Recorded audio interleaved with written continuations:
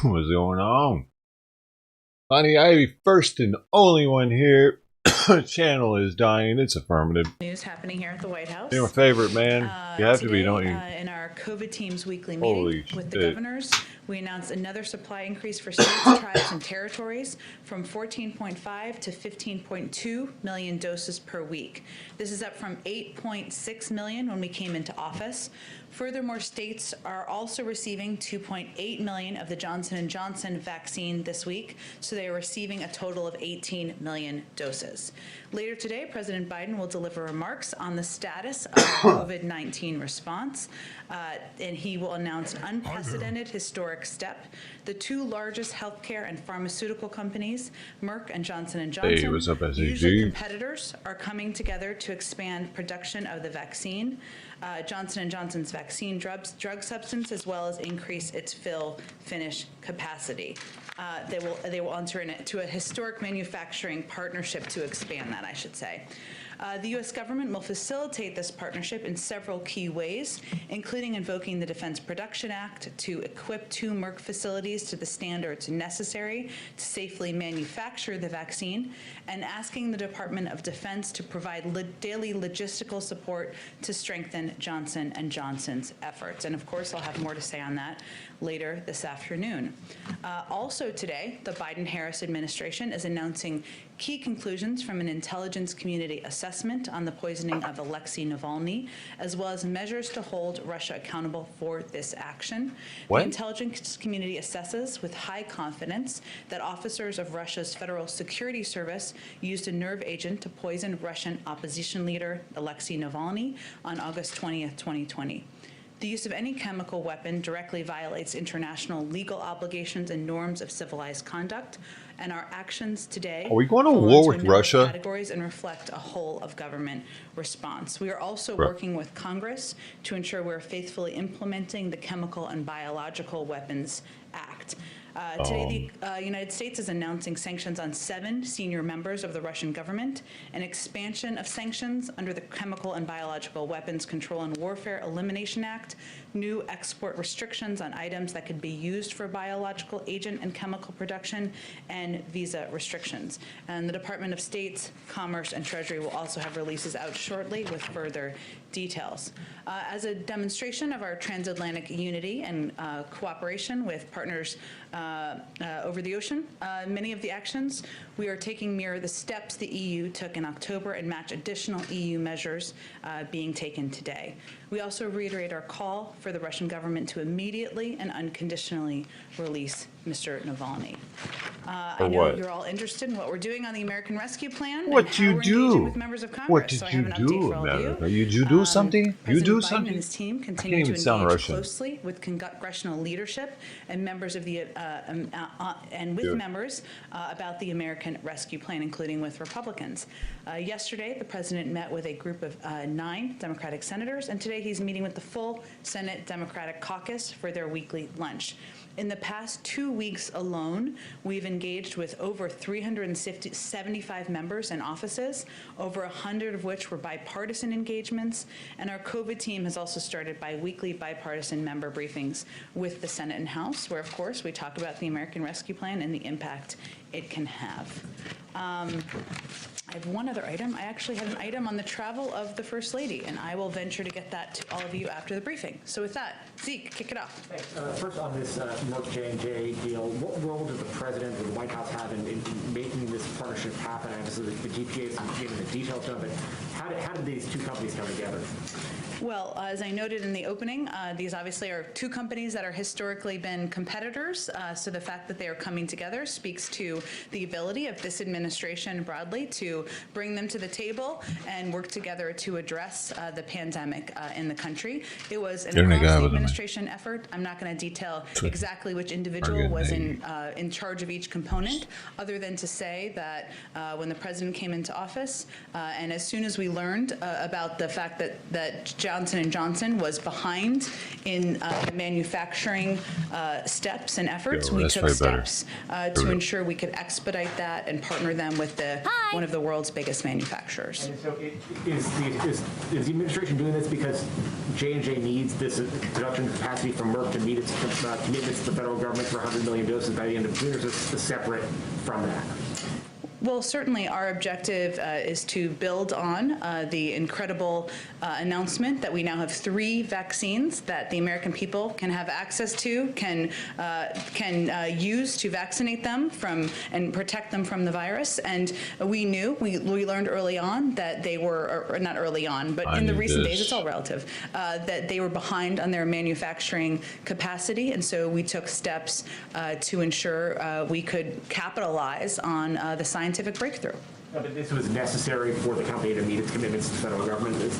I wouldn't put it in those terms, Zeke. I would just say that it was a step that helps ensure that Johnson & Johnson's vaccine can be, the production of it can be expedited, that the manufacturing of it can be expedited. You're like a crazy person. For the American people. On vaccines, at the top of the All right, vaccine. hold up. We're putting this on pause for a second. What Hopeful the fuck that is the this? loss of life ends here, that the additional occupants of the vehicle, those who were injured and didn't Hey, lose thanks their for lives heads up, here in this Internet crash, guy. that they do not lose their life at area hospitals here in Southern California. So hoping that we don't have further loss of life. Again, 15 are dead, 14 dead at the scene, 1 taken to a hospital Dude, where they what were the pronounced dead there. So of the We don't injuries even have that, ice. that are still outstanding, we anticipate getting more information here. In the Where hours is ahead, this? and perhaps a preliminary investigation Bro. into the maybe crash itself will yield some they kind of have result, ice. and we get at least some kind of a picture as to what Imperial happened here in County. Southern Wait, California. no, hell We do no. have, as That's I understand it, Riverside, right? our sister station has a chopper en route, so No, we that's might be getting some Riverside County. aerial video Oh, here. yeah.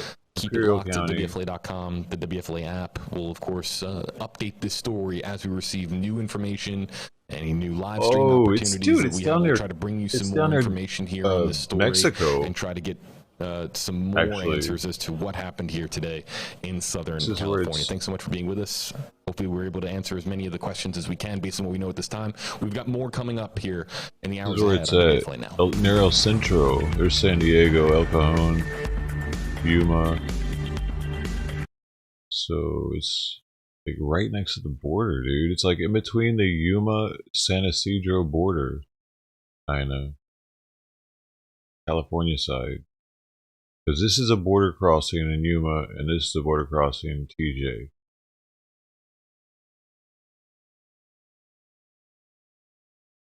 Okay. There might be one here too, it looks like. Possibly. El Centro. Wait, is this the border crossing? This is Yuma. Wait. Fuck, I can't remember now. Centro is probably the border crossing. So it's right near a border crossing if that's the case. Well, I mean, a few miles away. But, like, what the fuck, though? A collision between a semi-truck and an SUV carrying more... Oh! Oh! Well, that would explain it. Yeah, the fucking semi was full of people. A collision between a semi-truck and an SUV. I don't know. The SUV had more than a dozen people. Were they all Mexican? That's all I want to know. More than 24 people in an SUV, dude. What? That's like a clown car, bro. How do you even do that? Where they took the seats out, probably. Like, it probably had nothing in it at all. They were just like in there like this. Tighter! You're not tight enough. Oh, that's not Asian. But you know what I mean? Like, they do the same thing. And they do it with container ships, so. But. Fuck. 15 dead, several others injured. So most of the people dead were the people inside. How many 27 people were in the SUV when it struck tractor trailer hauling gravel?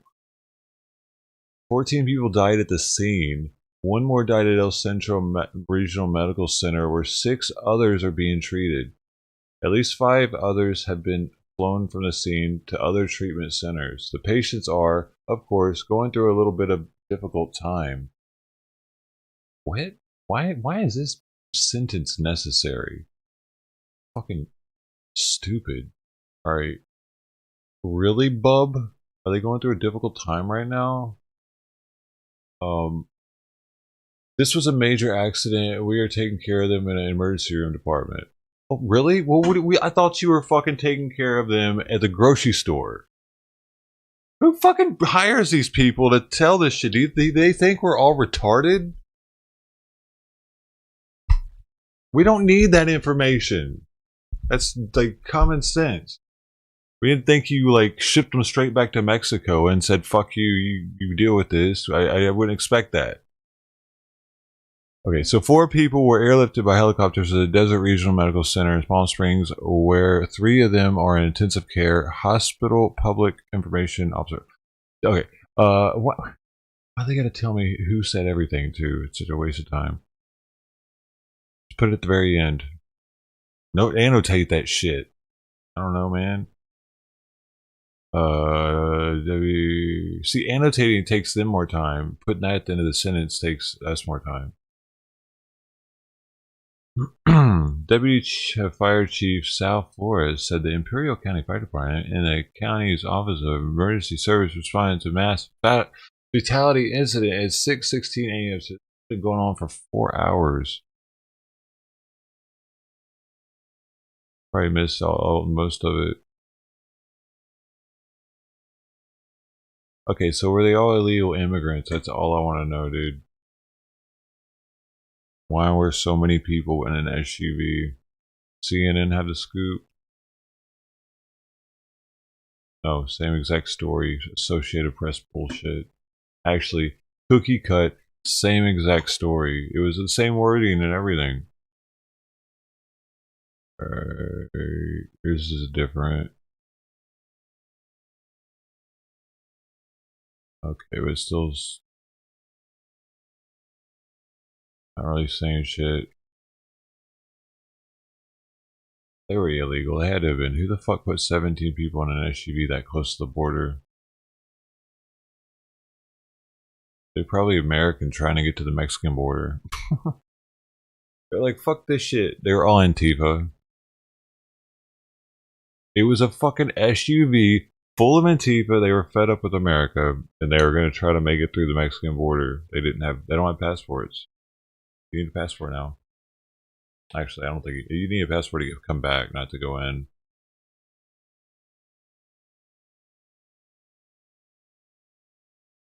Lookner's covered in. Of course he is. He doesn't know shit though. You know what I'm saying? He probably knows just as much as I do right now. Okay, hold up. Let's see. I don't know. Where can we find the nitty gritty on this shit? Is he showing? Because I'm not trying to fucking listen to Lookner at 10 o'clock in the morning. He just, dude, he repeats himself too much. He says the same thing like 3 different ways, and then he'll move on. I can't do it right now. So Twitter, let's see what Twitter is saying about the where are we at? Imperial County. County crash. Yeah. I'm gonna do this like Lookner does it. Ooh, hey, Caltran, that's too soon. All right, so I'll just dang it, Lookner is so good. Get this back over here. I need this. Not a fast typer like Lookner is.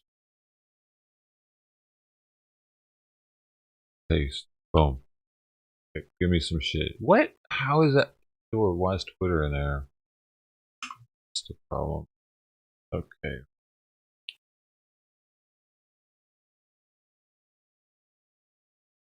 None of them are going to tell us if they're illegal or not, are they? Because they're dead people and shit, so they're trying to protect their dignity. Is that the SUV? Okay, so that's it. It's not even a new one. What do they do? Have like 3 people in the driver's seat?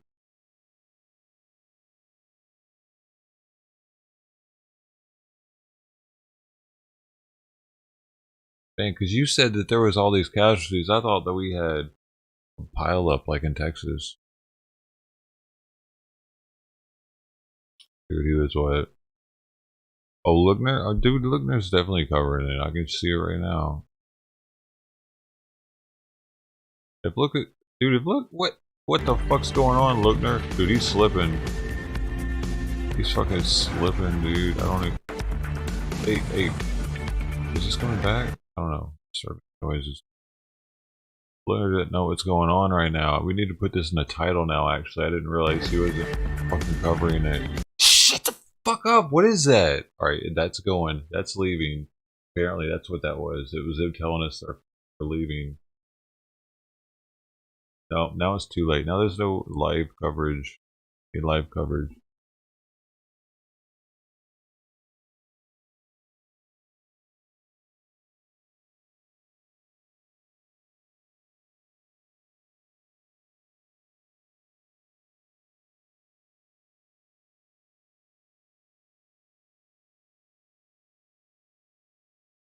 There's no live coverage on it.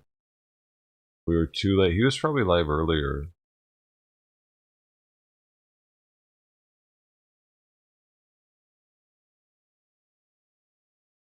Dude, what is that? Is that the same one? No.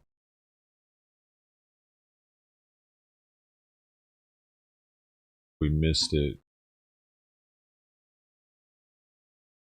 Missed the coverage.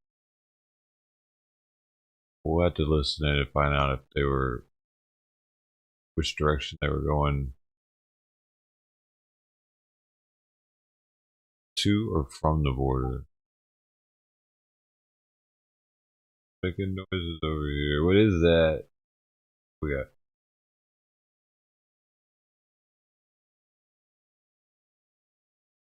What is it?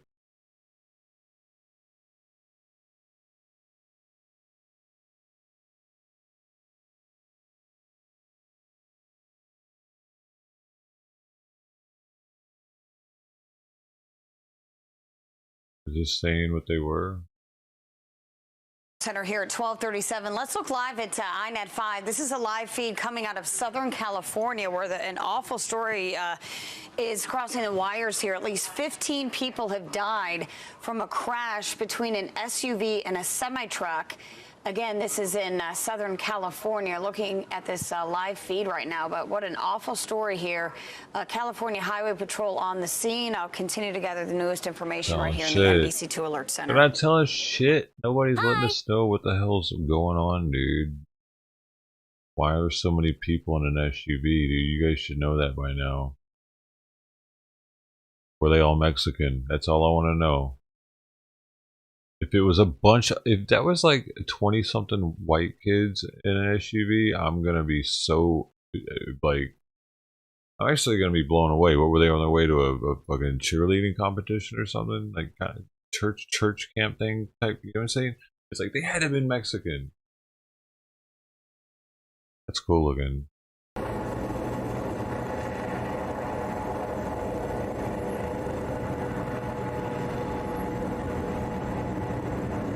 And how in the, like, if they were all Mexican, how the fuck did they get through the border?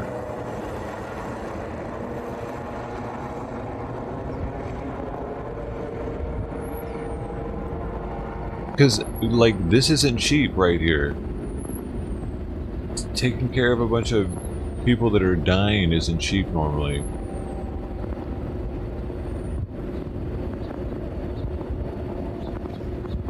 So, like, is Mexico gonna reimburse us for this, or what? I mean, I feel bad for the people that are dead, but like, what the fuck are they doing, dude? You should know better to pile up in a fucking SUV 20-something deep. You know what I mean? On the interstate, y'all getting kind of crazy, man. The Mexicans are getting kind of crazy. They apparently we're giving them too many fucking rights when they come here. Think about it. Because if they weren't being given tons of rights or whatever, I don't even know what they're being given. Maybe they're being given medical coverage and a place to stay, food stamps. I don't know how it works, actually. But if like, say if I wanted to go to another country and they didn't give me shit and I was like on my own going to be in the streets just like I was in my own country already, I probably wouldn't want to go there. So I'm figuring they're getting something by coming here in droves. And they're not being the safest about shit, and then we got to take care of it when they're not. When they get this kind of shit happens, we got to deal with it. Mexico's not coming out here and picking them up, taking them back, and sewing them up. But people were like, people just let everybody come here. The fucking Antifa dumbasses. Kids in cages. Hey, what's better than kids dead in the back of an SUV on the side of the interstate? Isn't it? Because this is the crazy shit their parents are willing to do. You know some of those were kids. They had to have been. That many people in there. Probably half of them are kids. Quarter of them. You know what I mean? They have kids like ants or some shit. So I wouldn't doubt it. That most of them, not all of them have a lot of kids. My neighbors only have one kid. So it's a stereotype, but it happens a lot. It happens enough for it to be a stereotype, kind of like the bad Asian woman driver thing. It happens enough so people believe it. It's one of those stereotypes that are probably true. Like, Mexicans have so many kids that eventually they're going to be the majority. That's what science says. That's what the books say, the stats say. Especially if they keep coming here like this. Well, not like this, but, you know, if they keep coming over here, you know, like, we're going to have a Mexican president at 30,000, to the 2030s probably, of a Mexican president, if not before then. And then what's going to happen? Will he be actually more strict on people passing the border because he did it the right way, you know, and he, like, his parents did it the right way or whatever? Or will he be like super lenient about it and be like, hey, you know, we're all here together, you know, we're all here together. We all gotta, how about we just like be more understanding and let more of them come through, you know, wherever, you know, so telling. I guess it depends, Republican or Democrat. That's what By then they would have flipped again, though. Democrat will be totally against it. Republican will be all for it. Bro. Alright, so it looks like this story is dead until, and seriously, no pun intended on that. I'm not really trying to be funny on this shit. Until we find out what they're like, what's really going on. Now it's just like people are dead. That's all they're saying. Oh, that's a different shot.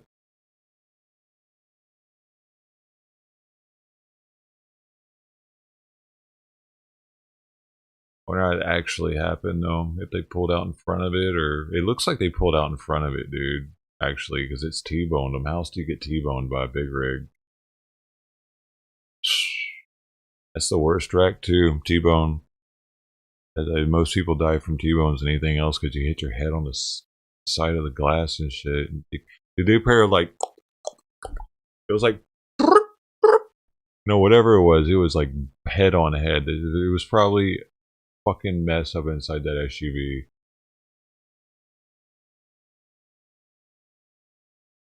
His head injuries bleed a lot. Like all your blood will come out of your body if you get hit in the head hard enough. It's crazy.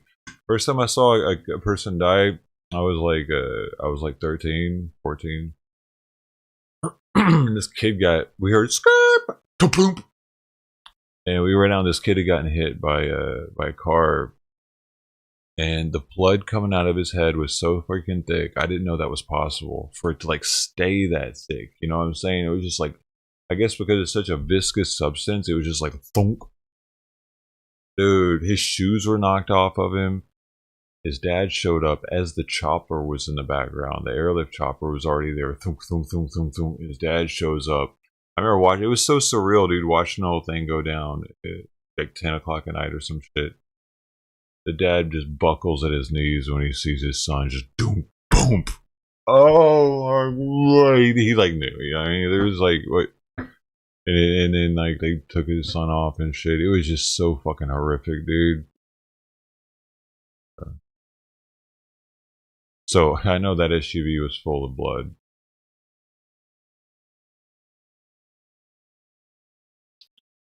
Anyway, that's sad.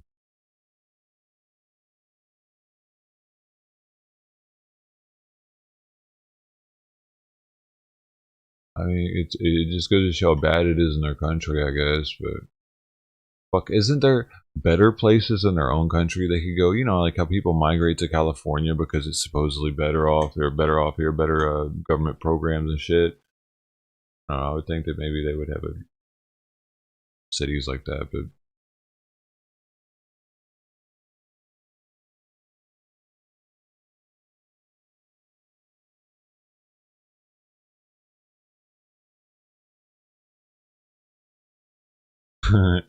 Got that look on her face. At first it's thick? What do you mean it thins out? How about that? Did not know about that. Tony Tang. Destiny Wish for the COVID cause. What? Insurance payout to who? Oh, to the. Oh, really? Dude, really? COVID caused the hospitals to get tons of money in insurance, more than they would have. But I mean, people were still sick though. So I mean, or did they get extra money because of COVID? Because it's COVID. It looked like this didn't last that long. Seems to have ended it. Vaccines came up in the president's conversation with the president of Mexico. The president said he was going to talk about it in that conversation. Speaking of Mexico, is the president open to flexibility in terms of sharing these vaccines now with longtime American allies? And what is the threshold at which the president will start exporting some of these American-made vaccines overseas? Well, that's diplomacy in action right there. The president's been at it for a long time, and but the president did not make any commitments, nor did he give a timeline. His focus is on ensuring the American people are vaccinated. And yes, now we have more than enough doses. We will have more than enough doses to vaccinate the American people, but there are a couple of factors that our team looks at, including the fact that we don't know which vaccine will be most effective on children. We don't know the impact of variants, still under consideration and being looked looked at by our health and medical experts. We are, of course, securing all of these doses so we can plan for a range of scenarios. We have contributed to COVAX, which is the international coordinating body to help provide assistance around the world, and certainly. By the way, COVAX, we looked into that, and what it does is it gives COVID-19 vaccinations to like third world countries and shit. But here's the thing, they make sure to get it to them first. It says that. It's like, we get it to you guys first. You know what I'm saying? They're straight up testing it on those people first, dude. You know what I mean? I think they slick with it. No, but seriously though, they give people driver's licenses if they're illegal and they make it to Oregon. Oregon is doing some dumb shit. They're letting you use whatever drugs you want and you can be illegal with a driver's license. Helix Max, welcome to the stream, man. That sounds pretty crazy. When we get to the point where the majority, where we have vaccinated the American public, of course we want the global community to be vaccinated. That makes us all safer. We've heard from the scientists on some of these calls calling on governors not to roll back mask mandates and other restrictions on public gatherings. Looks like Texas and some other states are in the process of rolling back some of those very restrictions right now. We've not really heard from the president on that. Should we expect to hear from the president? Has the president been directly lobbying governors and state officials against rolling back these in private? And then should we expect to hear from him publicly going forward, encouraging the American people to follow his guidelines, but not their governors? Well, I will say, having traveled with the president to Texas on Friday, he made clear that we need to be vigilant, and that's also what Dr. Walensky conveyed over the last several days. It may feel a little bit better out there. That's good news. If you go to the grocery store, there's more toilet paper on the shelves. There's more Clorox wipes on the shelves. It's getting warmer out there. More people are getting vaccinated. People feel better. That's a good thing. But we need to remain vigilant. We are still at war with the virus. The president, of course, will continue to convey that publicly and also privately in his conversations. Let me see. Brett, go ahead. Thank you, Jen. Just a couple of questions on the partnership. Can we expect, and what is the timeline by when we can expect the first vaccine to roll off of the lines of Merck's facilities? And has Merck started working on this new vaccine already? I would expect there'll be more details from the Department of Health and Human Services on the contract and the specifics later this afternoon after the president's announcement. And you mentioned that that the government has or is willing to invoke the DPA. Can you give us any more details on that? We did invoke the DPA in order to alleviate two of the biggest bottlenecks facing Johnson & Johnson. One is fill finish capacity, which is actually kind of the top that's put on these bottles of vaccines, and the other is drug substance availability, which is some of the components that make up the ingredients in the vaccine. So those were pieces that are steps. We invoked the DPA in order to implement those particular pieces. But the other piece that we are focused on here is ensuring that the Merck facilities are up to capacity of what's needed to manufacture the Johnson & Johnson vaccine. Production here, will that be used for use in the United States, or is it earmarked for global use? How will the vaccines be used once they are Well, we have ordered a set number of about 100 million vaccines. There's a contract that was in process before these steps were taken. So that's what these actions will be focused on. And one question on the COVID rescue package, then. Does President Biden and the White House feel any need to perhaps reduce the unemployment benefits in the bill? As you're aware, lawmakers such as Senator Manchin support a lower threshold in many ways, $300 over $400 per week. What is your position on that? Oregon. Well, the president obviously had a discussion with a number of senators just yesterday. Senator Manchin was certainly one of them, and he's long said that he would be open to hearing ideas that make the bill and the package stronger. It's an ongoing process, but I don't have anything more to read out in terms of their conversation. Go ahead. Jen, on Russia and Navalny and the sanctions that you just announced at the top of this briefing here, the Biden administration didn't punish Mohammed bin Salman directly for Khashoggi's death. You're not punishing Vladimir Putin directly for Navalny's imprisonment, only those around them. So how is that going to deter these leaders from this behavior in the future? Well, I would say first that our national security team, as it relates to Saudi Arabia, let me take these pieces slightly separately, Peter, made a determination that from the beginning of the moment the president came into office, we were going to treat that relationship differently. And we did not wait for the release of this unclassified report. By the way, it didn't have much information you didn't know, or NBC and other outlets were not reporting previously. It confirmed what we have long known, that an innocent reporter doing his job, committed to telling the truth, was killed in a horrific crime. Our objective is to recalibrate the relationship. We took a number of steps, including releasing this report, including ceasing our support for offensive operations in Yemen, including ensuring engagement was counterpart to counterpart, and also pushing for the release of U.S. citizens and human rights activists who were released. We also took additional steps last week, which were determined by our national security team were the right steps to deter and to change the behavior moving forward. Those included sanctioning the former deputy head of General Intelligence. It included imposing visa restrictions on 76 Saudi individuals. It included designating the Saudi Rapid Intervention Force, which is a crucial step because it structurally addresses an unacceptable pattern of targeted monitoring, harassment, and threats to journalists and dissidents. And it included the Khashoggi rule. And our conversations with the Saudis at every level make clear that we expect additional reforms to be put in place, that their behavior will change. We've seen some evidence of that, but we will continue to press on that moving forward. But ultimately, this is on the back of the new announcement as it relates to Russia right now. So if you don't do anything that directly touches MBS or Vladimir Putin, why do you expect those leaders to stop this behavior?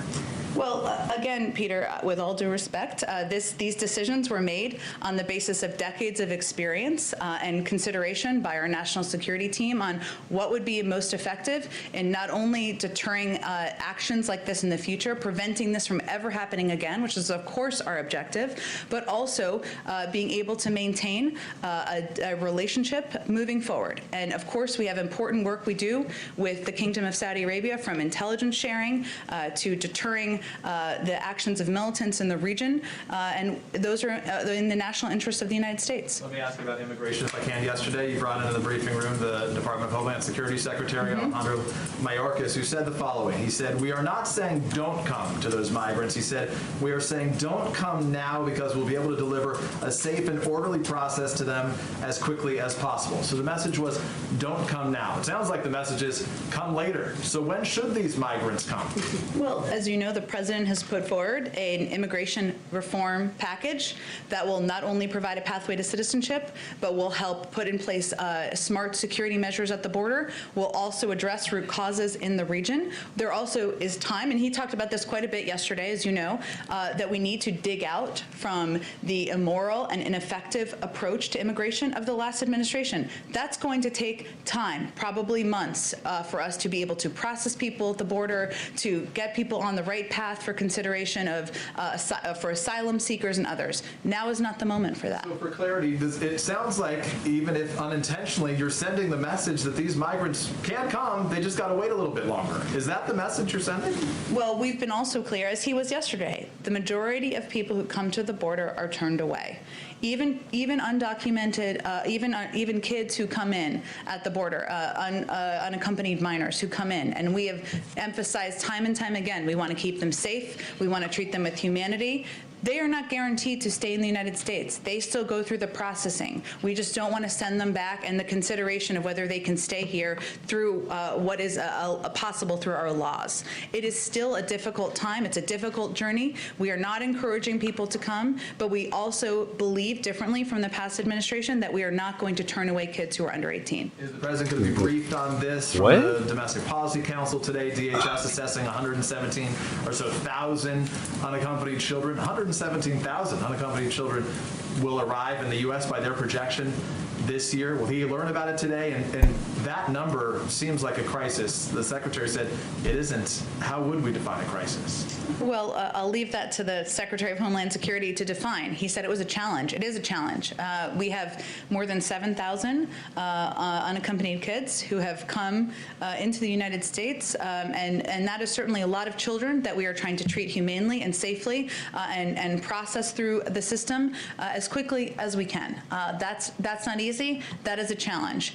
Certainly, the president receives briefings and regular updates from his team, and we typically don't confirm those publicly, but he is briefed regularly by his team, the Domestic Policy Council, and other members of his policy team. Thank you, John. Sure. Go ahead. Thank you. One additional question on the timeline coming out of this announcement. You mentioned that J&J is set to deliver 100 million vaccines by the end of June. Will this new partnership help Americans get these shots any sooner? It should. It definitely will expedite the efforts of the United States government having enough vaccines on hand to vaccinate the American public. The president will talk more about that and give more specifics later this afternoon when he speaks to all of you.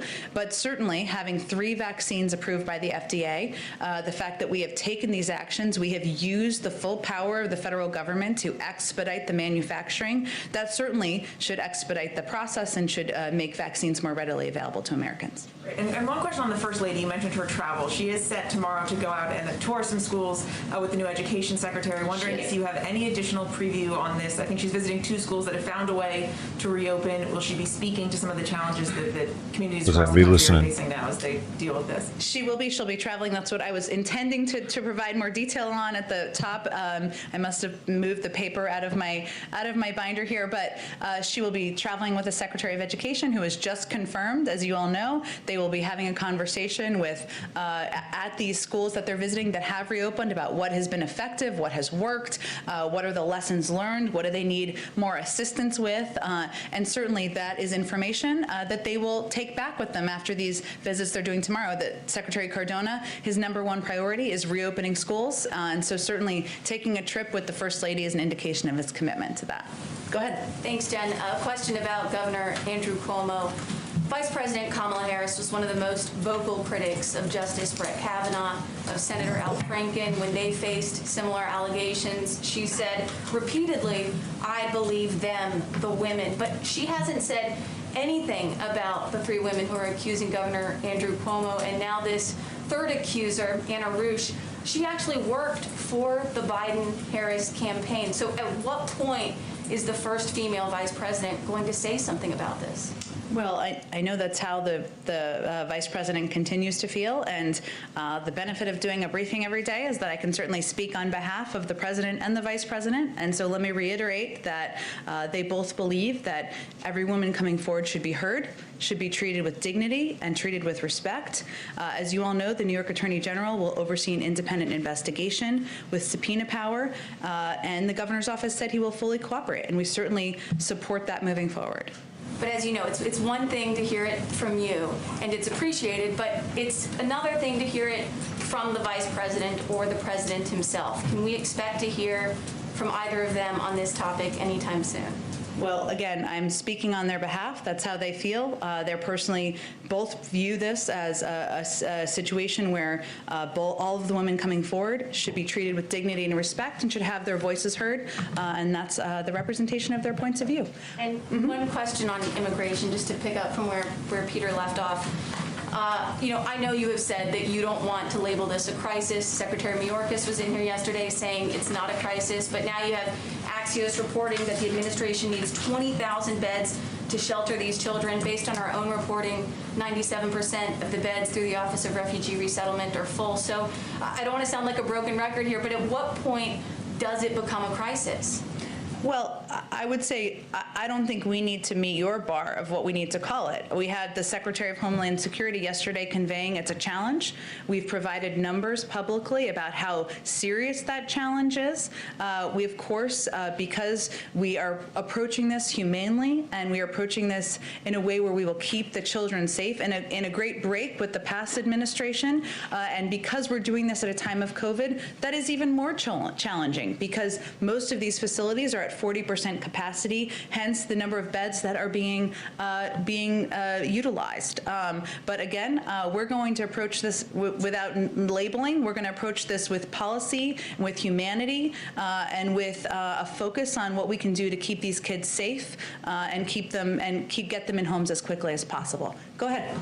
I was wondering first on the Merck and Johnson & Johnson announcement, is the administration in talks with any other vaccine manufacturers to pick up either on the Johnson & Johnson vaccine Pfizer and Moderna to get more doses out right now? I don't think we have anything to preview for that, on that for you. I will say that the manufacturing process for Pfizer and Moderna does not allow for smooth transfer from one manufacturer to another in the same capacity. So this was a step taken because the Johnson & Johnson vaccine is a more traditional vaccine, and Merck's experience manufacturing other vaccines will allow it to scale and effectively produce the Johnson & Johnson vaccine. And then I wanted to follow on a question you got yesterday about the Johnson & Johnson vaccine. You explained that it was being distributed by population state to state, but there's, I guess, a question of whether it might not make more sense, to distribute more of the Johnson & Johnson vaccine to more rural states where they might not have the capacity for where it might be tougher to ship something that needs to be stored at an extremely cold temperature, where they might only have, centralized hospitals, and so not be able to distribute that. And so I'm wondering if you could explain the administration's strategy of why Johnson & Johnson isn't being sent out to places where it might logistically make more sense. You could balance that out by maybe having more Pfizer. My condolences.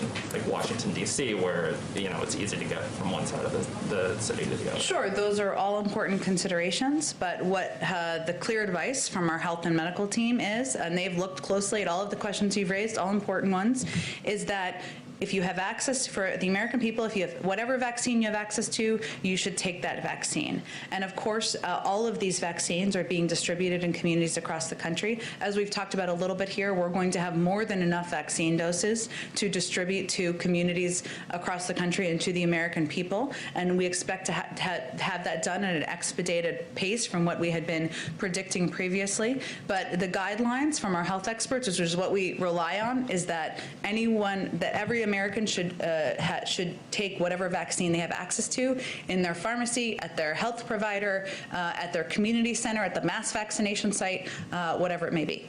The last one is, I know you've gotten some questions on this, but again, the chief of staff at the beginning, the administration had promised a sort of central clearinghouse, phone, internet for vaccine information, and you've kind of pointed to this effort where you can go on Vaccine Finder? Yes. Yeah. Well, I guess this is my question: is do you find that to be sufficient? Because I think what we're hearing a lot from Americans is that it's, Americans who want to get this vaccine it's extremely hard to navigate, get an appointment. It's not really functioning. And one promise of your administration was, we're going to federalize this. We're going to be a central clearinghouse. We're going to kind of step in and help what has been scattershot. So. You're right, and the Vaccine Finder website is available in about a half a dozen states. There are also websites in many states that provide access and provide guidance for people looking for where they can get a vaccine and access. So that is true in different states across the country as well. But one of the things we've also found, and the prism at which we're looking at this through, is that it's not just about people being able to go on websites. People also don't all have access to the internet, including many people who are in communities where there's higher level vaccine hesitancy, or rural communities. And so we've also taken a number of steps: call centers, proactive outreach to communities from health centers to get people to come and take the vaccine, because a website is not going to be the silver bullet that solves everything. It's a pilot, and so our intention is to expand it, but it's not going to be the only thing that helps solve this for the public. Go ahead. Two questions, follow up on the vaccine and then a Navalny question. On the timing of the administration's efforts to help pull this deal together, you said that it was within, I think, the last few weeks. Is that what you had said?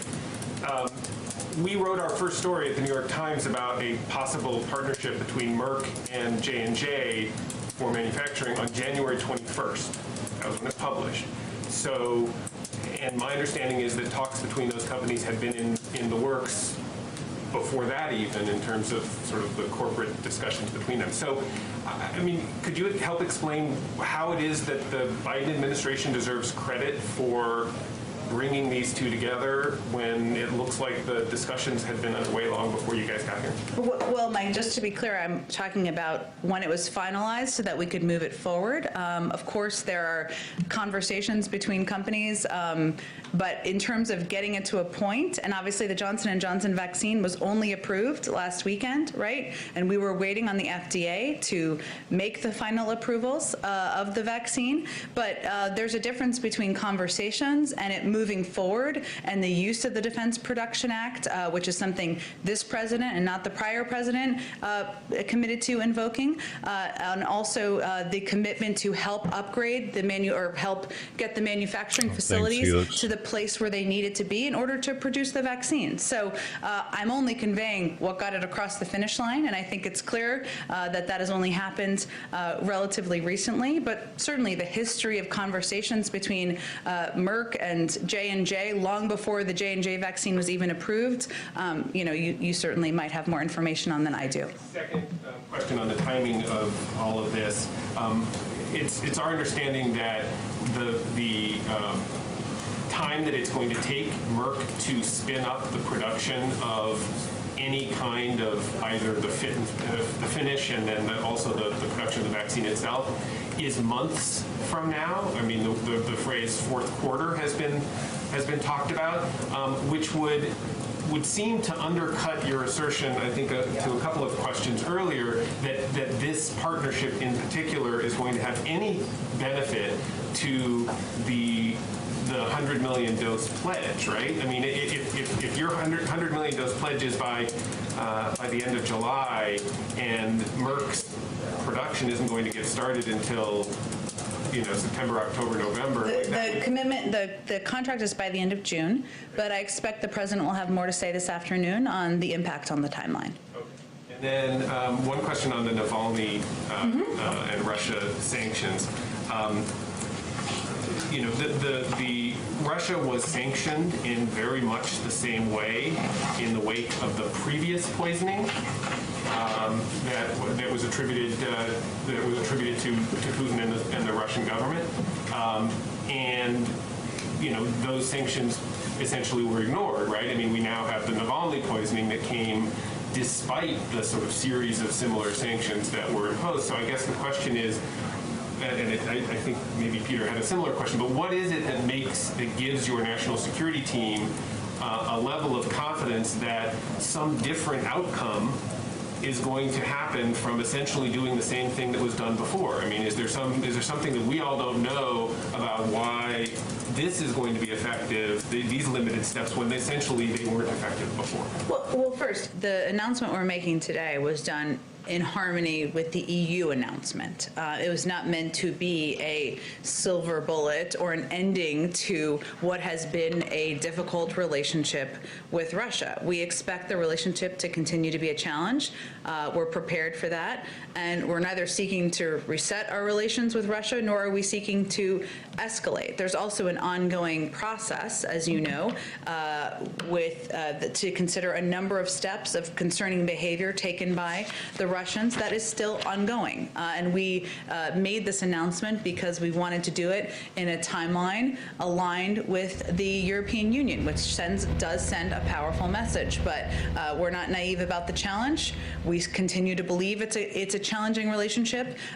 The president made that clear and made clear what our focus is when he spoke with President Putin, and that review is ongoing. And we, of course, reserve the right to take additional steps and taken additional actions at the conclusion. So just one final thing. So is that essentially a concession that you recognize that the steps taken today are not likely to prevent further attempted assassinations by Putin or the regime? No, I appreciate the option. I'm certainly not making that concession. I'm conveying that it was taken today in order to be in the same timeline as the European Union. There is an ongoing review.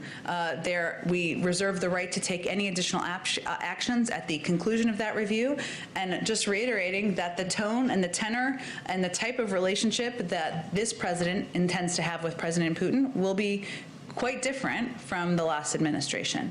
Go ahead. Yes, Jen, sort of following up on that, you had mentioned also being able to maintain a relationship moving forward with Russia. 27 people were in that SUV. What specific areas are you considering, such as Iran, Syria, the START talks? Can you be a little specific?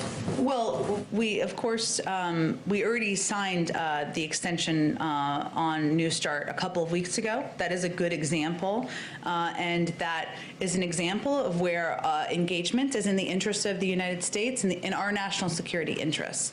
There are also areas, some of which you touched on. Of course, depending on where things land with the invitation for diplomatic talks on Iran, Russia is a P5+1 partner. They were, as we pursued the JCPOA under the Obama-Biden administration, and they certainly would be a key partner if that diplomatic process were to move forward. So the point is, there are areas where we disagree. There are areas where there's significant challenge. There are also areas where we are going to work with the Russians, as we would with most global partners, when we need to take steps that are in the interest of the United States. And just one more, if I may, some unfinished business with Democratic Party lawmakers who are still peeved about this lack of congressional notification.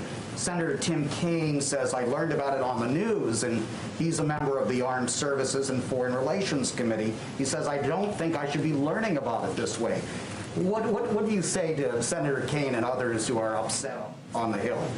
Well, I know that statement was from a couple of days ago. I would say that there were notifications done of committee chairs. I don't have any more specifics on that. There was also additional notifications and conversations that happened on Friday, and we've made an offer of classified briefings for anyone who would meet that bar. Senator Kaine is a important partner for this administration. He's somebody the president has known for quite some time, and we look forward to continuing to work with him on a range of issues.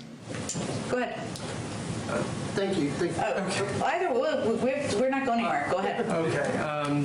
We're seeing a couple questions on COVID. We're seeing reports out of Kansas and Missouri that small rural areas are receiving large quantities of doses, and that larger urban areas are receiving smaller shipments of doses relative to their populations. And so I'm wondering if the White House is satisfied that state and local governments are doing what they need to do in terms of ensuring vaccine equity. Well, we certainly track when we see for example, if there were one of the vaccines that were distributed primarily into certain demographic communities or neighborhoods, that would be a concern to us as well. We track that closely. I'm not familiar with these specific issues, but it is something that our COVID team looks at, and as there are issues, they raise them directly with state leaders. On mobile vaccination sites, I'm wondering what the federal role is, and if the federal government is helping to select the sites that these mobile sites are going. We are working in close, as I noted a little bit earlier, our COVID coordinator, Jeff Zients, has a weekly meeting with governors where he provides an update, they have a discussion. We're also involved and engaged with local and state leaders on a regular basis, and certainly mobile vaccination sites and the implementation of those and where they can most effectively be utilized is something that is part of that discussion. I'm wondering what the administration is doing to avoid some of the problems that might arise with the J&J vaccine that have plagued the AstraZeneca vaccine in Europe, where in Germany and France, the AstraZeneca vaccine seems to be treated as a secondary vaccine or a second choice because of the perception that it has a lower efficacy rate. Is there a concern that might be an issue with the J&J?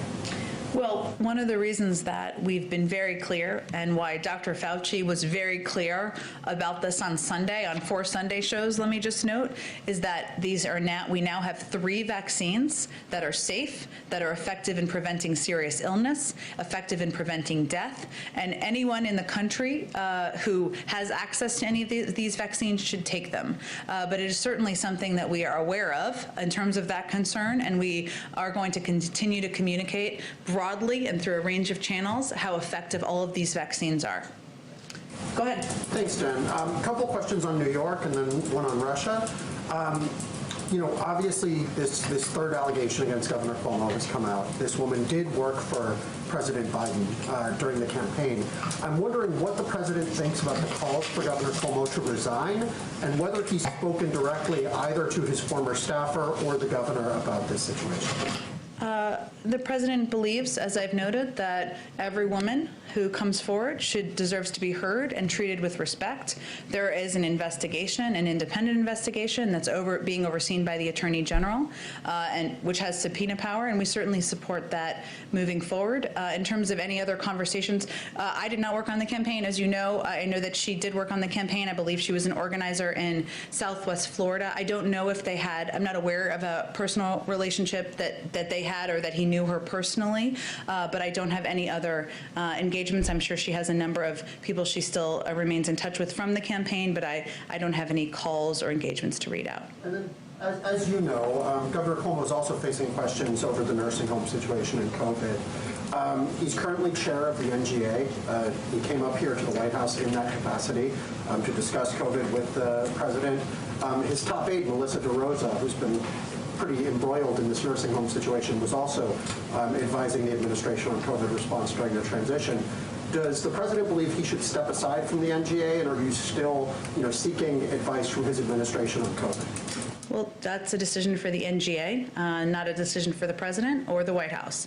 But I would say that New York, as you know, continues to be one of the hardest hit states by the COVID pandemic. It is one of the hardest hit states by the resulting economic downturn.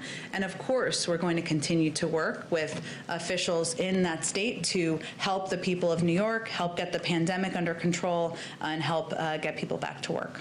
And just going back to Russia, yep. As Michael was pointing out, we're now, I believe, right in the midst of the 7th anniversary of the Crimea crisis. And we have seen, similar sanctions before against the Putin regime. I'm wondering if you're considering anything, what's the next step? What could be beyond sanctions? And also, as this discussion is happening, is the administration factoring in the captive Americans, Paul Whelan and Trevor Reed, in their response to this and in potential future actions? Well, of course, we raise the fact that American citizens are held by the Russians at every opportunity and at every level. I would say that, as I noted earlier, the review is still underway of several actions, concerning actions, including the reports of bounties being on the heads of U.S. soldiers, of intervention or hacking of the 2020 election, and of course of the SolarWinds cyber attack. That's all underway. The president, the national security team, reserves the right to respond and in time and manner of their choosing. Certainly sanctions is part of that, but they reserve the right to respond in a manner seen and unseen once that process is concluded. Thanks very much. Sure. Go ahead. Thank you, ma'am. One question from me and then two from my colleagues who can't be in the room. Okay. First off, something that sort of touches, I guess, on immigration and then also on vaccines. We're 5 weeks into the new administration, and the president hasn't named a permanent FDA commissioner. And then yesterday, that's a good point. Work in the fields. Who said that he's trying to rebuild an agency dismantled by the previous administration. But so far, I didn't really think about that. They could have been working the fields out there. Maybe like,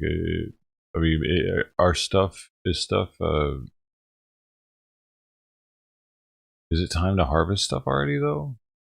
Seems kind of early but they don't have to be harvesting. Most of the planting's done by machines now, but yeah, we'll see. I'll rewind this because I interrupted a little bit. Sure. Go ahead. Thank you, ma'am. One question from me and then two from my colleagues who can't be in the room. Okay.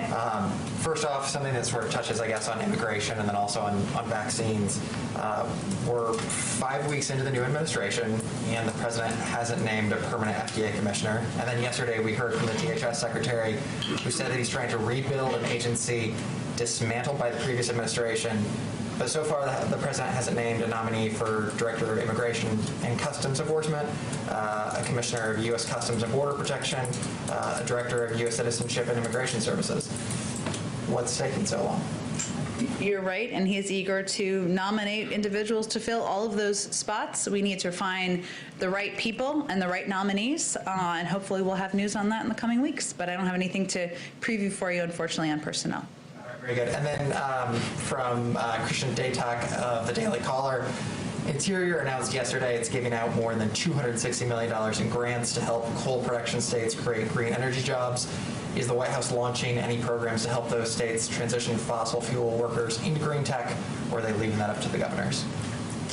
I'm not familiar with the Interior program. I'm happy to certainly check on that. As I've noted in here before, the President is committed to moving forward on the rest of his Build Back Better agenda. We're going to wait until we're through the American Rescue Plan, and that is signed into law. Direct checks are going out to the American people, more money to get vaccines into arms. Schools are starting to reopen with money. So that's our focus now. But he believes that we can invest in areas like infrastructure and do that in a way that creates good-paying green jobs that are good-paying union jobs, and so I have nothing more to preview other than that remains his commitment. Similar question, or similar agenda issue type question from Ella Nielsen of Vox. She's wondering where House Democrats' anti-corruption voting rights bill, H.R. 1, falls on the Biden administration's list of priorities. Well, it is certainly, I believe we put out a statement of administration policy yesterday.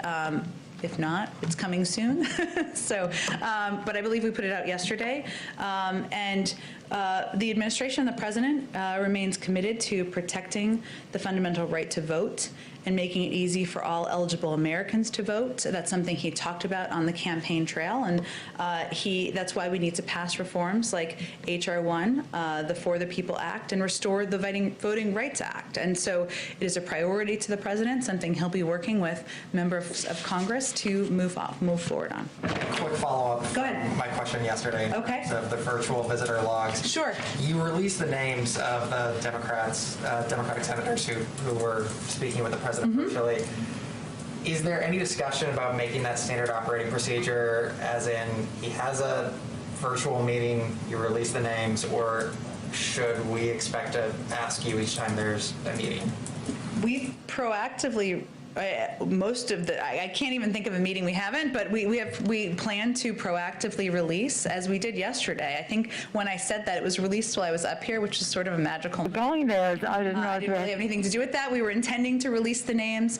We will release the names of members that he meets with. Certainly, we believe in being for bringing us together for this important issues conference, a time of reflection, a time for us to listen and to learn about some of the challenges that we face and some of the solutions that go with them, to listen to our colleagues, the various enthusiasms that they have, and how we can channel them into building back better for the people, advancing justice, opportunity, and prosperity in every zip code. Prosperity for all Americans. Now, when we begin our conference, we usually begin with a prayer, and I'm sure that we will, but I will just talk about, I had the chance to go to church this weekend for the first time in a very long time. I got on the list for a Holy Trinity Church, and the gospel this weekend was about the transfiguration of Christ. Christ takes Peter, James, and John to the top of the mountain. Elijah appears, Moses appeared, and God appears and said, "This is my beloved Son." And when I won't go into the whole gospel, but when it's over and they go down the mountain, Jesus says to James, John, and Peter, "Don't tell any of the others what you saw, Elijah, etc., there, until I have risen from the dead." And they're like, "What? I mean, we just saw Elijah, now you're talking about dying and rising." But the whole point of the gospel was that in order to learn, we have to unlearn certain things. And that's how I was thinking of this. How do we open our minds to the new, to the entrepreneurial thinking that is out there, to help us to find common ground, to understand other points of view in a way that saves time, but also makes progress. So we really have been looking forward to, even before Sunday's Gospel, to this time of listening, learning, reflection, unlearning, so that we can learn more. It's very, very important to us. And it happens at a time, as the distinguished chair has indicated, a time when we have a new president of the United States, Joseph Biden, a new vice president, Kamala Harris, and we'll be honored with the Secretary of State and other leaders from this administration. But we're listening at that level and at the grassroots level and at the member level so that we can be transfixed, transformed when we leave in a couple of days and have fresh eyes on the subject that we're out to see, but always true to our values. Build back better for the people, advancing justice, opportunity, and prosperity for every zip code. In that spirit, I yield to the distinguished gentleman from Maryland, a distinguished House Democratic leader, Mr. Hoyer. Let me say it's always a privilege to follow the Right Reverend Conductor of the Democratic House. I have a sort of a mundane role that I've been assigned, and that is to tell you what we're doing and what we're going to do. And we will do it in short 1 minute, 5 minutes. Now, Nancy and I have the ability to talk a little longer than that. But what these issue conferences are about are talking longer, more thoughtfully, more interface, more discussion as opposed to 1 minute statements. And it is to, as Nancy points out, the speaker points out, to look more in depth at the issues we confront. Now, the 117th Congress is facing one of the most daunting scenarios that we've seen. We faced daunting scenarios the last time we were in the majority. I only want to hear Nancy talk. I don't care about them. Available to all of you. Of course, today it's a meeting with the caucus, so that is whoever attends that. I don't have that list. You'd have to talk to the leadership about that. Go ahead. Go listen to that guy somewhere. He's on live. It's Check him out. Phone a friend on the First Lady's trip that I can give more details on, but go ahead. Hi, Owen Jensen, EWTN Global Catholic Network. A couple of questions, if I may. First, pro-life groups right now very concerned about the phrase pregnancy discrimination in the Equality Act. You're familiar with that, I'm sure. That it would force doctors to perform abortions even if it violates their conscience. There are also concerns the bill would force doctors to perform gender transition surgeries and sterilizations again, even if it violates their conscience. What does President Biden, say about those concerns? The president's been a long supporter of Roe v. Wade. It has been his consistent belief that should be law, and he will fight to continue to protect that as being law. Conscience concerns is not a concern of his? No, I think, again, I'm just going to state what the president's policies are. Did you have another question? Will President Biden keep the Conscience and Religious Freedom Division at HHS, the office that was put in place under President Trump, will keep it in place to receive conscience complaints from those doctors? You'll have to talk to a future Secretary Becerra once he is confirmed. And quickly, on another subject, on education. Every day that goes by, some kids are in school year-round, have been, for example, in Nebraska. Kids have been in school since day one back in August. In other states, strictly virtually. The education gap is widening, no doubt about that. When fall rolls around, if some schools are still not in person full-time, would the president accept that, or will he have a firm deadline in mind to get his kids back in the classroom? Well, the president wants schools to be back in the classroom. His wife is a teacher. He believes that not only do students want to be in school, but teachers want to be in school, and he wants them to be open 5 days a week. He put, there were CDC guidelines that were put out. We now have a Secretary of Education. As of just yesterday, this will be his #1 priority, and certainly the president looks forward to having schools open across the country. He does not have a firm deadline in mind for when kids should be back. I know he can't demand it. He can't do that. I realize it's up to school districts, but certainly he can create a sense of urgency, right? Well, one of the steps that you could certainly advocate for is or any of these folks could advocate for, is the signing of the American Rescue Plan, which has $160 billion in it to help ensure schools can make the changes to their facilities, can hire enough teachers so that they can have socially distant kids in classrooms, so that they can have enough bus drivers, and that's an important component of getting this done as well. Go ahead. Thank you, Jen. I have two questions. The first one, I just want to go back on this concept of vaccine diplomacy. Okay. We see that China and Russia, by the tens of millions, are giving vaccine to African and South American countries. We understand, because you repeat this every day, that the president wants first every American to be vaccinated. But at what point, at what moment, aren't you worried that the U.S. are going to be left far behind, and Russia and China will have made major successes with these countries? Well, let me first say that we've also made a major contribution to COVAX, which is an international body coordinating the safe, equitable, fair distribution of vaccines across the country. That is across the world, I should say. I'm sorry. That is the mechanism and the body that we feel this should be done through. They also ensure that these vaccines reach the standards and meet the standards that we would fully expect them to meet. Of course, we're concerned by Russia and China using vaccines to engage with countries in a way where they're not holding them at times to the same standard the United States and a number of other countries would hold them to, on human rights, on freedom of speech, freedom of religion, freedom of media even. Of course, that's a concern. But the president's focus is on ensuring the American people are vaccinated. Once we are, and of course we look forward to engaging with and continuing to engage with and contributing to the global community's effort to do that. But our first priority is vaccinating the American people.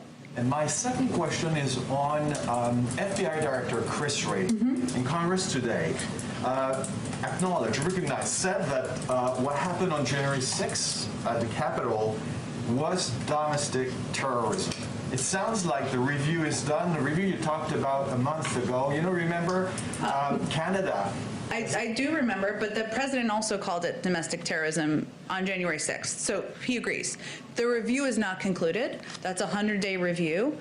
They're looking at not just one incident, but many incidents. They want to do it comprehensively, not through a political lens. And when that's concluded, I'm sure we'll have more to say.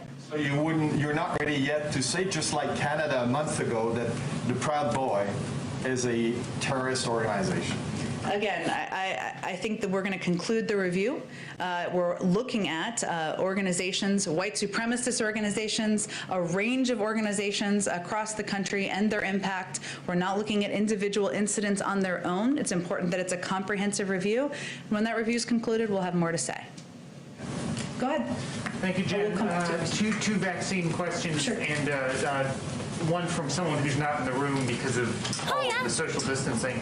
On the vaccine questions, if there are state, local governments, hospital systems who are having real problems with their websites and their implementation of vaccine registration systems, is the federal government offering assistance, technical contractor support, maybe using the Defense Production Act to require a federal contractor in the technology space to help them out? Is there what's being done to help sort of fix some of these technical challenges that state and local governments are having? It's an interesting question. I'm not aware of our engagement on IT support directly, I think, which is what you're asking about with state and local governments. Obviously, I'm sure there's a lot of traffic in certain places, and that may have an impact. I can see if there's more we can convey on that. And following up somewhat to a question from a little bit earlier, if there are areas where it seems like a governor may be giving preferential treatment, say, to an area where there are more people who vote for one political party or another in terms of the allocation of the vaccines and the location of sites, is there anything that the federal government can do directly to sort of steer more vaccine doses to locations where the governor may not be allocating them? Well, one of the things we saw when we went to the Pfizer facility, and this is true for every vaccine, is that they're tracked. We know where they go. And we certainly know if vaccines are going more heavily to one part or one demographic over another. And that would certainly be a concern. It would be something we would raise directly with leaders in that state, but it is something that we watch closely. Are there any examples where that has happened, or would that be something you would, at this point, keep under wraps if it had happened? I think I'm not aware of specific incidents, but it is something we track and we watch closely. And I think our first step in those scenarios would be to raise it directly with leadership in the states. And a question I got from someone who's actually in California, who was asking whether or not the president plans on engaging in the recall and in support of the governor in the event that there is a recall election in the California gubernatorial race. We've expressed support for the governor, but I don't have any other plans related to the president to preview for you. Kristen, do you have another question? A question about Dr. Seuss, since it's maybe the only day that you can bring up Dr. Seuss in a hearing. It is National Read Across America Day. It's also Dr. Seuss's birthday. Both former presidents, Obama and Trump, mentioned Dr. Seuss in their Read Across America Day proclamations, but President Biden did not. Why not? Well, first, the proclamation was written by the Department of Education, and you could certainly speak to them about more specifics about the drafting of it, but Read Across America Day, which, as you're right, has not existed forever, has only been around for a short period of time, elevates and celebrates a love of reading among our nation's youngest leaders, and the day is also a chance to celebrate diverse authors whose work and lived experience reflect the diversity of our country, and that's certainly what they attempted to do or hope to do this year. And as we celebrate the love of reading and uplift diverse and representative authors, it is especially important that we ensure all children can see themselves represented and celebrated in the books that they read. So does the omission have anything to do with the controversy about the lack of diverse characters in the author's books? Well, again, I think it is important that children of all backgrounds see themselves in the children's books that they read. But I would point you to the Department of Education for any more details on the writing of the proclamation. Go ahead. Did the president have any reaction to the passing of Vernon Jordan? I expect we'll have a statement out shortly, even maybe as we speak, but shortly about his passing. Go ahead. A little bit of news on the media front.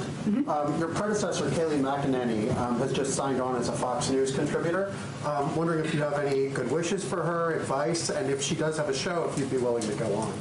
Sure. I've done Fox News Sunday twice now. I'm happy to go on a range of shows. I will say that I knew Kayleigh a little bit, not well. I met her when we were both CNN contributors, and we did a few shows. I'm not sure how many together.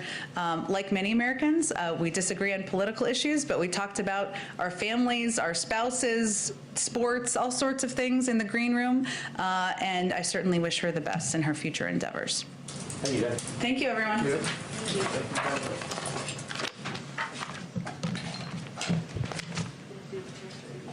Oh, sorry. Can I do one more thing? See, I feel like I'm violating a rule here.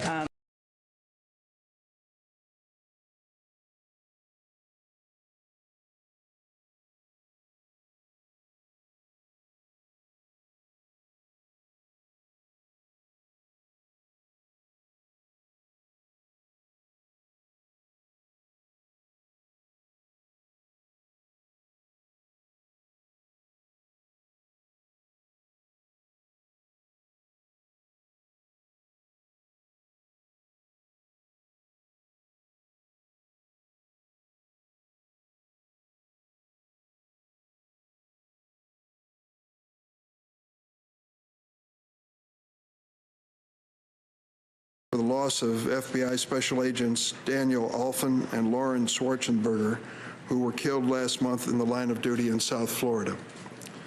Tomorrow marks the 8 weeks that have passed since an armed mob stormed the U.S. Capitol, incited, I'm sorry to say, by the President Trump administration and determined to subvert our democracy by disrupting the Electoral College count.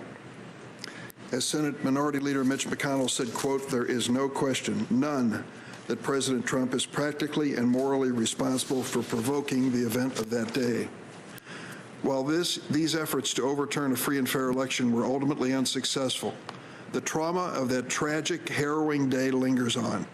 This timeless symbol of our democracy still bears the scars of that attack. The attack caused the senseless deaths of Capitol Police officers Brian Sicknick and Howard Lee Midgood and D.C. Police Officer Jeffrey Smith. Countless police officers, staff, journalists, and members of Congress remain haunted by the sights and sounds of that day. The neo-Nazi symbols and Confederate flags paraded through the hallowed halls of the United States Capitol, a noose and gallows constructed on the grounds outside the Capitol, the sinister shouts of "Hang Mike Pence" and "Where's Nancy?", the extremists carrying zip ties and clad in tactical gear. Worst of all, the violent assaults on the U.S. Capitol Police and D.C. Metropolitan Police Department officers who bravely sought to protect us from the siege.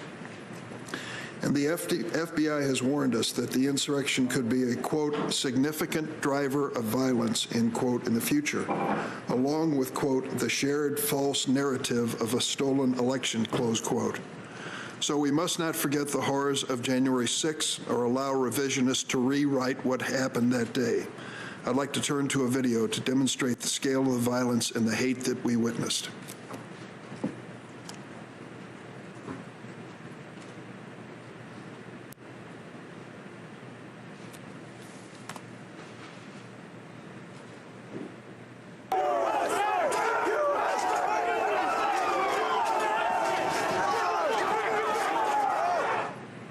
It's just cloud of smoke, broken flag poles, everything in the rotunda just laying there on the floor. We're told to get helmets, riot helmets.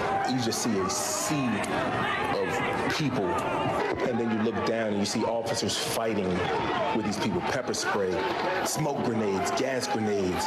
I see Speaker Pelosi being evacuated, and I hear them tell her, the Capitol's been breached. The staff went under the table, barricaded the door, turned out the lights, and were silent in the dark for 2.5 hours. Not knowing how long you were going to have to be there, not knowing when you could come out, not knowing if you were going to come out. We fought with these people who were prepared for a fight.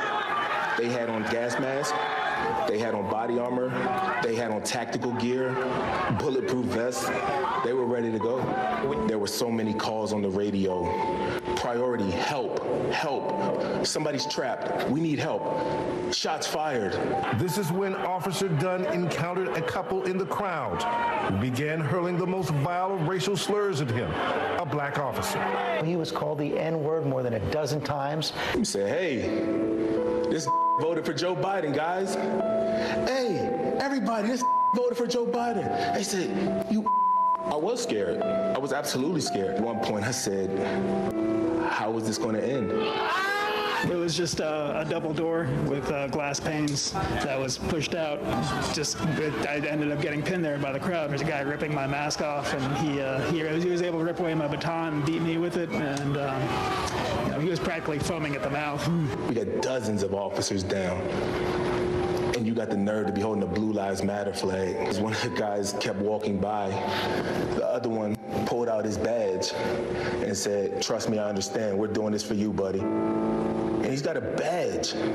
He shows me his badge. 5 people lost their lives that day, including Capitol Police Officer Brian Sicknick.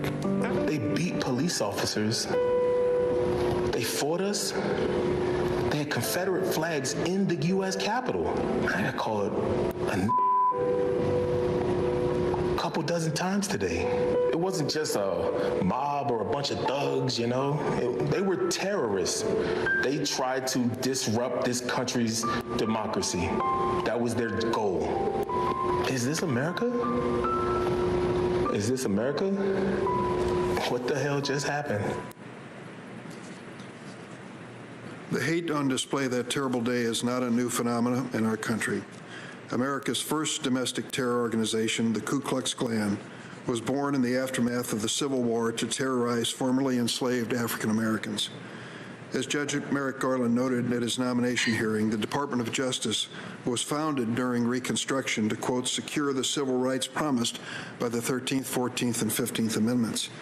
He went on to note that the first Attorney General appointed by President Grant led, quote, a concerted battle to protect black voting rights from the violence of white supremacists, successfully prosecuting hundreds of cases against members of the Ku Klux Klan. The insurrectionists who stormed the Capitol on January 6 did not wear white robes and hoods. They might as well have. They are the latest incarnation of violent white supremacist movements that has terrorized fellow Americans on the basis of their race, religion, and national origin for more than 150 years. Let me be clear at the outset. I've said this on many occasions, and it bears repeating. I condemn all violence, regardless of ideology. I hope my Republican colleagues will join me today in acknowledging, as the Department of Homeland Security found last October, that violent white supremacy is, quote, the most persistent and lethal threat in the homeland. I hope they'll also join me in unequivocally condemning the big lie that the November 3rd election was stolen, a falsehood which the former president continues to spread, which helped provoke the January 6th insurrection and threatens to incite future attacks. As the January 6th attack on the Capitol demonstrated, for too long our federal government has failed to address the growing terrorist menace in our own backyard. I have been sounding this alarm for some time. In 2012, I held a hearing in this committee on hate crimes and domestic extremism, following the horrific massacre of 6 worshipers at a Sikh Gurdwara in Oak Creek, Wisconsin, perpetrated by a white supremacist. In early 2017, I introduced the Domestic Terrorism Prevention Act with Congressman Brad Schneider, a bill that would enhance the federal government's efforts to prevent domestic terrorism. During the Trump administration, I led multiple letters to Attorney General Barr and to you, asking the steps that were taken by the Department of Justice and the FBI to combat the growing threat of white supremacist violence. I asked why the Bureau made the inexplicable decision to stop tracking white supremacist incidents as a separate category of domestic terrorism. I'm still awaiting the response.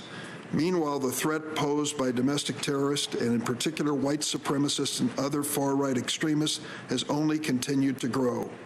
The 2015 mass shooting at Mother Emanuel AME Church in Charleston, South Carolina, where a white supremacist killed 9 members of the church. The 2018 mass shooting at the Tree of Life Synagogue in Pittsburgh, Pennsylvania, where white supremacists killed 11 members of that Jewish congregation. The 2019 mass shooting at the Walmart in El Paso, Texas, where a white supremacist targeted Latinos, killing 23 people, and many, many more. Far too many Americans, particularly people of color and religious minorities, worry whether their community will be next to be devastated by tragedy. Despite the scope of the violent white supremacist threat, former President Trump and his administration unfortunately downplayed the threat posed by white supremacists. The Trump administration never set up a task force to combat the numerous incidents of deadly terrorist violence by white supremacists and other extremists. It was only after the Black Lives Matter activists protested last summer against police misconduct that the administration found the need to establish a task force to address, and I quote, anti-government extremists. And a recent report in the New York Times details how the Trump administration's baseless efforts to paint the far left as the real domestic terrorism threat, quote, diverted key portions of the federal law enforcement and domestic security agencies at a time when the threat from the far right was building ominously. To put this challenge in context, even conservative writers believe we are now facing a constitutional crisis. For the first time ever, we have failed to have a peaceful transfer of power, and many are questioning the legitimacy of the current administration. The fact that this divisive political force is hateful and violent challenges all of us to redouble our efforts. I join my Republican colleagues unequivocally in condemning left-wing violence, but let's stop pretending that the threat of Antifa is equivalent to the white supremacist threat.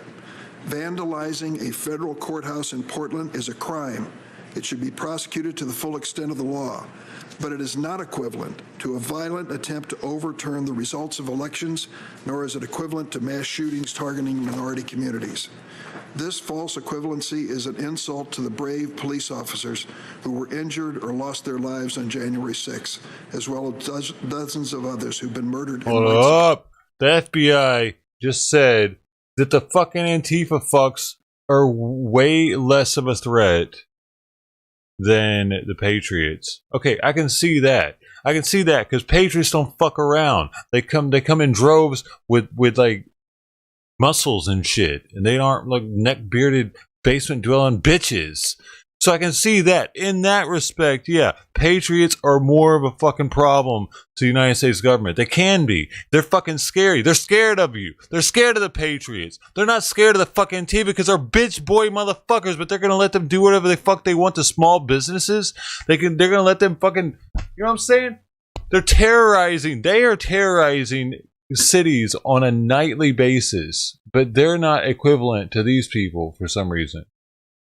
These people did what they did because they're sick of fucking seeing Antifa fucks get away with everything that they want to.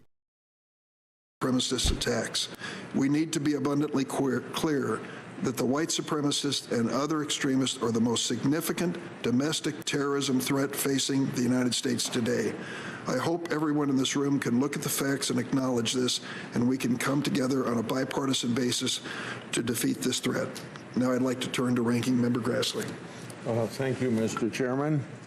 And thank you, Director Wray, for being here as opposed to being virtual like we have some people testifying.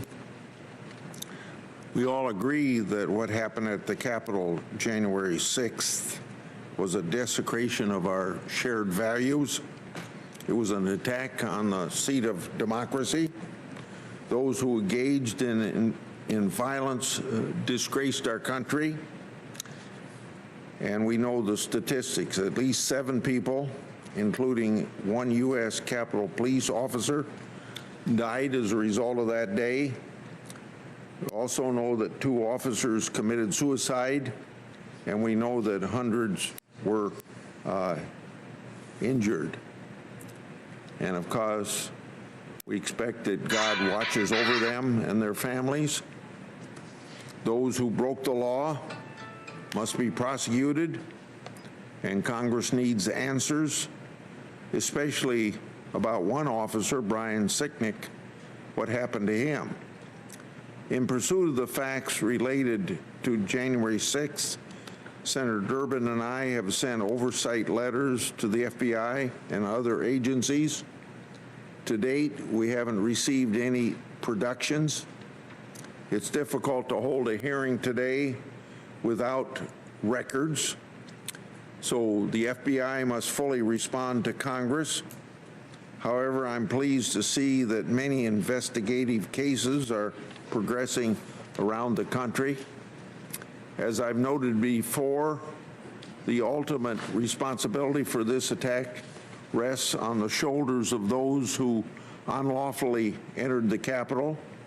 I've also made very clear that everyone involved must take responsibility for their actions that day, including our former president. Now, in the wake of January 6th, we must seriously examine the threats of domestic extremism. But unfortunately, this threat isn't limited to the events of that terrible day. To fully address it, we must examine the forms of domestic extremism that span the ideological spectrum. And I hope this doesn't put me opposite Senator Durbin on this issue, because I just heard him, and I don't think I disagree with anything that he has said.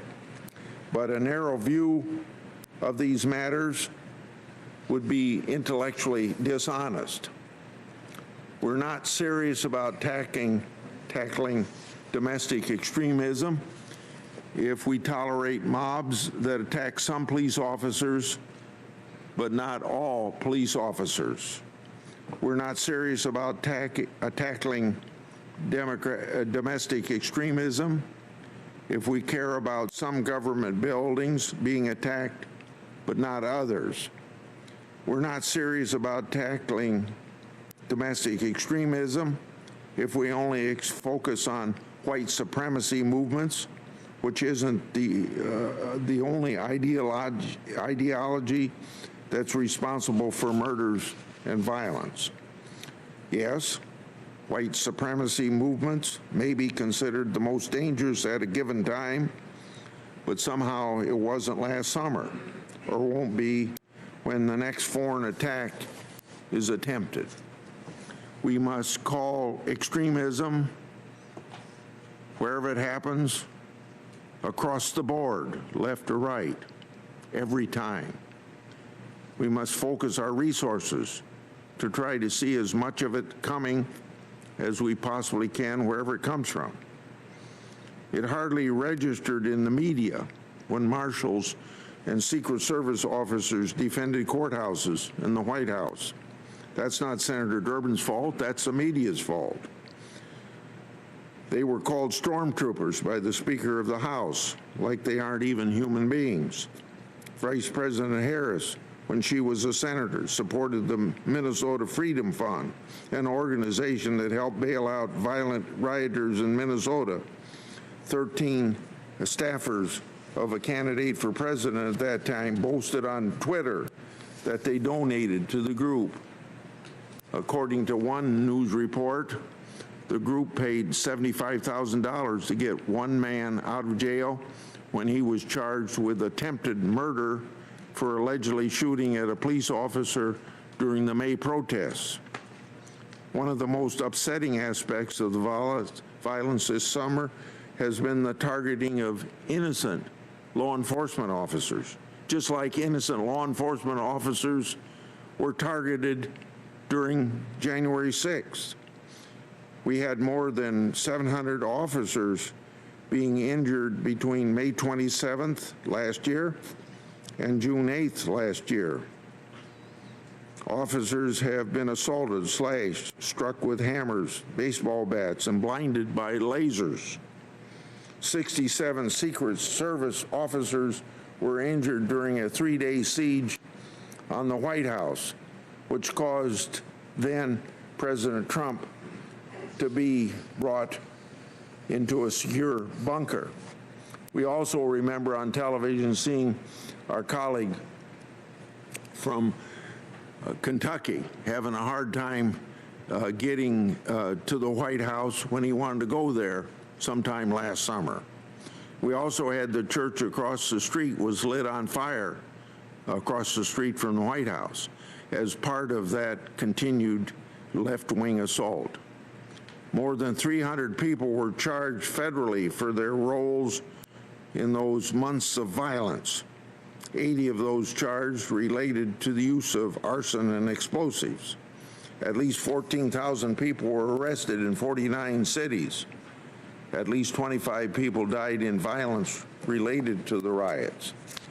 There has been 280 arrests as a result of the January 6th attack, compared to more than 1,000 arrests as a result of riots just in Portland last year. It's been estimated that insurance losses of summer's civil unrest possibly exceeded $2 billion. It's been a relatively frequent sight at summer's violence events to see individuals acting in coordination, holding the A symbol for Antifa. I love this guy. And as I said before, I don't disagree with anything I heard Senator Durbin say this morning. But we did have an admitted Antifa adherent in Portland murder a conservative protester. Supporters of that group have been charged federally for promoting riots and using Molotov cocktails, even after President Biden's electoral victory. Can you believe this? Antifa rioters attacked the Oregon Democratic Party headquarters, and they did that on Inauguration Day. This guy knows his the shit. Results of the election ought to satisfy them, if that's what they wanted to accomplish in an anti-Trump manner of getting rid of the president as Trump, or Trump as president. Let's not forget about left-wing activists who opened fire on 24 Republican congressmen and hit a Capitol police officer, a congressional aide, a lobbyist, and Representative Steve Scalise at a baseball field in Alexandria, Virginia. And of course, our colleague on the other side of the aisle had life-threatening injury at that time. In light of these ever-present left-wing threats, I'm concerned about resource-shifting talk among our colleagues across the aisle. Let me say this clearly. We aren't going to defund the anarchist extremism program or any other domestic terrorism program.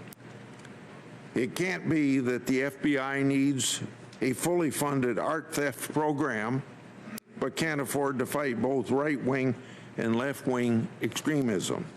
We must examine the issue of domestic terrorism broadly, very broadly, to include all forms of political extremism, domestic terrorism, whether it's wherever it falls on the political spectrum.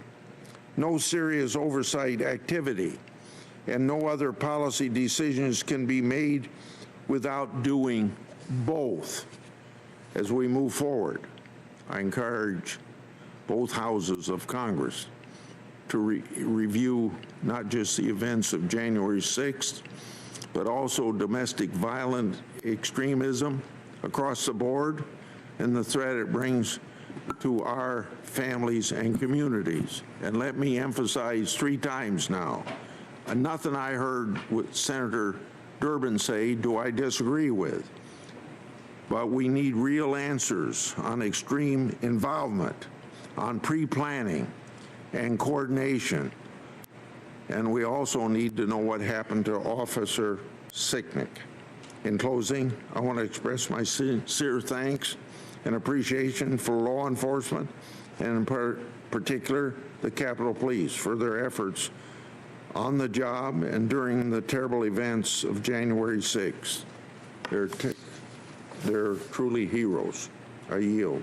Thank you, Senator Grassley. Director Ray, would you please stand to be Well, I sworn? mean, at least he's saying it. You know what I'm saying? He's saying what I wanted him to Do say. you affirm the testimony you're about Fuck, to what give about will be the truth, Antifa? the whole truth, and nothing but the I mean, truth, so help you God? Motherfuckers. Thank you. Let the record reflect that the Slap director these answered kids. in the Stop. affirmative. Stop. And now, Stop Director, fucking locking them you up may and letting them proceed with back your out. testimony. Stop paying to get them out. You know what I mean? I like a lot of what he said. Oh, there we go. So good morning, Chairman Durman, Ranking Member Grassley, members of the committee. I appreciate the opportunity to be here today to talk about the great work of the men and women of the FBI. Let me start with a quick update on the investigation into the January 6th attack here at the Capitol. Well, it's definitely not going to get changed if nobody says anything, dude. You know what I mean? At least, like, what if everyone in there is just backing the fucking, making the Proud Boys and making patriotism or racist? What if everybody in there is doing that and no one's saying otherwise? Then we got a serious problem, right? I say that's a bigger problem. So at least someone's in there man enough to fucking say something about it. Like, you guys are fucking a little bit crazy up in here. This is all fucked up. Stop pointing at the Patriots so much. Like, this guy's a pussy. Look at his nose. Right back. I was appalled, like you, at the violence and destruction that we saw that day. I was appalled that you, our country's elected leaders, were victimized right here in these very halls. That attack, that siege, was criminal behavior, plain and simple, and it's behavior that we, the FBI, view as domestic terrorism. It's got no place in our democracy, and tolerating it would make a mockery of our nation's rule of law. The rule of law, of course, is our country's bedrock, and it's our guiding principle at the FBI. That's why the FBI has been working day and night across the country to track down those responsible for the events of January 6th and to hold them accountable. We're chasing down leads, we're reviewing evidence, combing through digital media to identify, investigate, and arrest anyone who broke the law that day. And our greatest partner in this investigation has been the American people themselves, your constituents. Citizens from around the country have sent us more than 270,000 digital media tips. Some have even taken the painful step of turning in their friends or their family members. But with their help, we've identified hundreds of suspects and opened hundreds of investigations in all but one of our 56 field offices. And of those identified, we've arrested already more than 270 individuals to date, over 300 when you include the ones of our partners, with more subjects being identified and charged just about every single day. The FBI is committed to seeing this through, no matter how many people it takes or how long or the resources we need to get it done, because as citizens, in a sense, we're all victims of the January 6th assault, and the American people deserve nothing less. Unfortunately, as you noted, Mr. Chairman, January 6th was not an isolated event. The problem of domestic terrorism has been metastasizing across the country for a long time now, and it's not going away anytime soon. At the FBI, we've been sounding the alarm on it for a number of years now. I've been sounding the alarm about domestic terrorism since, I think, just about my first month on the job when I first started appearing up on the Hill, and I've spoken about it in maybe a dozen different congressional hearings. So whenever we've had the chance, we've tried to emphasize that this is a top concern and remains so for the FBI. In fact, we viewed it as such a critical threat that back in June of 2019, under my leadership, we elevated racially and ethnically motivated violent extremism to our highest threat priority, on the same level with ISIS and homegrown violent extremists, where it remains to this day. Now, I'm sure we're going to cover a lot of ground today, but let me make one thing clear. The FBI will not tolerate agitators and extremists who plan or commit violence, period. And that goes for a violent extremist of any stripe. As I've said many times, we do not investigate ideology, but we focus on acts of violence and violations of federal law. And when we see those, we will bring to bear the full weight of our resources, our experience, and our partnerships. And when domestic violent extremists use explosive devices, when they attack government facilities and businesses, when they assault law enforcement officers, when they use violence to interfere with the lawful operation of our government, they should expect the FBI to come knocking on their door, no matter where they try to run. Now, of course, these are not the only issues the FBI is focused on every day, and as I hope we'll discuss in more detail this morning, we confront a wide variety of threats in countless other forms, like the solar winds intrusions, which we're working to investigate and counter with our intelligence, law enforcement, and private sector partners, both here and abroad. Not to mention a huge range of other cyber threats from nation states, criminals, and toxic combinations of the two, like the vast, unrelenting counterintelligence threat from China, and of course the alarming threat of violence towards law enforcement officers, a threat that's especially close to home here in the Capitol. The attack on January 6th not only resulted in the injuries of over 100 law enforcement officers, but also the tragic death of U.S. Capitol Police Officer Brian Sicknick in the line of duty. The threat of violence to law enforcement is also deeply personal for us at the FBI. Just 1 month ago today, two of our special agents, Laura Schwarzenberger and Dan Alfin, were tragically killed in the line of duty, and 4 more of our agents shot or wounded, all while serving a search warrant. And I can tell you that there is nothing more devastating, more heartbreaking than the loss of our own. The loss of 2 special agents who not only bravely did what I consider one of the hardest jobs in the FBI, investigating crimes against children, but who were also each parents of young children themselves, of their own, a wife, a husband, and cherished members of their communities.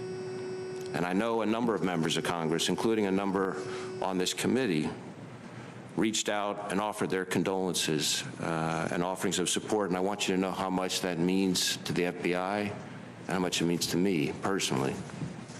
Special Agents Laura Schwarzenberger and Dan Alfin sacrificed their lives that day, like far too many of our law enforcement brethren also killed in the line of duty.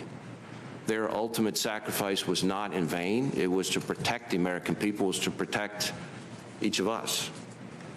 And it's why no matter what comes our way, our work to safeguard the rule of law, to protect the American people, and to uphold the Constitution goes on and will never stop.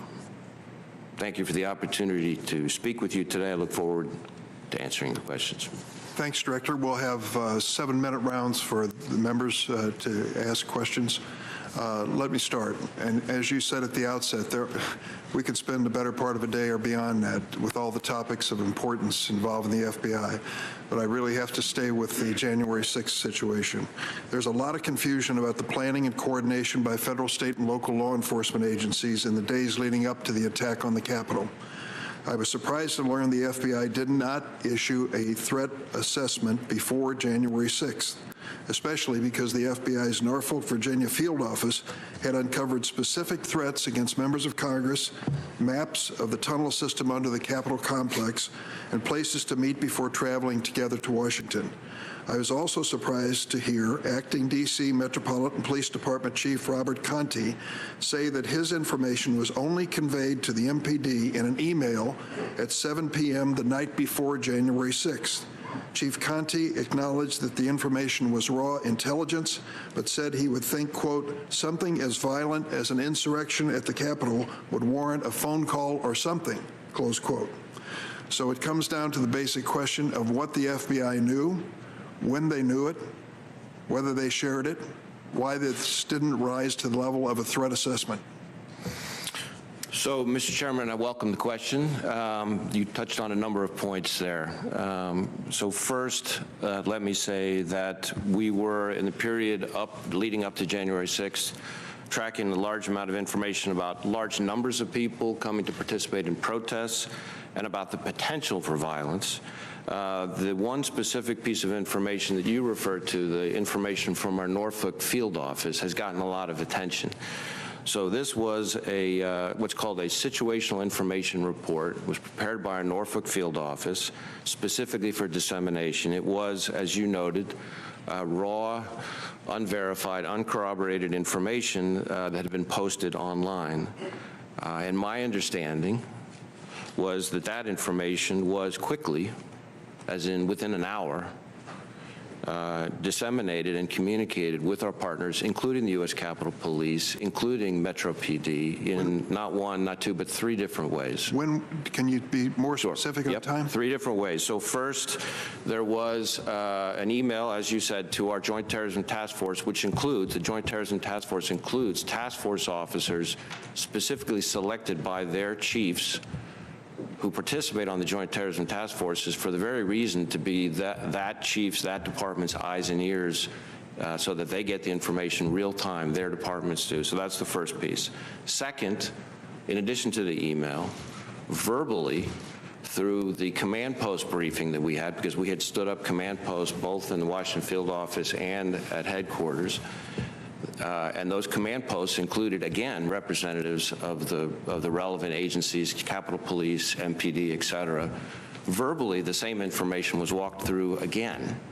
And third, in addition to the email, in addition to the verbal briefing at the command post, the information was posted on what we call LEAP, which is a law enforcement portal, which is made available to law enforcement, not just here in the National Capital Region, but all around the country. Now, again, the information was raw, it was unverified. In a perfect world, we would have taken longer to be able to figure out whether it was reliable, but we made the judgment, our folks made the judgment, to get that information to the relevant people as quickly as possible, like I said, 3 different ways in order to leave as little as possible to chance. Now, I didn't see the report myself even until after the 6th. But the way in which it handled, at least as I understand it, strikes me as consistent with our normal process. Director, I was surprised to see that reporting that dozens of individuals on the terrorist screening database, also known as the terrorist watch list, traveled to D.C. in the days leading up to the attack. I would have expected the FBI's Terrorist Screening Center to be aware of air travel by watch-listed individuals to the Washington, D.C. area. Did the TSC notice an uptick in travel by watch-listed individuals before January 6th? If yes, what steps did they take? Or did the FBI take, in more general terms, to make sure other departments and agencies knew these dangerous individuals were on their way to the Capitol? So when it comes to the watch list, I think there's a couple of things I could say here today. So one is, I do know that in a number of instances there were individuals on whom we had previously predicated investigations that we saw getting ready to potentially travel. And these are not large numbers, but a handful of people. And in those instances, in a number of instances, we had agents in their home states or home cities approach those individuals, interview them. Even if we didn't have a basis to charge somebody, it dissuaded a number of those people from traveling. I guess the second thing I would say is that sometimes there's a little confusion on the whole watch listing concept. There's a true no-fly list, which is what applies to individuals who, under the rules, provide a threat to aviation itself. And then there's what we sometimes refer to as selectees, which are individuals that can't necessarily be barred in the same way from traveling, but in which there's notice given to the agents investigating those individuals, and that information is then passed on. So in a number of instances, that happened in the period leading up to the 6th. I don't have numbers for you, though. I just have a minute left, but I want to address what I consider the next big lie after the lie that the president really won on November 3rd, President Trump. The next big lie appears to be the argument that somehow or another those were not Trump supporters who invaded the Capitol. It made the rounds on the internet right before they came into the building and has been gaining momentum ever since. I'd like to ask you, Director Ree, do you agree that the Capitol attack involved white supremacists and other violent extremists? Certainly the Capitol attack involved violent extremists. As I said, we, the FBI, consider this a form of domestic terrorism. It included a variety of backgrounds. Certainly there were quite a number. We're seeing quite a number as we're building out the cases on the individuals we've arrested for the violence, quite a number who what we would call sort of militia violent extremists. So we've got a number who self-identify with, the Proud Boys or the Oath Keepers, things like that. We also have a couple of instances where we've already identified individuals involved in the criminal behavior who we would put in the racially motivated violent extremists who advocate for what you would call sort of white supremacy. So there have been some of those individuals as well. One of the things that's happening as part of this is that as we build out the cases on the individuals, when we arrest them for the violence, we're getting a richer and richer understanding of different people's motivations. But certainly, as I said, militia violent extremism, some instances of racially motivated violent extremism, specifically advocating for the superiority of the white race. Based on your investigation so far, do you have any evidence that the Capitol attack was organized by, quote, fake Trump protesters? We have not seen evidence of that at this stage, certainly. Thank you. Senator Grassley. Yeah. We all want to know what happened to Officer Brian Sicknick. Tragic death as a result of that January 6th assault. There's been conflicting reports about his cause of death. Have you determined the exact cause of death? And is there a homicide investigation? So I'll take the last part of your question first. There is an ongoing investigation into his death. I have to be careful at this stage, because it's ongoing, not to get out in front of it. But I certainly understand and respect and appreciate the keen interest in what happened to him. After all, he was here protecting all of you. And as soon as there's information that we can appropriately share, we want to be able to do that. But at the moment, the investigation's still ongoing. So does that mean, since the investigation is going on, you have not determined the exact cause of the death?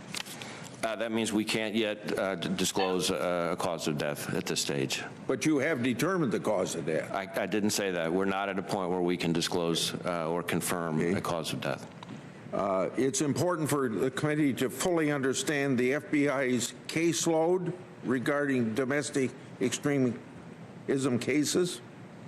I have a series of data-driven and data-centered questions for you that I'll give a list of these in sequence. I'd prefer the answers now, but if you don't have them, I'll accept those answers after the hearing as long as you commit to do so. So this is a series of questions. What percentage of your investigation regarding January 6th are predicated as racially motivated violent extremists or white supremacist originated individuals? Secondly, what percentage of our other extremist ideologies for domestic violence extremists, homegrown violence extremists, and international extremists? How many total FBI investigations are ongoing? And of that figure, one, how many are motivated by jihadist ideology? How many are motivated by white supremacy ideology?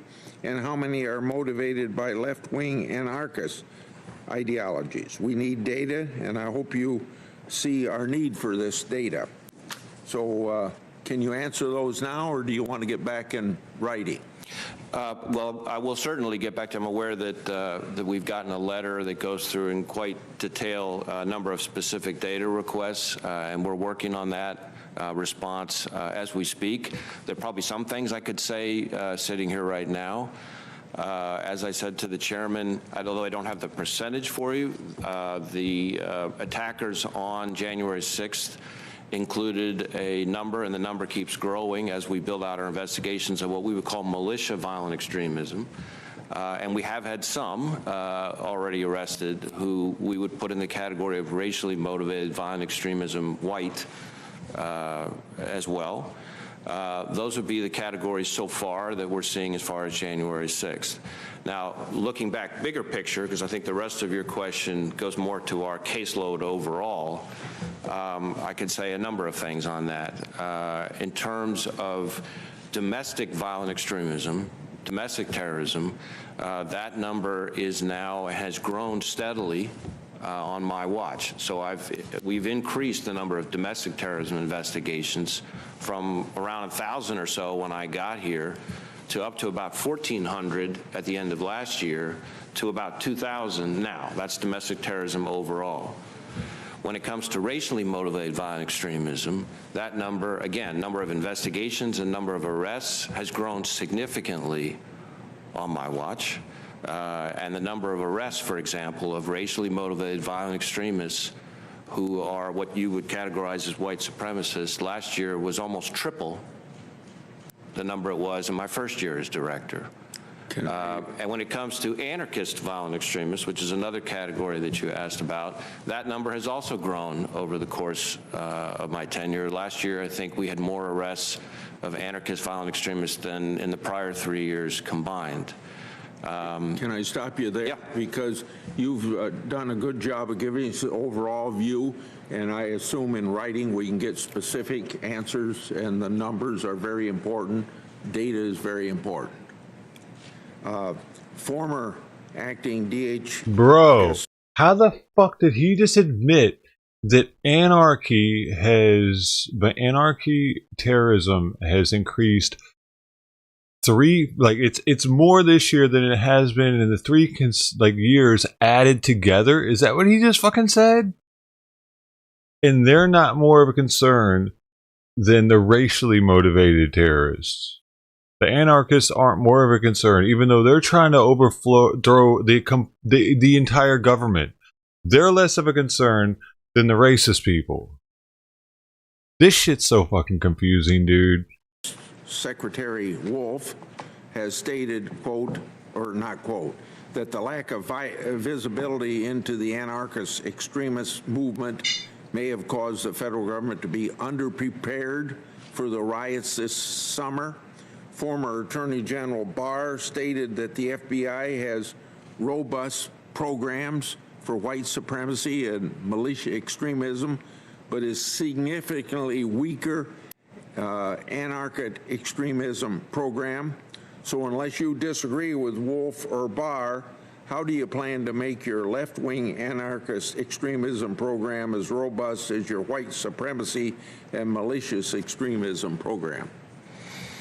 Well, I think that's a long and complicated question to answer in a sense, but I'll give you a few things for right now. One is, I think, as with any domestic terrorism threat, or frankly any counterterrorism threat more broadly, we're always looking to develop more and better sources so we get more visibility and insight into the plans and intentions, tactics, procedures, et cetera, of any group of violent extremists. Another is to get better at learning how to navigate around some of the operational tradecraft that they use. So the more arrests we see, and this is relevant both for the anarchist violent extremists and for the racially motivated violent extremists, for example, the more of the arrests that you see, while that's obviously good news for everybody that we're arresting people who need to be arrested, there's a whole other part of that that's really important that I want to emphasize, which is the more arrests we make, the more from those cases we learn about who else their contacts are, what their tactics are, what their strategies are, et cetera. And that makes us smarter and better able to get in front of the threat going forward. Mr. Chairman, can I ask one very short question that I think will give a short answer? And then I'll submit questions in writing if we don't have a second round. Why hasn't the FBI produced the January 5th, 2021 Norfolk memo to Congress? So that information is law enforcement sensitive. I'm aware of the interest, and I think part of the reason it had been withheld in consultation with the department had been the ongoing investigations that we have, but I certainly understand the interest, and I can commit to you that I will get with my staff and see if we can make that available. Okay, thank you. Senator Leahy by remote. Am I unmuted now, Mr. Chairman? Yes, you are. Thank you. Director Wray, thank you for being here. I don't envy you your job at all. It,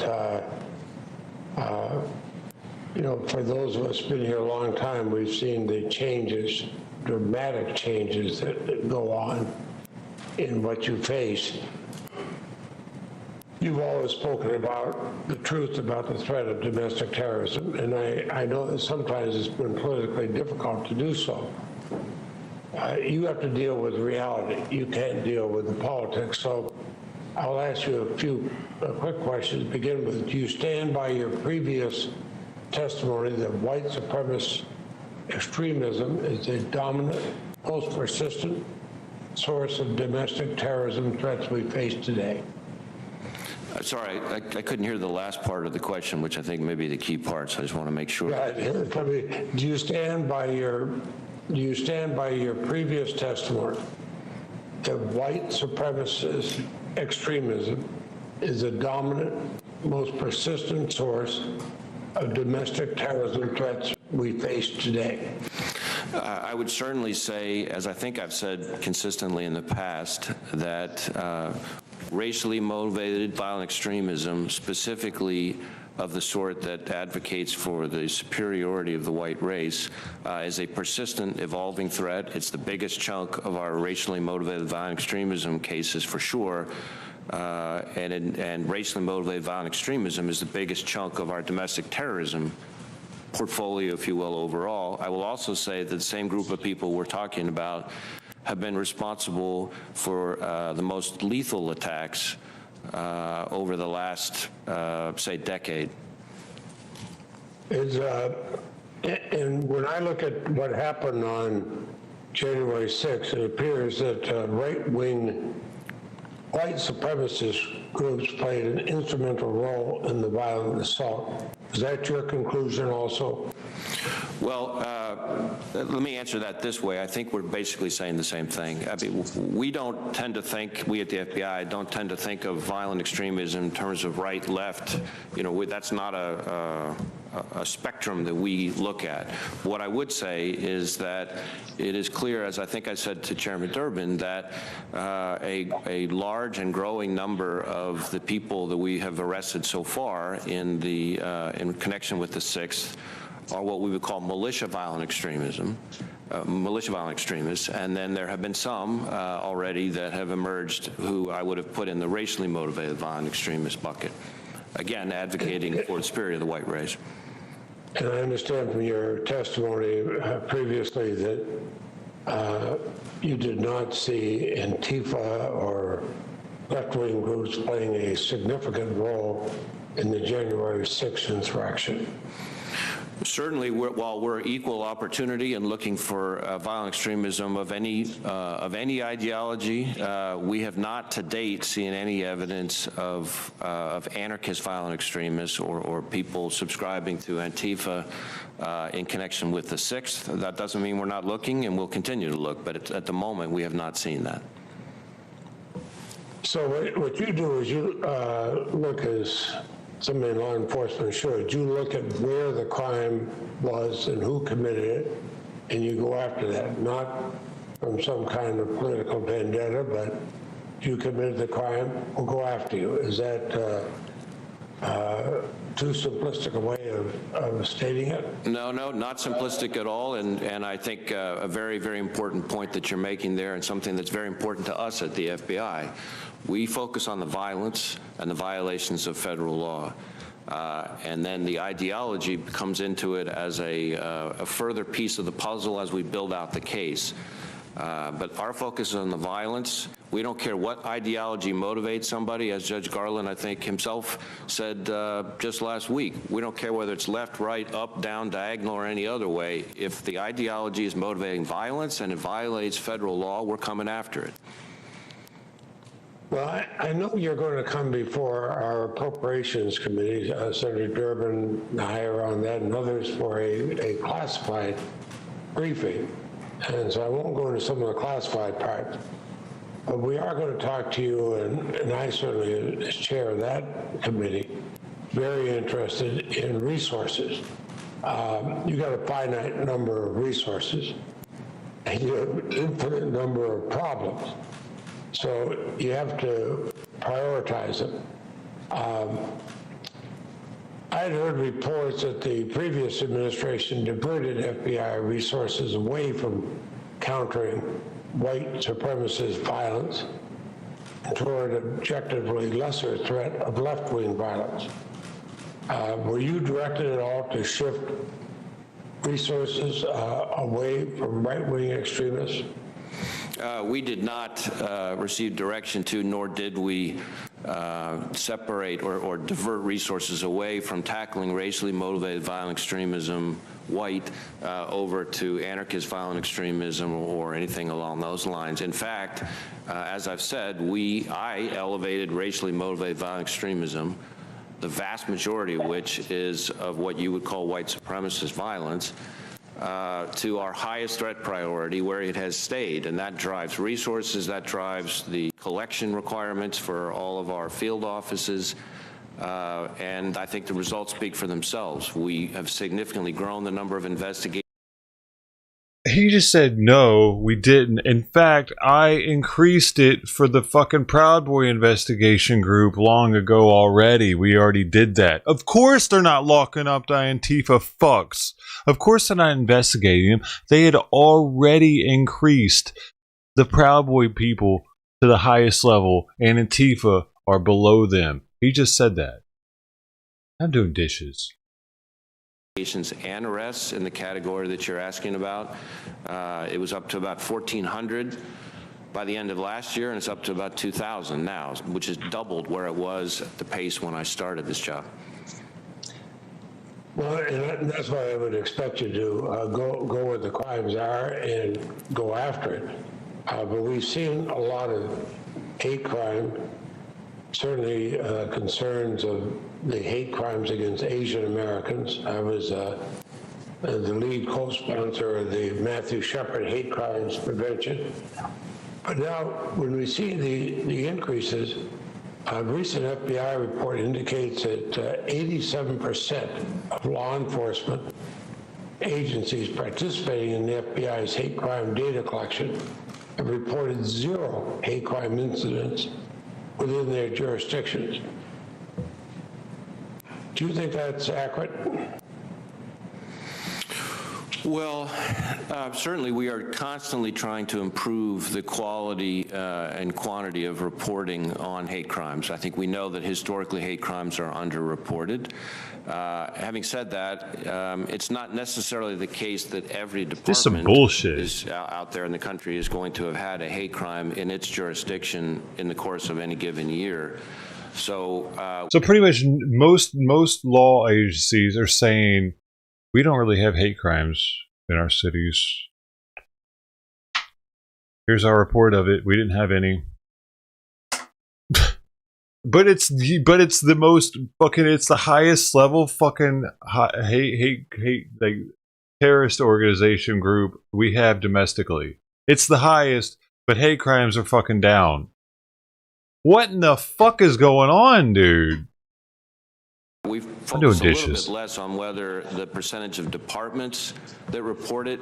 We do want the percentage of departments who are cooperating and voluntarily responding to go up, and we focus more on whether or not the growth in the number of hate crimes reported overall seems to be building or not. Well, certainly I have other questions for the record, but you've testified before about a fusion cell developed to address both hate crimes and domestic terrorism. Has that been helpful? It has. So what you're referring to is something that I put in place, I guess about 18 months, maybe 2 years ago. I created a domestic terrorism hate crimes fusion cell, which brought together, because a lot of these crimes could fit either into a domestic terrorism bucket or a hate crimes bucket. And what I was worried about was making sure that within the FBI we didn't have a left-hand, right-hand problem. And so we brought together people focusing on both into a single fusion cell with the goal of trying to be proactive against some of the threats that are coming. And one example that I'll cite that we're particularly pleased with, which I think is an indication of the success the cell is having, is we were able to get in front of and prevent an attempted, I think, explosives attack on a synagogue in Colorado. And that, I think, is largely a credit to the fusion cell, which was able to kind of help us figure out how to get in front of those kinds of attacks. Thank you, Senator Leahy. Thank you, Mr. Chairman. Senator Graham. Thank you, Director Ray. I'm going to try to look forward, then we'll talk a little bit about January the 6th. Do you think the National Guard presence at the Capitol at the level we have today should continue? If so, for how long? You know, Senator, I'm not sure that I'm really the best equipped to evaluate the National Guard presence. Okay, fair enough, fair enough. You're the best equipped to talk about the capability of the FBI. Do you have enough people and resources to deal with all the threats we've been talking about this morning? Well, needless to say, Senator, I welcome and appreciate the question. Everywhere I go, someone has really good ideas about things they think the FBI should be doing more of. But I have not found very many people with great ideas, or at least responsible ideas of things the FBI could be doing less of. And so our folks are busting their you-know-whats to try to deal with all these threats. We need more agents, we need more analysts, we need more data analytics, et cetera. Let's just stop there, because we need to learn as much as we can from January the 6th. This is the 20th anniversary of 9/11. Are you concerned about international terrorists paying us a visit? Absolutely. Okay. Are you concerned about the interaction between international terrorists and domestic terrorists? That's a growing phenomenon, certainly something we're watching with concern. One of my great concerns was that as people flowed into the Capitol with backpacks on, you had no idea who they were and what they were carrying. So it'd been very easy for some international terrorist group to infiltrate this crowd. Do you agree with that? I do think it would have been easy for that to happen. I don't know that we've seen evidence that it did happen, but that's certainly one of the specific things we're looking for. After the attack, don't you think international groups are seeing this as a vulnerability in our system? I'm sorry, I couldn't hear the... International terrorist groups may have found a way to get closer to the Capitol by integrating themselves into domestic political movements? Well, certainly we think the events on January 6th have been, at a minimum, an inspiration to a number of terrorist extremists out there, and may even have been worse than that. So here's my challenge to you. Sit down and put pen to paper, and in the think big, not small. What do you need that you don't have in terms of agents and resources? and put it to paper. I'm on the Appropriations Committee with Senator Durbin. Many of us here are. I think we've got an opportunity here to plus you up. Is it fair to say that since 9/11, domestic terrorism has exploded as a threat? Well, it's certainly grown dramatically. Okay, grown dramatically, which takes resources to combat. Is that correct? Yes. Has the FBI grown dramatically since 9/11? Not as dramatically as the threat. Okay, so what I want you to do is take the number of agents and resources you had on 9/11 and tell us where you're at today, and make sure that we understand that the threats you're facing are much greater than they were 20 years ago, and challenge us to give you the resources to meet those threats. Back to January the 6th, is it fair to say as director of the FBI, you were not informed of the raw intelligence coming from the Norfolk office? Is that correct? Not before January 6th. Okay.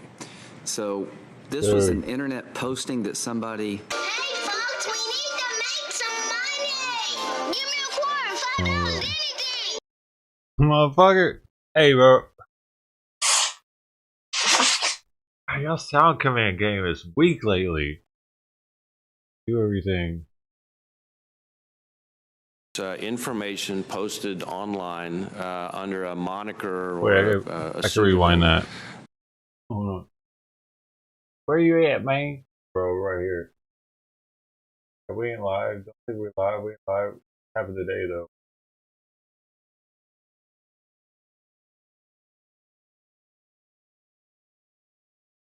Okay. So this was an internet posting that somebody captured? My understanding is that this was information posted online under a moniker. Are you not entertained? Are you not entertained? Vetted, uncorroborated Those are too information. fucking loud, though. It was, and it was somewhat aspirational in nature, but it was concerning. It was concerning, and it was specific enough that our folks in Norfolk, thought the need to get it out, even if we hadn't had a chance to corroborate or vet it. Okay, looking back, what would you have done differently with this information?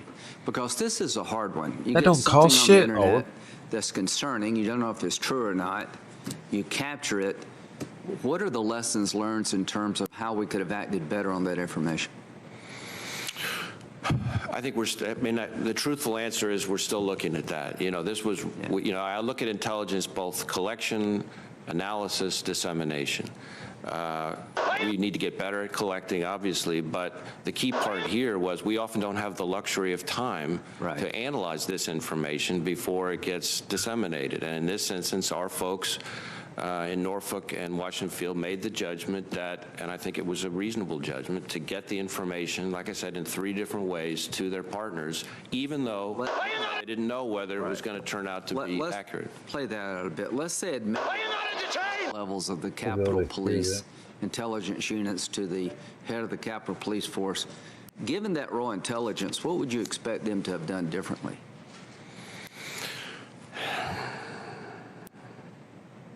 You know, I really want to be careful not to be an armchair quarterback here. See, that's the problem, because I don't know how to answer that question myself.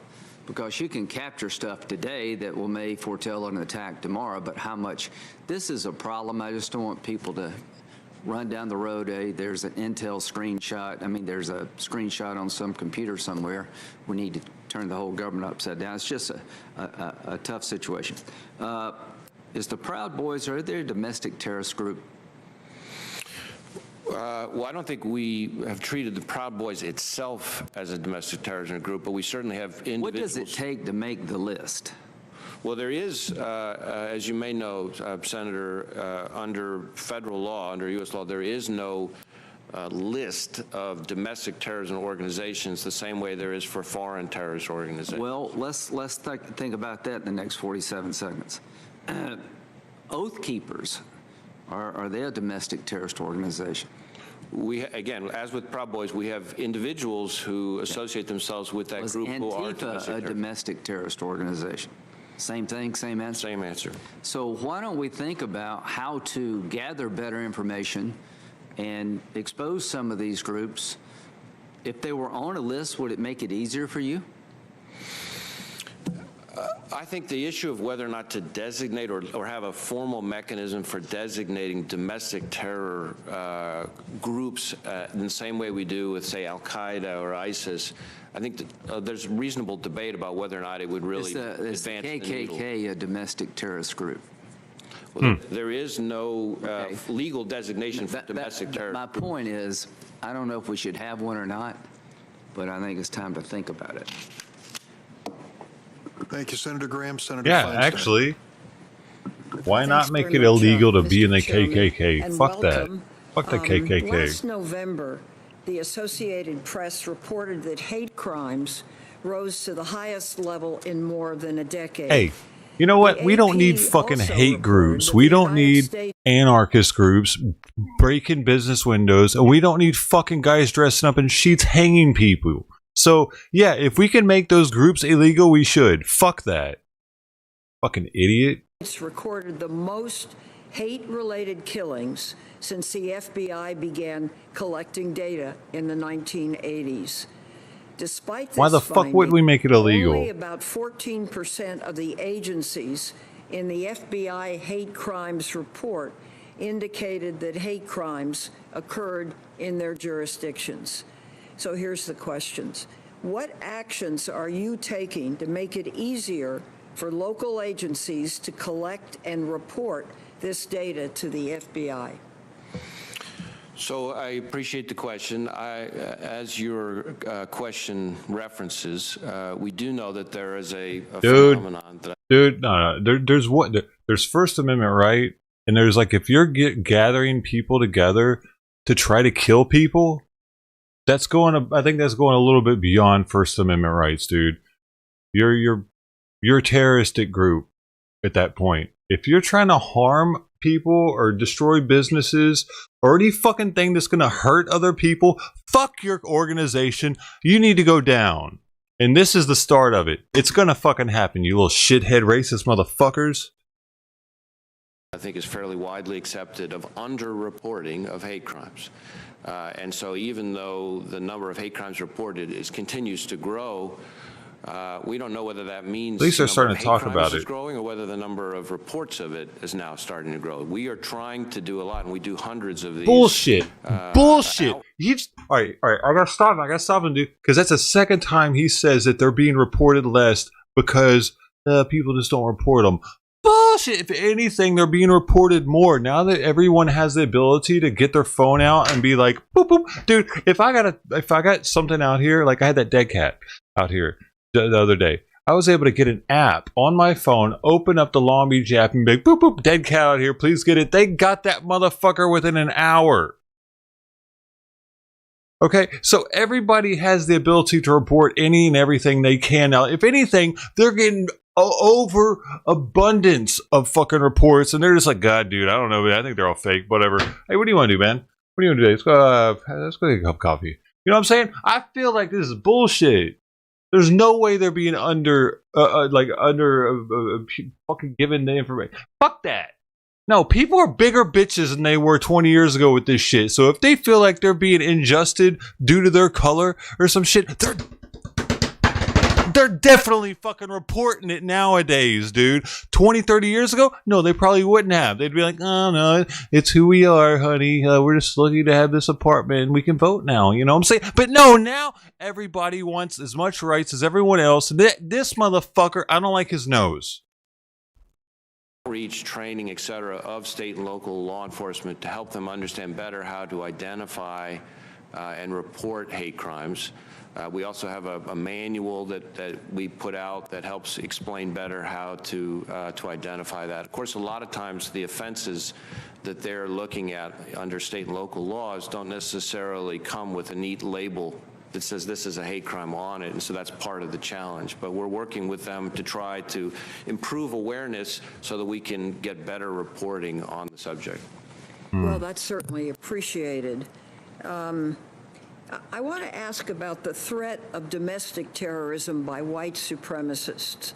It isn't new, but it's gained a lot of attention within intelligence circles in recent years, and it's the biggest domestic terrorism threat, I understand. Last year, you testified before the House Homeland Security Committee that, quote, the most lethal of all domestic extremists since 2001 have been racially and ethnically motivated. Similarly, the former acting DHS secretary testified before the Senate that, quote, white supremacist extremists, from a lethality standpoint over the last 2 years, particularly when you look at 2018 and 19, are the most persistent and lethal threat when we talk about domestic extremists. Why is the threat of white supremacist terrorism so prevalent in this country? I want to know what he's talking about. What incidents? You know, I think that's some of that is a sociological question that I'm not sure that I'm really the right person to address. Certainly, as you say, it has been the biggest chunk of our racially motivated violent extremism cases, and itself the biggest chunk of our domestic terrorism caseload overall. And the most lethality over the last decade has been from these same extremists. Okay, I don't know if he's going to answer that right now. He's probably not. But how? Maybe one of you guys can clue me in on that. How has that been the case? Like the Oklahoma bomber dude, was that? Did a lot of people where did a lot of people die? Where it was like known that it was racially motivated to kill. Like, what was it? It was a. I don't even know what he's talking about. I don't know when this happened, dude. What domestic terrorist has done a lot of killing? Are they like hanging people in the South that I'm not hearing about? You feel me? Like, I don't know what he's fucking talking about. I live in California, dude. I don't know what's going on out in the boonies anymore. They don't make the news? Probably. That's what I'm thinking. Like, are there like black people being found in rivers or some shit over the past few years? The church that kid shot up, he was racist. It was a racial thing. It wasn't just a religious thing. Yeah, see, that's why I'm confused, dude. I don't get where they're getting this from, unless they're just not being publicized. Anyway, I'm sorry. Maybe he'll say. The things that drive these people, I think range.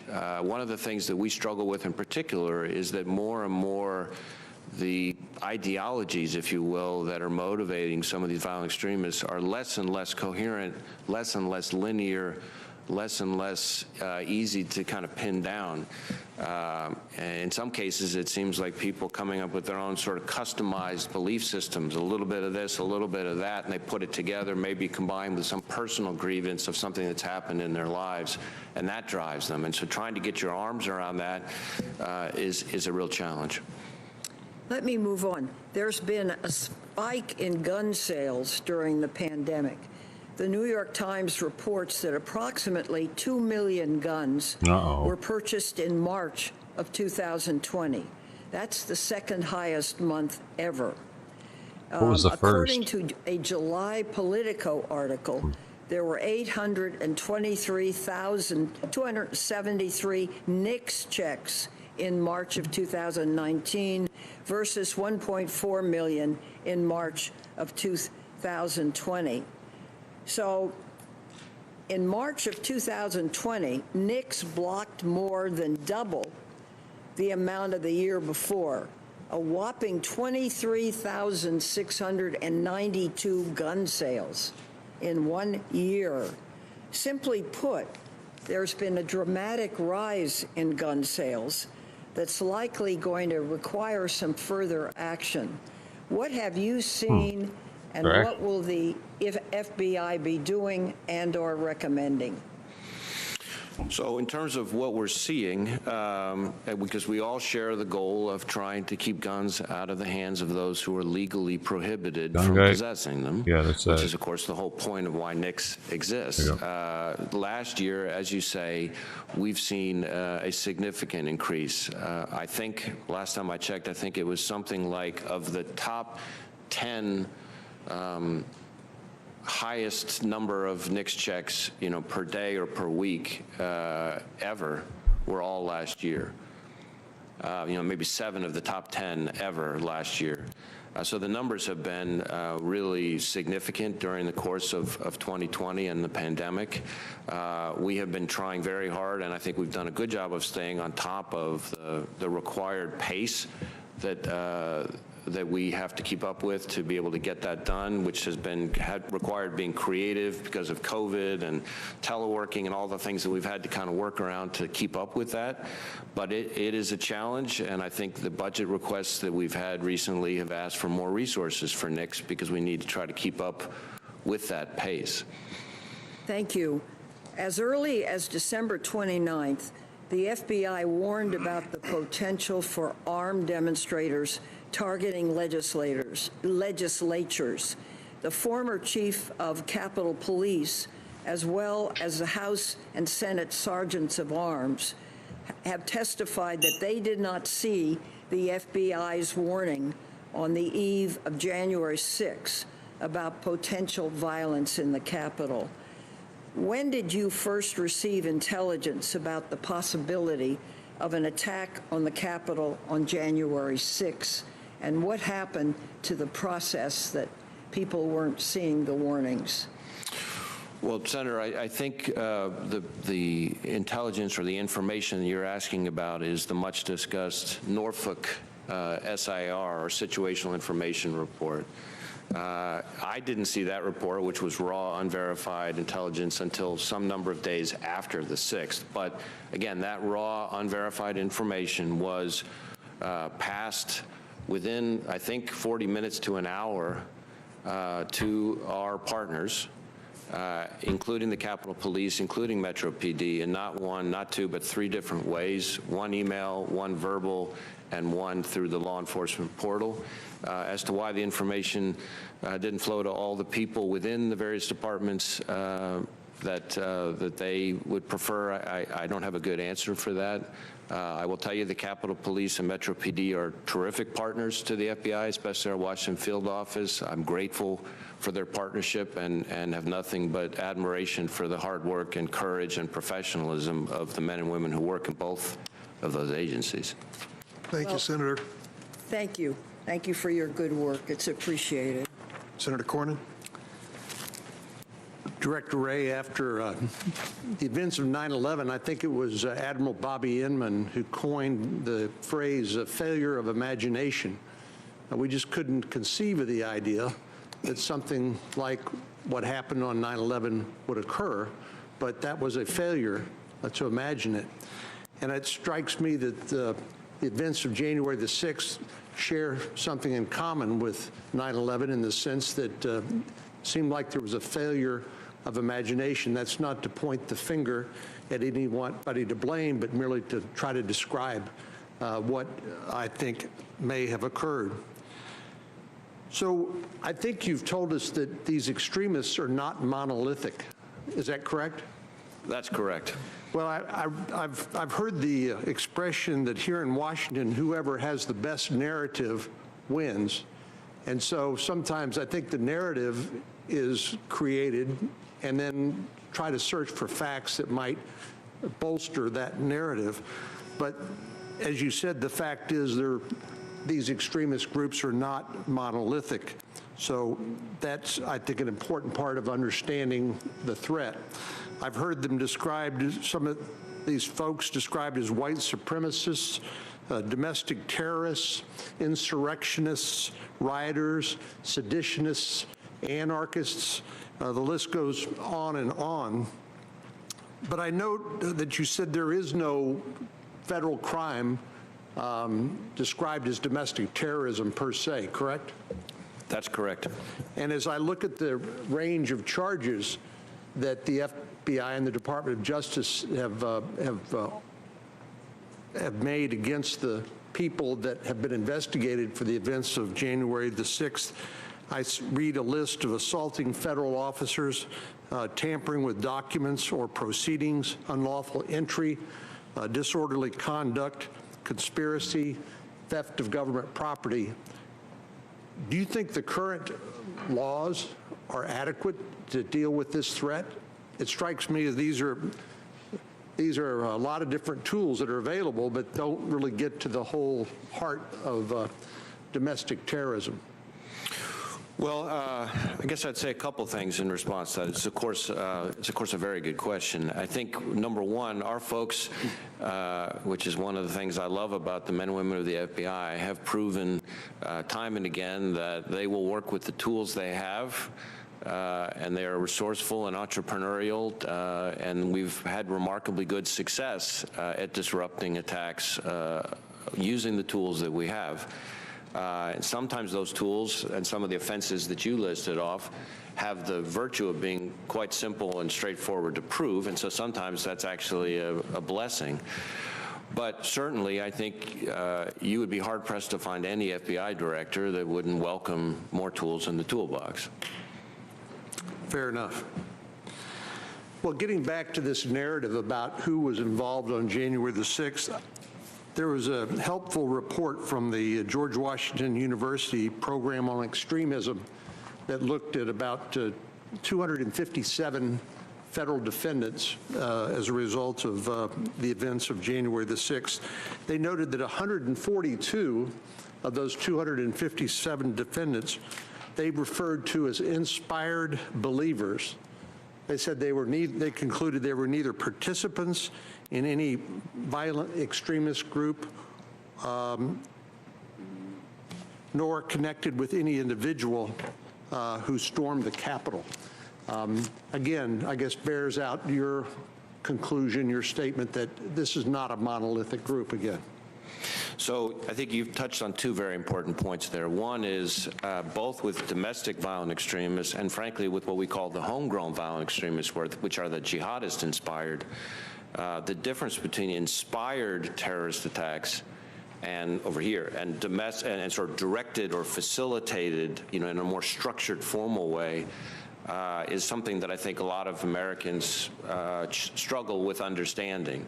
And more, the threat that we face as a country is what I would call the inspired attacks.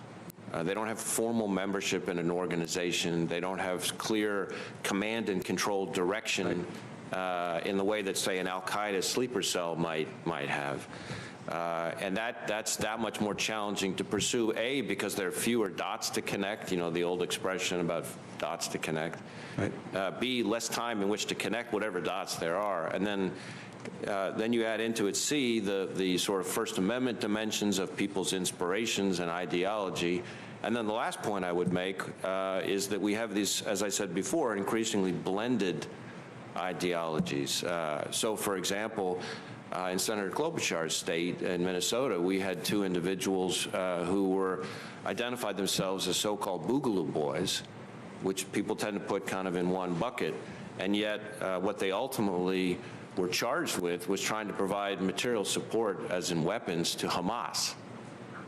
And these are not things that neatly fit together in anybody's worldview. So it just illustrates one example, but it illustrates the challenge that we're dealing with. It's the FBI's responsibility to deal with counterintelligence investigations, correct? Yes. And these include things like active measures that we saw used, for example, in 2016. For example, advertising on Facebook, two competing groups to show up at the same time and hoping that conflict and maybe even violence would break out. Is it true that our foreign adversaries used the events of January the 6th as a field day in terms of their attempt to establish false personas, fabricate stories on social media platforms with an intent to discredit the United States and its institutions? Certainly we have seen, and I'll keep it at an unclassified level in this setting, but foreign adversaries, a number of them, leveraging the events of January 6th to amplify their own narratives, to try to push out propaganda, misinformation, to try to, in their view, accelerate what they think of as the United States' decline. Thank you. Thanks, Senator Cornyn. Senator Whitehouse. Thank you. Director Wray, welcome. Before we get to the business of this hearing, we've got some, in fact, a lot of unfinished business. Do you know how many questions for the record the FBI failed to answer in the last 4 years? I do not. Well, I'll tell you, there were 9 hearings in this committee in which the FBI was a witness, and in 7 of them, the committee got exactly 0 questions for the record. 7. 0 questions. Can you explain that?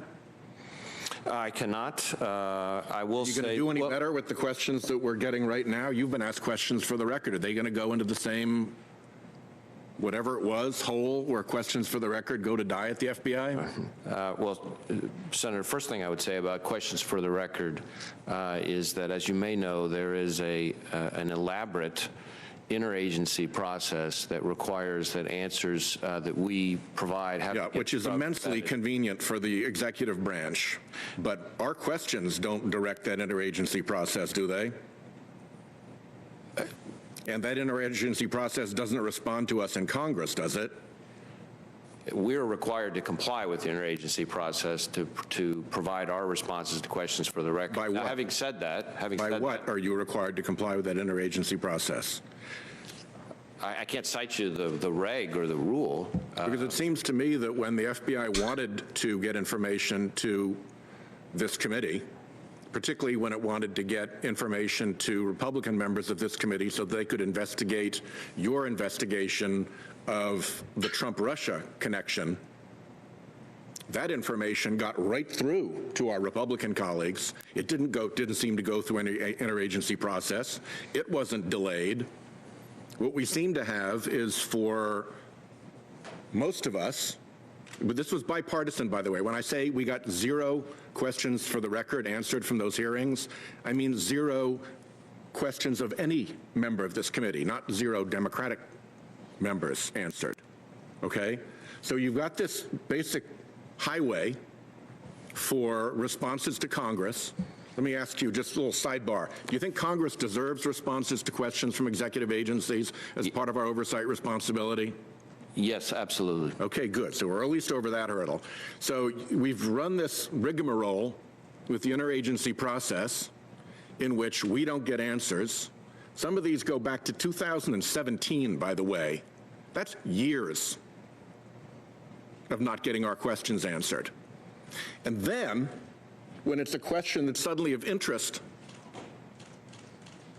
to one party and to President Trump, there seems to be a little side road that gets built around the traffic jam, and stuff just flies right through. So please don't tell me about interagency process when I've been sitting in this committee watching FBI information get straight to this committee without interagency process. What are we going to do about this? Is this a problem?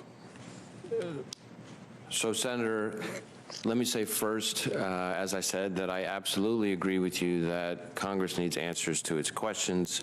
I am frustrated as well at the process. I have added more staff, and my understanding is that when it comes to correspondence, for example, which just doesn't require the same interagency process, that we have significantly reduced the backlog and the turnaround time. But there's no question in my mind. We had no question in my mind. 8 letters go unanswered.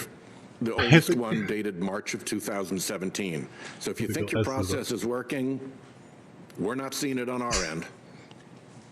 Well, I will commit to you that I will do what I can to improve the process. I am frustrated as you are, and obviously we need to get better. Well, I will commit to you that I'm going to make sure that this gets done. And if it means stopping nominees, if it means doing whatever it takes to get through this problem, we're going to get through this problem. Because it is just plain wrong for the executive branch of government in a separation of powers country to refuse to answer questions of the elected representatives of the legislative branch. It's just wrong. And however many excuses and however much rigmarole the executive branch may set up to slow down those answers, I don't care. That's your executive branch rigmarole. That is not a legitimate answer to a legislator's question. And I got stuff that's now backed up for years. Now, the courts have said that they don't want to intervene in enforcing our subpoenas. I'm not sure we can get subpoenas in a 50-50 committee, but assume we could. The courts have said they don't want to enforce it. So you guys can put our subpoenas in the same file with our letters and our QFRs and not answer them. And then what happens is the courts have said the way we resolve this is we've got to hit you legislatively.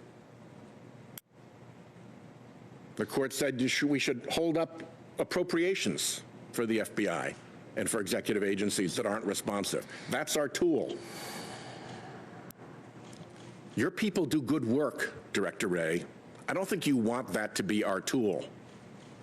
But you can't be in a situation in which you don't answer our questions, you create rigmarole logjams, and when there's a political interest in getting information out to the committee, suddenly none of that rigmarole pertains. Suddenly, everybody gets their hands on all the information that they need just as soon as they need it. And by the way, I believe on a partisan basis, not shared with both sides of the committee. Say rigmarole. So before we get to clearing up whatever else we need to get cleared up, all the stuff that's backed up behind our questions, we got to get through the problem of why you're not answering our questions. And we've got to clear that up.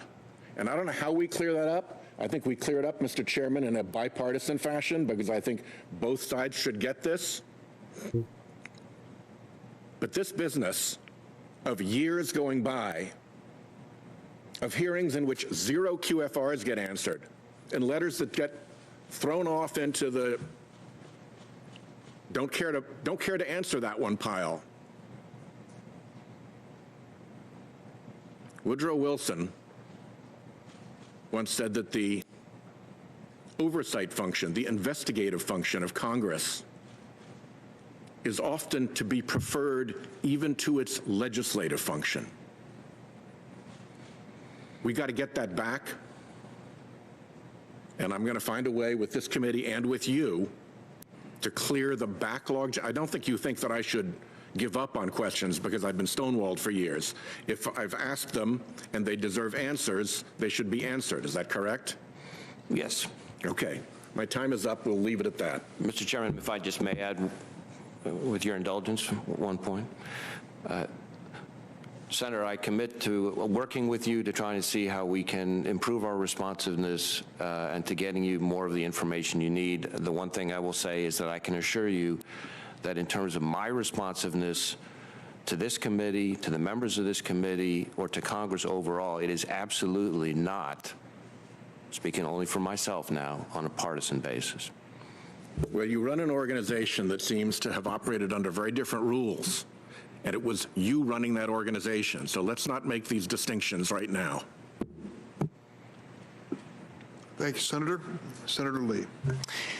Thank you, Mr. Chairman. Thanks, Director Wray, for being here and for your service to our country. Like literally every other person in this room, like literally every member of the United States Senate, I'm anxious to see those who committed unlawful, violent acts on January 6th brought to justice. I also believe that with this circumstance, like every other circumstance, we have to make sure that the civil liberties of the American people are protected, that we watch over them.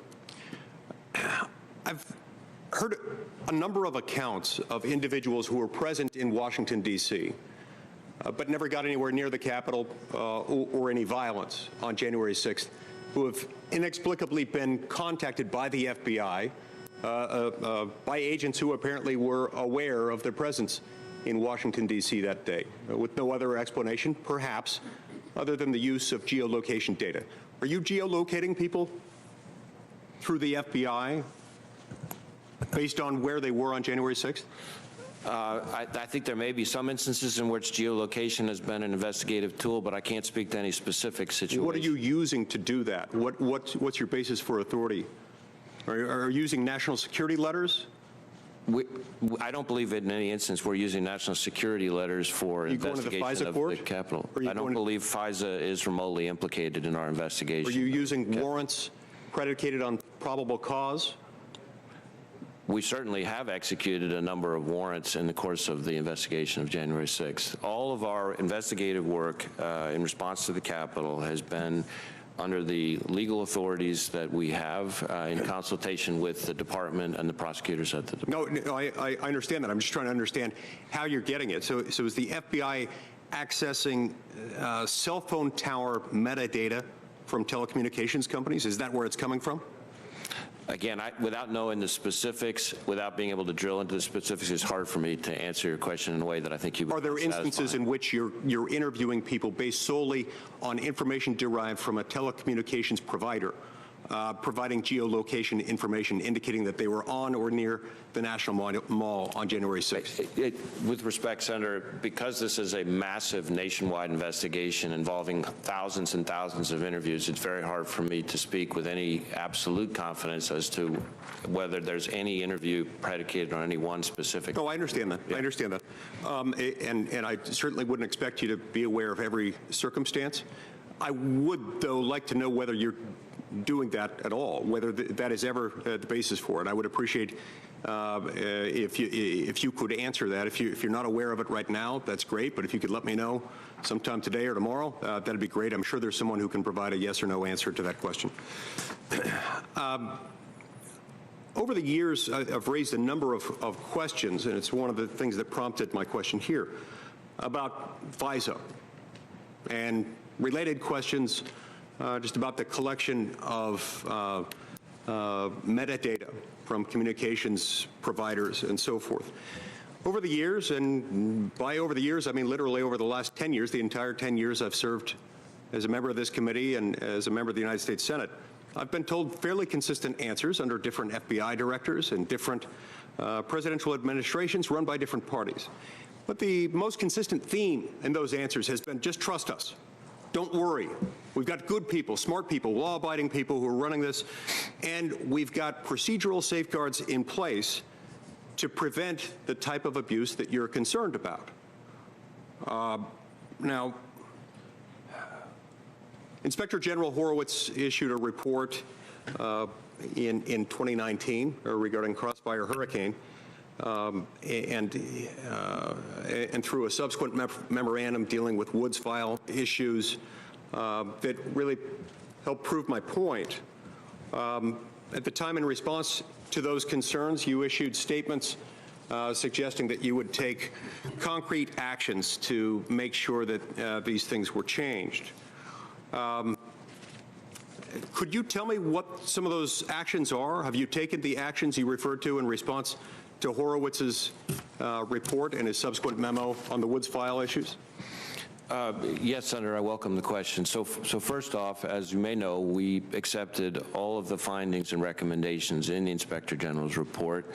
I ordered, at the time, over 40 corrective actions to go above and beyond the recommendations of the Inspector General's report, and those have been implemented.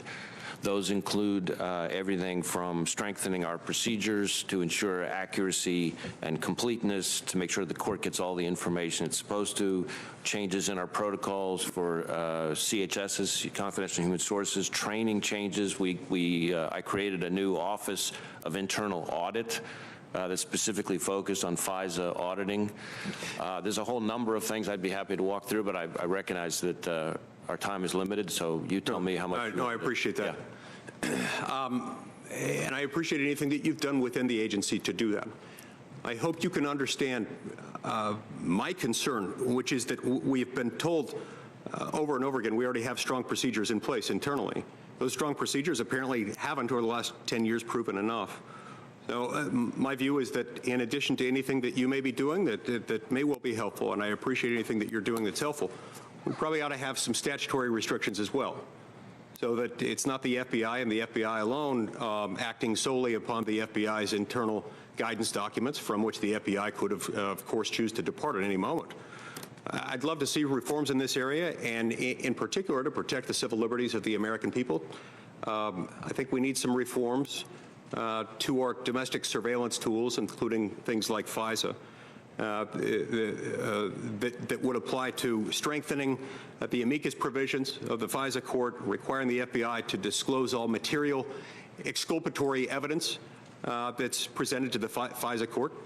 No less important here than in an Article III court sitting in its capacity of adjudicating criminal cases. In fact, if anything, it's more important here because in the FISA context, it's not public.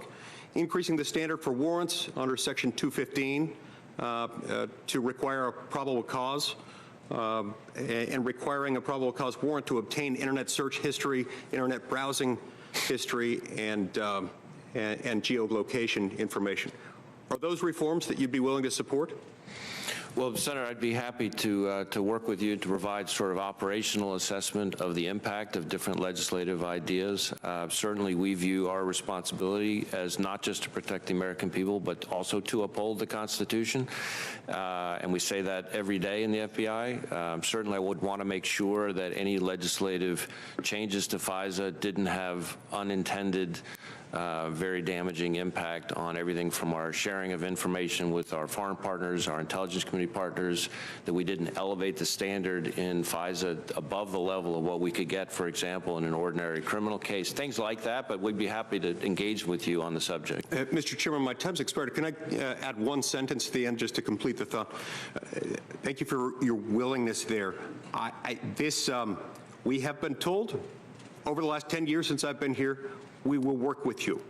We will work with you has translated into opposition from inside the FBI every single time we've tried to bring about one of those reforms. Every time. As sure as the sun will come up in the east tomorrow, we've been told by the FBI, you can't do that. Don't worry, we've got it with our own internal controls. I hope you'll be sympathetic to me this time around, recognizing that I've been told that over and over and over again. And we're not going to accept that answer anymore. Thank you. Thank you, Senator Lee. Senator Klobuchar. Thank you very much, Mr. Chair. Welcome, Director Wray. You and I have talked many times, and I appreciate the work of your agents in Minnesota, whether it's investigating buildings that have been attacked and burned, or whether it is the work that your agents did in investigating the bombing of a mosque in Minnesota, which resulted in indictments and conviction. So I thank you for that. So last week I chaired a joint hearing of the Rules and Homeland Security Committees on what happened on January 6th. We're having another joint hearing with Homeland Security tomorrow. Several members of this committee participated in that. And I want to start out with something that became an issue in the hearing really because of one member's questions. Our witnesses all agreed that there is now clear evidence that supports the conclusion that this insurrection was planned and a coordinated attack on the Capitol, that white supremacists and extremist groups were involved, and that what happened would have been much more dangerous if not for the brave actions of law enforcement. Would you agree with that? Certainly there were aspects of it that were planned and coordinated, but yes. Mm-hmm. Well, there was I just noted that just today, reporting in the Washington Post, that on Monday, a complaint was filed against a member of the Proud Boys in Washington State, where federal prosecutors alleged that, in fact, there were plans made for many different entries into the Capitol. Is that correct? Yes. There have been a growing number of charges as we continue to build out the investigation.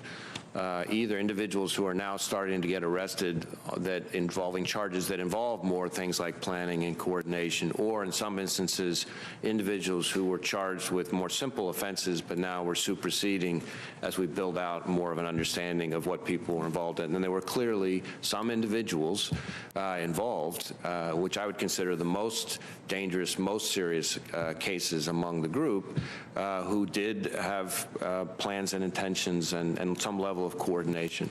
And I think you've arrested now 20 members of that group, or filed, is that right?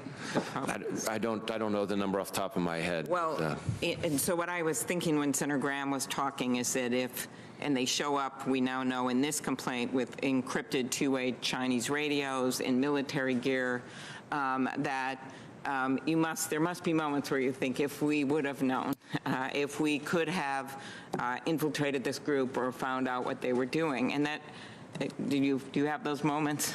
Absolutely. I will tell you, Senator, and this is something I feel passionately about. that anytime there's an attack, our standard at the FBI is we aim to bat 1,000. Right? And we aim to thwart every attack that's out there. So anytime there's an attack, especially one that's this horrific, that strikes right at the heart of our system of government, right at the time the transfer of power is being discussed, you can be darn tootin' that we are focused very, very hard on how can we get better sources, better information, better analysis, so that we can make sure that something like what happened on January 6th never happens again. Okay. So there's been a lot of discussion about this Norfolk memo that arrived, as you noted, with key people in the Capitol Police and others the night before. They testified last week, the chief, that he didn't even know about it until the few days before our hearing.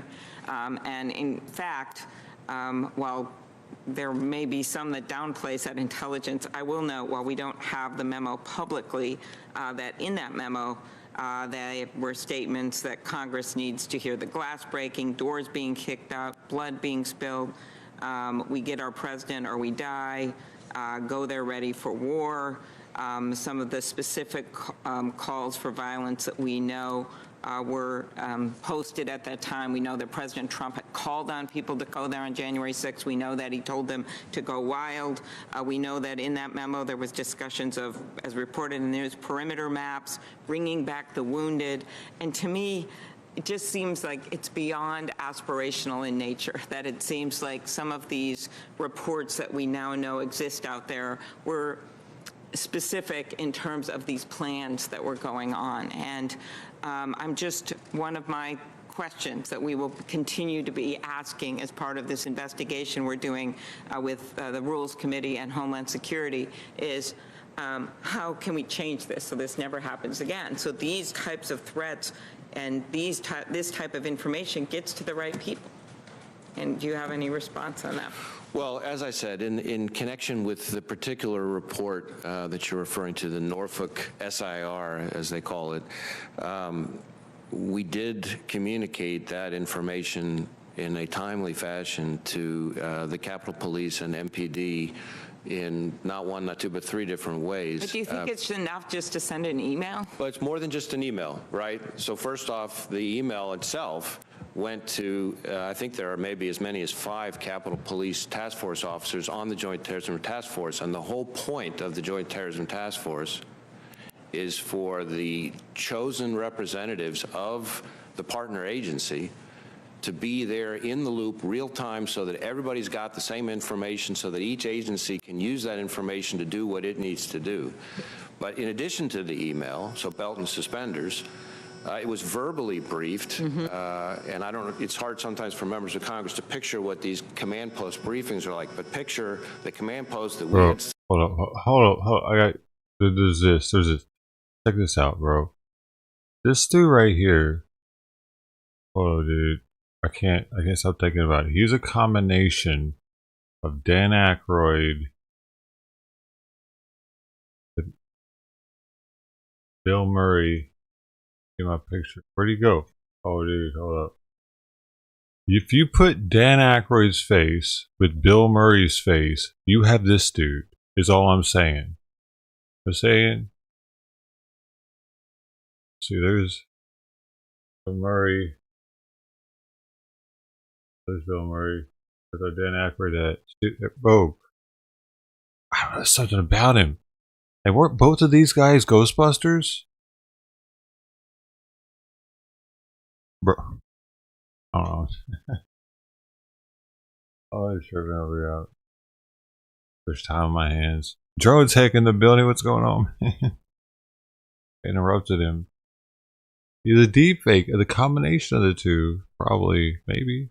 Stood up at the Washington field office, representatives of all these agencies in the. Because everybody loves those guys. They try to make them lovable. How's it going, Drone Tag? Dude, you just get here. How's it going, bro? Drone Tag, politics and ability. Better know. Y'all better recognize. Room room, people are coming up to the microphone one at a time saying, okay, now we're tracking this, we're seeing this, we don't know if it's real or not, but here's what we're seeing, and everybody's taking notes, and the whole idea is they're supposed to go back and pass it up their chain of command. And then third, in addition to that, it was put into the LEAP, the law enforcement portal, to make sure that everybody got it. So yes, you explained that. Having said that, I do not consider what happened on January 6th to be an acceptable result. And that's why we're looking so hard at figuring out how can the process be improved. Right. And some of this, of course, is the whole structure we have with this Capitol Police Board, that somehow the chief was still calling while the insurrection was going on, these two sergeant of arms to try to get permission to get the National Guard. And this clearly, there has to be some major changes to what's going on here. I acknowledge that, and I'm going to push for them. But there still, to me, seems like they rely on the FBI and other federal agencies to get information. And we know that the New York Police Department sent intelligence reports to them, to the Capitol Police, that's on them. And the FBI's Washington field office in late December indicating there'd be violence on January 6th. Any comments on that? So, well, I'm not familiar with the specific NYPD product you're referring to. I will tell you that we, the FBI, over the course of 2020, put out a number of intelligence products specifically warning about domestic violent extremism, including specifically warning about it in connection with the election, including specifically warning about that threat in relation to the election, continuing past Election Day itself and up through the inauguration, and including a product that I think we put out with DHS in December of 2020. So we have trying to push out information. I am reluctant to armchair quarterback anyone else in their jobs. I can tell you we at the FBI are determined to do our part to make sure that what happened on January 6th doesn't happen again. We find it personally infuriating anytime we're not able, as I said, to bat 1,000, and we're going to keep working to get better. Thank you. And I will say that the work you've done on your agents have done in investigating these cases, to me, that is very helpful to get those arrests out there and those prosecutions, not only because people should be brought to justice, but it, to me, is a major deterrent for people doing this again. Thank you. Thank you, Senator Klobuchar. Senator Cruz. Thank you, Mr. Chairman. Director Wray, welcome. Thank you for your service, and thank you for the heroic service of the men and women at the FBI. Congress has now heard from numerous law enforcement officials that there is significant evidence that the January 6th attack on the Capitol was premeditated, planned, and coordinated. And you just had an exchange with Senator Klobuchar where you, if I understood you correctly, expressed the FBI's view that it was indeed planned and coordinated. I recognize this is an ongoing investigation and that you're still learning the details, but at this point, what do we know about the planning and coordination that occurred surrounding the January 6th attack? So I guess let me step back and say, first thing is there are sort of three groups of people involved in January 6th. The first group, the largest group, the group we need to spend the least time talking about is peaceful, maybe rowdy protesters, but who weren't violating the law. Then there's a second group, think of a reverse pyramid, a second group that is people who may have come intending to just be part of peaceful protests, but either swept up in the motives or emotion or whatever, engaged in kind of low-level criminal behavior, trespass, say, on the Capitol grounds, but not breaching the building. Still criminal conduct still needs to be addressed, but more on the fly, in the moment, opportunistic. The third group, the smallest group numerically, but by far and away the most serious group, are those who breached the Capitol grounds, who engaged in violence against law enforcement, who attempted to disrupt the members of Congress in the conduct of their constitutional responsibilities. And of those, some of those people clearly came to Washington, we now know, with plans and intentions to engage in the worst kind of violence we would consider domestic terrorism. And so some of that coordination appears to have been coordinated travel, coordinated meeting up, coordinated in terms of what kind of gear they might be wearing or bringing with them, that kind of thing. Again, ongoing, obviously ongoing, much more to come, but. Often in an investigation, law enforcement follows the money. Is there evidence at this point of coordinated funding prior to January 6th, providing military equipment, providing communications equipment, or the like? Certainly, that's a topic that we're looking at. I don't know that there's anything I can say right now in terms of. Fuck. Hey man, what happened? Dude, it just got off.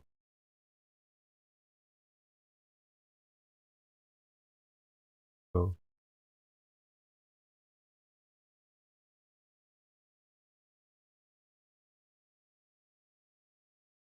My condolences Bro. for the loss. Welcome, Director Ray. But do you think it's an Officer Sicknick, and there obviously is considerable interest and concern in the Senate and across the country as to the circumstances of Officer Sicknick's death. There have been conflicting reports of domestic terrorism, and so some of that coordination appears to have been coordinated travel, coordinated meeting up, coordinated in terms of what kind of gear they might be wearing or bringing with them, that kind of thing. Again, ongoing, obviously ongoing, much more to come, but. Often in an investigation, law enforcement follows shit, there was an update on the. Y'all want to hear the update? At this point of coordination. Do you want to hear the update on the 15 dead people to see if they're migrants or not? Hold on, I gotta know. Dude. Oh man! All right, if you guys haven't heard, 15 people were killed. An SUV was hit by this gravel truck, and apparently this dude gave an update. I gotta know. Involving two vehicles, which occurred on SR 115 at Norris Road. The vehicles involved were a big rig hauling 2 trailers and a maroon Ford Expedition. The big rig was traveling northbound on SR 115, south of Norris Road at an unknown speed. The Ford Expedition was westbound on Norris Road, just east of SR 115 at the intersection. At this point, it's unknown whether or not the Expedition stopped at the stop sign, but it did enter the intersection in front of the big rig. Subsequently, the big rig collided with the left side of the Ford Expedition. As a result of this collision, the driver of the big rig sustained moderate injuries and was transported to Desert Regional Medical Center, where his injuries are being treated. There were 25 occupants in the Ford Expedition, including the driver. Unfortunately, 12 of the occupants, including the driver, succumbed to the injuries on scene. One other person was transported to the hospital, where they also succumbed to the injuries. The other occupants who survived, who were in various stages, were transported to El Centro Regional Medical Center, Pioneers Memorial Hospital, Desert Regional Medical Center, and they're being treated for the injuries as we speak. Our multidisciplinary accident investigation team from Border Division is handling this collision and is going to make sure that we have a thorough and complete investigation completed. It'd be premature for me to discuss or speculate what caused this collision. What we have to keep in mind is that 13 people died in this crash. We owe it to the families and those killed and injured, as well as the public, to conduct a thorough and complete investigation. Once the investigation is complete, it will be thoroughly reviewed and, as appropriate, presented to the District Attorney's Office. We had several allied agencies that we work with here collectively in the area that helped us out today. The allied agencies were Holtville Fire Department, Imperial County Sheriff's Office, and Imperial County Coroner's Office, as well as Imperial County Fire and U.S. Border Patrol, who also responded out to render aid to all of the people involved in this collision. It's a very sad situation. We're working collectively with these agencies to make sure that we find out exactly what happened and come to a resolution for this. That's it.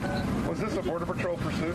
This was not a Border Patrol pursuit. This is not associated with any allied agencies. We're not sure exactly what caused the collision, but there was no law enforcement involved with this incident. Did the judge how 25 passengers would have been in that Ford Expedition, and the age range we're talking about in terms of fatalities and those injuries? The age ranges are 16 to 55 for the injured and 20 to 55 for those that passed away. Obviously, that vehicle is not meant for that many people. It's unfortunate that that number of people were put into that vehicle because there's not enough safety restraints to safely keep those people like that would have mattered. The vehicle. There are numerous people that were ejected onto the roadway as a result of this collision.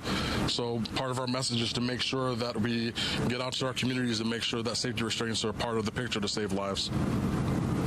They are Mexican people? We are working working with the Mexican consulate to determine exactly who was in the vehicle and make sure we notify the next of kin. Do we know if they were foreign workers? We don't at this point. Can you identify the driver? We have identified the driver, but we can't release the name at this point. Have you determined if any of them are U.S. citizens? We have not. Jeez. So the hospital just had a presser and they said that there were kids inside, children inside the USB. Can you confirm that? Is that Mexican consulate working with? There were children in the vehicle, but we don't have all the ages as of yet. You said no kids died, though. And you said you didn't know the rate of speed of the semi. How about the other we don't know the rate of speed of either vehicle, so our accident investigation team will utilize their techniques and their equipment to determine the rate of speed prior to the collision and at the time of the impact of the collision. Do you see a lot of accidents out here? We see accidents all over the place, and our message to everyone in the public is to, one, watch their speed and to make sure that they're wearing their safety restraints in case they're involved in a collision so that they're not potentially ejected from the vehicles. Do we know how long this road will be closed for the investigation? It's going to be closed for quite a few hours. I can't speculate on how long because we want to make sure that we gather all of the evidence necessary to make sure we do a comprehensive investigation. Thank you, sir. Thank you. So before you go, can you confirm again the total number of occupants? Because from the hospital, they said, a different figure as well as the numbers received. Okay, the occupants in the SUV was 25, one occupant in the big rig. In the SUV, we had 12 fatalities on scene. One person passed away at the hospital for a total of 13 people that passed away. Can you describe the scene where people ejected? Were they all in the SUVs? What did it look like? So some people were ejected onto the pavement, onto the ground, that passed away as a result of those injuries. Other people were found deceased within the vehicle, and then some of the walking wounded were able to pull themselves out of the vehicles, and they were out as well. So the number of ejected is unclear because once personnel arrived on scene, there were some that were wandering around and some that were already passed away. I understand with the impact, obviously, people were thrown around, but were you able to tell how many were in the front, how many were in the middle, how many were in the back, how they packed that many people in? No, at this point, it's only speculation. We couldn't tell you where they were seated in the vehicle. Were all the seats in the vehicle, or did they remove a second or third row? At this point, we haven't really got into that aspect of the investigation. Good God. Can you tell us how Border Patrol is helping with the investigation? Bullshit. Border Patrol is helping us with Spanish language translations, as well as life-saving aid for all the folks that were involved in the collision. When you look at how many people were in the vehicle and the speed, that may have happened here, did it look like there was some sort of a smuggling or immigration issue? We really can't speak to that point. It's hard to really determine something like that. What's more important for me is to make sure that the families are notified and we do a thorough investigation to make sure that we know what the cause of the collision was. But there's a kid dead. More in detail what we're looking at here. Obviously, we're seeing the positioning of that big rig and, of course, the Ford Expedition. You see the skid marks on the road right now. So could you just tell us, for example, what you think happened in terms of how it landed in this position? I really couldn't speak to that because that's what the investigative process is for. All we can say that those two vehicles did interact and it caused some fatalities as a result of that collision. But we don't want to be premature about the cause of the collision or speeds or anything of that nature. So we have to make sure we have a comprehensive investigation completed before we really speak about exactly what happened and how the vehicles ended up in that position. So it's going pretty bad. The driver of the SUV did pass away, yes. Thank you for your time, sir. One next question. Yes. Can you spell your first name, please? Pardon me? Can you spell your first name, please? Omar, O-M-A-R. My first name? Yes. Omar, O-M-A-R. Can we have the translation for Spanish news? Yes. So, dude, I feel like they know whether or not the seats were in the SUV, dude.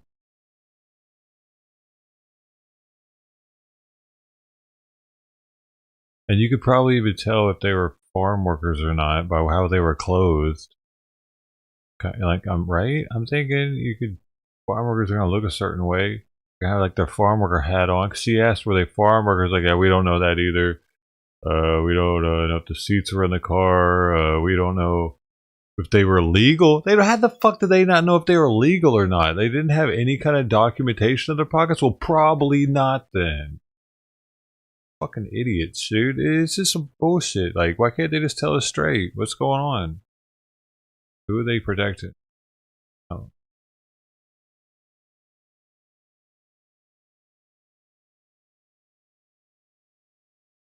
Because he said he didn't know how old the kids were, but she also said that like the numbers weren't matching up on shit. I feel like they're leaving the kids out on the numbers somewhere. That's why I said that. I feel like it's bullshit. Maybe it was like, what a weird question that dude asked. Was this a pursuit by the Border Patrol? Like, what if the Border Patrol was actually involved with that shit, chasing them, and it caused some kind of crazy accident? They talked to the local good old boys. Hey man, bro, the accident, they wrecked. Holy shit! I don't know. I doubt it, but I'm sure they'd have records of all that. But what if it was some kind of sting operation? It's weird, dude. The car just gets T-boned like that.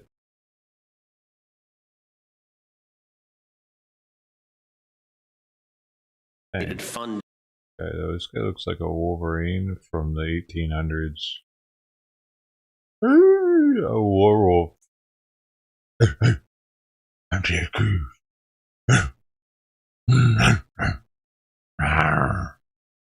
That's what he should be for Halloween. A wolfman. Imperial is a bit far from the Border Patrol. Is it? No, it's in Holtzville. Holtzville is where it was located. So that's like looking at this map right here. This is a Yuma, and that's the Yuma. Isn't there a border crossing at Yuma?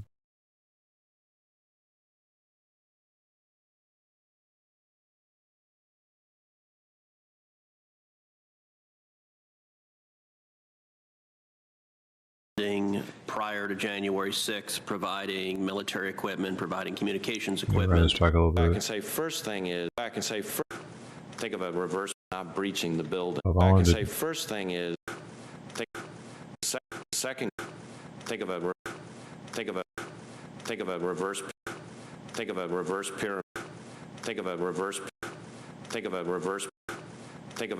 pyramid. A second group. You don't see them doing hand motions that often. It was intending nice. to just be part of peaceful protests, but either swept up in the motives or emotion or whatever, engaged in kind of low-level criminal behavior, trespass, say, on the Capitol grounds, but not breaching the building. Still criminal conduct, still needs to be addressed, but more on the fly. Might have rolled it back a minute too much. The third group, the smallest group numerically, but by far and away the most serious group, are those who breached the Capitol grounds, who engaged in violence against law enforcement, who attempted to disrupt the members of Congress in the conduct of their constitutional responsibilities. And of those, some of those people clearly came to Washington, we now know, with plans and intentions to engage in the worst kind of violence we would consider domestic terrorism. And so some of that coordination appears to have been coordinated travel, coordinated meeting up, coordinated in terms of what kind of gear they might be wearing or bringing with them, that kind of thing.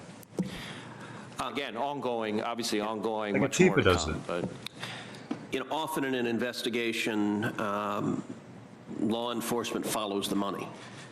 Is there evidence at this point of coordinated funding prior to January 6th, providing military equipment, providing communications equipment, or the like? Certainly, that's a topic that we're looking at. I don't know that there's anything I can say right now in terms of funding or coordinated funding.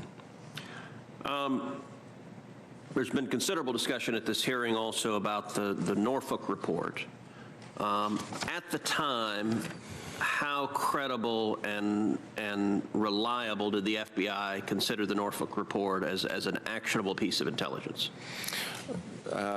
Senator, my understanding is that our folks at the time viewed it as raw, unverified, and therefore of unknown reliability information. But because of the level of detail that was in it, and some of this is art, not science, unfortunately, in the world of intelligence, the judgment was that given the press of time, given the specificity in it, even though it sounded somewhat aspirational in nature and was unverified, the smartest thing to do, the most prudent thing to do was just to push it to the people who needed to get it. And as I said, that happened 3 different ways.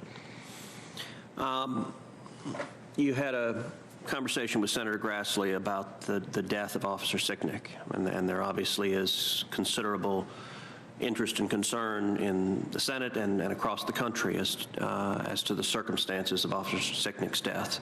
There have been conflicting reports about the circumstances of his death. You told Senator Grassley the FBI at this point is not in a position to confirm a cause of death. Is there any information that the FBI can share with the American people about what we know of the circumstances surrounding his tragic death? Although I'm certainly understand and appreciate the keen interest in it for all the reasons we've discussed, at the moment, other than to say the Capitol Police has, of course, categorized it, I think appropriately, as a line of duty death, there's nothing really that I can share right now. Certainly, I understand why it's very much top of mind for people, and I think it speaks well of the members of Congress that they're so interested in somebody who's lost his life protecting all of you. So as soon as we're in a position when the investigation has gotten to a stage where we can share information, we want to be able to do that. Now let's talk more broadly about domestic terrorism, because the riot on January 6th didn't come out of nowhere. And last year, the Department of Justice created a task force to investigate and understand the growth of political violence. The memo creating the task force states, amid peaceful demonstrations protected by the First Amendment, we have seen anti-government extremists engage in indefensible acts of violence designed to undermine public order. Among other lawless conduct, these extremists have violently attacked police officers and other government officials, destroyed public and private property, and threatened innocent people. Is that task force still operating? I know the work that the task force began is still ongoing. In the past year, we have seen massive rioting and violence as extremists, many of them leftist extremists, took to the streets across the country. In just 2 weeks at the end of May and early June, over 700 law enforcement officers were injured.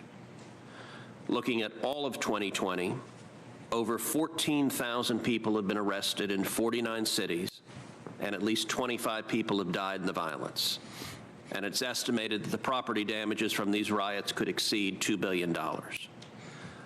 What is the FBI doing to counter this ongoing pattern of domestic terrorism?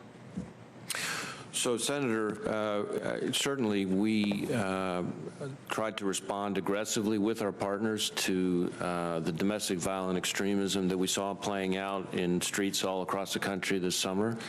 Most of that activity, a lot of that activity, I would say, fell in what we would categorize as anti-government, anti-authority violent extremism.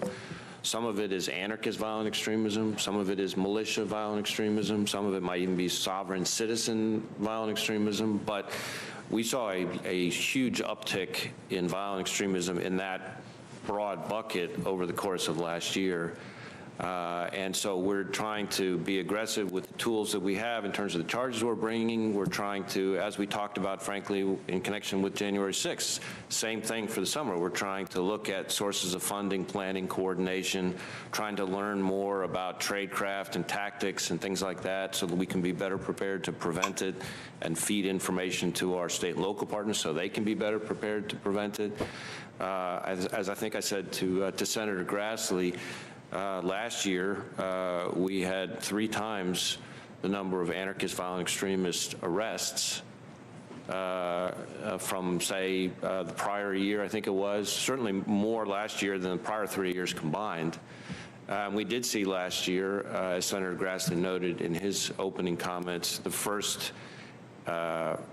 murder by an anarchist violent extremist last year in quite some time, certainly. Which was the individual who in Portland killed a supporter of an opposing viewpoint. And then the individual in question, the violent extremist, was himself killed in a shootout as the marshals were trying to apprehend him. Thank you.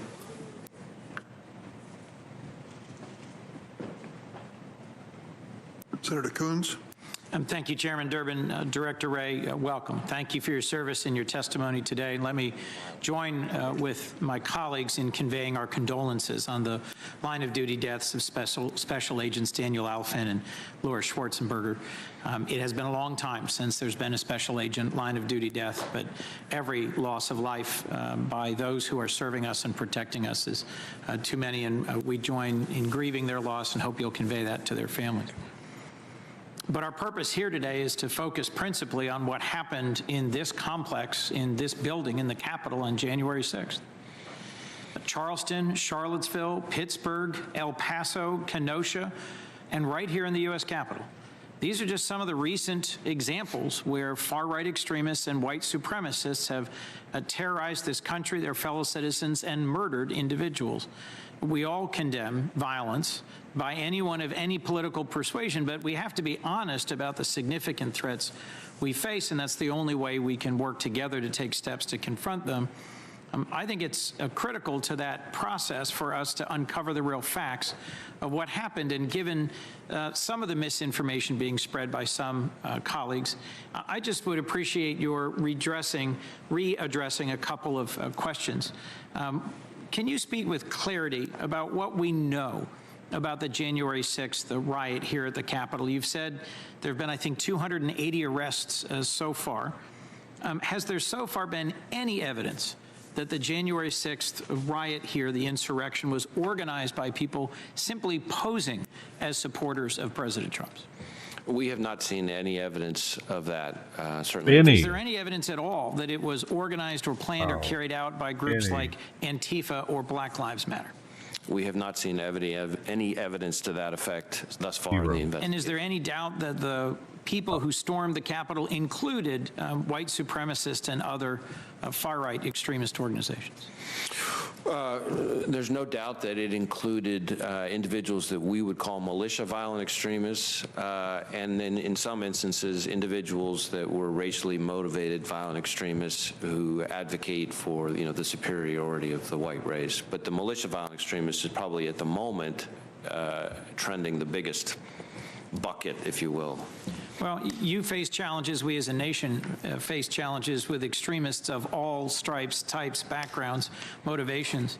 As the new chair of the Subcommittee on Privacy and Technology and Law, I'm concerned about how extremists have used social media platforms to organize and incite violence, and in some ways about how social media platforms work to accentuate or accelerate those who have extreme views and to potentially radicalize those who don't hold those views. I led a letter with 14 colleagues last November to Facebook raising concerns about the adequacy of their enforcement of their own policies against violence and incitement. Can you speak to the extent to which the January 6th attack on the Capitol was organized through social media platforms? So certainly social media on January 6th, as for the domestic violent extremist threat more broadly, has become a major factor, a catalyst, if you will. The increased speed, dissemination, efficiency, accessibility that it provides, it facilitates a greater interconnected nature in a more decentralized way. And so I sometimes say terrorism today, and we saw it on the 6th, moves at the speed of social media. And we try to work with social media companies to get them to more aggressively use the tools that they have to police their own platforms under terms of service, et cetera, and in particular to cooperate with us so that we can bring justice for those who hijack these companies' platforms to engage in some of the conduct we're talking about.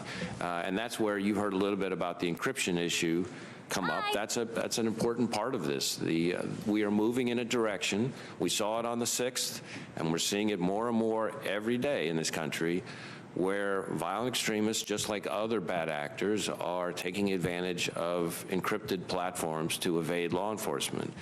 And the social media companies and the technology companies are moving more and more in a direction where if we don't come up collectively with some kind of solution, It's not going to matter how bulletproof the legal process is or how horrific the crime is or how heartbreaking the victims are.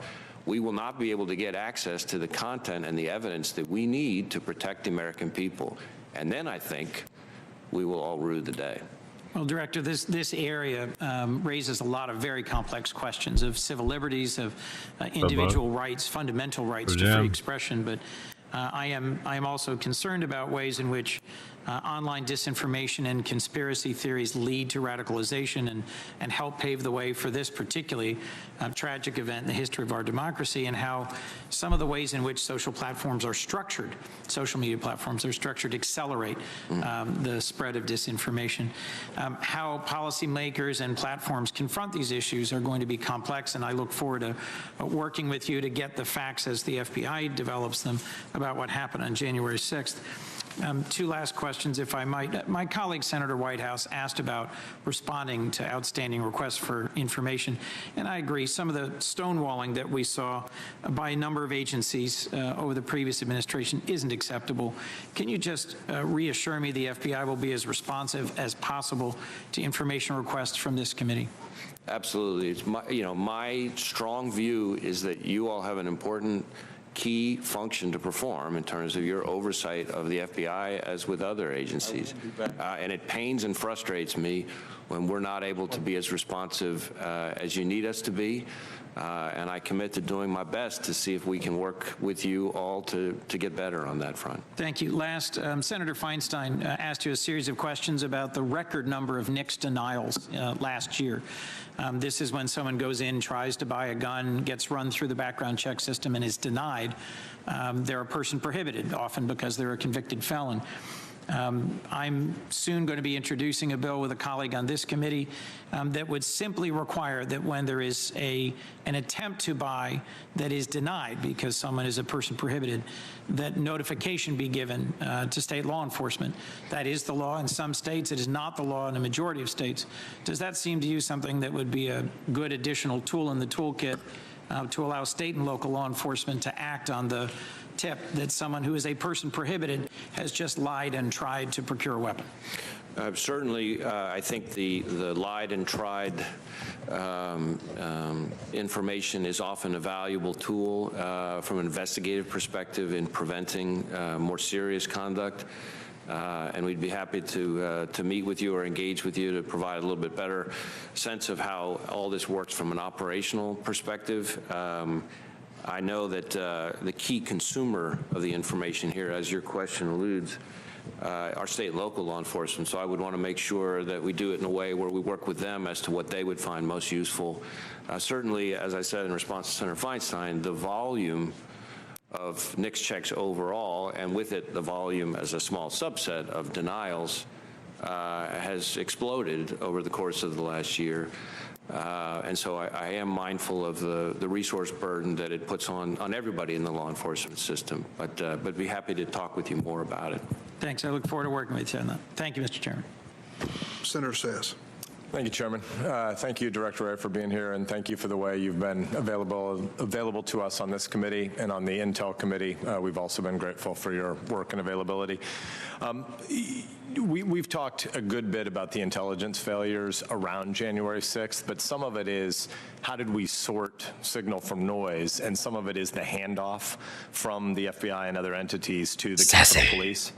As you do an after action, how much of the problem is the challenge of navigating a social media world where any drunk guy in a bar now has amplification that he can be heard around the world, and lots of it is just drunk guy in a bar ranting, and some of it is more particular threats because people can find communities of kind of warped belief with other people if they're planning something wicked on social media. How much of it is the filtering through social media for you to make sense of it, and how much of the January 6th failure was the handoff from the FBI to Capitol Police?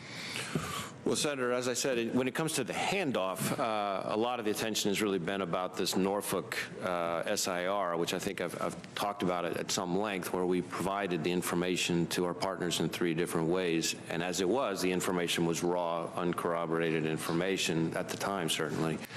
I think the other part of your question, the filter, the social media piece of it, is a huge issue. And it's something that we and everybody in law enforcement struggles with right now. You know, you used the drunk guy example. I guess that sometimes I refer to it. Used to be that some angry, demented guy living in mom's basement, not that there's anything wrong with that, you know, in one part of the country is now able to communicate with the similarly angry guy in grandma's attic in another part of the country, and they get each other spun up now. And how to separate who's being aspirational versus who's being intentional. It won't shock you to learn, and hopefully not other members of the committee, that the amount of angry, hateful, unspeakable, combative, violent even rhetoric on social media exceeds what anybody in their worst imagination is out there. And so trying to figure out who's just saying, you know what we ought to do is X, or everybody ought to do X, versus the person who's doing that and actually getting traction and then getting followers. And of course, that's assuming they're not communicating through encrypted channels about all that stuff, is one of the hardest things there is to do in today's world with the nature of the violent extremism threat we face. Social media companies play a huge role in helping us with that. But you often hear us say, if you see something, say something. To me, the refinement here would be, if Americans see something on social media that seems to have crossed that line, they need to say something, because that's going to be our best source of information to prevent this. So it's helpful. I've heard from Nebraska law enforcement before. At one level, they don't really know what to do with, if you see something, say something, because it's not clear exactly where they hand that information. So let's talk a little bit more about the handoff between state and local law enforcement, as Senator Coons was, and the Bureau, but also between technology platform content moderation and the Bureau. But first, just inside the Bureau, give us comfort that we're getting a lot better at this, because I don't think we're giving you enough resources to get the right kind of new human capital you're going to need, but I'd love to be wrong. So go from 3 years ago to a year ago to today, and a day to a year from now. How are we getting better at filtering signal from noise, and what kind of new human capital are you hiring that should give us confidence that we're going to get better in this world that is exploding with lots of online rant? Well, certainly, there's a number of things we're trying to do to get better, and I think we are making progress, but all of it, as you referenced, requires resources. So there's a data analytics piece, because the volume is so significant that we need to get better at being able to analyze the data that we have, to do it in a timely way, to separate the wheat from the chaff. And that requires both tools, analytical tools, and we've had requests for those in the budgets the last couple of years, but also people, data analysts, who can devote their time to that, who have the experience.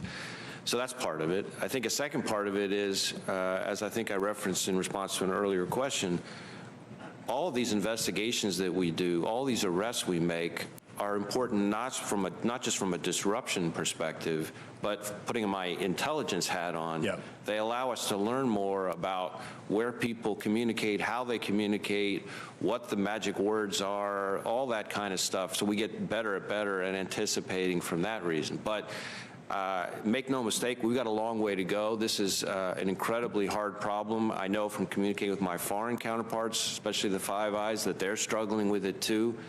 As to your point about people knowing where to go, you know, I will tell you that our tip line, our public access tip line, both the email tips and the phone tips, have exploded in volume, and we're doing things to kind of get that information out to state and local law enforcement much more quickly.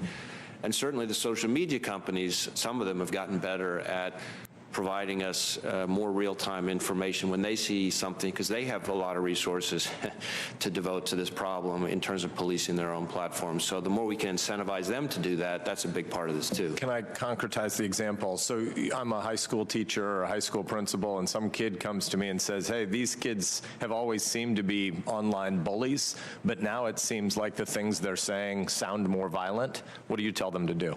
Contact your local FBI field office. So it is FBI, it's not your local police department? Well, I think they could also contact state and local law enforcement. We all now work so closely together that I think we view a call to one as a call to us all. If we get the information, we're 9 times out of 10 going to be pushing it to state and local law enforcement as quickly as we can. We do a lot of outreach to the high schools like you're talking about, meeting with teachers, meeting with students, meeting with parents, to try to get them to understand better what to be on the lookout for, what might be that indicator. Because the one thing we know, whether it's any kind of domestic violent extremism we've talked about here this morning, or frankly just the horrific active shooter, school shooter situation, is that when you look back on the path to the key moment, almost every single time there was a friend, a family member, a neighbor, a classmate, a coworker, somebody who knew the person well enough to know this is their baseline. They've now changed in a way that's scary to me, and no one knows better than the person who knows them well. And that's the person we need to come forward. When they do, and they're doing it more and more, we're able to get in front of it. I'm basically at time, so I won't ask a question here, but I'll flag one that I want to continue talking with you about. I would love to hear your big national pitch for these data analysts, because we need more great human capital to serve their country in this way. But I also want to be sure that our training for these data analysts have First Amendment sensibilities about what they're there to do. They're looking for violence. They're not looking there to be the national speech police. So look forward to continuing that conversation. Thanks for your work. Absolutely. Thanks, Senator Sass. Senator Blumenthal.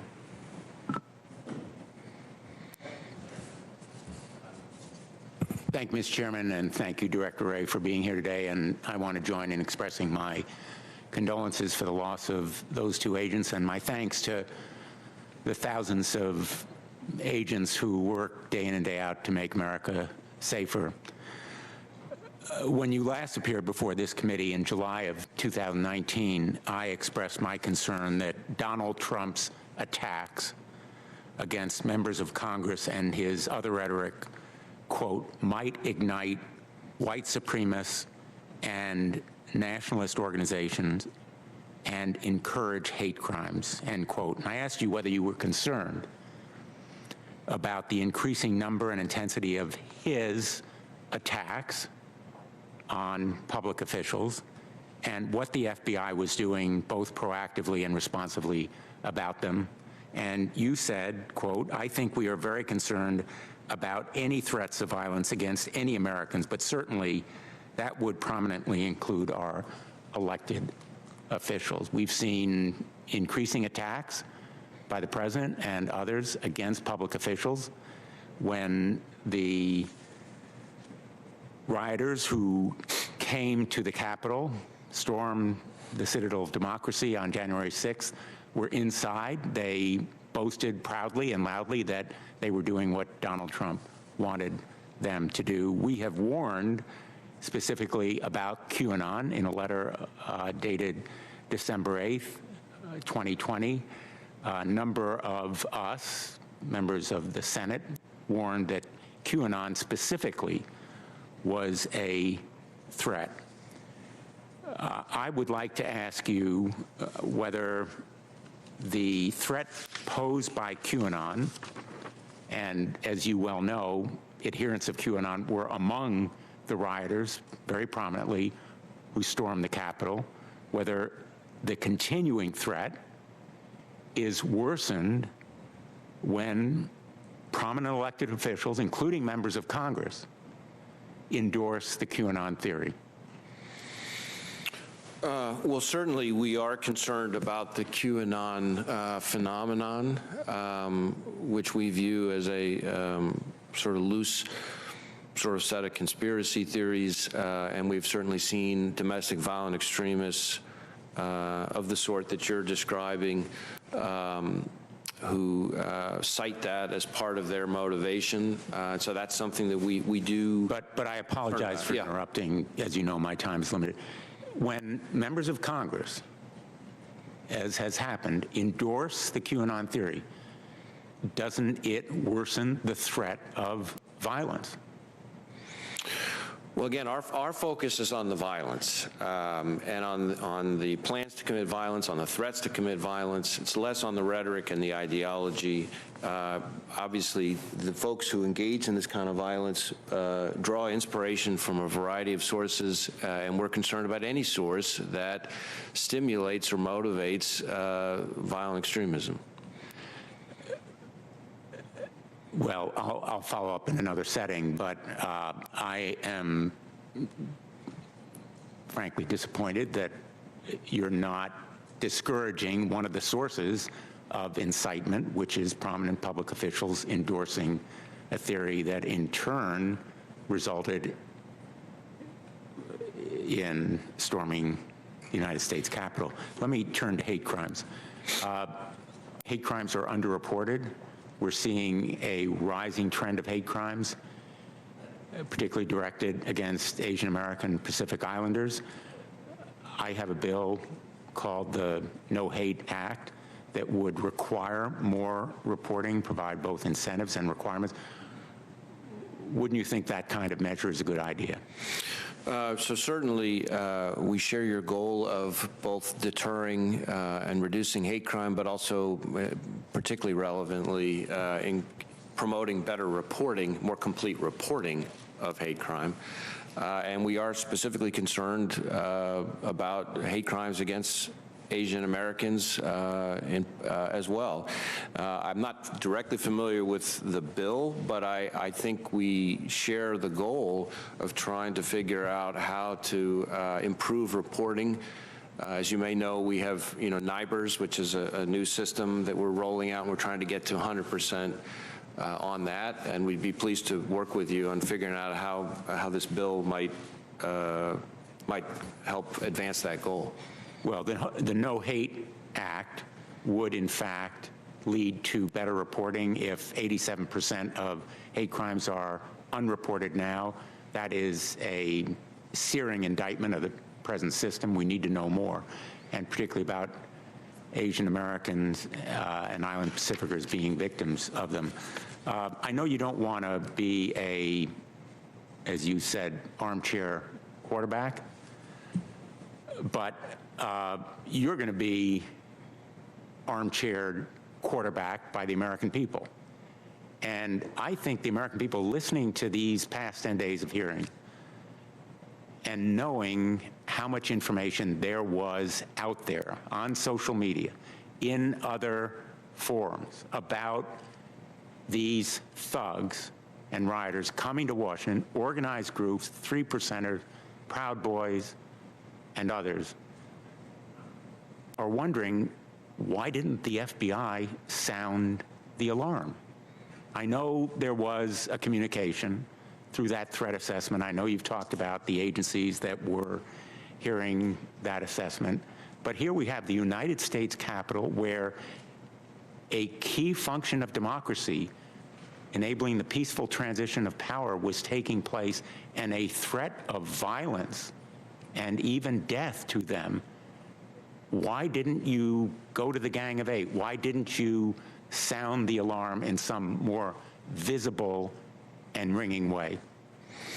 Well, Senator, I guess a couple things. One, over the course of 2020, we repeatedly put out intelligence products on this very issue. Domestic violent extremism is specifically tied to the election, domestic violent extremism specifically tied to the election and continuing beyond the election up through the inauguration, and specifically in December of 2020.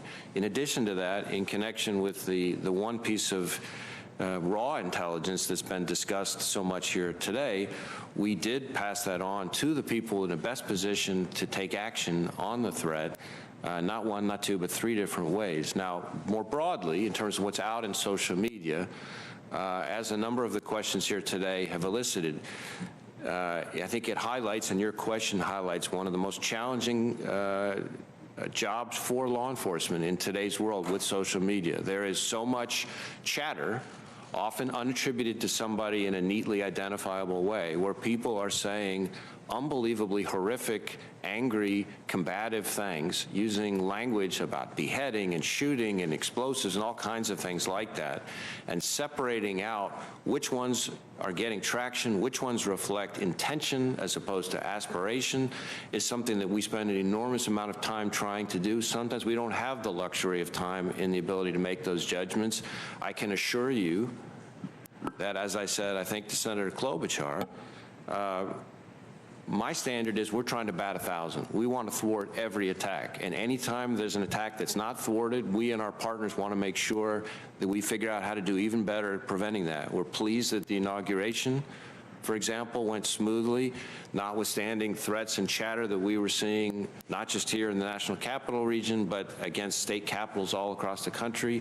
And our focus was on engaging with all of our partners, our state and local partners. I did a conference call with like 1,000+ police chiefs from around the country about the state capitals. That's the kind of thing we were doing to try to make sure that we're doing the grind, the hard work to get in front of the threat, and we're going to keep working at it every single day. I understand your response. What I don't understand is why this chatter, raw intelligence, didn't prompt a stronger warning, an alarm, going to the very top of the United States Congress, because clearly the United States Congress was under severe threat. Thank you, Senator. Thank you, Mr. Chairman. Senator Hawley. Thank you, Mr. Chairman. Director Wray, thanks for being here. Can I just go back to a series of questions that Senator Lee asked you? He asked you about the geolocation and metadata aspects and gathering related to the gathering of metadata, that is, related to your investigation into the January 6th riot.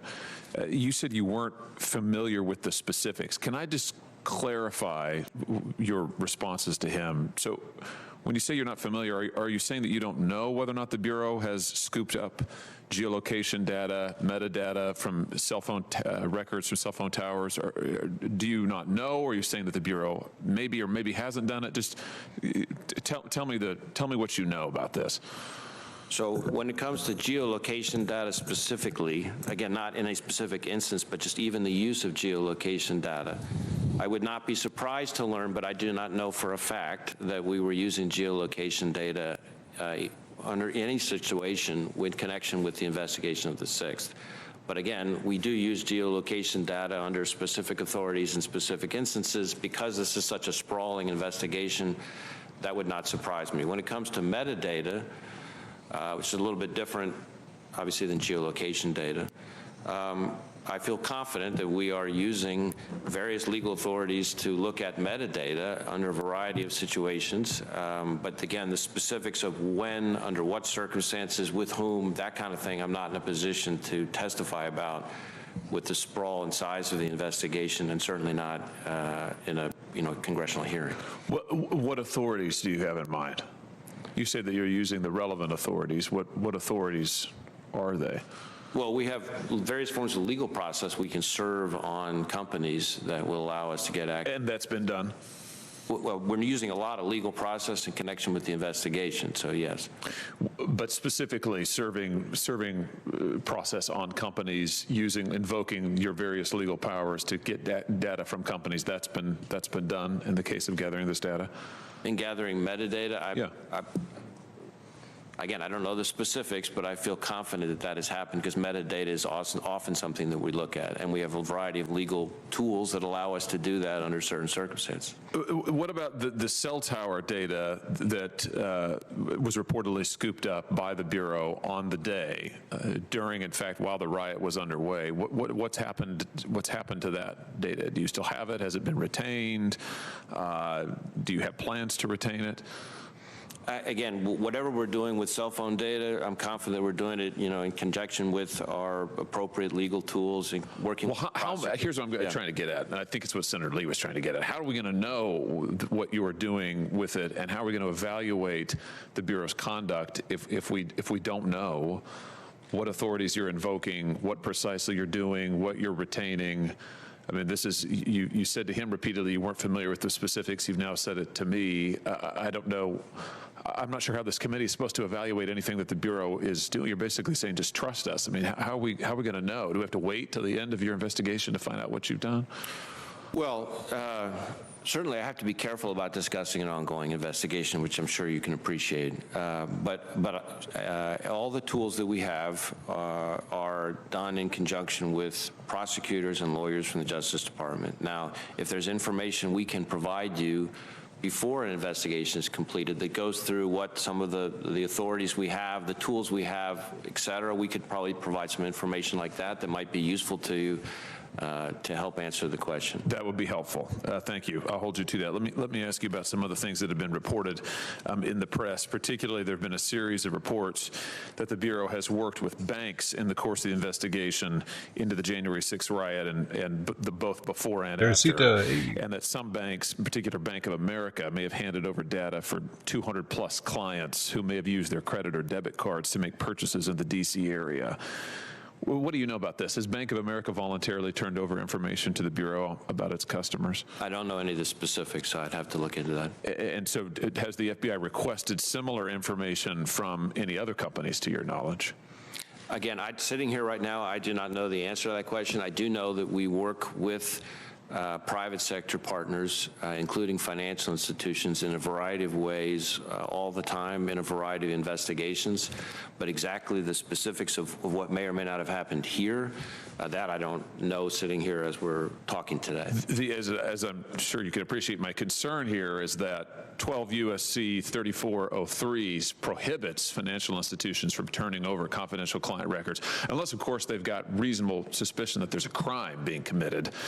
Now, the news reports on this have indicated that the financial institutions were doing this in cooperation with the Bureau without any such indication of a crime. They're just turning over reams of consumer data. That obviously would be a major legal problem, a major legal concern. Can you try and get me some answers to these questions? I appreciate you say you don't know today, you're not aware of what's going on, but can you look into this and follow up with me on this? I'd be happy to see if there's more information we can provide you on the subject. As I said, we have a variety of ways in which we engage with financial institutions in particular. And as you referenced, there's a number of legal authorities that describe when you can and cannot do that and how that's supposed to work. So I don't want to get out, as they say, over my skis and try to characterize what may have happened in this specific instance, but I'm happy to look into it and see if there's more information we can provide. What about some of the technology companies, Facebook, Google, Twitter, Apple, Amazon? Has the FBI had contacts with those tech platforms following the events of the 6th? We've certainly had contact with a number of the social media companies in connection with the 6th. So that much I know. Has the Bureau sought to compel any of those companies to turn over user data related to the 6th? Well, again, I can't tell you the specifics here, but what I will tell you is that I feel certain that we have served legal process on those companies, which we do with some frequency, and we have received information from some of those companies. And whether that's true of every single one of the companies you listed, I can't say for sure, but I suspect it is because we work with the social media companies quite a lot. Are you aware of any of the companies voluntarily turning over data to the Bureau in relationship to the events of the 6th? I can't, sitting here right now, I can't say for sure. Just one more question, Mr. Chairman. Time's almost expired. Is the FBI, are you currently pressuring any of these platforms, these social media platforms or tech platforms, to include backdoors in their software that would help defeat end-to-end encryption? Are we pressuring? Are you encouraging? Oh, are you pushing for? Are you?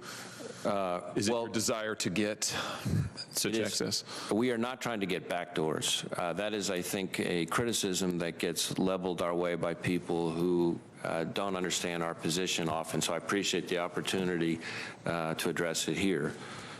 We are concerned about end-to-end encryption, especially default end-to-end encryption in connection with a lot of these platforms.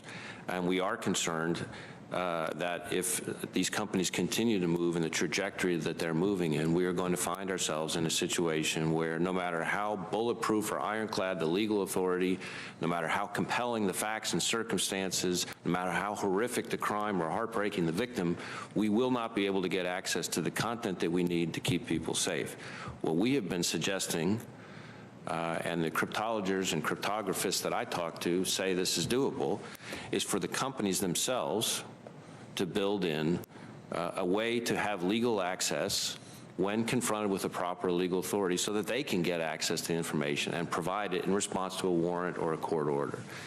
We're not going to have a key. We're not asking for a back door. That's a myth, an urban legend that has been directed our way. But this is a subject that I think the American people need to understand, because decisions that affect the life and blood of Americans all over this country, which normally are made by our elected representatives, are in effect getting made in corporate offices in big technology companies. And different people can come down in different places on that balancing, but I would submit that's a balancing that should be made up here and not by one company based on its business model. And in the context, for example, of child exploitation, we get, and to Facebook's great credit, we get millions of tips on child exploitation through NCMEC every year that help us prevent and rescue kids, hundreds of kids every year. If they move forward in the direction they're moving in, which is the direction, by the way, that Apple already went, we're going to be in a position where those tips, those leads, that content, that information will drop into the abyss. So the tips will be gone. The victims, all those kids will still be out there. The pedophiles that are exploiting them, they'll still be out there. The only thing that'll be different is that neither the company nor we in law enforcement will know who they are, where they are, or what they're doing. And I don't think that's a situation that we want to find ourselves in. So we would welcome the opportunity to work with the companies, perhaps encouraged or incentivized through Congress, to get to a situation where we can balance strong cybersecurity, absolutely. It's a key part of our mission as well at the FBI, along with strong flesh and blood security, especially for America's children. Thank you, Senator. Senator Hirono is on remote. Can you hear me, Senator? Yes. Thank you, Mr. Chairman. Director Ray, excuse me, Director Ray, following the January 6th insurrection, you and other senior law enforcement officials were missing from public view, and the people who were providing the briefings to the public were the D.C. acting U.S. attorney and the assistant director of the FBI's Washington field office. I hope you agree that at a time like this, it would be very important for high-level law enforcement people like you and others to have briefed the public to limit the spread of misinformation about what happened and who was behind what happened. Wouldn't you agree? Certainly, I agree it's important to prevent misinformation as much as we can, consistent with our legal responsibilities. And part of the misinformation that happened was that, and you've testified that so far there is no evidence of fake Trump supporters committing or provoking violence during the January 6th riot at the Capitol. That's part of the misinformation that got out. Were you aware of these false claims? Well, certainly along the way, we've seen a whole variety of claims from a variety of people about the investigation into the January 6th attack, just like with a lot of other high-profile attacks. Whether I can recall exactly when the first time I've heard that specific claim, I don't know for sure. This is part of the kind of false information and narrative that got out, blaming others such as Antifa for what happened. So that is why I think it is really important for you and others like you to be out front.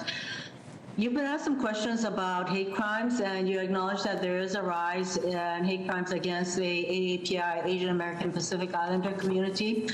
Wouldn't you agree that calling the COVID-19 the Kung flu or the China virus adds to the kind of targeted hate crimes that we are seeing a rise against the AAPI community? Well, I don't know that it's really my place as FBI director to start weighing in on rhetoric, but I can assure you that that's not a language I would ever use. And hate crimes against Asian Americans and Pacific Islanders is something that we are concerned about. We take very seriously. We are investigating where we have facts sufficient to do that. We're also engaged in a variety of forms of outreach to the public. I think we've done, 60 plus training or liaison events with the Asian American Pacific Islander community since just March of last year. We've put out intelligence reports to our partners about hate crimes against that community in particular, and it's something we take very seriously. I commend you for working with, I assume, local and state and local law enforcement entities, as well as community advocacy groups to deal with the rise in hate crimes against Asian Americans. And in fact, just a few weeks ago, there were lethal attacks on, there seems to be a targeting of senior Asians. And so lethal attacks in San Francisco and in New York. And I think these are totally unprovoked attacks.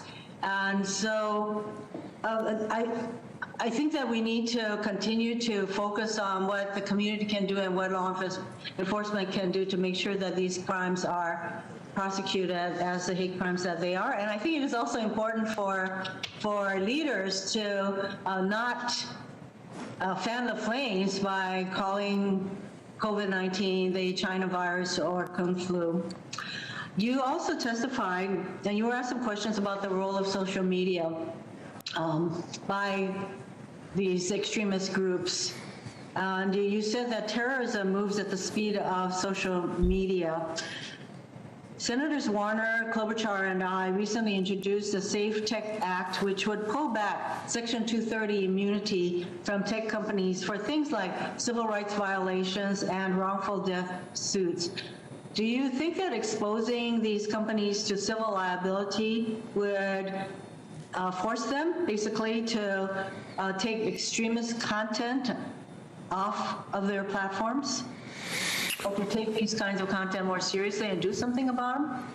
Well, Senator, I want to be careful not to get out ahead of the rest of the administration and weighing in on specific pieces of legislation. But having said that, I think there are a few things I could say. One is, while the immunity under Section 230 has obviously helped the evolution of the social media industry, it's also allowed it to avoid a lot of the burdens and risks that other brick and mortar companies have had to face. And it means that important decisions that affect many aspects of society that would normally be made by the people's elected representatives are now being made in corporate offices in the industry. And so while I can't comment on specific legislation, I certainly can tell you that I see the value, maybe it's the best way of putting it, of incentivizing online platforms to address both illicit content on their platforms and to assist law enforcement in bringing to justice criminals who use those platforms to victimize Americans.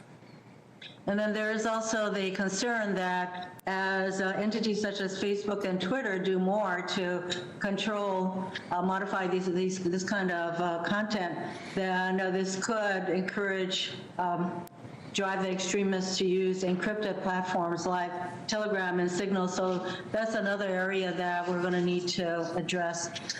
I wanted to turn briefly to your testimony that identifies lone wolf actors as a concern for you, and I think that with regard to lone wolf actors, we need probably a whole society approach. So what can we all do to deal with the problem of lone wolf extremists? So I appreciate the question. We do consider that the lone actor. I've sort of stopped using the term wolf because I feel like it gives them too much credit. But the lone actors, whether they're homegrown violent extremists or domestic violent extremists, is a real threat because because it's so pervasive, but B, because unlike somebody who's working as part of a large group, somebody acting alone has fewer people they're in contact with, which means fewer dots to connect, et cetera. It makes it that much harder for us to get in front of. What we desperately need is more and more situations where the members of the public who know that person, who see the transformation, who see things starting to change in a way that they know is different and has become much darker and more dangerous, those people to speak up, to contact law enforcement, whoever they trust in law enforcement, to alert people to the threat. And the good news, if there's any good news in this, is that we are seeing that happen more and more in this country. We've had lots of people, as heartbreaking as it must be, turn in family members when they see this transformation, because they know that having us or our partners intercede may not only prevent that person from committing an attack against an innocent American, but also may in some instances result in that person being off-ramped to get help, as opposed to potentially being killed by law enforcement or incarcerated or something else. So we need the people. We always say, if you see something, say something, and most people picture the abandoned backpack in a Greyhound bus terminal. Obviously, we want people to see something and say something there, but we also need people, if they see something about somebody, to say something. And the more of that we can have, and the more members of Congress as key voices in their communities, in your home states, can encourage people to do that, that's one of the key weapons we have as a country, to use your phrase, a whole of society defense against this threat. Thank you. Thank you, Mr. Chairman. Senator Cotton. Director Wray, welcome. First, I want to say I was deeply saddened by the loss of Special Agents Dan Alphen and Lauren Schwarzenberger, and I want to extend condolences to their families and to the agents who worked with them and the entire Bureau. My wife and I know many of your agents across the country, and we're extremely grateful for the work they do to keep our community safe. I want to turn to some of your written testimony. You say that the FBI assesses homegrown violent extremists as the greatest, most immediate international threat to the homeland. These extremists are U.S.-based individuals located in and radicalized primarily in the U.S. who are not receiving individualized direction from global jihad-inspired foreign terrorist organizations, but are inspired largely by ISIS and al-Qaeda to commit violence. So what you're saying there, Director Wray, if I understand it correctly, is that dangerous though the threat is from other kinds of extremists like racial supremacist groups or anarchist groups, the most dangerous threat we have in the country from extremism remains jihadists. Is that correct? Well, I think the key word there was international. I don't have the written statement for the record in front of me, but what I would say is we view, maybe step back, what we view as the most dangerous threat to Americans today is largely lone actors, some cases small cells, if you will, largely radicalized online, already here in the United States, attacking soft targets using crude, readily accessible weapons, motivated either by jihadist inspirations or by a variety of domestic inspirations. So we have the HVEs, the homegrown violent extremists, which are the jihadist-inspired, and we have the DVEs, the domestic violent extremists, who are inspired by domestic sources. That bucket, which have a lot in common with each other, is the greatest threat, the greatest terrorism threat we face as a country. Okay. I want to turn to another kind of potential terrorist threat. We talked a lot here about domestic terrorism. Obviously, international terrorism remains a serious threat. An important part of the federal government's counterterrorism work remains trying to prevent foreign terrorists from reaching our shores. Is that correct? Yes. And part of the screening process is checking our own criminal record and terrorism databases, but it does rely heavily on foreign governments, both providing us with data about criminal terrorist ties and also to document security practices so terrorists can't obtain fake IDs. Is that correct? Certainly, that's a part and part of kind of hardening our homeland defense, if you will. And your predecessor testified to Congress in 2015 that without cooperation from those governments, if a terrorist is not already in our own databases, we could, quote, query our database until the cows come home, but there will be nothing to show up, end quote, unless foreign governments work with us. Is that still the case? Certainly, we depend heavily on cooperation from foreign governments to make that kind of defense effective. Let's turn to a few of those foreign governments. Is it still the case that Syria and Iran are both nations that share little, if any, information with the United States about potential travelers or immigrants coming to our country? I will confess that I'm not sure I know the answer sitting here today, but I would be flabbergasted if the answer were anything other than yes, it's still the case. Still the case that Syria and Iran, I'm sorry, that Libya and Syria are both countries that lack effective control over significant parts of their territory and therefore cannot provide information from people coming from those parts of their country? I believe that to be the case. What about Myanmar, also known as Burma, where there was a military coup last week? Is it true that the United States now faces serious obstacles to vet individuals coming from Burma? I'm not sure I know the answer on Burma, but I suspect the answer is the same. And finally, in this rogues gallery, what about North Korea? Is it true that North Korea remains uncooperative in providing us information about North Korean nationals that might try to come to the United States? I have rarely heard North Korea come up in the context of cooperativeness. Thank you. I just want to note before we close on this topic that all of those nations, Syria, Iran, Libya, Burma, and North Korea, were among the nations from which President Biden lifted travel restrictions by executive order on his very first day in office without any plan in place to improve security for those travel situations. Each of them represents a real threat to the United States. I want to turn to another kind of threat we face, which is crime and gang violence in particular. Unfortunately, both drug trafficking and violent crime are now on the rise in the United States. Are street gangs driving a significant part of violent crime on streets across America?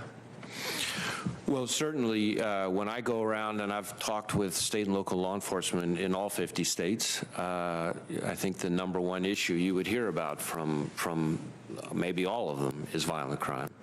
And what it drives it in each city, state, town is different, but it's not just the national gangs, you know, the MS-13s, the 18th Street gangs, et cetera. A lot of times it's the neighborhood gangs that are really top of mind when you talk to chiefs and sheriffs around this country. Yeah, and those gangs of whatever type, they often use violent crime as a way to expand their territory and exert more control, so then they can seek money-making enterprises like drug trafficking or prostitution, property crimes like robbery. Is that? Yes, yes.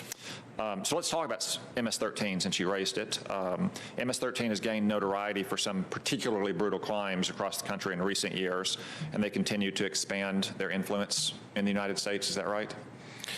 Well, I know we've made significant strides against MS-13 over the last, 18 months or so, but it is a very significant gang threat, and the brutality, the savagery, and the level of kind of organization that exists there is something that has to be taken extremely seriously. And it remains primarily a Central American and especially an El Salvadoran gang. Is that correct? Well, certainly from the triangle, the so-called triangle, but yes, El Salvador is one place from which a lot of them come. They don't exactly hand out membership cards, I'm sure, or have a membership directory. Unless they're named by another gang member, do you still use methods like gang tattoos to identify who belongs to MS-13? That would be one piece of information that would be relevant. We're obviously talking to human sources, witnesses, informants, collecting information from partners, et cetera. And then I know that your Safe Streets task forces and your National Gang Intelligence Center and other units often work together with the Department of Homeland Security and with state and local law enforcement to find and to prosecute and deport these gang members. In your professional opinion today, is Immigration and Customs Enforcement deporting too many or too few MS-13 gang members? Well, I don't know that I've tracked the deportation rate related to MS-13 members. When we come across MS-13 members in this country, our focus has been on locking them up and putting them in federal prison as much as we can, which is where we'd like to have them. In addition to the units that you listed off, I think correctly, I would also cite our TAG, our transnational group, which is a task force that we have in El Salvador, because we actually have pretty effective results with U.S. law enforcement working with El Salvador law enforcement, and to a somewhat lesser extent the other two countries in the triangle, to take down some of the MS-13 members in their home country as well. So it's the two pieces together. So I can't say sitting here right now anything about the immigration posture, but certainly when we find MS-13 gang members here, we want to put them in orange jumpsuits where they get to spend a lot of time in our prisons. Thank you. Well, when it comes to MS-13, it won't surprise you to know that I support the lock 'em up policy, but I also support the deport 'em policy. Thank you, Senator Cotton. Director Wray, hello. I know it's been a long day, and I appreciate you. You're on the very tail end of the questioners, so I appreciate your endurance.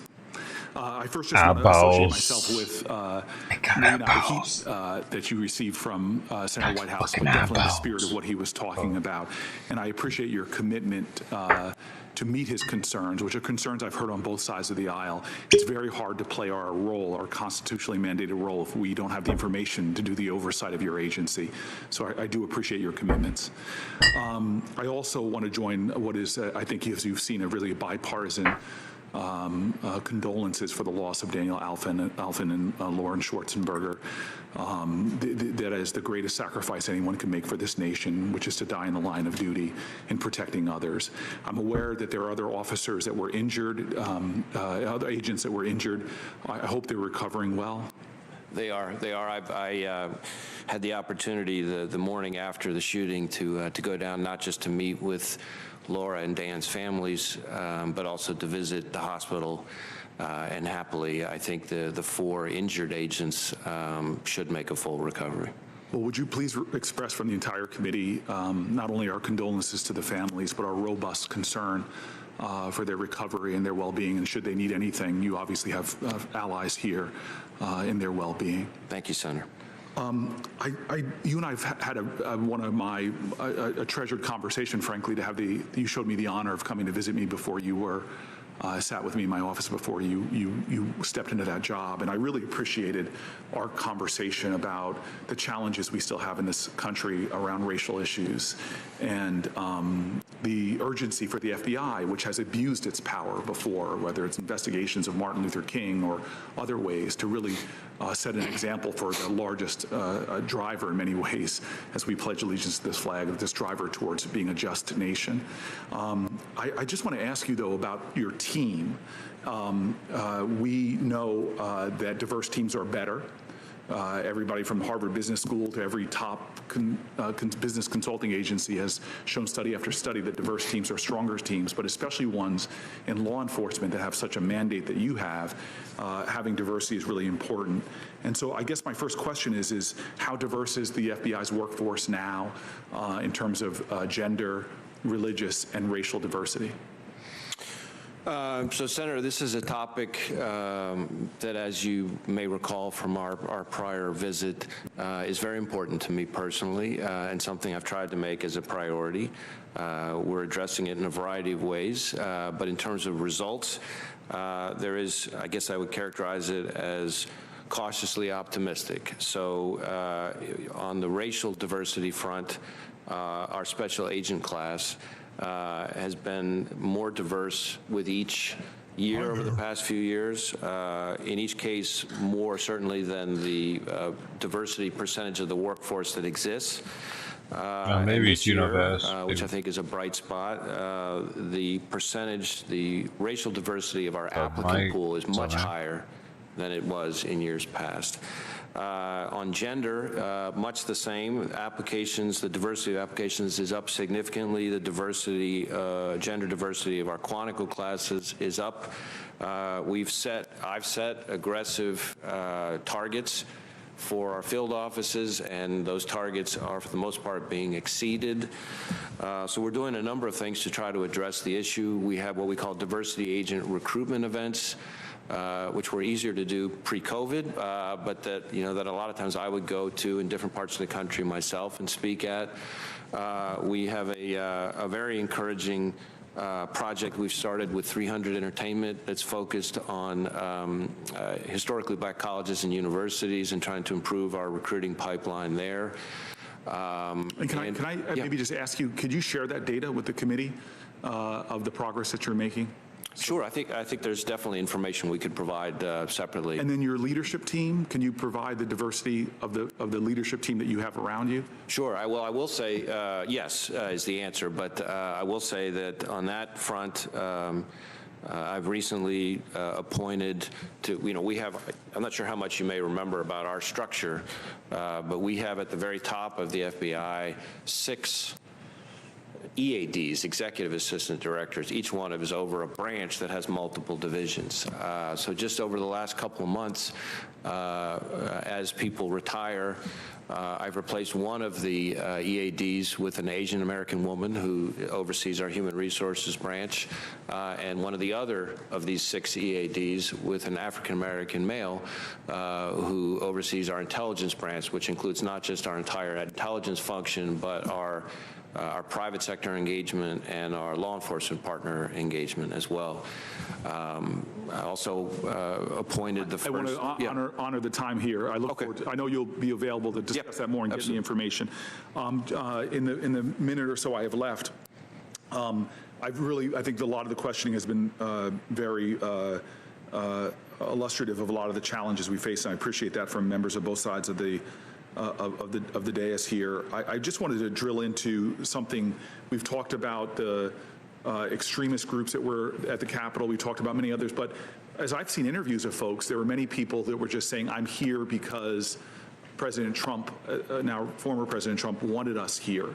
And it seemed that this lie that was told over and over again, that many people felt like that their government had betrayed them, that the courts, and after court case, that Republican official after Republican official were all just dead wrong, really believed in the lie, and felt like they were left with no choice but to try to stop the peaceful transfer of power. And so I guess I just ask to begin with, is that Attorney General Barr said that he had, quote, not seen fraud on a scale that could have affected a different outcome in the election.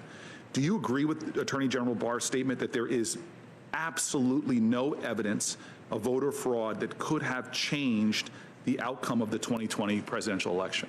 I agree with Attorney General Barr. And to be crystal clear on this, as FBI director, these would be federal crimes, you're aware of no evidence of widespread voter fraud in the 2020 presidential election, correct? We are not aware of any widespread evidence of voter fraud, much less that would have affected the outcome in the presidential election. All right. Well, I have great respect for Senator Kennedy, and I see him as a friend. I'm not going to abuse the incredible power that Dick Durbin has given me right now, although power is going to my head, but I'm going to police myself and defer to the good Senator Kennedy. Thank you, Mr. Chairman. I didn't hear you. Did you call me? I called you Mr. Chairman. Thank you, sir. Thank you, sir. That sounds very good. Thank you again, Mr. Chairman. Mr. Director, I've listened from my office to your testimony today. Tell me who had the authority to call out the National Guard on January 6th? My understanding is that the decisions to call out the National Guard, in one sense, are the responsibility of the Secretary of Defense. But in another sense, have to be. Mr. Director, I'm sorry to interrupt you. But I think we can agree that the FBI had credible information that there was likely to be violence on January 6th. Can we agree on that?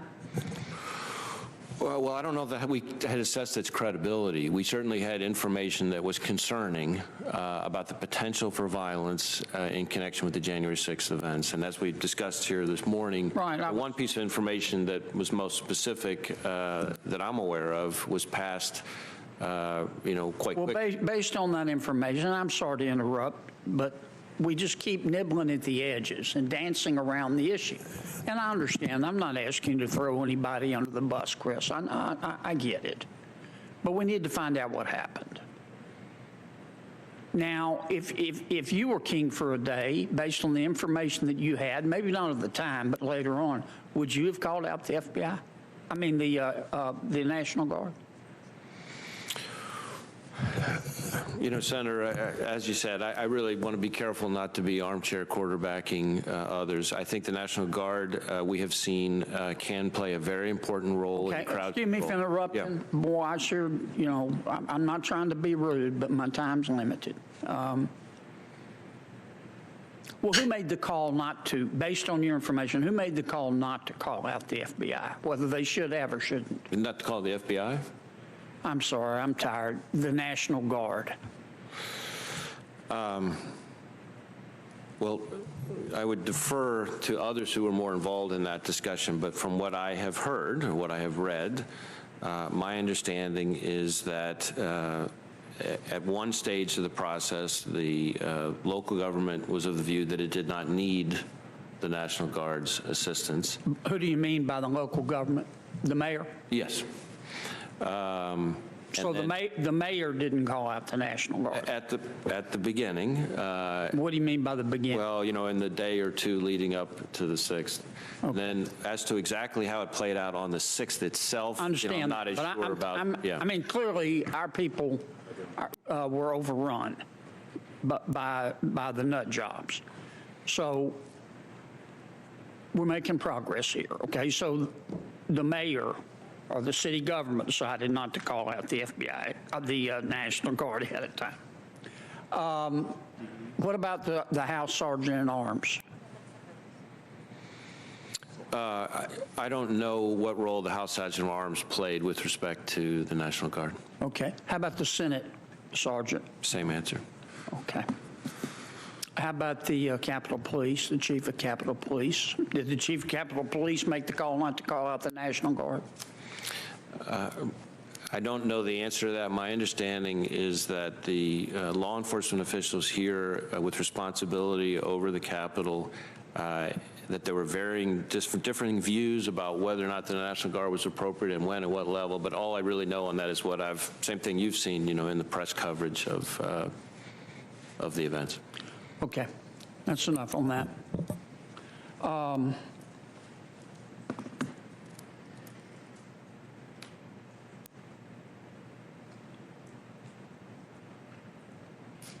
I listened to your comments about diversity, and I thank you for your good work there. I think any fair-minded person has to conclude that that diversity is a strength, not a weakness. But this subject comes up a lot, and I think it's going to come up a lot again, and that's not a criticism. That's just an observation. Thank you. Do you believe that the FBI is a systemically racist institution? No. Now, having said that, I do believe the FBI needs to be more diverse and more inclusive than it is, and that we need to work a lot harder at that, and we're trying to work a lot harder on that. Do you believe that the FBI is a systemically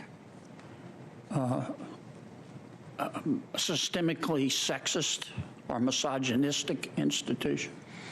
Again, that's not the way I would describe the FBI that I know and see every day. But again, it's a place where we need to be more diverse and inclusive, and we need to work harder at that. And we are working hard at that, and we've got progress that we still need to make to at least to be satisfactory by my standards. Okay. Fair enough. Mr. Director, have you ever been to Hong Kong? No. Wonderful place, wonderful people. The Chinese Communist Party is destroying it. If Congress passed a bill and said to the good people of Hong Kong who yearn for freedom, come to America. We're going to follow our friends in Britain. Say, come here. You want to get out from under the thumb of the Communist Party, come to America. We welcome you. Do you think the FBI and law enforcement has the ability to screen for spies? One of the criticisms of the proposition I just stated is, well, we would be letting in spies. Do you think, based on your knowledge of security, that we could catch most of the spies? Well, I yield to no one in my faith and confidence in the great work of the men and women of the FBI, but I will tell you that the Chinese counterintelligence threat is the greatest threat, certainly the greatest counterintelligence threat that we face as a country. Right. And the sheer number of what we would refer to as non-traditional collectors working on behalf of the Chinese Communist Party is something that is a massive resource challenge for the FBI. That was probably an unfair question. I'm not asking you to guarantee anything. In the few seconds I have left, and begging the indulgence of our esteemed chairman, who's doing a much better job. Back. The Horowitz report. Can you tell me how many people you have referred for prosecution at the FBI as a result of the Horowitz report? Well, for prosecution or for discipline? For prosecution first. Just give me numbers because I don't want to abuse my time. Well, the prosecution issue related to anything to do with the Horowitz report is in the hands of Inspector. I get it. How many have you fired? So all the people, most of the people involved in the Horowitz report are former employees. Of the ones who are current, every single one of them, even if mentioned only in passing, has been referred to our Office of Professional Responsibility, which is our disciplinary arm. Now that piece, and this is important, that piece of it, because we're cooperating fully with Mr. Durham's investigation, at his request, we had slowed that process down to allow his criminal investigation to proceed. So at the moment, that process is still underway in order to make sure that we're being appropriately sensitive to the criminal investigation. Okay. So you've had to hold up as a result of the criminal investigation. I'm sorry I went over, Mr. Chairman. And I'm sure glad you're here. Booker was just screwing everything up. Senator Padilla, and I'm sure you'll do a better job than the previous questioner. Thank you, Mr. Chairman. I will do my best. Mr. Director Wray, other members of the committee have raised their concerns over the increase in hate crimes. You can't handle the truth! Against Latinos, African Americans, the LGBTQIA community, and others. Over the last year, we've seen a significant increase in violence, specifically against Asian Americans, including in my home state of California. Earlier in this hearing, members raised the recent lethal attacks in San Francisco and New York as some examples. Just last week in Sacramento, California, a man returned to the premises of an Asian family-run butcher shop with a mutilated cat carcass for no apparent reason other than to stoke fear. The incident is currently under investigation as a hate crime. It's clear to me that this uptick in violence against Asian Americans is the direct result of racist rhetoric used by political leaders with intentional regard to the coronavirus pandemic, such as when former President Donald Trump has used offensive references to the coronavirus. Indeed, a March 2020 FBI assessment conducted by the FBI's Houston office and distributed to law enforcement across the country, and I'll quote, it predicted a future surge in hate crimes against Asian Americans due to the spread of coronavirus. And I want to quote from that assessment. The FBI makes this assessment based on the assumption that a portion of the U.S. public will associate COVID-19 with China and Asian American populations. So I know Senator Hirono has already raised the topic, but I wanted to ask a couple more specific follow-up questions. To what extent, Director Wray, do you believe the increase in violence against Asian Americans has been influenced by reckless rhetoric concerning the pandemic? 2, what steps is the FBI taking to address the increase in hate crimes against Asian Americans? And 3, part of that, I hope, is an update on how the FBI is proactively working to overcome trust issues in immigrant communities and communities of color. So, Senator, let me try to take all 3 questions in turn. First, I want to be careful as FBI director not to start to get in the business of kind of weighing in and characterizing rhetoric, because as you know, we focus on the violence, not on the ideology or the motivation. So I would largely on that issue just reaffirm the intelligence assessment that's already been produced through the appropriate channels. On the second 2 questions, in terms of trying to be proactive, a number of things that we're doing. So in addition to our investigations, which we work closely with state and local, in some cases tribal and other federal law enforcement agencies, and that we have some cases we'll be able to bring federal cases, working with our Civil Rights Division counterparts, the prosecutors. In other cases, even if it's going to be a state or local charge, which sometimes may be the best charge available based on the facts, We are trying to provide forensic support, other kinds of expertise and experience to help support the state and local prosecution. We're also trying to do a lot more public outreach, which is both with the community itself, but also with state and local law enforcement. And in some cases, field offices are bringing them together. So it's a group discussion, which I think has a lot of value. We're also providing training. So we're doing a lot of training. We've done hundreds of seminars, workshops for both law enforcement and community groups, religious organizations, so forth. And that includes hate crimes training, not just for the hundreds of special agents at the FBI, but for thousands of police officers. When it comes specifically to the last part of your question, the trust issues, part of that is demonstrating through our work that we're going to do the right thing in the right way, and that we're going to respond just as aggressively and professionally to crimes against them as victims as they see with other kinds of crimes. And we have done, just since March of 2020, I think we've done over 60 liaison events or trainings specifically geared towards the Asian American Pacific Islander community. And we've also tried to put out intelligence reports like the one you referenced that call out the issue. Great. I think it's just yet another example of the value of increased and improved diversity, not just throughout the ranks of the agency, but especially amongst agents and amongst leadership. Now, your examples of collaboration with local law enforcement, actually a great transition to my next question.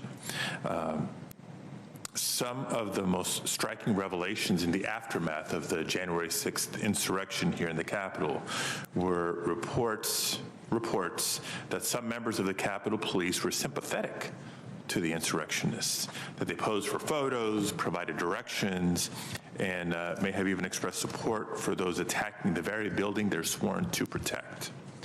I understand that 6 Capitol Police officers have been suspended, and at least 29 others are under investigation for their alleged role in the attack. We've also learned that among those participating in the insurrection were numerous off-duty law enforcement officers from around the country. Rooting out white supremacists and right-wing extremists is a challenge that local law enforcement agencies and even the United States military is facing across the country. Director Wray, how is the FBI assisting law enforcement agencies across the country to root out white supremacy or other forms of extremism? And do you believe there's a concerted effort by right-wing extremists to infiltrate law enforcement agencies? So, I guess a few things I would say on this topic. Certainly, it is true that in some instances, as we're continuing to investigate the January 6th attack, there have been some instances of current or in particular former military or law enforcement who participated, and we want to pursue those cases just as aggressively as we would anybody else.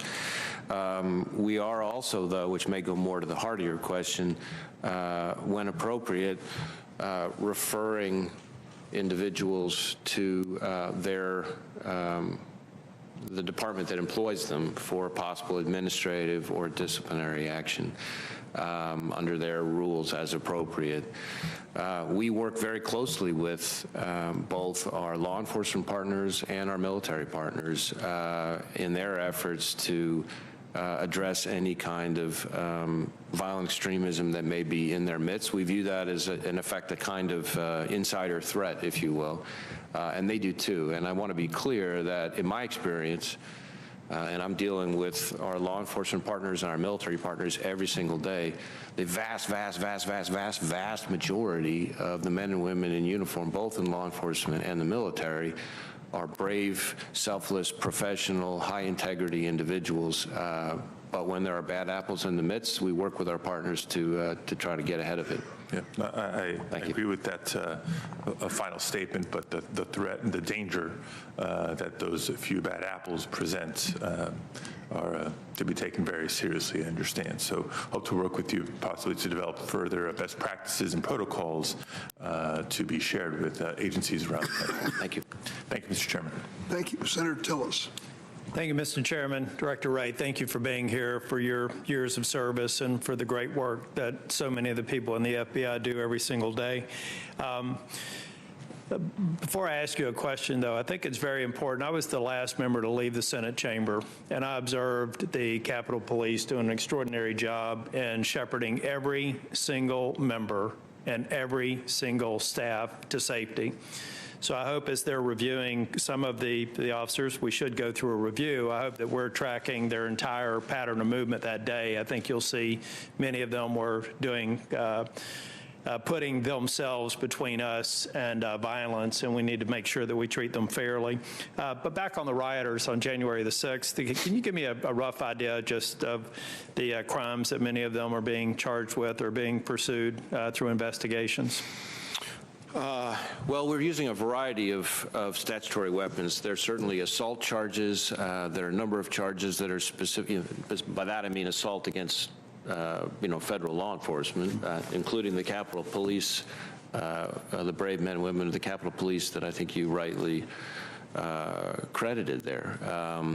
There's also various charges related to destruction of federal property, things along those lines. We are now starting to begin to see, as we've sort of taken care of the most immediate, easiest to prove, I hate to use a word like low-hanging fruit charges, but now we're starting to get more of the more advanced charges, if you will. So, we've had some conspiracy charges recently. Some of the people that are more involved with different forms of planning or coordination or preparation, and some of those charges are starting to happen, and I would expect to see that continue.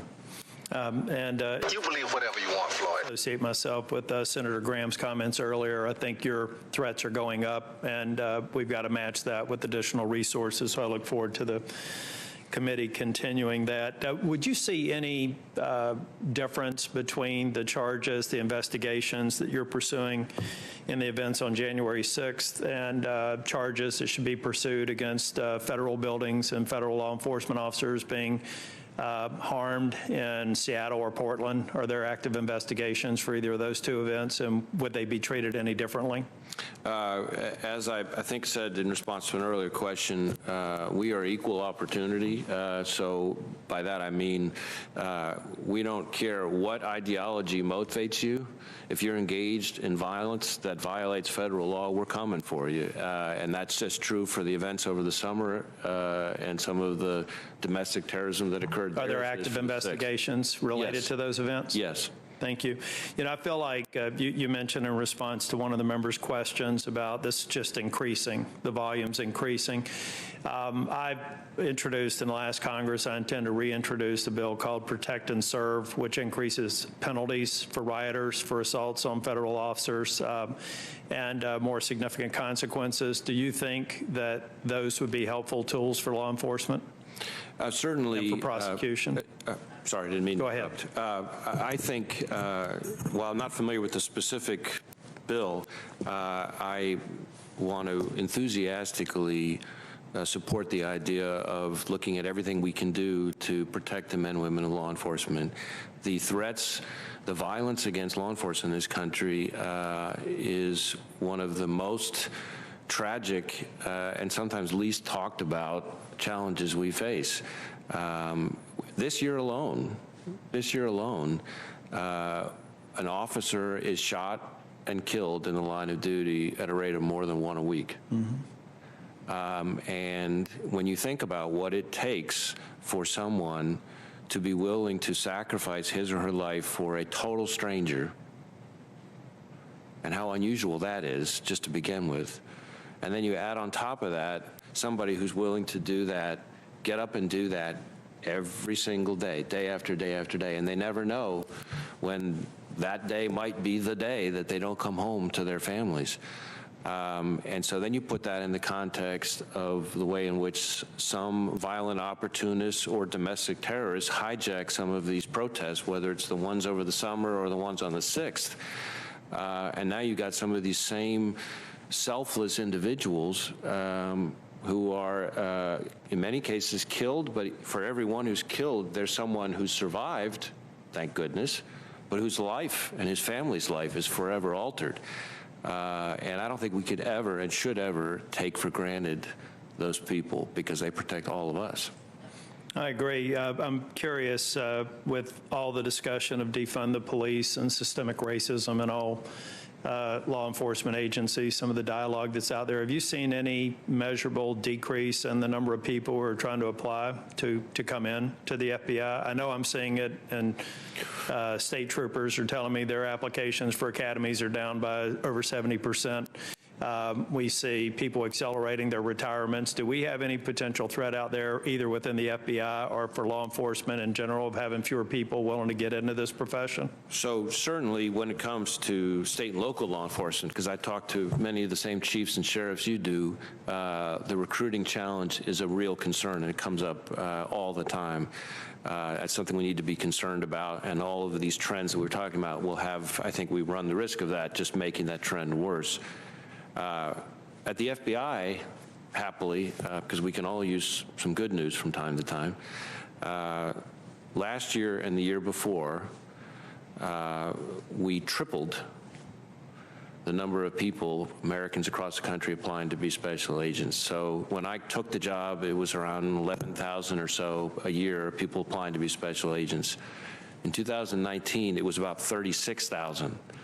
And then last year, even with the pandemic, it was even higher than that. And that's the highest number of people applying to work at the FBI as special agents to put their lives on the line in about a decade. So we'd like to think our work is earning people who want to come work for us, and we're grateful for that. And hopefully we can do our part to try to encourage more people, because we can only take so many of them, to pursue law enforcement jobs in other agencies. Well, that is good news. I just wish you all the best of luck in prosecuting every single person that you can that breached the Capitol, and every single person on the grounds who assaulted or threatened a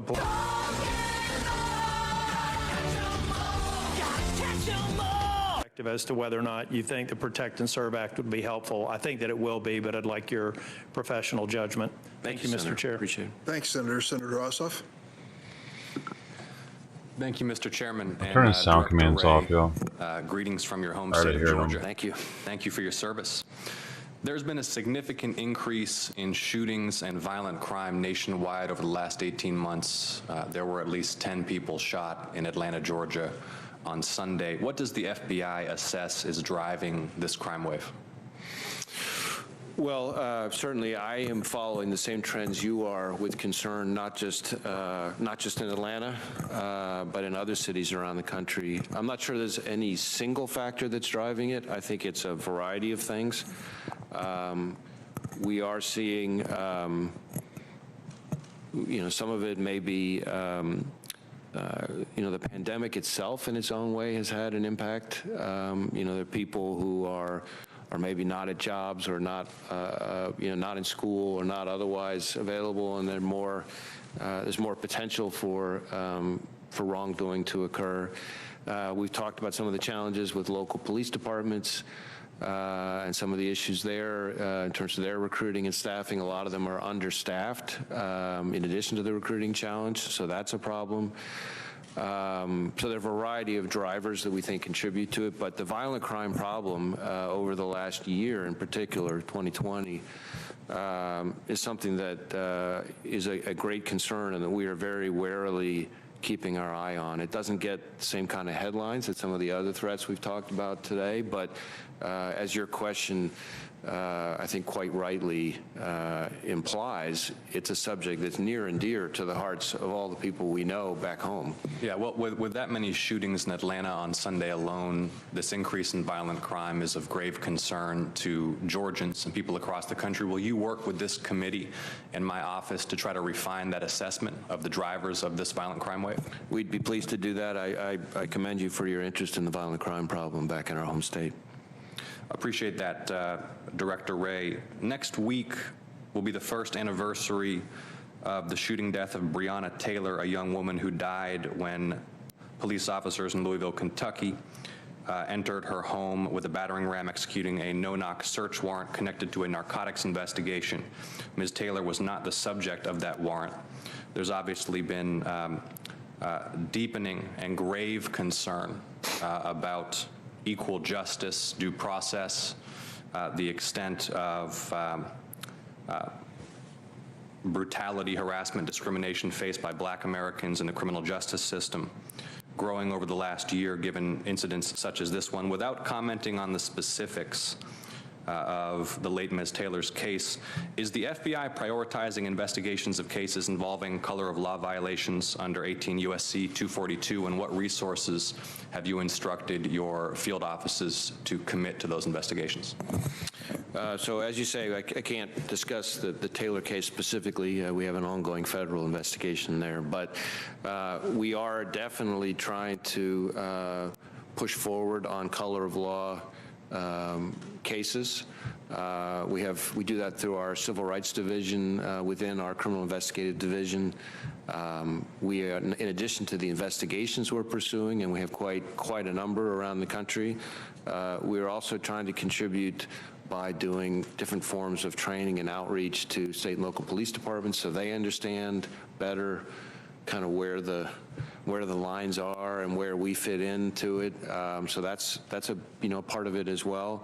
We're also trying to contribute to the situation by encouraging better reporting. We've had a lot of conversations this morning in other contexts about statistics and reporting. And when it comes to use of force, we are trying to build out a use of force database that involves use of force by police departments, law enforcement agencies around the country. It's voluntary. We can't mandate all these local police departments to provide the information, but we are doing a lot to encourage them to submit their data. And my pitch to them has been, we're going to be talking about these issues no matter what, and we should all want the conversations to be based on the actual facts and the actual data, as opposed to what some random person thinks the facts or data are. And so we're out now reached one of the thresholds where we can start doing some of the reporting related to this effort. We need to get to a certain threshold statistically.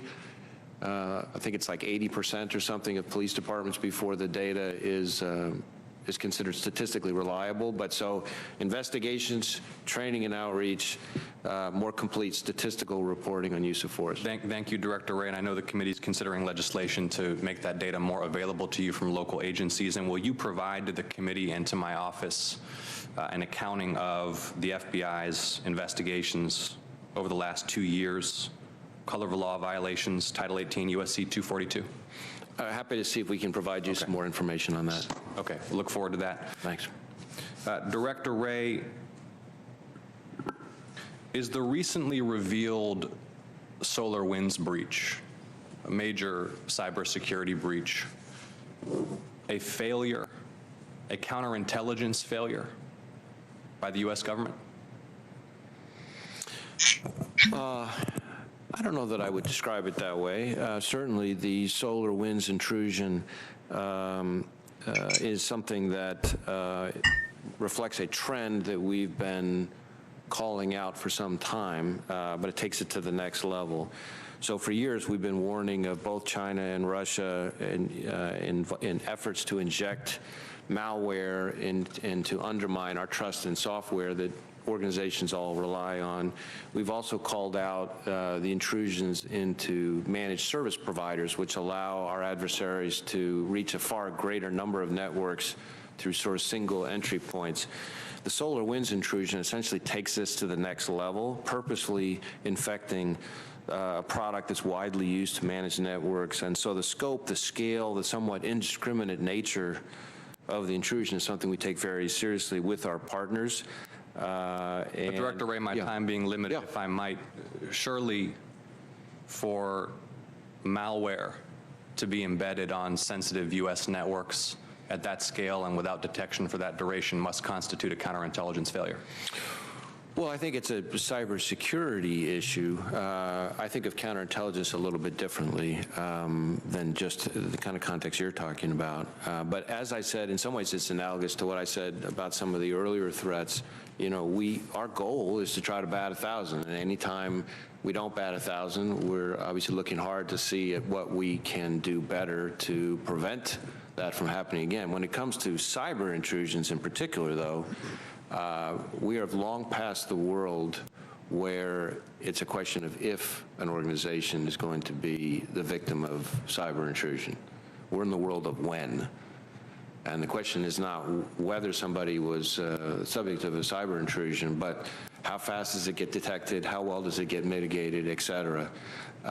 The scope, the scale, the range of attack methods, the number of adversaries involved in sophisticated cyber attacks dwarfs what it was when I was in law enforcement and national security before. And a huge amount of the information, for America in particular, is in the hands of the private sector. And so, unlike in some of the other kinds of threats we've been talking about here this morning, the partnership between the intelligence community, other federal agencies, and the private sector is at the heart of the issue. Thank you, Director Wray. Thank you, Mr. Chairman. Thank you, Senator Ossoff. I'm glad you brought up solar winds because I think it's first reference at this hearing. I'd like to do a follow-up before I recognize Senator Blackburn. So what do we do about it? We know that we don't have an extradition agreement with Russia, so even finding and naming the hackers doesn't lead to any punishment of them. What is our response as a deterrent to future cyber intrusion? So, Mr. Chairman, I think discussing the response in any detail is probably something that would be better done in a classified setting. That by itself might give you a little bit of a hint. What we have found, speaking more generally, what we have found over the last couple of years in the cyber arena in particular is that we are at our most effective when we have joint sequenced operations that essentially think of it as having the whole be greater than the sum of the parts. So you mentioned a few of the things that can be done. Any one of those things by themselves ain't going to get the job done. But if you start putting some of those things together in a way where each amplifies the effect of the other, we have actually seen some pretty good results with some of our adversaries.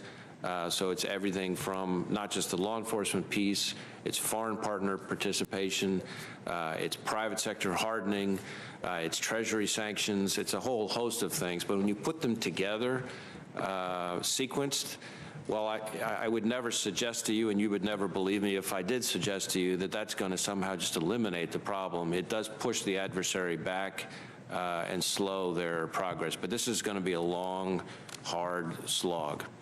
Thanks, Director. I believe that Senator Blackburn is on remote. Senator?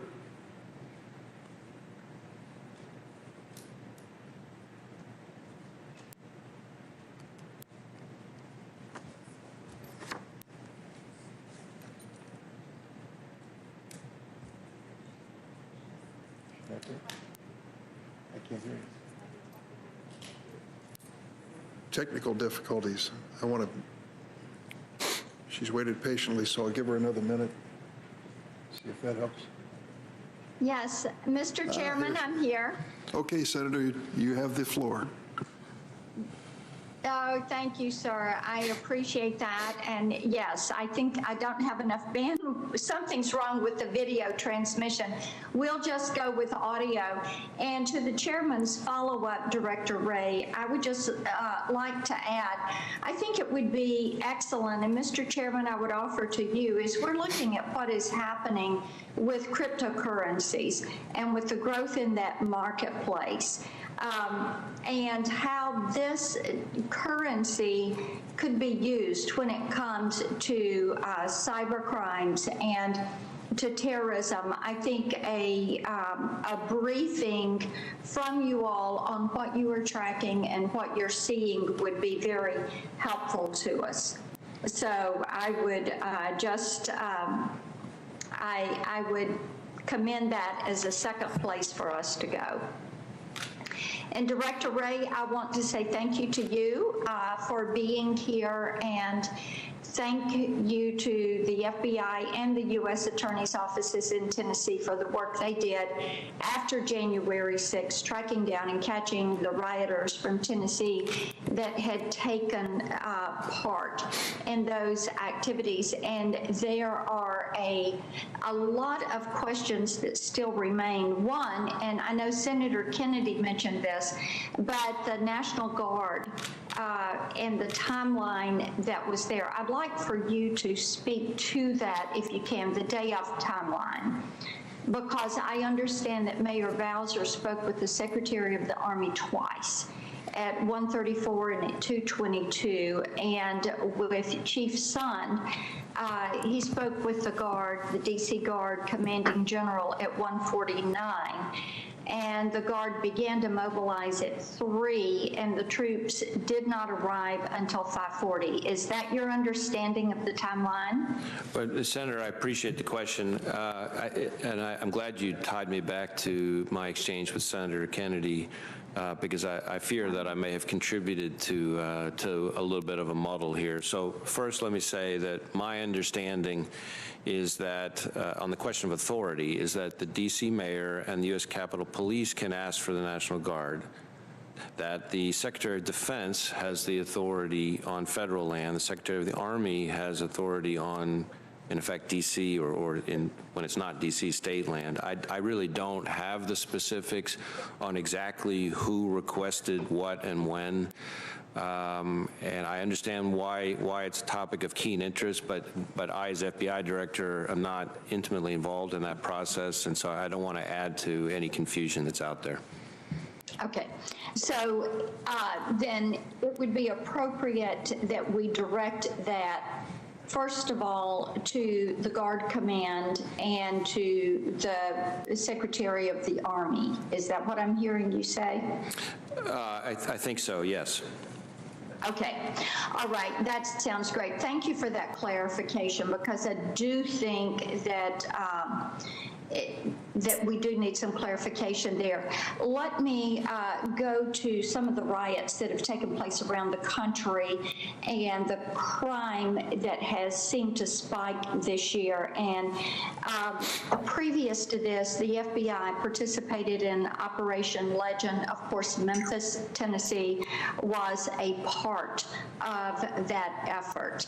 So we thank you for that. But let me ask you, is the FBI tracking extremist groups like Antifa or other radicalism that are connected to violence in cities across the country, the violence and the looting that has taken place? And we know Operation Legend wound down and ended in January. So how is the FBI going to continue assisting local law enforcement in these cities where you have these riots that have taken place? Well, Senator, I appreciate the question. I think you've touched on two very, very important but distinct topics. So one is the violence on our streets in a lot of our major cities, including Memphis, that Operation Legend was designed to address. And the other is the violence that's occurring amidst protests, where otherwise peaceful protests are hijacked by people who engage in violent criminal behavior.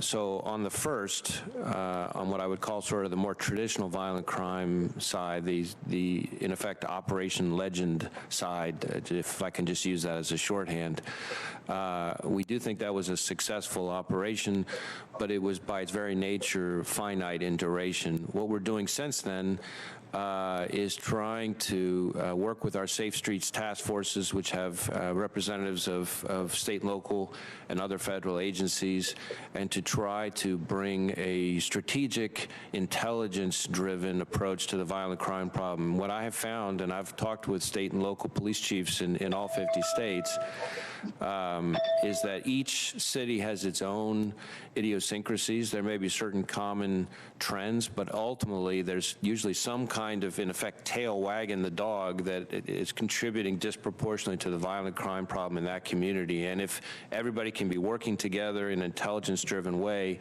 they can prioritize the impact and dismantle the enterprise as opposed to just kind of pushing the problem around. Okay, let me, not to cut you off, Sure. but to jump in there, because you're correct. There are different sets of issues around the different types of crime. I understand that, and I appreciate that, but I think part of the frustration is, let's take July 4th last year with the Hatfield Federal Courthouse in Portland, with the fire that was started. And how did the FBI and federal and local law enforcement agencies attempt to track down those that were responsible?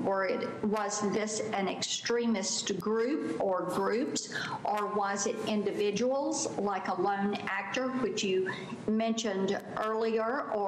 And of course, in Nashville on Christmas Day, we saw the actions of a lone actor. And separately, at some point, I would like to get an update from you on that. But let's talk about what you're doing to track those groups that are there, or like in Seattle with the Capitol Hill Autonomous Zone, where they're just really flouting the rule of law and trying to abolish a police presence. So how are you tracking these anarchist groups who are planning attacks, who are occupying public spaces, and what type work are you doing to help protect communities from this? So sure. So that's the second topic of the two that we touched on. So we do have a number of domestic terrorism investigations. We would call them anarchist violent extremism investigations into individuals, some of the most dangerous individuals involved in some of the conduct in particular over the summer. We are looking at everything from tactics to funding to logistics, and we're pursuing all available charges against them. I think I may have mentioned in response to an earlier question that last year in 2020, we arrested more anarchist violent extremists than the prior 3 years combined. But in addition, I would say that in some of the activity that you've described from over the summer, when it's targeting federal buildings, there are certain charges that may be available there, as was true with the courthouse in Portland, and as is true, obviously, with the Capitol on the 6th.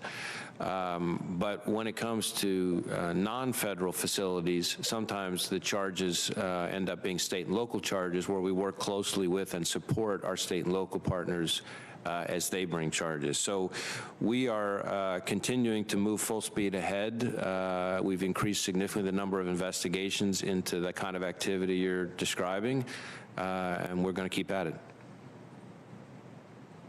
Thank you so much. Thank you, Mr. Chairman. Thank you, Senator Blackburn. As we conclude the hearing in the area of shameless self-promotion, I'm not going to send you a QFR, but I'd like to send you a copy of my Domestic Terrorism Prevention Act to ask for your reaction to it. You may suggest some changes to make it more effective, and I'd appreciate that. It's been a while since you've been before the committee, and we've certainly tried your patience today, but you've been excellent in your presentation. And I just want to thank you and the men and women of the Federal Bureau of Investigation for the sacrifices they make to keep America safe. This meeting of the Judiciary Committee will stand adjourned. Thank you, Mr. Chairman.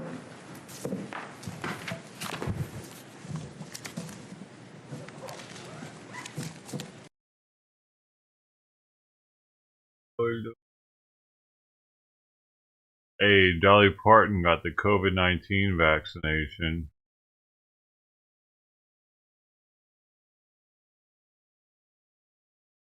Nashville, Tennessee. What? She actually donated $1 million to help researchers develop Moderna's COVID-19 vaccine. She received a dose of her own medicine. Well, that's clever.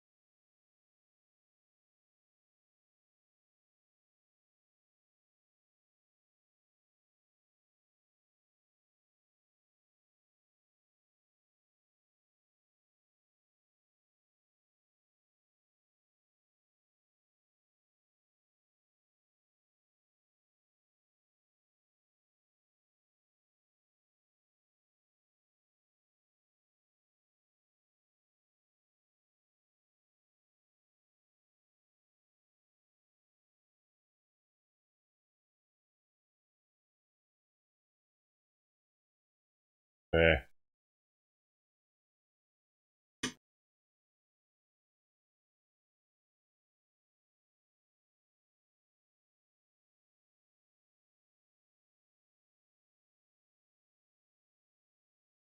I don't know, man.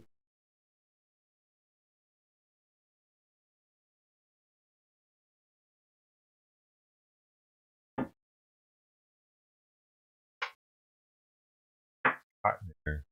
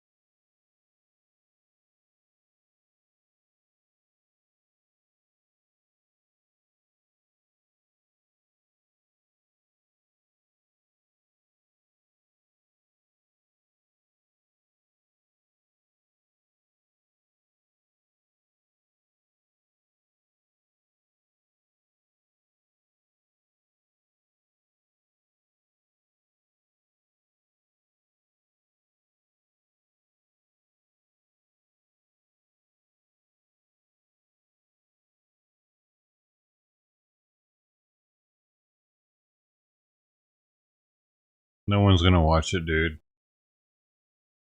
Let's be real. No one's gonna watch it. Who are you gonna stream it to? No one?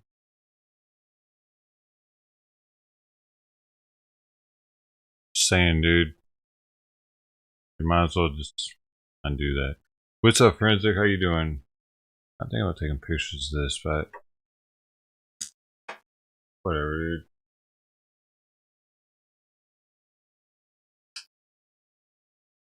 I don't watch shit anymore, dude. You gotta really bust your ass to get people to start watching your shit, dude.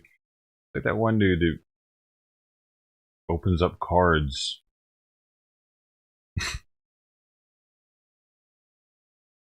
Work like that, man.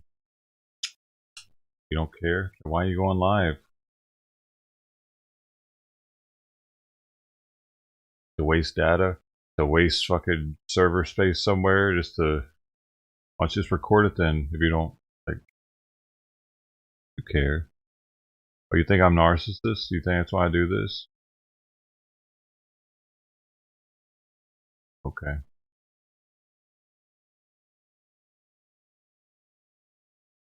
Much easier to stream without a camera on. I know that.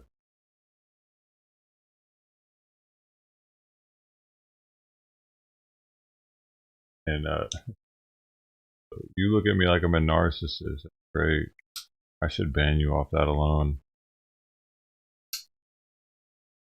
You know what I'm saying? Actually, I don't like you. Bye. Bye.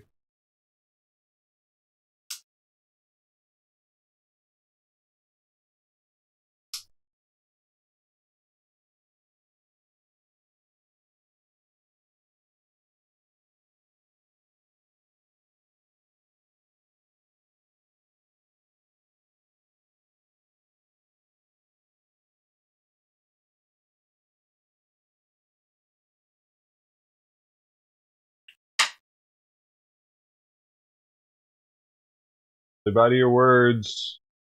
Bye to them. No one cares that you're going live, dude.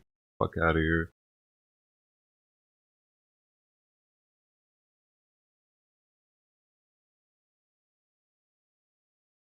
Hey, do that, man. You made some fried shrimp. Some French shrimp. Good for you.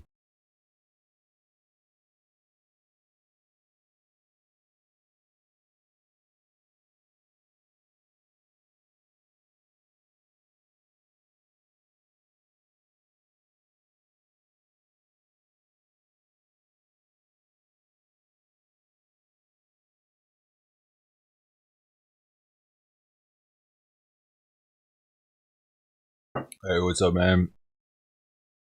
Yeah, I dipped a little bit into it. Forensic. Oops.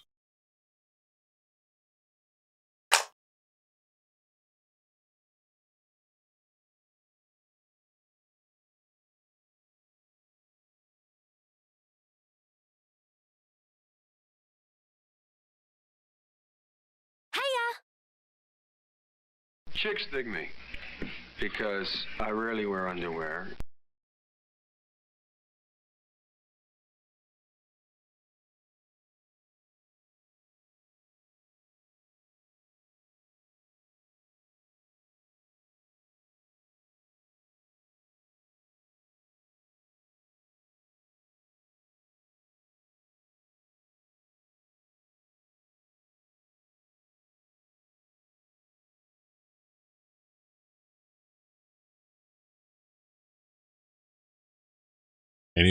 Anybody want me to unban Risket Biscuit?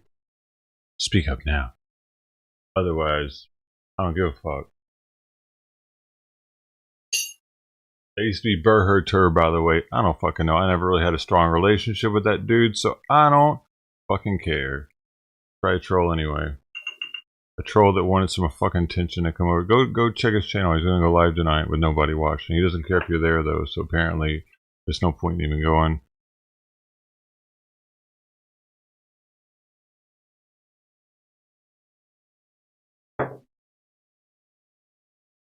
Fuck you. Got like 100 hours on the stream. That goes to all you little new booty bitches that think that I actually give a fuck about the hours that you have. I don't. You care more about it than I do.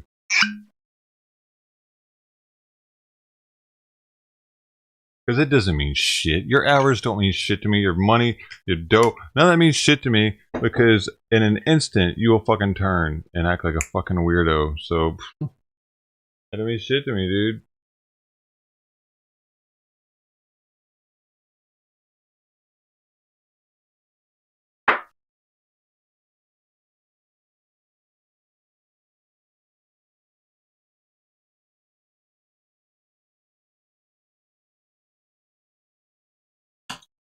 Now you know. Literally no one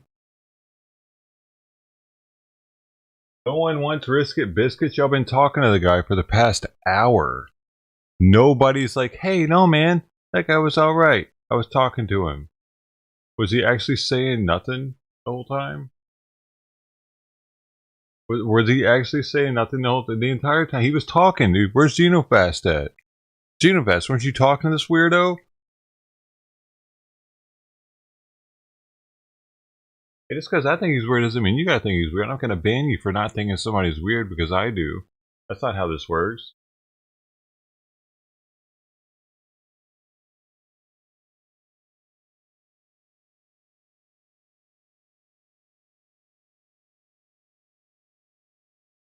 Dude has one chance and ain't nobody taking up for him. That's a lot, I guess. I don't fucking know, dude. Because I don't always make the right decisions. That rarely, you know? Make a lot of dumbass decisions. But nobody, literally, nobody's saying, yeah, maybe you shouldn't ban him. He was alright. Oh. Hope he's still in here.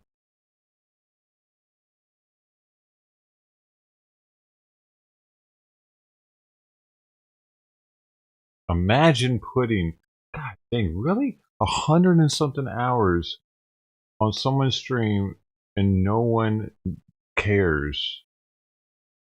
Fucking hell, that is life, ain't it?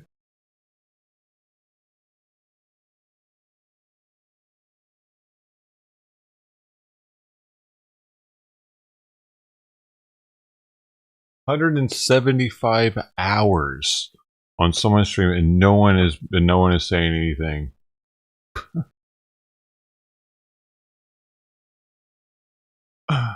Wow, it's Burherter. It's the same person. You don't know either one of them? God dang. That's crazy.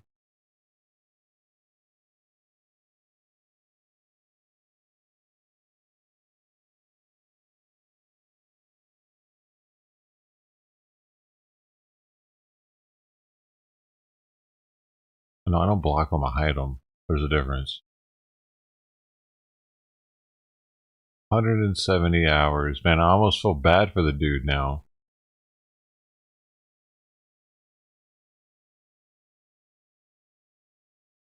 $170 and there's 20 people in here and you have 0 friends. How the fuck is that possible?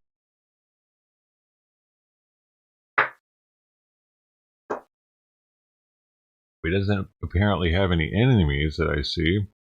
No one's saying, yeah, fuck that dude.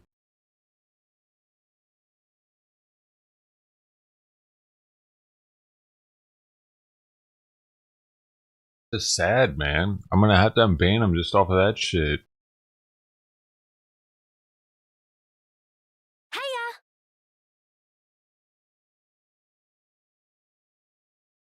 I don't know. I feel bad now. I'm unbanning him just because he doesn't have any fucking friends, dude. If he doesn't come back ever again, hey, it's on him. But, like, what the fuck? He spent 170 hours in here. None of you have anything bad to say about him. So apparently he hasn't ever done anything out of pocket or, like, out of line.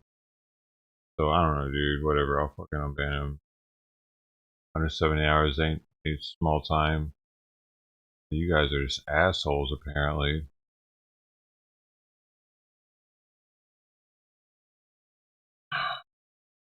There's like 150 people in here, so it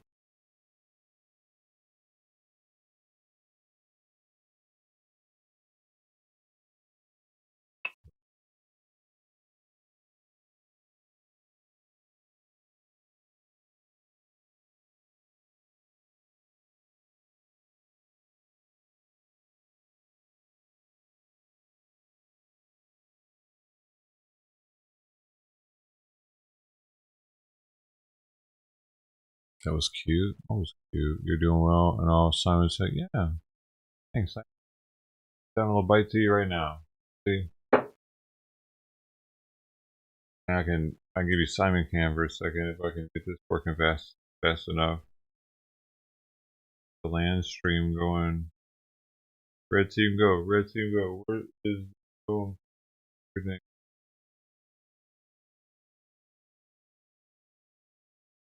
And okay.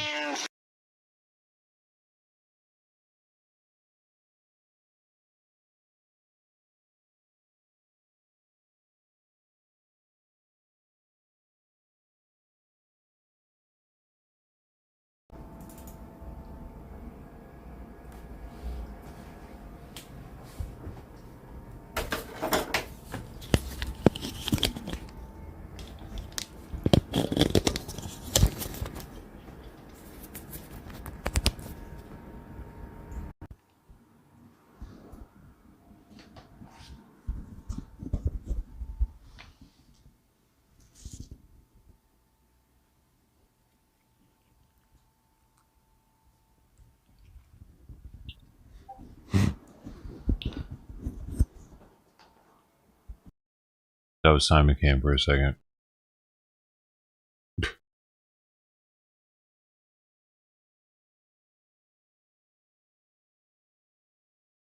He's like, I just finished that, so now fill it. It's time for you to fill it. You aren't? I don't know, it seemed like it. It seemed like you were calling all streamers narcissists. I have a quick trigger when I haven't banned anybody all day, man.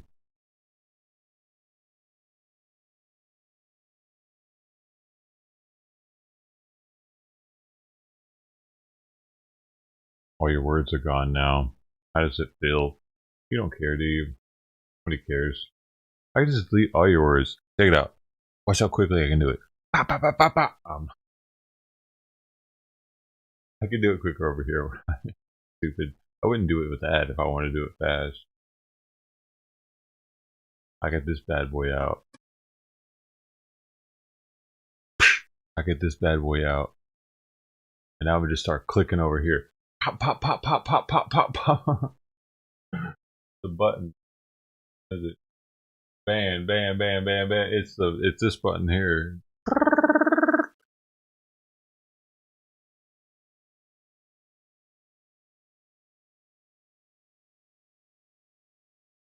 Just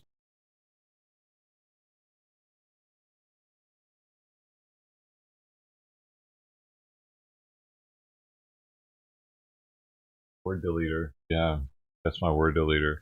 I always feel kind of bad. Dude, I used to feel way worse about it. I know your words are like, they really are. I mean that when I say that. Your words are invaluable. They actually are. But sometimes I do stupid shit and I delete people.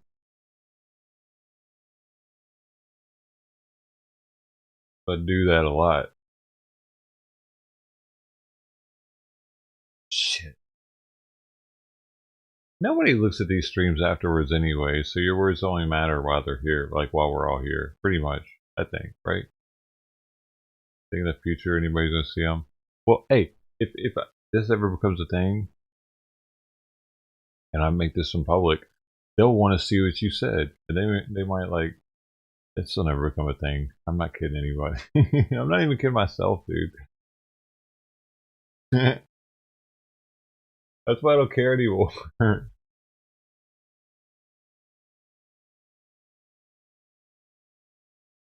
We're the only ones that's ever gonna see this shit. I used to think that maybe, like in the future, like people would go back and like see what people said in my streams and shit, but they don't really.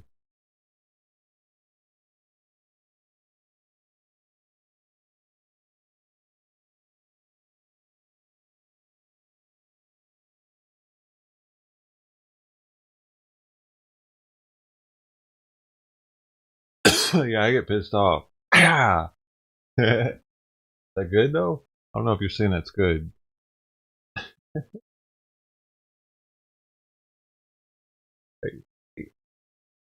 It's kind of fun to use it. You don't know what it's like until you've done it.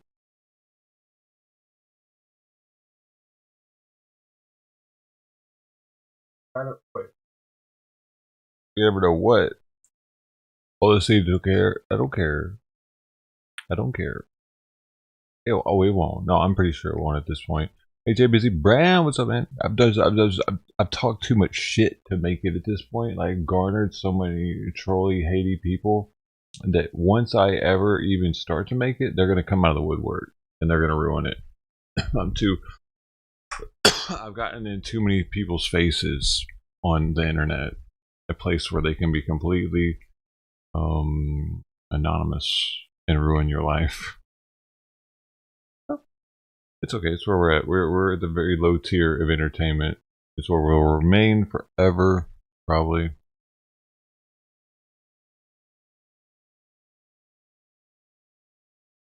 Like, kind of weird when I get a response to a comment I made 2 years ago on some video. What are you talking about? That's not weird, is it? Oh. Well, I mean, yeah, I see what you mean. Like, if you say something in chat and someone responds to what you said in chat, that's probably not going to happen. But like your words on the sidebar there, it's like half of the content.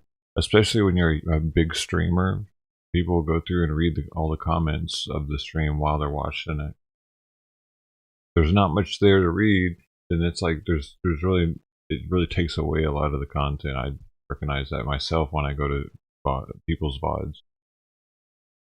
I want to read how people were reacting. Dang it! I took away his comments, but at least they're on the screen. Whatever, they're on the screen. Is it hard to read that shit when it's on the screen on this one? It's still viable information, right? I tried to make it a little bit bigger, but it's still legible. It's just hard to read.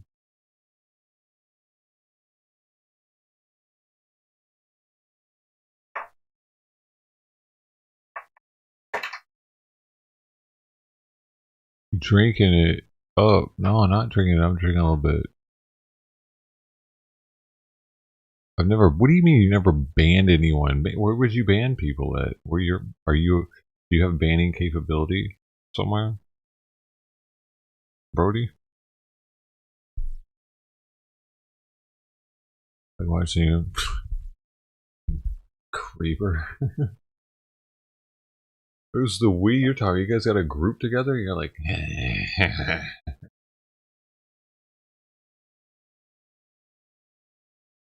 he's on. Yeah. Y'all never watch. Y'all don't talk. Y'all just watch. Dude, I got a white bar over here on the right. I'm trying to this out. Yeah, see, I knew there was a white bar over there. My image had moved a little bit. Now it's not there. It was on this side. Barely. It was like super skinny. Watch, I'll show you. I'll do a Control Z and you'll see what I'm talking about. Boom. See it there? And then I'm gonna make it correct again. Pop.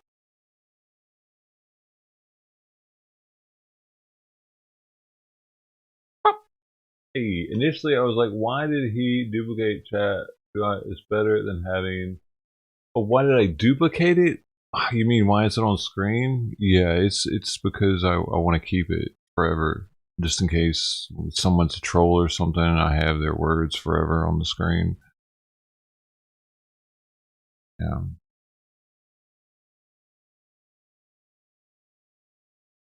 Yeah, but you can turn off the YouTube one and just look at this one. But then I put it on this side now too, so you can see more. So then, if you have YouTube chat up, then it's just kind of there in the background. Wait, oh, I put it back on the right side though, on here though. Should it be on the left side? Do you think this should be over here instead?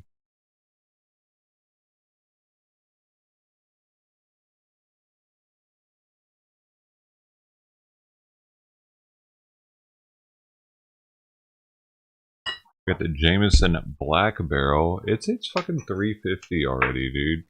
We're having a day. We're making a day of it.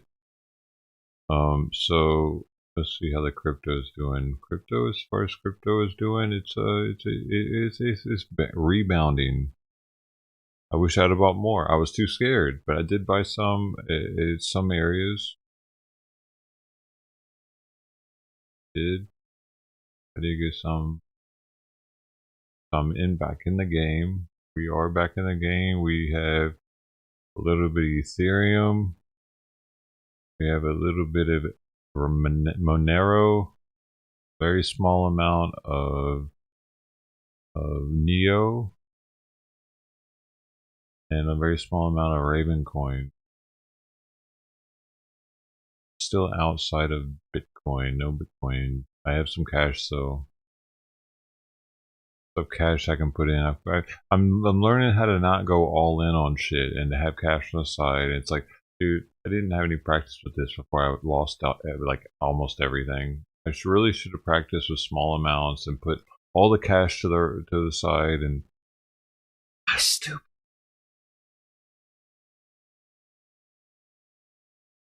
I was stupid with it. Okay, I lost a hell of a lot of money.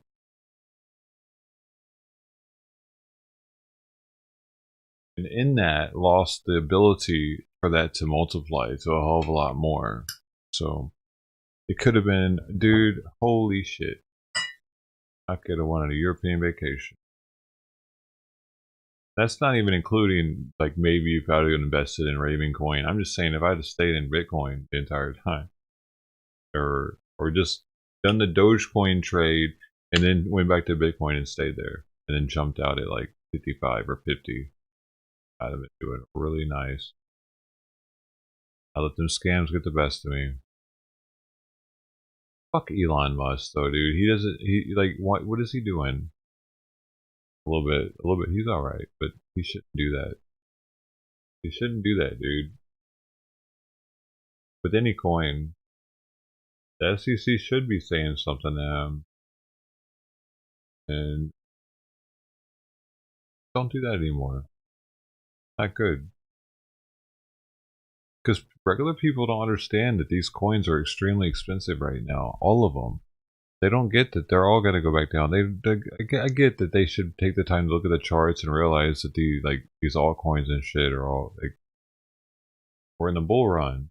We're not just getting started. We're right in the middle of this thing. So, if not at the end, we could be at the end of it. By the looks of it, the past couple of days we are, but we still wait. I'm still trying to. I think these alts are going to pump again, at least, because that's what happened last time. The alts pumped after Bitcoin was over. That's why I'm staring at the alts more. Staring at Bitcoin just to see what the alts are going to do.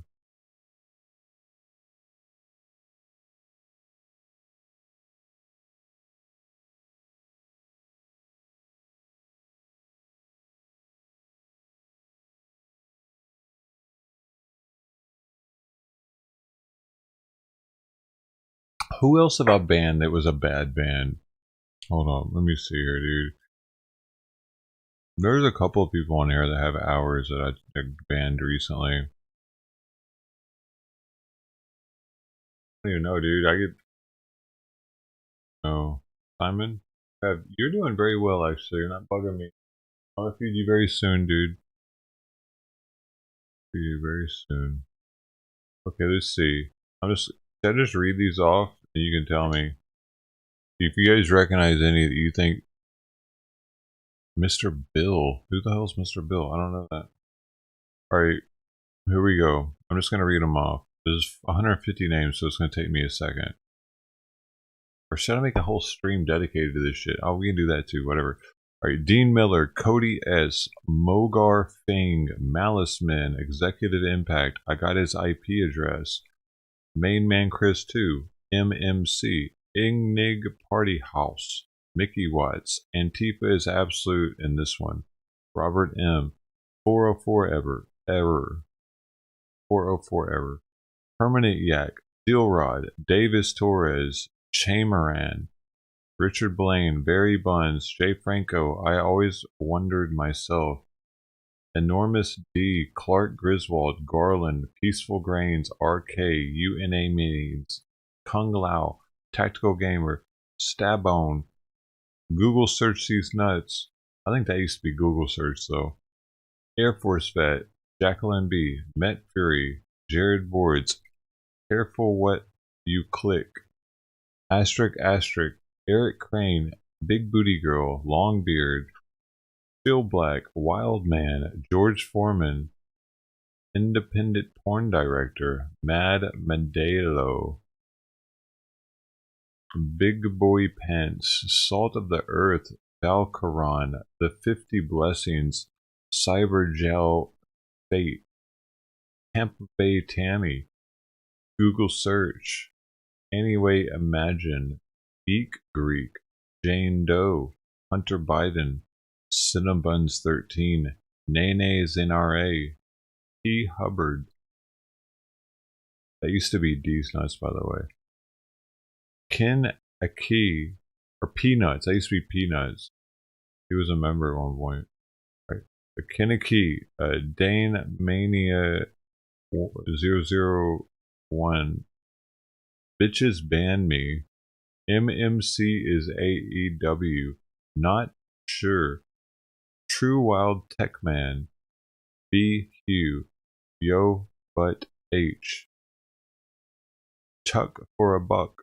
Hazardous Condition. James McGarity. Clayton Bigsby. JC.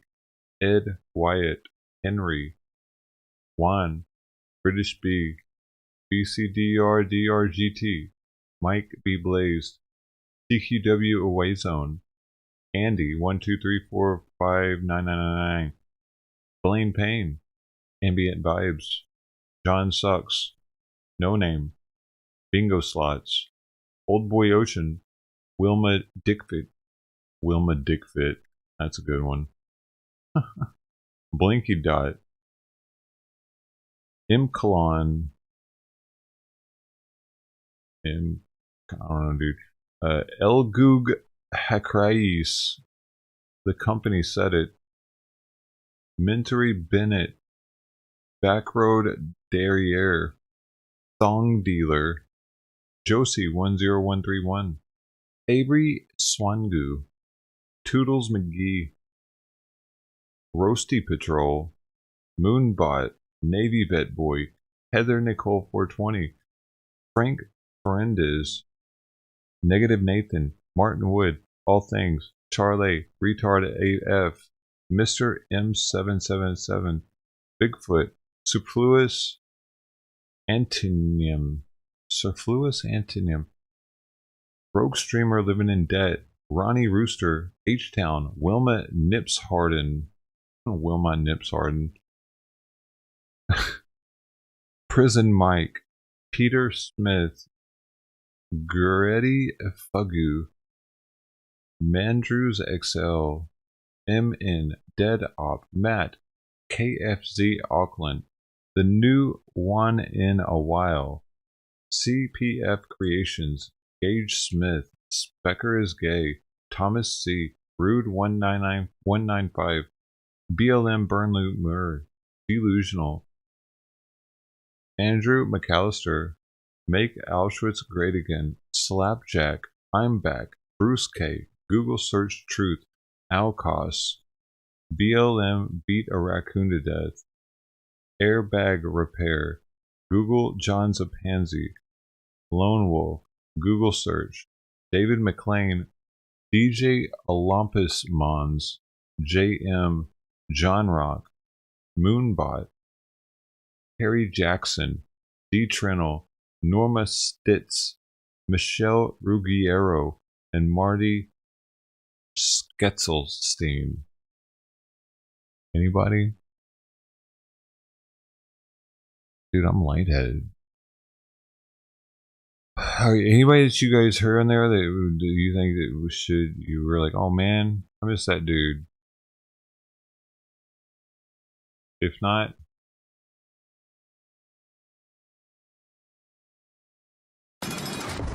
they're main locked up. I moved. What you mean? Dude, I banned somebody last night or the night before just because they said I look like somebody that belonged in. They said something like I look like that my thumbnail looked fitting or some shit. I was like, yeah, whatever. You're fucking banned. Who is that even? I don't even remember. I was drunk. I was like, fuck you. Saying I'm going to job. I don't, asshole. Just because I'm uneducated.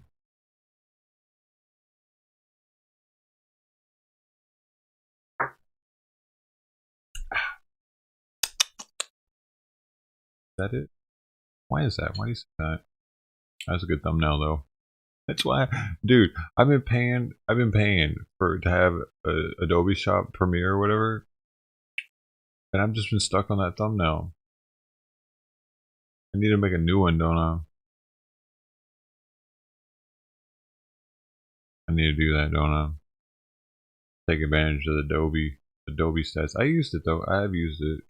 Hey, by the way, they didn't pay for the car. I used Adobe to make that. To send them that information, and they didn't use it. It got to about right there, and it was like, whoop, it's the wrong one. I solved it. I solved that. Narcissistic, dude. Am I? I need to look that up. I'm not sure. I don't think so though. Look up the definition. Did you guys have anything? They all sound like trolls. I mean, maybe some of them are good. I don't know, man, but I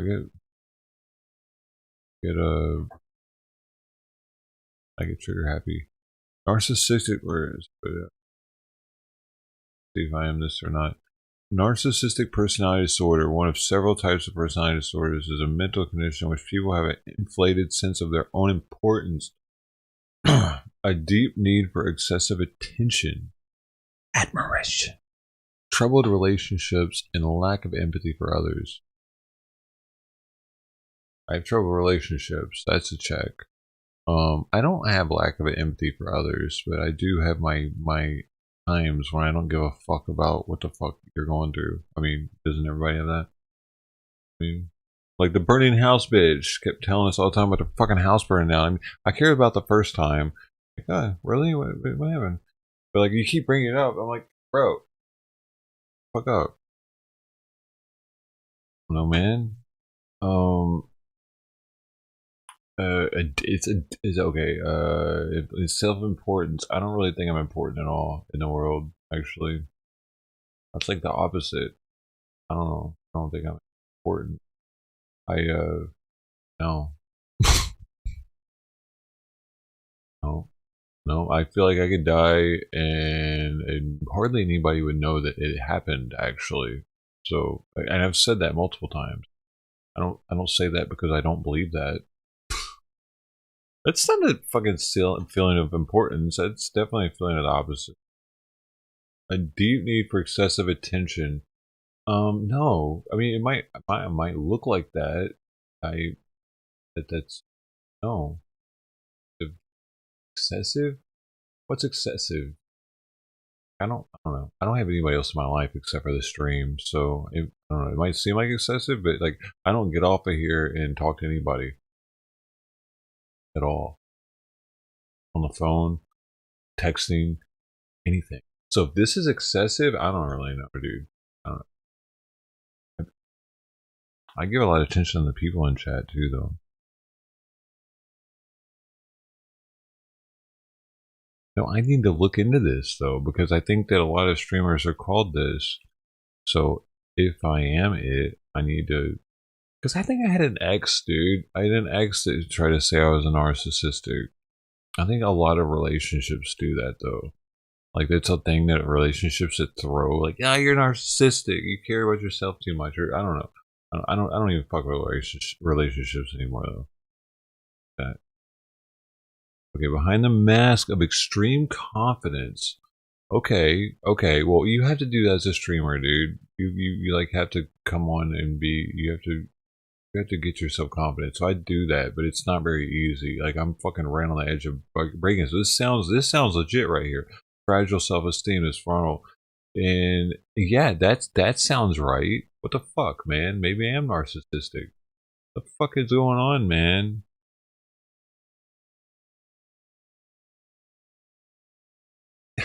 Man, it's just one of those things that anybody can be considered narcissistic a little bit, or what? And like, if you take it on, then all of a sudden you just like took on some bullshit. And I'm starting to wonder. I mean, I don't get like crippled if you dumbass trolls coming through here talking shit. This sounds like people get like straight. They'd be like crying themselves to sleep or something if someone says something about them. I don't take any shit.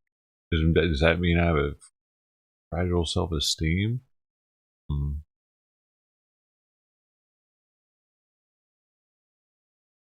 I'm not extremely confident. I let you guys know that all the time. I don't know what the fuck I'm doing. I don't want to be narcissistic. I don't think anybody wants this. I think anybody that would like, you're narcissistic, and they're like, what is that? And they're like, hold up. Wait a second. I don't want to be this shit. So you automatically get defensive, but somebody has to be it, right? They're not given the special favors or admiration they deserve. They may find their relationships unfamiliar. I mean, well, others definitely don't enjoy being around me. That's a fact. Oh. I don't know yet. I don't know. I gotta be careful. Believe in that. Is that what it means? Everybody has a dose of narcissism, but there's those few lost complete dose. So okay, so I don't act like your ex-boss. I don't know. Well, maybe he seemed like that though because he was the boss. I can see a boss being able to be labeled that more easily by people under him. Because I mean, it's hard being a boss, dude, or a manager. And people are always looking for ways to get over, get you like fired or some shit. It's crazy, actually. I was a supervisor for a little while, and those people are ruthless. Like if you like, if you don't like give them, they're like they wanted to like slack and like drag their feet coming back from break literally every day. And I made the mistake of saying "you people." I like what the fuck is your people's problem or something like that, you know? And dude, I heard about that. They ended up ratting me out for that shit. I was like, what? Wait, they thought I meant because they were all black, because most of them were black. But I didn't mean that. I just meant you people. You what, dude? What the fuck? I didn't mean it like that. You people. What do you? He even said that. What do you mean, you people? I'm like, hey, come on, man. So the people that work under you, when you're a boss, they are scrutinizing every little thing you say, trying to fuck you over, especially if you make more than them.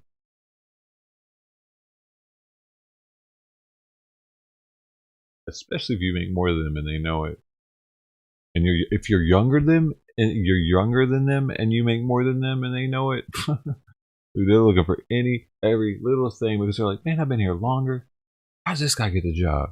Hell no, because they did bring me in like that.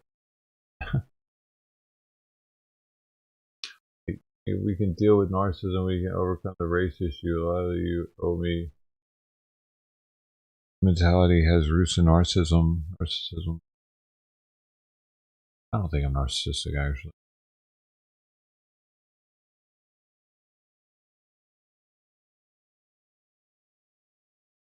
Because the doctor would have told me that by now. Like, I saw psychs for a long time in my life, and I'm pretty sure someone would have said something by now, right? The psychiatrist, the psychologist, they would want you to know if you were narcissistic, right?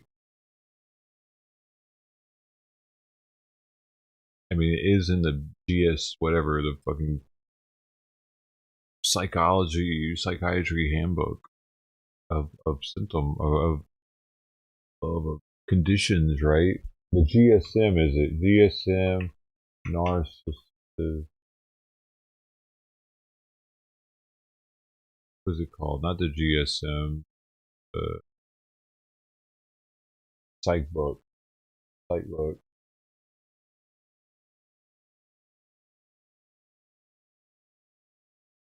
The DSM. Yeah, there's DSM diagnostic criteria for it. So therefore, they can diagnose you narcissistic. Therefore, if you haven't been diagnosed with this and have been seeing a doctor for a lot of your life, then you probably don't have it. I'm thinking. So I don't have it. Fuck that. I gotta pee. Right? I'm just saying, dude. I think they would have gotten it by now.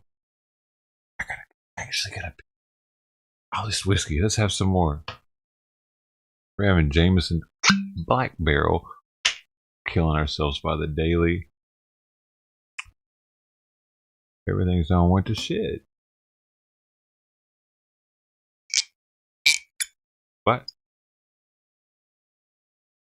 Got that Black Barrel.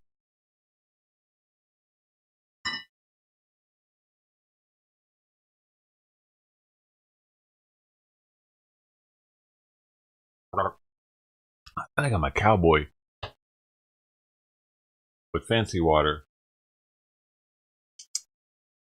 Yay, cowboy. Hey. I think I could probably get laid actually right now. Still, even though I'm so skinny, I'm pretty sure I could still get laid. Somehow. I could probably call an ex-hub. I haven't done that in a while. I don't really care to.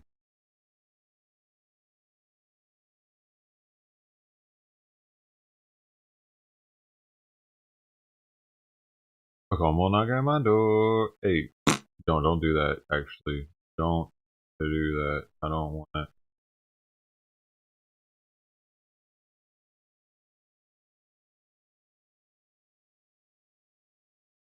Guns. What? Hey, I can do pull-ups though. Can you? I bet you can't. And if you can, how many? Do pull-ups, dude. That means that well, I put the time in. I can do dips too. I have a dip bar in there. I actually have a dip bar in there.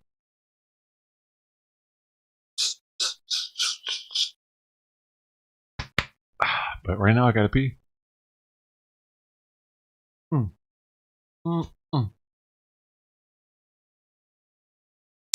That was improper. I can't let the saloon ladies see me dribbling whiskey down my chin, can I? I'm a cowboy.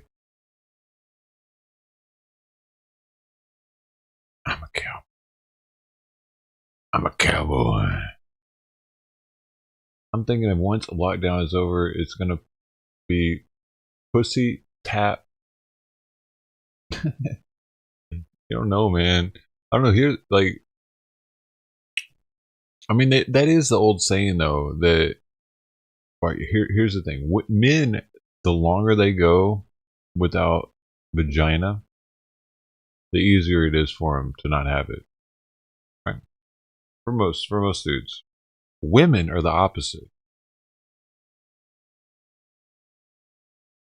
So you might be right.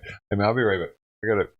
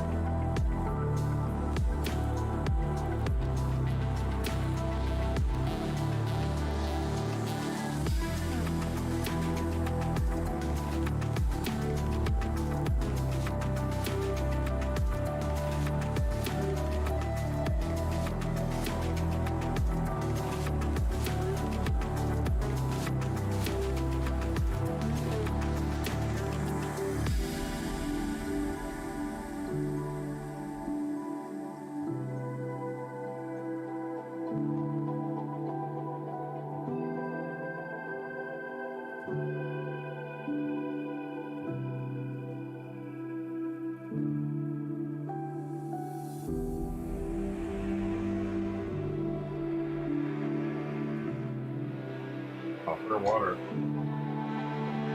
Oh.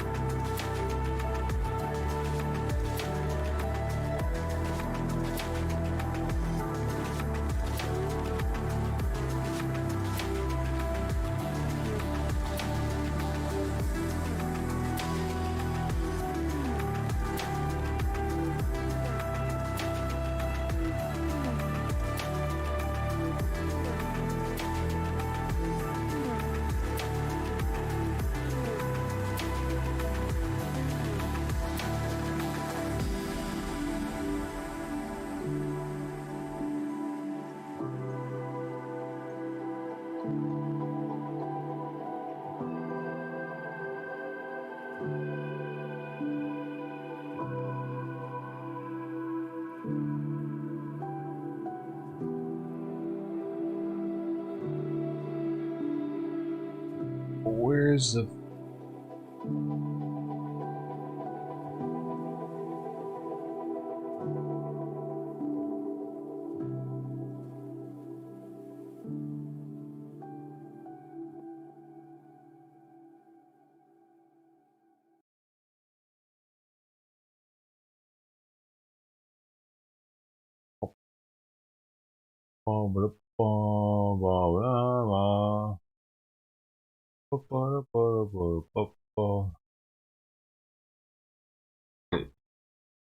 Where is it?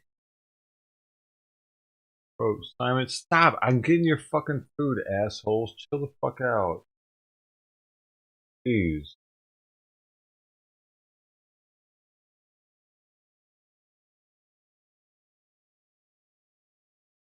To put on the...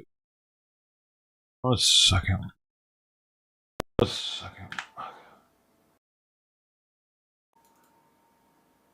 Getting it. Yeah, I'm getting it, Simon. Okay, I'm getting it. I know you're tripping.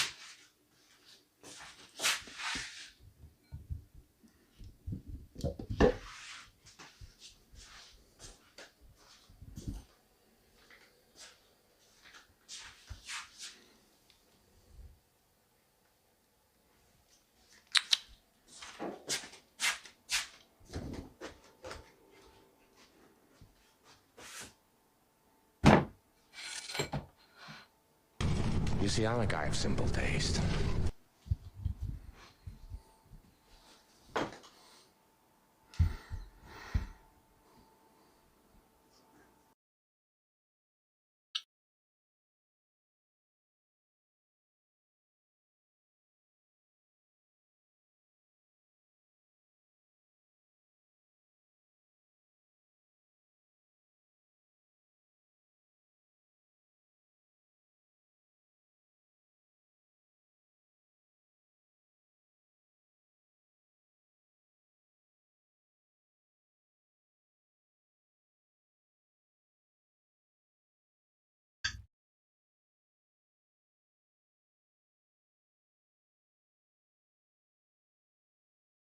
You'll figure it out eventually.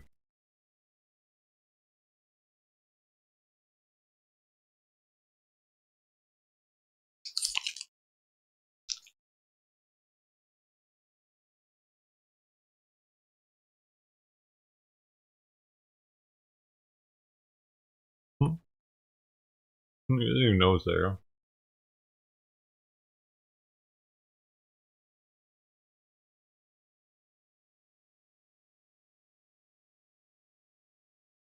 Ruby Ocean, what are you talking about?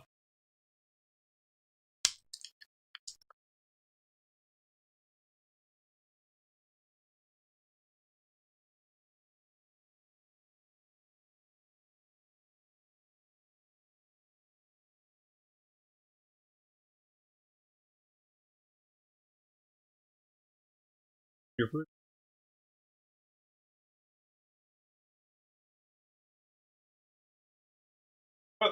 Why are you not looking here?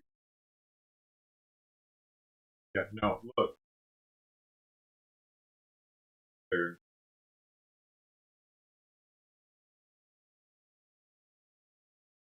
Yeah.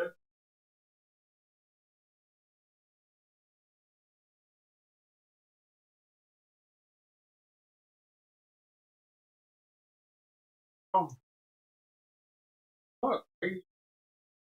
Look.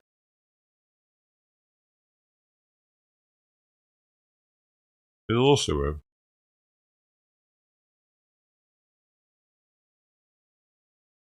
I'm getting fat.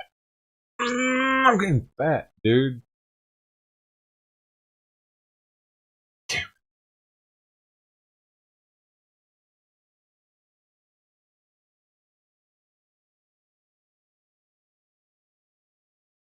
I found it.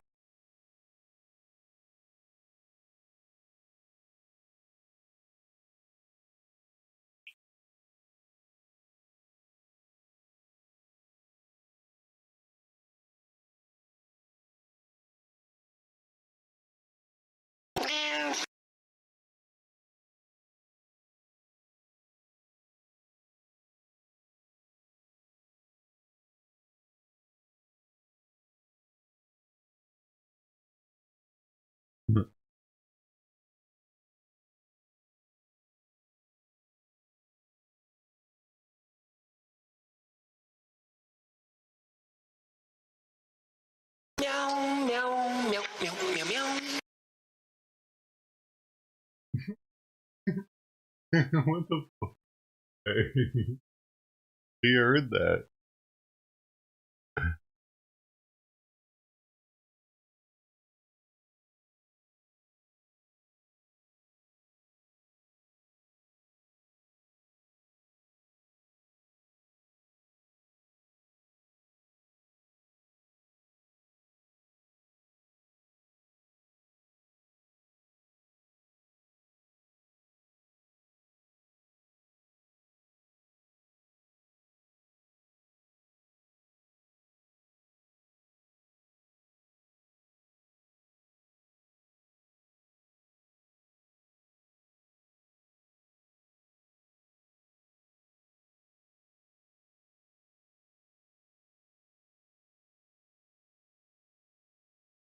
I don't know why Meow is not working. Oh, it was done recently.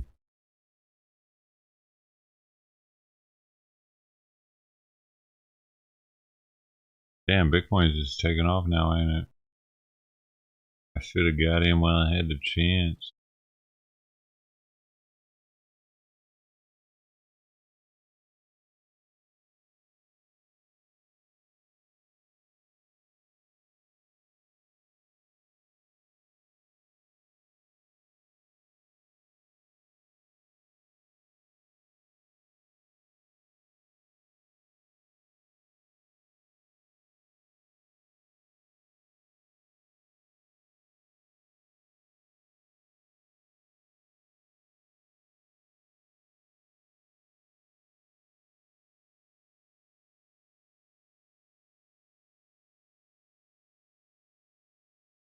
You sure trailer? What? Superintendent.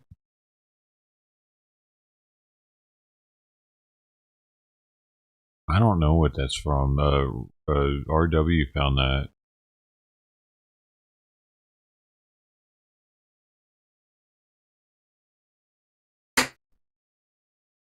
Beef sticks, boys. Beef stick connoisseur.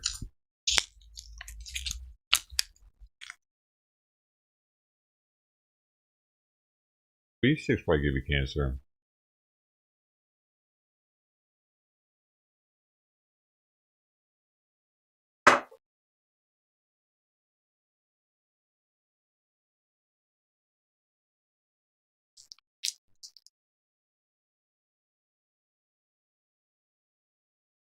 Oh man, come on now, soda. Not this one. It's special. It's good for you and delicious. Vitamin beef stick.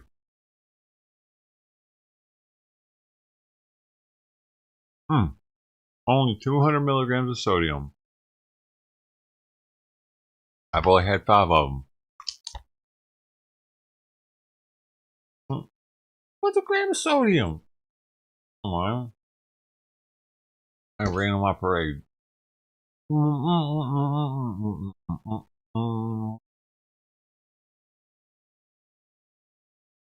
I need more water. That's the problem.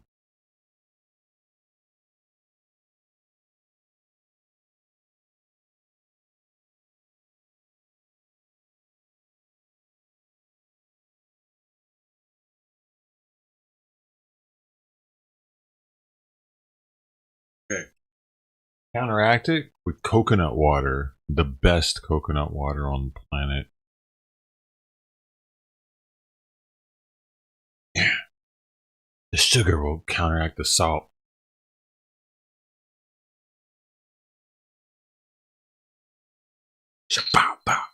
I can feel it inside of me working.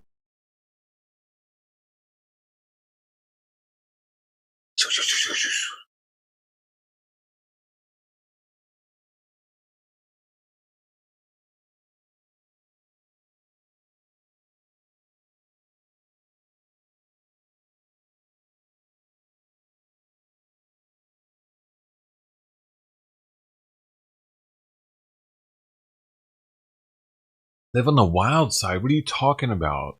This is supposed to be good for me too, right? You're saying that neither one of them are good for me? There's no added sugar. Total carbs, 27 grams in the bottle.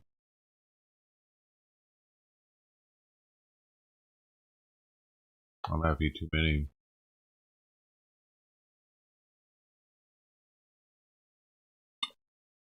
You failed your exam. Sorry to hear that, man. Now, what do you want? Your food down there? Good. Leave me alone. You good? What? He's like, oh my god, he gave me what I wanted. I don't know what to do now. I'm not gonna stare at him anymore. I don't even know what to do. He stopped staring at me and now he's eating. He actually wanted his food down there. He's staring at me because of it. Either that or he forgot his food was up there that fast and that he had just eaten it. I think he's also that retarded. So now he's probably gonna finish the entire thing, but he's like, oh my god, I didn't know I had food. Food. Oh.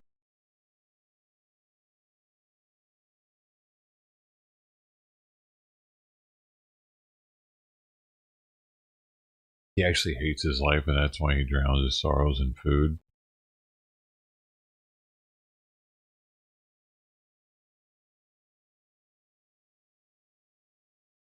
Who begged you to join Discord?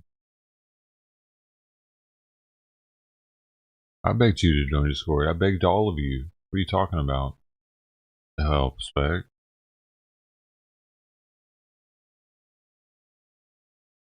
You all got that treatment at one point.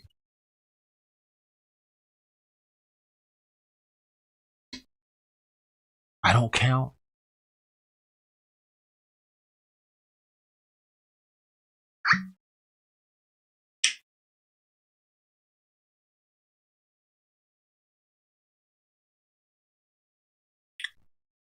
I put the most time in it too.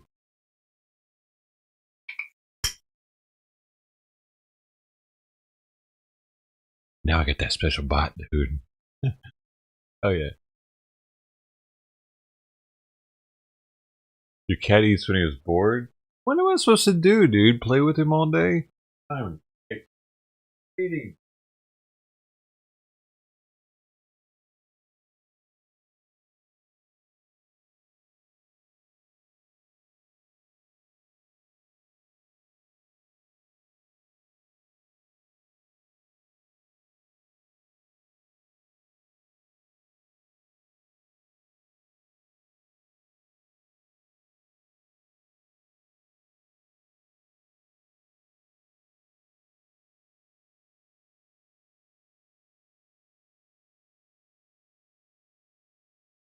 Ow.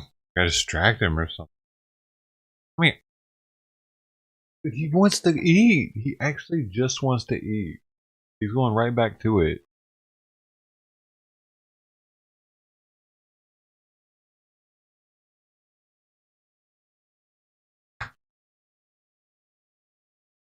I'm gonna have to do something this summer though, y'all. I'm really gonna have to just fucking start doing something to where I'm not gaining all this fat and killing myself every day. Dude, you can't tell because I got these fucking crazy ass, nice ass little.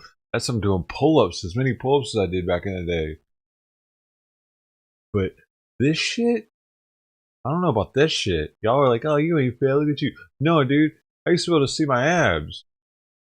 Not anymore. Where's that?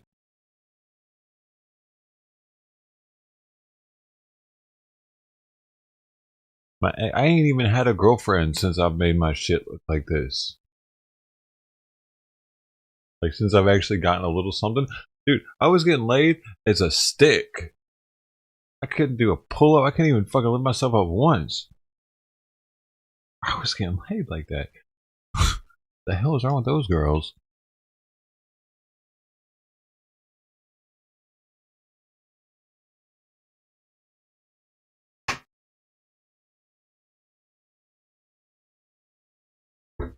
You weren't excited? They weren't excited. I can make you excited. Do I want to, though?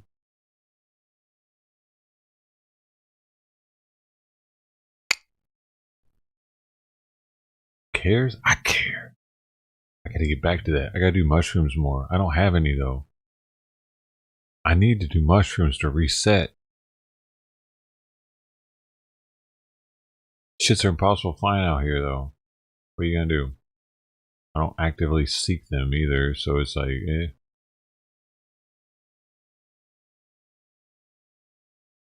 Mushrooms always let me know that alcohol is a poison.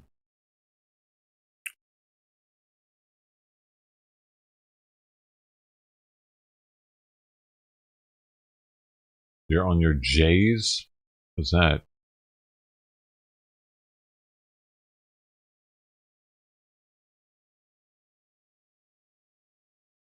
Tiptoeing with in my Jordans.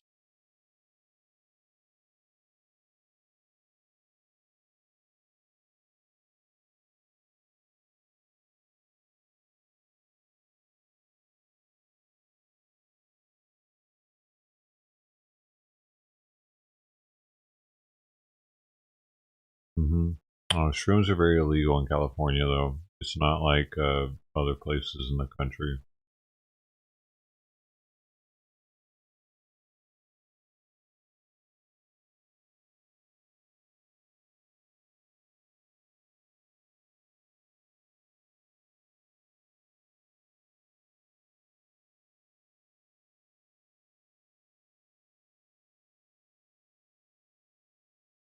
You can't get spores in California, dude. That's the thing. They won't ship them here. You act like I haven't fucked with mushrooms before, man. You don't know any better, though. It's okay.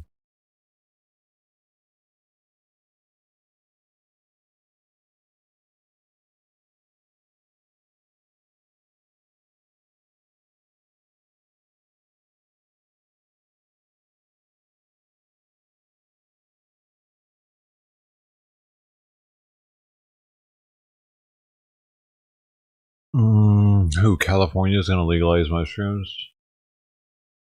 Okay. I haven't done it yet.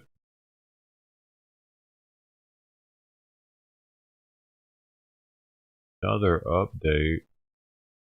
Fatal injuries, but that's not the point we want to really belabor here. The really big thing is to just understand that we're still working with the coroner's office in order to identify who the fatal victims are, so that we can notify the family members. There's major intrusive damage into that SUV. The fire department had to cut the right front seat out of the vehicle to help extricate people from the vehicle.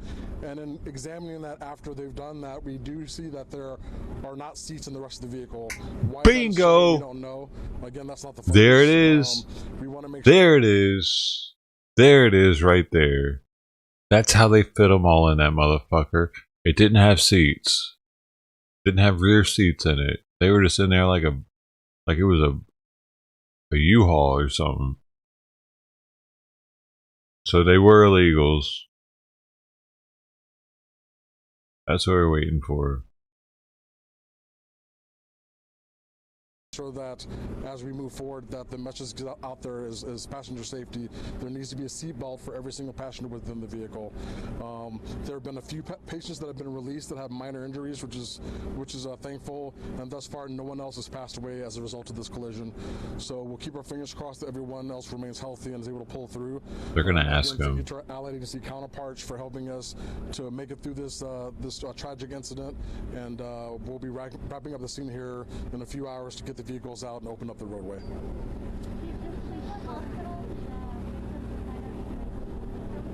I don't. There's so many hospitals involved. I don't know which hospital they were released from. One so far that I know of. Yeah. Chief, is there any indication the driver was doing this on his own?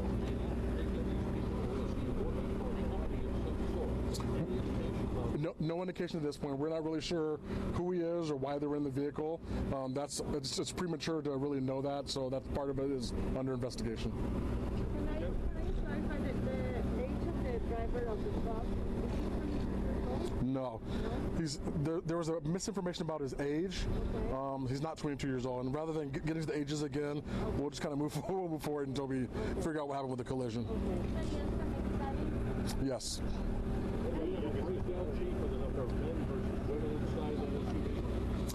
No, I believe there were 6. Don't quote me on it.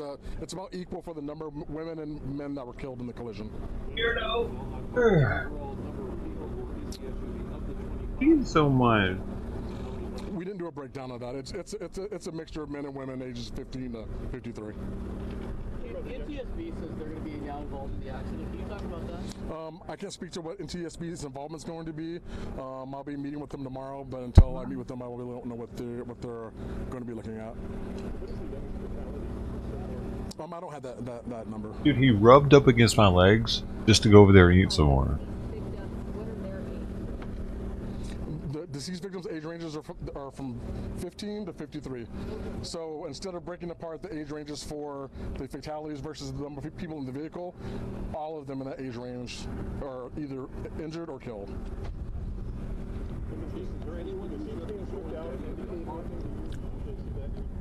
No, it doesn't indicate anything to us. Yes, really Ethereum is better. There's not enough safety belts for the passengers, and we obviously want to make sure that everyone's safely restrained within the vehicle. car? There's the driver's seat and the right front passenger seat. Yes. Chief, is there anybody who's going to be going to some of the farms and the agricultural areas nearby to try to talk with individuals who run them to see how to do it? So I'm saying the Ethereum could be 10K It's a little early eventually. to speculate who we're going to be speaking to. What I can say is that we have employees with the Highway Patrol that go out to these different organizations to really pass the message about safety to make sure that they're properly restrained and that the proper number of people are in those vehicles. Let me go back and put it this way. Are we going to have people from the Imperial County Sheriff's Department out here who are going to be doing their own research on this question? No, this is a Highway Patrol investigation, so the resources that we need to allocate towards certain things will be formulated as we move forward. But again, it's too early to speculate exactly where we're going to be looking until we gather more information. So in this area, it's common for a lot of people to be trapped into a coal car? I wouldn't say that's necessarily the case. We see it happen, not only in this area, but all over California. And again, our message is always safety of the people in the vehicle.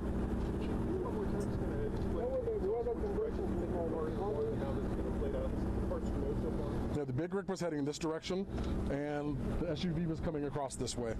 And at that point, the vehicles interacted. We still don't know whether the SUV stopped or if it ran the stop sign, and that's under investigation.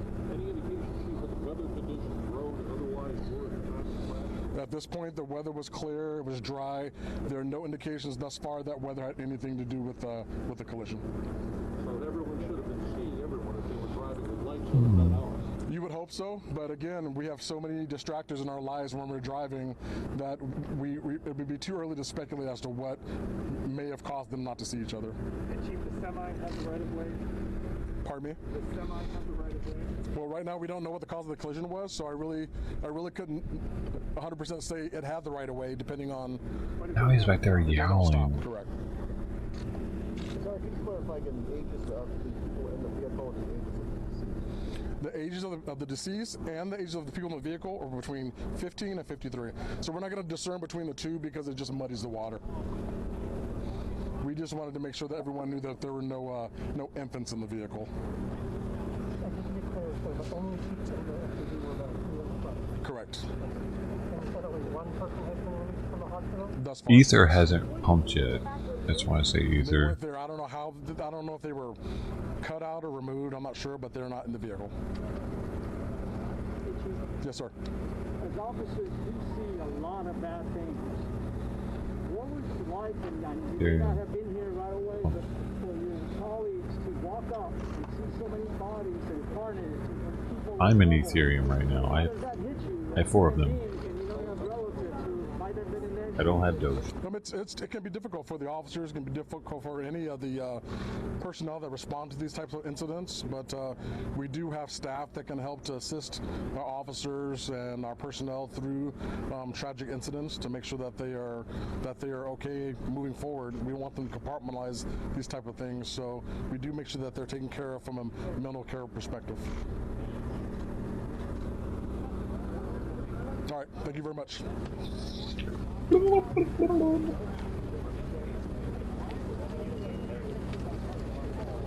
Buenas tardes.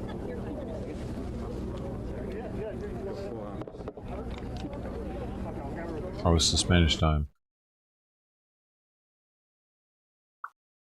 So there's a latest and greatest on that. The back seats were removed from that vehicle. This is live. Little Donkey Time live. Yeah, he keeps bothering his mama. This donkey lives indoors with these dogs. It thinks it's a dog. This is Panzer right there that he's running towards him. Show the donkey for a second. Our day has been going great. Good dog. Go.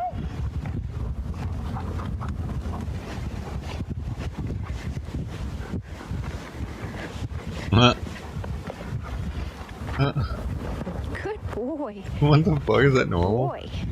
That's cute. Oh yeah, get dirty. Hey, from Alaska. Enough dirt on him. We're doing great, Nicole. How about you? It's so weird that animals want to be dirty. Like Simon does the same thing. He rolls around in cat litter.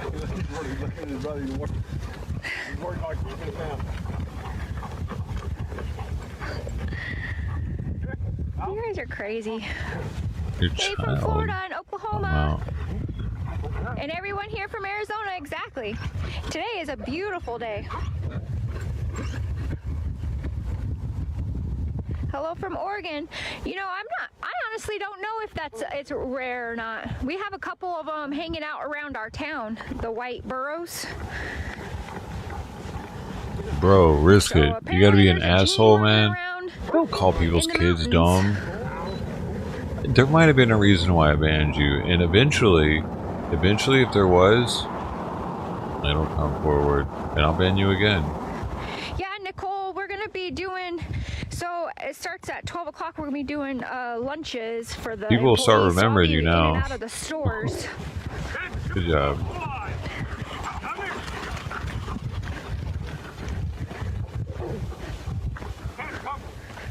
Hey, from Utah and Idaho. It doesn't sound like it. It sounds like you just want to be an asshole, dude. That's your only warning. Don't be an asshole. I don't like assholes. I'm the only asshole allowed to be here.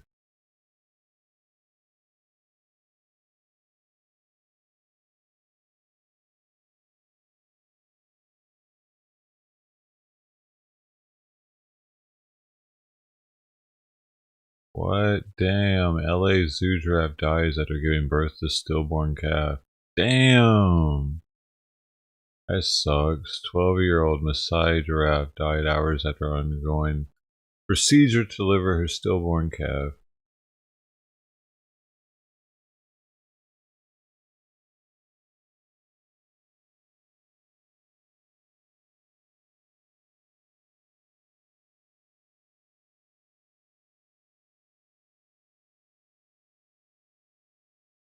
Rubbed his duck poop. Rubbed his duck poop. Dude, check it out, man. See, what you're saying right now is ignorant, apparently, because if you look at Doge, right now, it might be a bad time to go into Doge, right? But if you look at Doge's history, literally, every time Bitcoin pumps, Doge pumps, and it pumps big.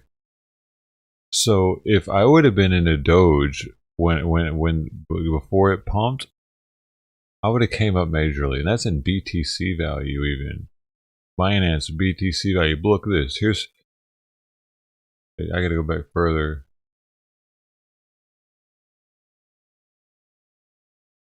It's not going back far enough. I don't know. Oh, they weren't on Binance yet apparently. We gotta pick a different chart.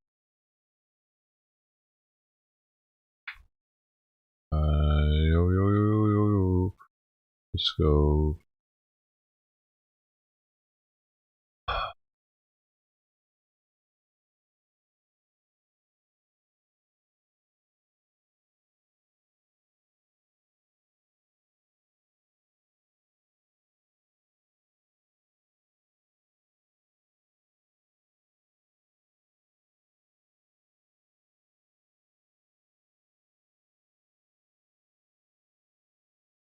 What?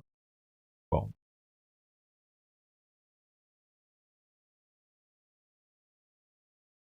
That's, dude, why aren't any of these fucking things oh, it went back to Binance, that's why. Pain in the ass, dude. You're making me really go through a lot to prove a point here. It's fucking pissing me off. Alright, you see here, dude? You see all these pumps that Doge just had in the past? Boom, that's massive fucking pump right there. Dude, unbelievable. Boom. That's a 740% pump. 740. Look at this one. Boom. That's the one we haven't even gotten to the one. What was this one? That's the one we're on now. But all these are pretty fucking big. Even these little bitty ones back here were like, what the fuck? That's 183%. This right here, that's a 500%. This is 2015. That's too far away. 2020, boom. That's 100%. So if you go into Doge at a good time, Doge actually make you a shit ton of money because it has such a strong following. Anytime you look at a coin's history and you see womp womp, womp womp, womp womp, womp womp, that's people making money. Lots of it, if they have enough in it. But it's all in when you go in and the percentage you make. Not all coins do this. Not all coins fucking do this to this extent, this many times. This always does it. It's gonna do it again. But right now it's expensive. I wouldn't get it at this price, no. Unless I was swing trading it maybe, because it might pump again in this cycle, this bull cycle or whatever. But as far as long term, yeah, I would go with Ethereum. Because it hasn't really pumped yet. It's just been kind of going along with Bitcoin. But this cycle, it hasn't. This is 2017. This is 2018. Boom. We pretty much been flat. It hasn't gone up to here again, which it should. So right now, Dogecoin is a no, but it could be a yes for swing trading or a yes later on when it dips a little more. Right now, Ethereum would be my pick. That's one I'm actually invested in. I have 4 of them. I've already said that. That doesn't mean I'm totally against Doge, though. It is what it is.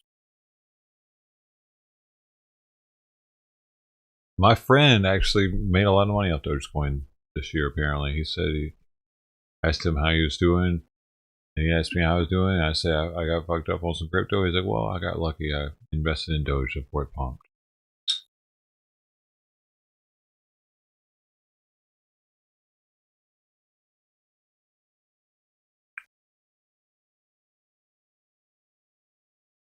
Dude, if you mention that fucking XRP crypto again, I'm gonna ban you off that alone.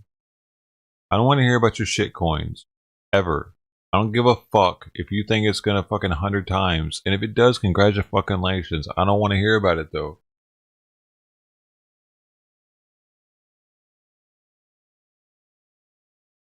Did you just fucking say it again? After I said not to say it? Are you talking to your fucking self with your Doge Pound fucking shit? Dude, no, it's okay, noted. It's okay, noted. Fuck you. Fuck you, dude. Fuck you. Fuck this Dogecoin, motherfucker. Where the fuck that is? That's you too, probably. Dumbass. Fuck both of you. Jesus Christ, where are you coming from? Hit me up in Discord if you think it was a misunderstanding, but right now, fuck both of you.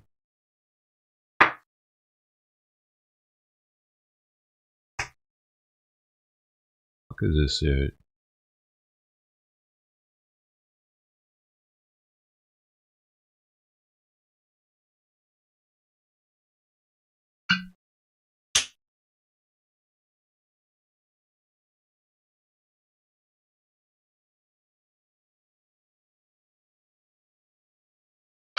Fucking losers.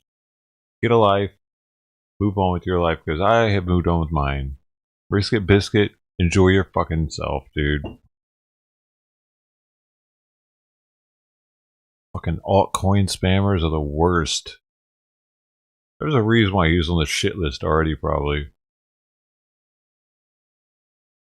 The fucking other guy who's got Doge in his name, I'm good. I'm good. Get a fucking life, dumbass. We don't want it here. Good. I don't like you little altcoin spamming bitches making me feel like later on because you got $100 invested in your coin and you make like $400 off of it because it 5 times and you're like, ugh, it 5 times. Look, you could have been rich. Like, fuck you, your shit coin, dude. You got lucky. You didn't have hardly anything invested into it, and you're gonna throw it in my face? Nah. Get rid of you before that even happens.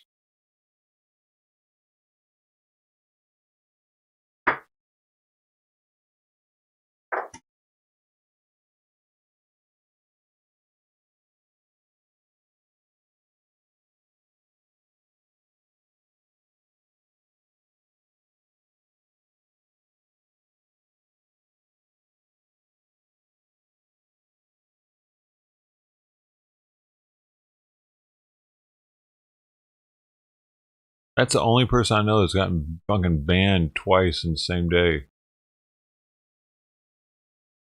Or maybe we had a couple. We might have had a couple.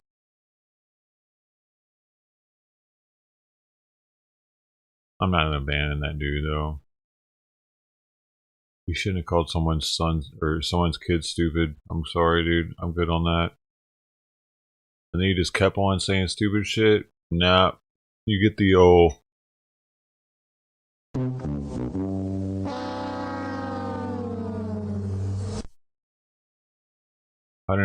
$170 hours down the drain.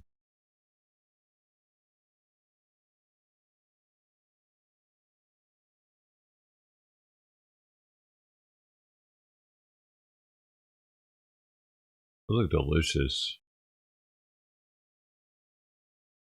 All these people, whatever happened, something new with them.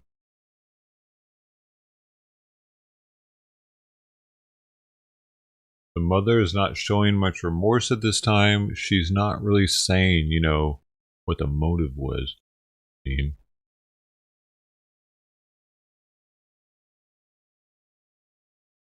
Hi, Ed Marshall here. Don't sell your... Yeah, Riesling, dude. He was.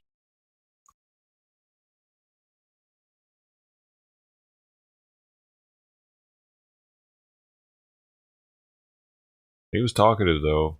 I'll give him that.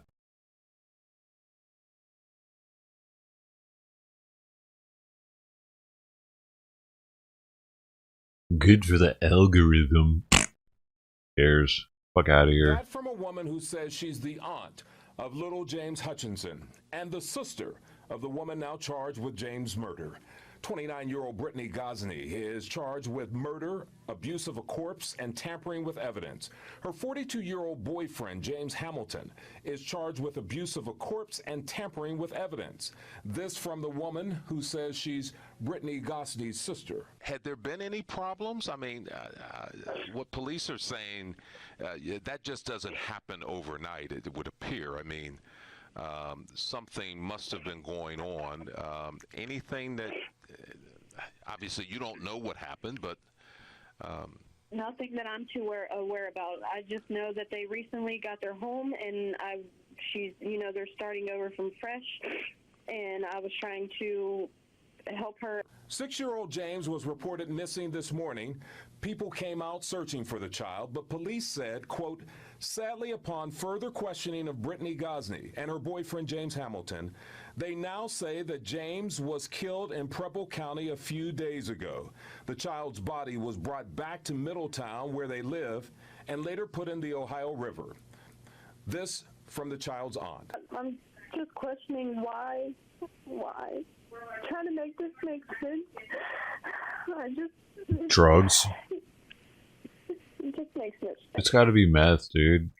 That dude looks like a tweaker.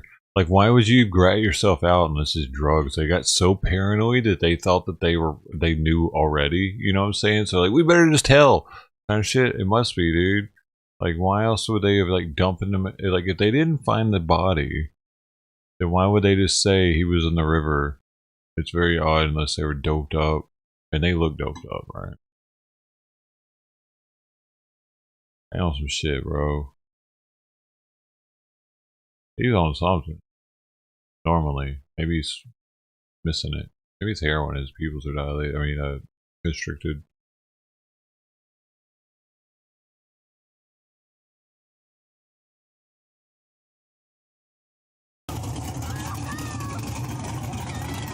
We're gonna go and get it. Do it. Go on.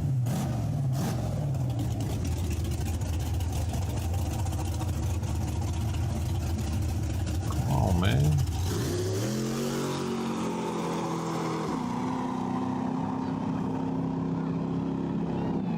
What kind of transmission is that? Memphis? Where is this at in Memphis? I've never seen this before.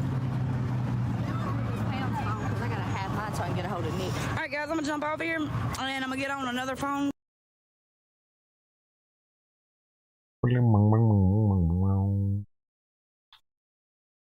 Meth and crack. People still smoke crack.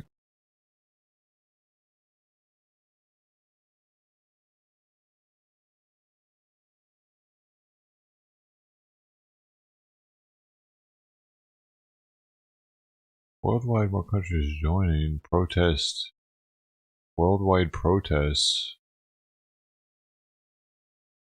March 3rd, March 20th? March 20th, there's going to be protests everywhere for worldwide rally for freedom and democracy.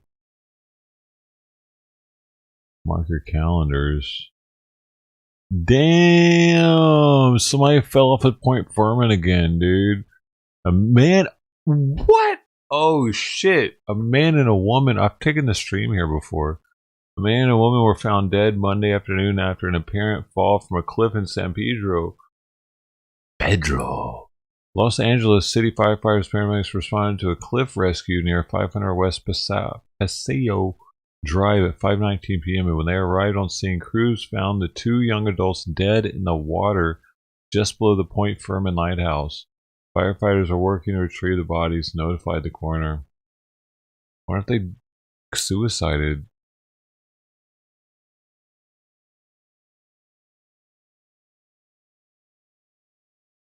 Between 20 and 30. I know what you're thinking. I need a job. Taking that beer on fleek, dog. Been there. But you gotta keep going. You just need the right skills. Find an apprenticeship. I found a course online. You can do this. You will find something. You will find something new. LA City Fire responded to Point Furman Park here at about 5:20. That looks so perfect. Reports of two people over the cliff. They came to do a cliff rescue. When they arrived, they found those two young adults, a male and female, had passed away after falling down this cliff here. Firefighters are down on the beach. What the fuck were they doing in that spot, dude? They must have been trying to go down there or something. Stupid. Or were they suicided? Getting ready for that hoist. But that's Think they just slipped right there? I don't even know, dude. Why you would go over there? That's so stupid. Like, dude, I've been to Point Furman a lot, and I've never thought that that would be a smart idea to go over that wall and just kick it. So, this wall right here, like I've walked on this sidewalk a lot. Like apparently you can go down on this other end, and there's an area where you can go down, and it kind of goes down, and you can get down there. But this isn't the way.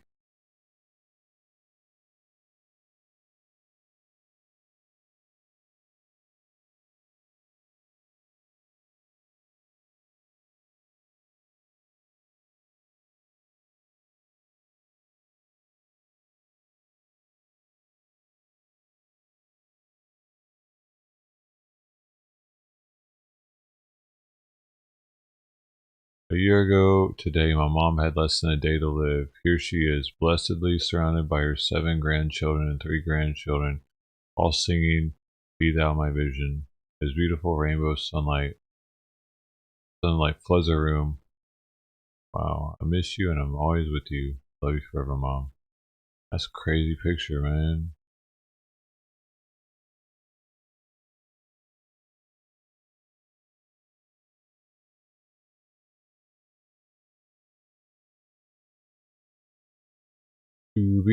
Oh, dude, we got this lady. But you guys, I did want to say, if you can, keep Courtney's mom in your prayers. I'm not going to say anything more than that. The aliens. Just keep her mom in your prayers, and her family in your prayers for everything to be positive and good. All I'm going to say. She got a leaky tire in her face. It's not my personal business to share. No, but for real though, that's pretty crazy. I just showed that picture. Through PayPal? I just showed that picture of that mom, and then I just put it on her live. And the first thing she said, "Okay, I might have to call my mom tomorrow or something, dude." I don't know, dude. My mom might be sick or something. Pretty weird.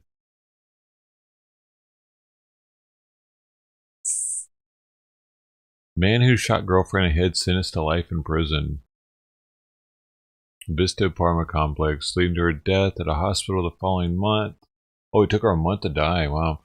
Was sentenced Tuesday to 80 years to life in state prison. 43 years old. Esteban Montelongo. Montelongo. That sounds like a Cambodian. I don't know. The Longos. They got a gang out here. They're Cambodian. Probably not. What? New Jersey woman accused of sex assault of 6-year-old while 5-year-old watched. What? Man, y'all women getting crazy now. They know the world's getting weird when women are starting to molest kids.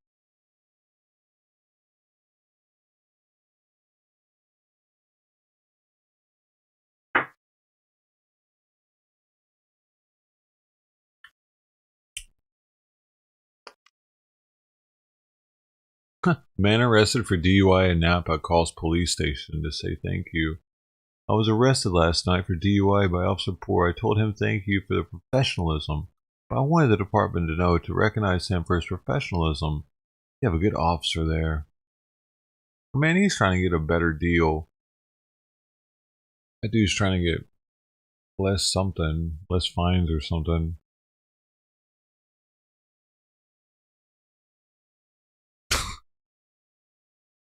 Kiss ass. But you guys know, great officer there.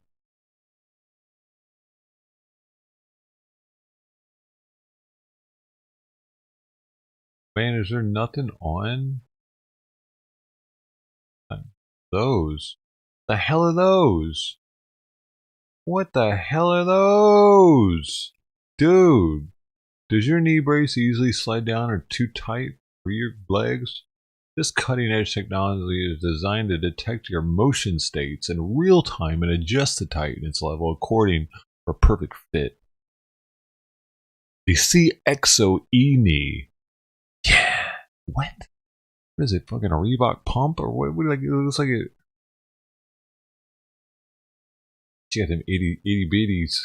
She on the itty bitty committee. Boys looking at. I'm mad at her. I like itty bitty.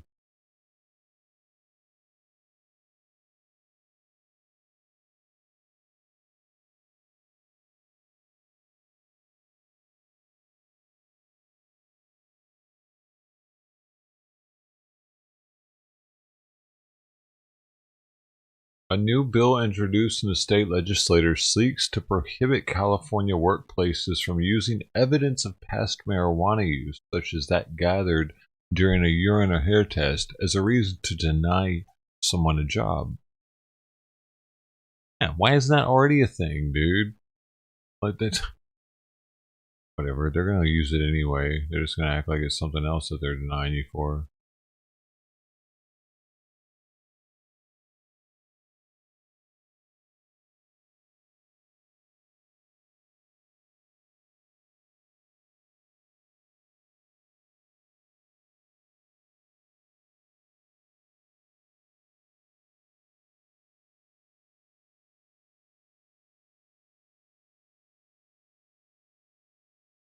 What?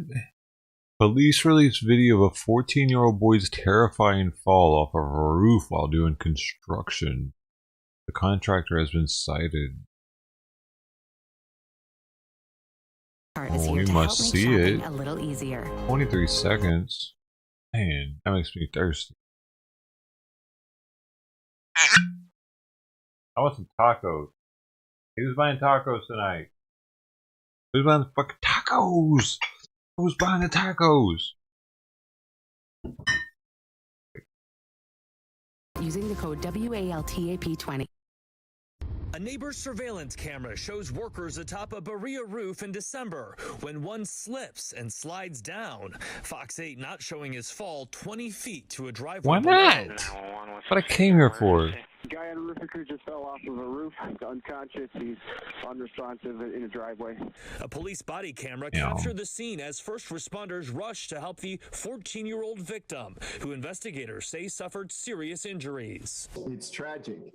And it's entirely preventable. He died, right? Occupational Safety and Health Administration Cleveland Oh, he didn't die? Howard Ebert says at the time of the fall, the workers were not using required fall protection equipment like a guardrail or harness and lanyard. What? Wait a second. Shows employees of Double M Roofing and Construction and owner Melvin Schmucker later putting on safety gear that had been in their trailer. And the agency says about 2 weeks later, inspectors spotted company employees working on another roof without required equipment. What do you... I didn't realize you're supposed to have that. that roofing workers continue to allow their workers to be exposed to fall hazards without the proper fall protection equipment. Friday, OSHA announced multiple citations and a more than $73,000 proposed penalty against the company. Its owner declined to comment when reached by Fox 8 News. We'll chip in on the Taco Tacos. And an employee falls too often, tragically to their death. eBird says following regulations and using safety equipment can save lives and help prevent more dangerous falls like this. This is 100% preventable, and employers need to do the right thing and protect their employees. In Berea, Matt Wright, Fox 8 News. Going through with the... What? Oh man, I made the horn too quiet now. First on his $5 in common respect. That's gonna give him 25,000 dough. Cause you get max dough. You get the max dough. He never wants it, but he's got to take it. You can always give it away. Oh my gosh, dude, your number's so high. Alright, 60,000, 70, 85. Alright, here we go. I got it. Yeah. Woo. I am got to get. The line is always so long on Tuesday. Oh, it is Tuesday. Dude, it's Tuesday too? Please. Oh shit, I didn't even realize it was Tuesday. Hopefully, there's a taco spot around here. Had cheaper tacos on Tuesday, but they took them off the menu last week. It's unthinkable. It was Burrito Tuesday for them. What's their problem, man? Nobody wants burritos. Taco time. Let me see. Gotta get some. Let me see if there's some protests going on right now. We do have Lookner talking about something. What's Crooked Nose looking like? What's he talking about? He's got something up over here.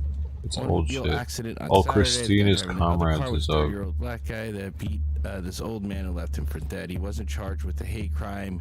They charged him with attempted murder. They set up a GoFundMe account and it's only raised $6,000. If they raise $300K for the Red House, this man should have more. I can't help but to think if it was my grandfather.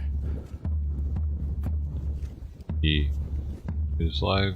And then that's the it's link not to live. It. Absolutely. Did you post it in the Discord? We can put it's that not the actual GoFundMe link in the Discord if you like. Man. And then I'll definitely check out the video. We could play it. Shut up. Why would you choose to watch that shit if nothing's gonna happen? You're just watching a fucking dumbass march, dude.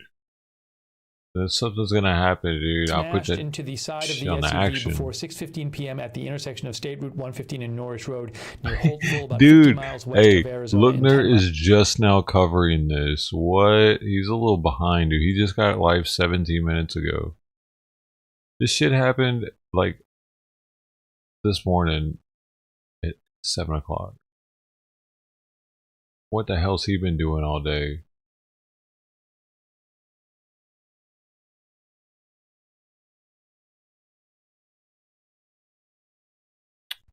Nesting. Let's see what we got over here.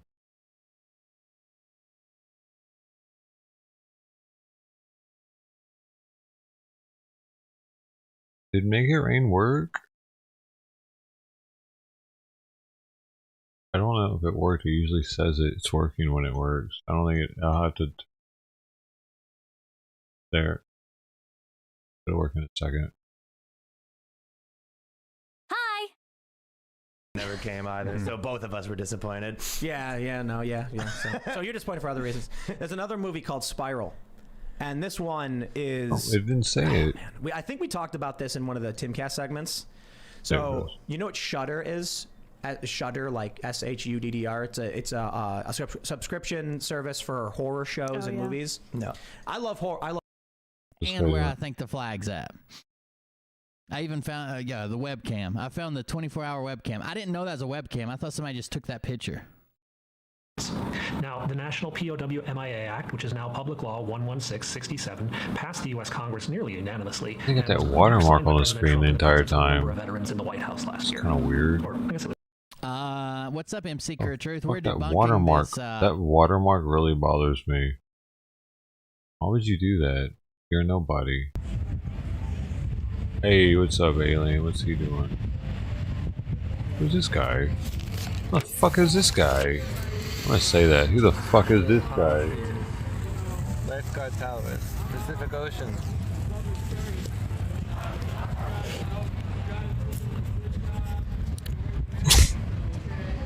Good dude. The fuck is this guy? I'm gonna rewind it. I don't even rewind it. Tell me who he is. What about in Colombia? Is the COVID rampant over there? The statistics? Yeah, like. Yeah, it's like top 15 in the world. This guy here. So it's up there. There was like, it's a big thing. Yeah. Like everyone's scared. They got a lot of masked up. Curfews was annoying though. Like, I spent like 5 weeks in Santa Marta City and then a 10 p.m. curfew. The curfew's kind of hard to understand, I guess, right? Yeah, and even like closed beaches. Like beach would be closed at like 5 Well, they p.m. do that here too. Yeah. Like I don't get the curfew. Taco. I guess the reasoning behind it is that they don't want after like 10 p.m. people are just gonna gather like in parties. Yeah, I gotta pee, dude. Yeah. Right? Check out the view. Going out in big groups. So they're trying to prevent. Yeah. Gatherings. Curfew's lame. Hopefully this vaccine shit is effective and it's working. The rates are way down right now, dude. It's getting better. Yeah, big time. About time. It was like this, dude. You know, after Thanksgiving, there was that giant curve where it went up. It was like 50,000 positive tests a day for like a week and shit in California. Damn. Now it's like less than 5,000 in all of California. 5,000. It's like down by 4,000.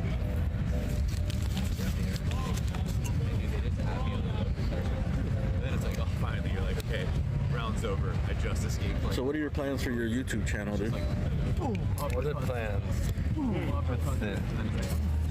Where do you see yourself in 5 years? 5 years.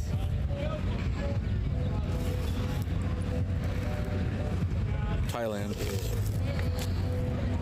Yeah, Thailand sounds good. You know Ben Newton? Of course. Oh, you know him? He was in my chat the other day, and he's in Thailand. He was talking about like it's $80 a month he pays. Pays like $80 a month to rent, and like another. His cell phone plan is like $18. Yeah. Or no, he's like it was like $6, dude, for unlimited fucking data. For a month. Yeah, 4G data for like $6. I used to get, and the internet's like high speed too. Yeah. I used to pay 200 baht. That's like $7 a month. A month? Oh my God. Unlimited high speed. Unlimited.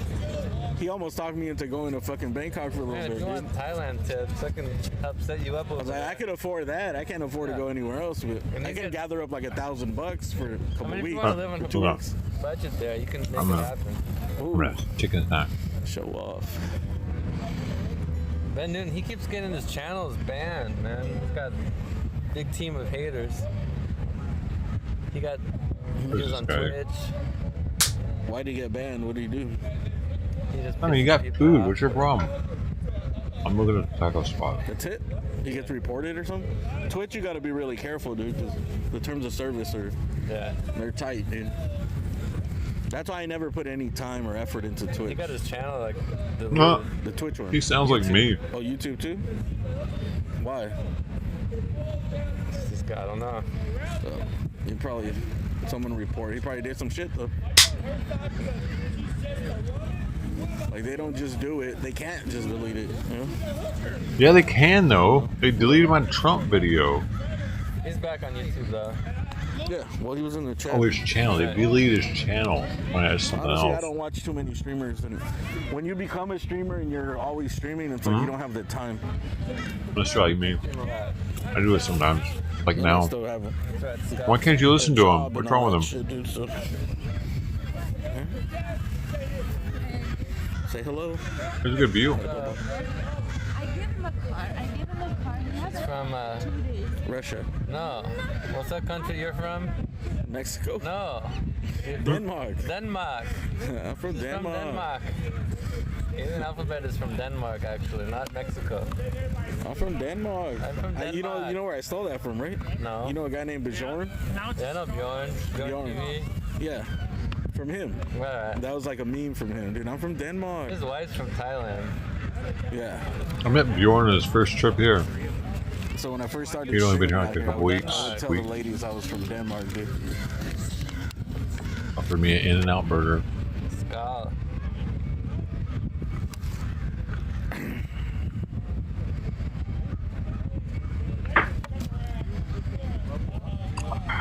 Yeah, you can though. Man, she's like Miss Columbia right there.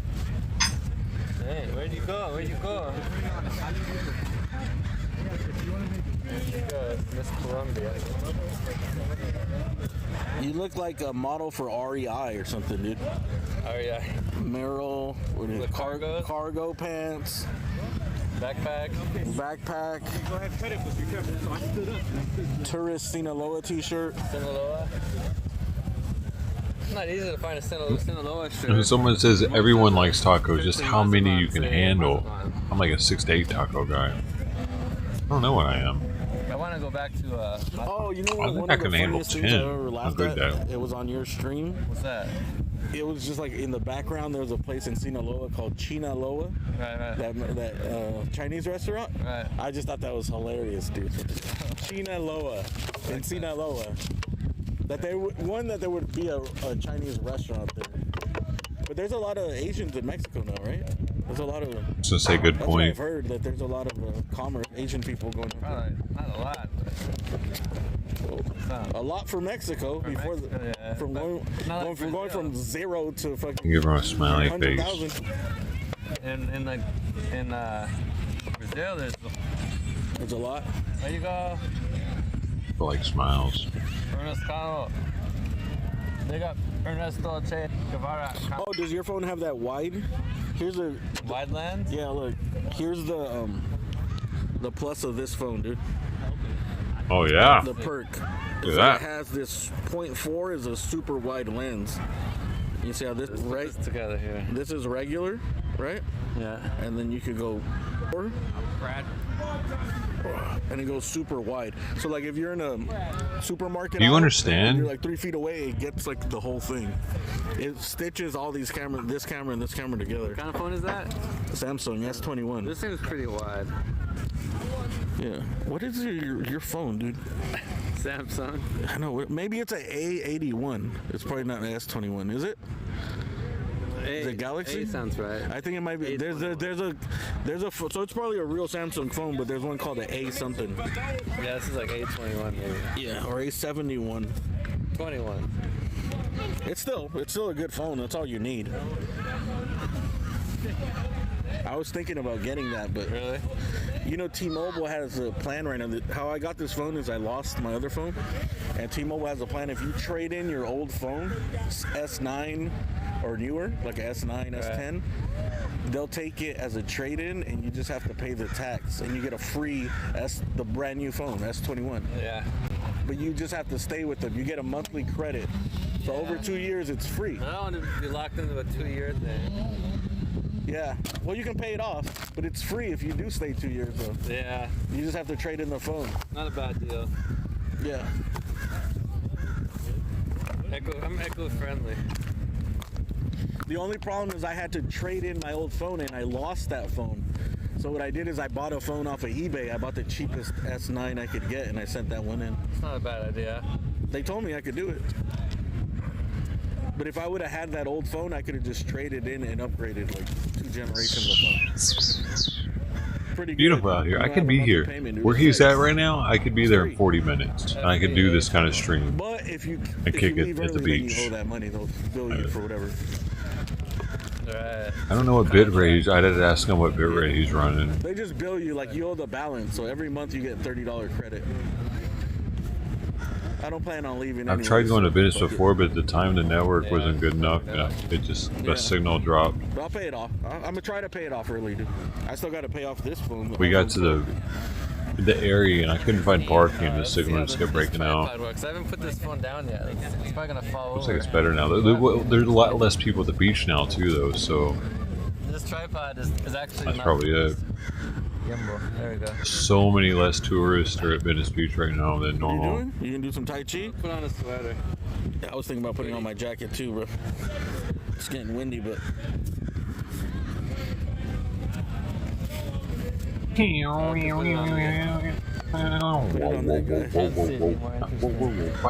What? Oh shit! Give me Jimmy 6. Maybe you should go interview that guy preaching over there. What's the normal cell charge? Like, someone said, what's the normal phone plan here for like 1 month? Like $50, $70 a month? Yeah, I think it's for a decent company. It's more like around 60 or Yo, 75 bucks. the phone insurance. For the What do you good mean? companies, for unlimited data and talk and all that. Your phone plan? But you could get Yeah, like they find a way to get that money, don't Verizon they? prepaid is like $50 a month, I think, or 55, like Yeah, AT&T. I'm paying like 50. Prepaid? AT&T, yeah. It's that yeah.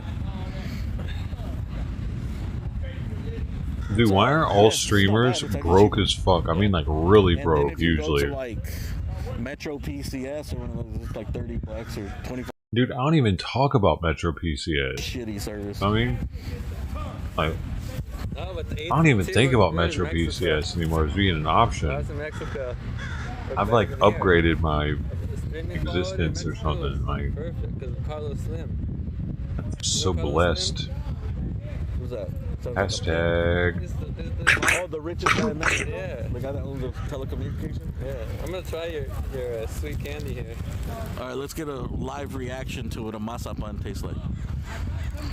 Like, there's so many streamers that are. I warn you, it's pretty dry. He's on a You should probably save monthly a little beer. plan Just eat a little piece streaming. of it. Alright, let's try. Monthly. It's He's called De La Rosa Mazapan. It's kind of extreme, so try just a little piece. It's gonna crumble into nothing. and it happens so often. It's a little extreme. Streamers that don't have shit, and they're just like, This reminds me this of my streamer. childhood and of my past life. Sweet, melts in your mouth. So what do you think of it? Like, Or is it too a much? ploy to Eat get another more little piece, that's donos? Need to down this with some. Yeah, you need to. That's what I'm saying. I warned you. Like, I think that's don't probably put the it. whole thing in your mouth 'cause It can't be dries your that mouth broke. out. Cause remember that Dave's the dude that was supposedly so homeless and desolate, like in life. And next thing you know, he's got his own spot and his own fucking grow, and like all kinds of I need shit. to get, something else to some liquid. Please. This dude might actually be homeless though. What's around here? Maybe he lives in one of these tents right here. Yeah. Maybe I'll go to the market and come back. Here, take over my stream for a little bit. Dude. You want me to stream? Yeah, just do a front face camera. I'm just thing. imagining myself being homeless in one of those tents and deciding I want to be a streamer. I'm gonna walk to the I market. wouldn't want Anything at the market? people to fucking see me like that. Yeah. It's kind of weird. What did you finish your drink yet? Look at me, I'm a homeless person. Next round on me. You guys are gonna hang out today and be homeless. Yes. I don't drink, dude. I'm gonna get real drunk. I feel like that's what's happening right now. Look at a light, something light. You haven't been to the beach in 10 years or so? Oh man, I should take the stream there sometime, dude. I could go to a little smoke spot in Long Beach actually. Like sometime this week, I'll do that. Okay. Get out of the house, man. Get away from these fucking charts and shit. Maybe try to. Yeah, take it. I take his, he's mine. Alright. Alright. Like I have enough money to afford the lifestyle that I have right now. Is what I'm saying. Like, anything else extra is allowing me like I'm tracking you. How do you make this less of a selfie? extra. Like tacos and shit, you know what I'm saying? Otherwise, I'm like, bring this thing down. Oh, just push it in. It's like an antenna. my rent here is over $1,500 a month. Yo, man, if you discover the meaning of life at the liquor store, let me know. The meaning of life. Pretty Is this the crazy non-selfie mode right here? for the ghetto. Yeah, you know Right right there. Rear. Hit that rear. Let's see. No. Hit it again. Hit rear. You might have to hit it twice. I could have a house for this amount. Yeah. Tennessee. No, but it's not like a single thing. You gotta hit that. I'll just leave it on selfie. It'll be alright. I'll survive. Your stream What's up, chat?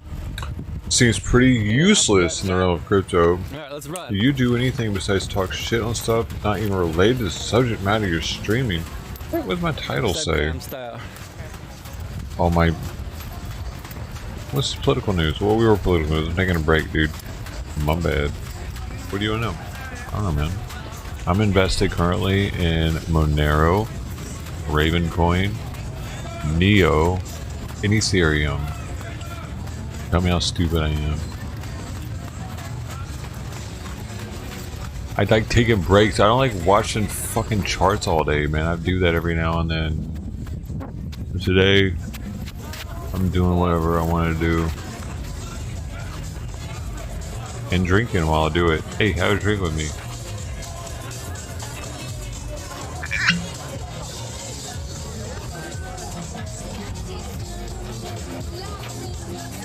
Music, What's music. Up, bees and butterflies? Music.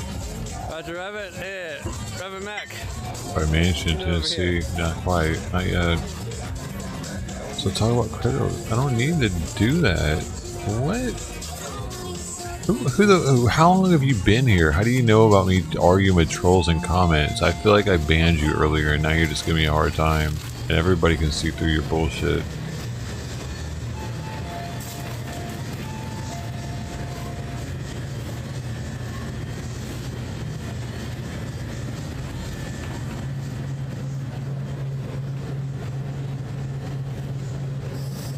I live in Tennessee. Oh, you know the what, dude. You had to point me in the direction of the mansion. I'll go there. I might actually move back. There's a reason I have 20. Dude, do you know how hard it is to get 20 viewers on you? That's actually really good. This is a good day for me. I should do what I'm doing today every day, because to retain 20 viewers on doing whatever the fuck I want to do and staying off a fucking topic, hey, that's not fucking bad, is it? Not bad at all. I got 20 people on the couch right now. Oh, deuces? Oh, if you want to do it like that, I'll make it easy for you. I was giving you a chance. But if you want to just deuces me, I'll deuces you right back. Deuces. Nobody will ever know you were here.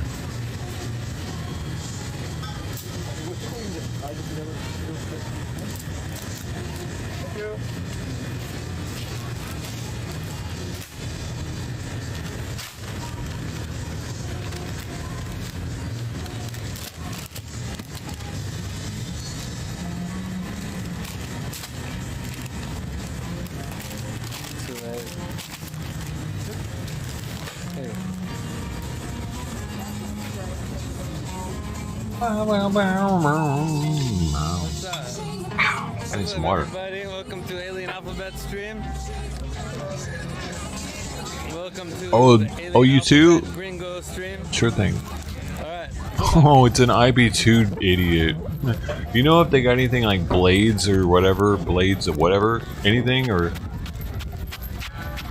then they're definitely IP2. So they're insignificant little shits. No one cares about them, not even their so-called friends. They don't have friends. They have nobody. So then they try to go to chat rooms on YouTube to talk shit because that's the only attention they can get, and that's better than nothing. Sad existence. It is theirs, though. At least they have something. That's how they see it, at least. Kind of like how this guy has this. Look at this guy. He's an IP2 wannabe, I feel. He's like, oh my god, I just want a bunch of shit talkers in my chat giving me shit constantly because I have no life and I hate myself. Where's the blip? Over there? That's like a fucking UFO. Let's go over there. There you go.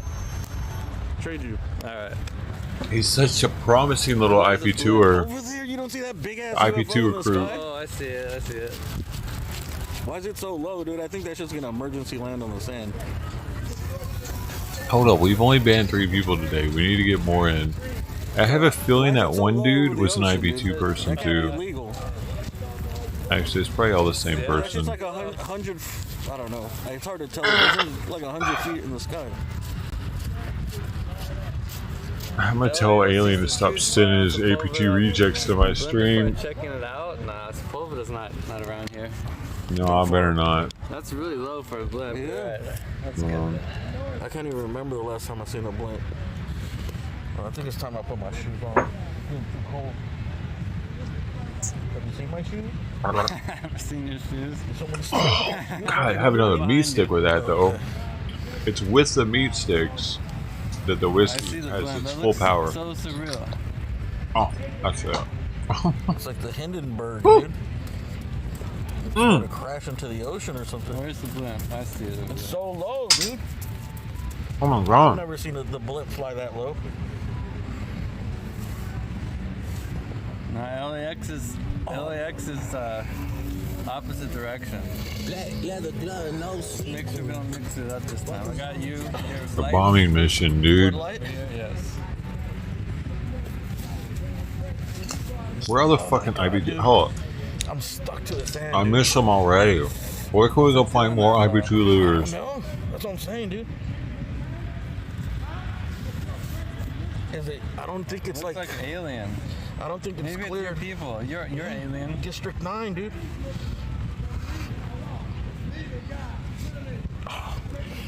What the fuck is this guy talking about, dude? Concentration camps.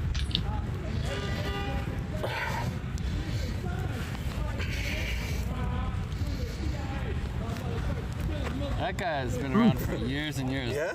I know that guy from like 10 years ago. And he's always ranting like that every day? Yeah. Wow. Has he been repeating the same story this whole time? All kinds of crap, yeah. Or does he change? Should we ask him what he thinks of the blimp? Yeah. Where are we at on this crypto gang though? Yeah, I gotta go. Fucking give me shit about not talking about crypto. Yeah. The fuck up, loser. That's where my ass got stuck. Like my people aren't tired of hearing me talk about crypto already. I'm trying to give them a break today, actually. I've made a conscious effort the camera around. to give a crypto break. Put them on the blimp. Focus on the blimp. I gotta put the same title on there though because I want YouTube to recommend me later for it if I use it. And if I can hold viewers while having that as a title, Your camera's better than mine. I see the maybe difference they'll now. recommend me to a dumbass like you, that guy, crypto guy. Go to Teddy's Red Tacos on Windward. Yeah, those are good tacos. Oh, but he was a IB2 person, so he didn't get recommended to. I got him out of Aliens chat. Watch, I can do it again. I'm live restreaming this. Got a guy freaking out behind us. Alien just took off. Watch, I'm gonna delete this comment before he comes back. Was our fucking with Alien, boy. Anyone found the meaning of life? Hey. I've never actually said that before in this chat. I've never put his name up is here. live streaming this. Cool. Yo. Wait a minute, I gotta put his name up there. It's going well here. Hold up. That blimp is going lower, man. That blimp. The blimp is going down. Maybe. I got it. It's not supposed to be Boom. that low. I got him. I got him. Look, Alien Alphabet. I got him on the corner, dude. We're good. We're good now.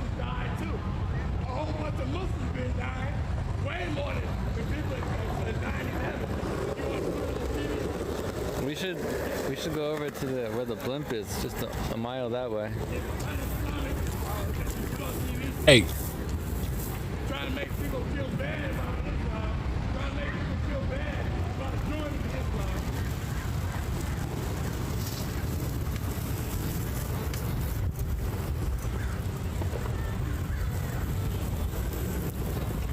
This is Venice Beach. He's at right here.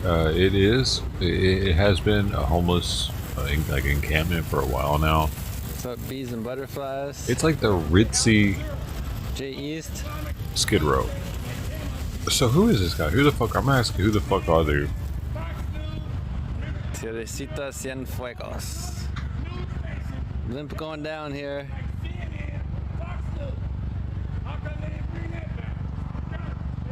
Blimp is going down. I don't know who this guy is.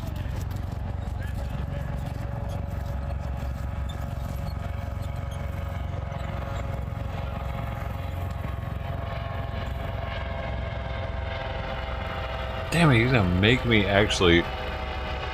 Oh, by the way, here, go. Y'all give this guy, go give Alien some love. This is his link right here, dude. There's 7 of them. For good luck. Blimp landing on the beach.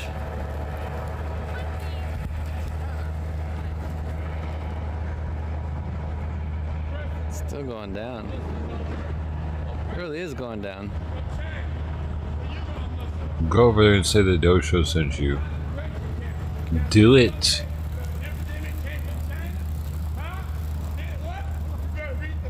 Bet you won't. Alright, man, I need to. Right, where's my thing? Right here. Oh shit. Dude, my headset. No! Right okay. Dang, that blimp has got problems. It's a died. Oh. This guy just crashed again. Velcro, Blimp dude. is trying to go back up.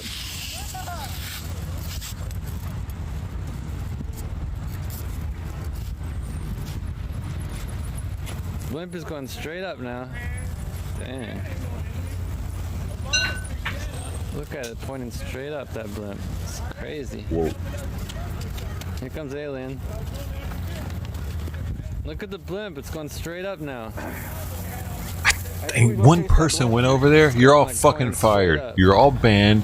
You're all fired. Not one person went over there to say it. You know what? Stolen blimp. I say you get a fucking bike or one of those scooters and let's go chase that blimp down, dude. That blimp's gonna be in downtown LA in like 10 minutes. No, dude, blimps move slow, dude. Taking off now. Look at.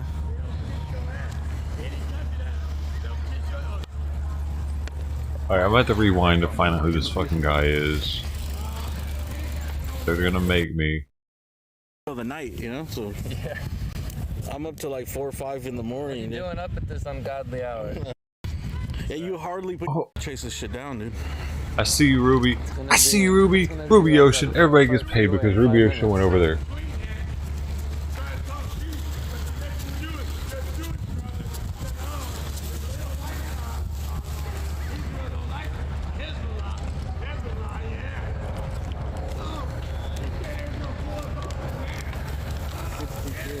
There he goes over there, dude. Go where to say what? You're supposed to go and say Dojo sent me. Alien hates it. Above the clouds with the sounds of original. Oh, But like the stream while you're over there too. You want to get that blue thumbs up. Help the guy I out. think this is just like a He's showing regular us chopper. Venice Beach. No one else is out there right now. You know what I'm saying? See, we got Ruby. Who else we got over there? We got Nathan Randleman said what's up. You're right, Hey, the blimp did kind of once it started more moving, money it for took off. everybody. It's still there. Here, it's peeking out, dude. Oh, dude, I hope it circles around at night. Once it gets lit up, it looks really dope. You guys are awesome. Now go stay over there for a while too. Get to know him a little bit. Why not? They know his people.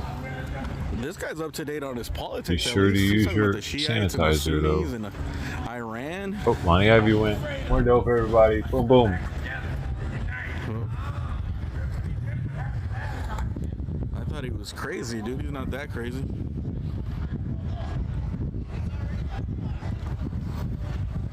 What's up? Oh, everyone people from the Doe Show, dude. What up? Johnny Doe and the Doettes. Thanks for stopping by, dude. Subscribe. Yeah, subscribe, man. Like, something. Seriously, that's what I say. Something, dude. Smile at the screen. Something. 3 hours. I've been streaming 3 hours. Tres horas. Thanks, guys. You gotta drop some more dope, more dope, more dope, more dope. Next time. Down there. You got Spec. You got Teresita. I've seen her. I don't know if she's with him or not, Put but my sweater on. Teresita, Lonnie Ivy, Spec, No, you're not. We're not gonna Ruby. allow you to end it, dude. Nathan. Drink up. Alright. I'm working on it, Ernest. That's pretty sick. Thanks, guys. You guys are sweet. Salud. Salud. Salud. I feel like a Twitcher. Eso. Viva. You just rated him. Mexico. Viva la raza. Dude, that's a beautiful sunset too. Soy de Los Angeles. What origin of your family though? Silver Lake. Germany? Silver Lake. German? No, like originally, dude. Europa. Yeah. Europe? UK? You like Europe, say British? Viva Europe. Long live the Queen. Viva Mexico. Long live the Queen. Viva Mexico. Long live the British. Viva Mexico. Hey, Ilani, what y'all drinking on? What you drinking? Let's all drink. Let's have a drink with Alien.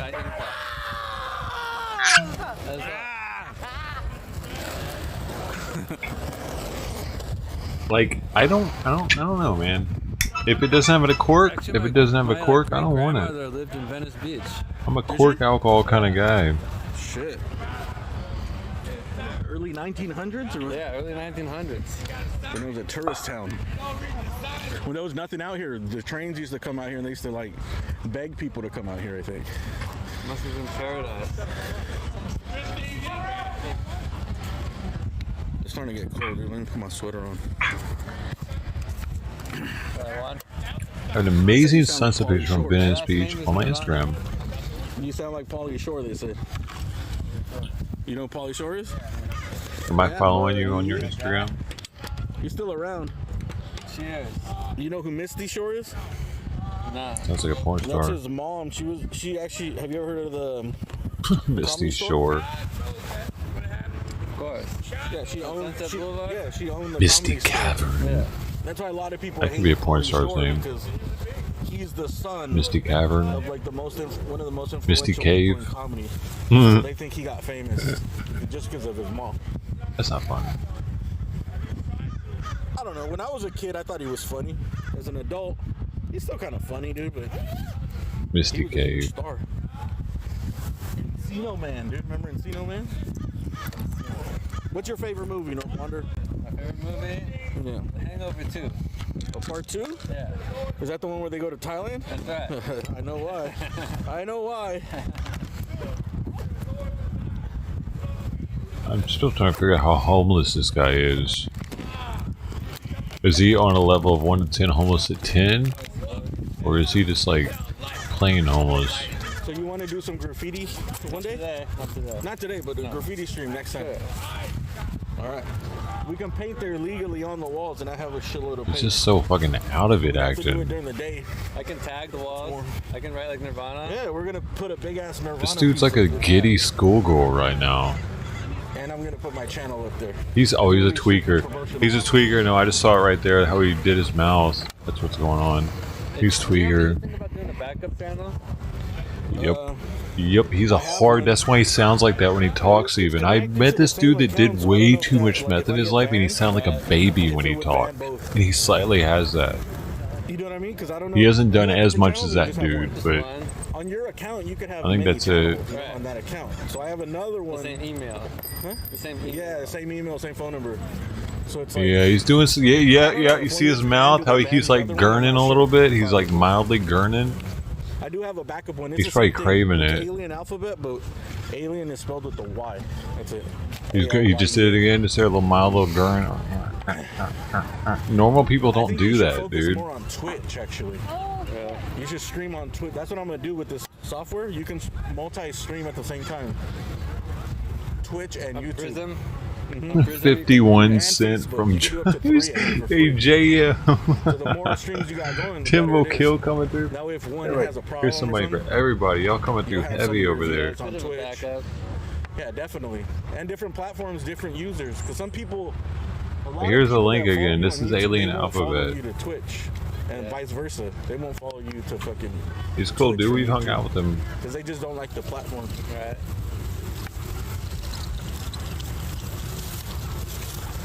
You want to go check Twice. down the blimp? No, blimp is down. If it weren't for Alien, we wouldn't have had the pleasure of hanging out with Corinne. Yeah, let's get that work. See, this is why it's so convenient. That was Because experience. right now, look where I have my phone, dude. I have to always find a place to put it, right? Right. But if you have a chest mount, you can actually rest without like ruining the screen, dude. Especially if you're on a bike or something.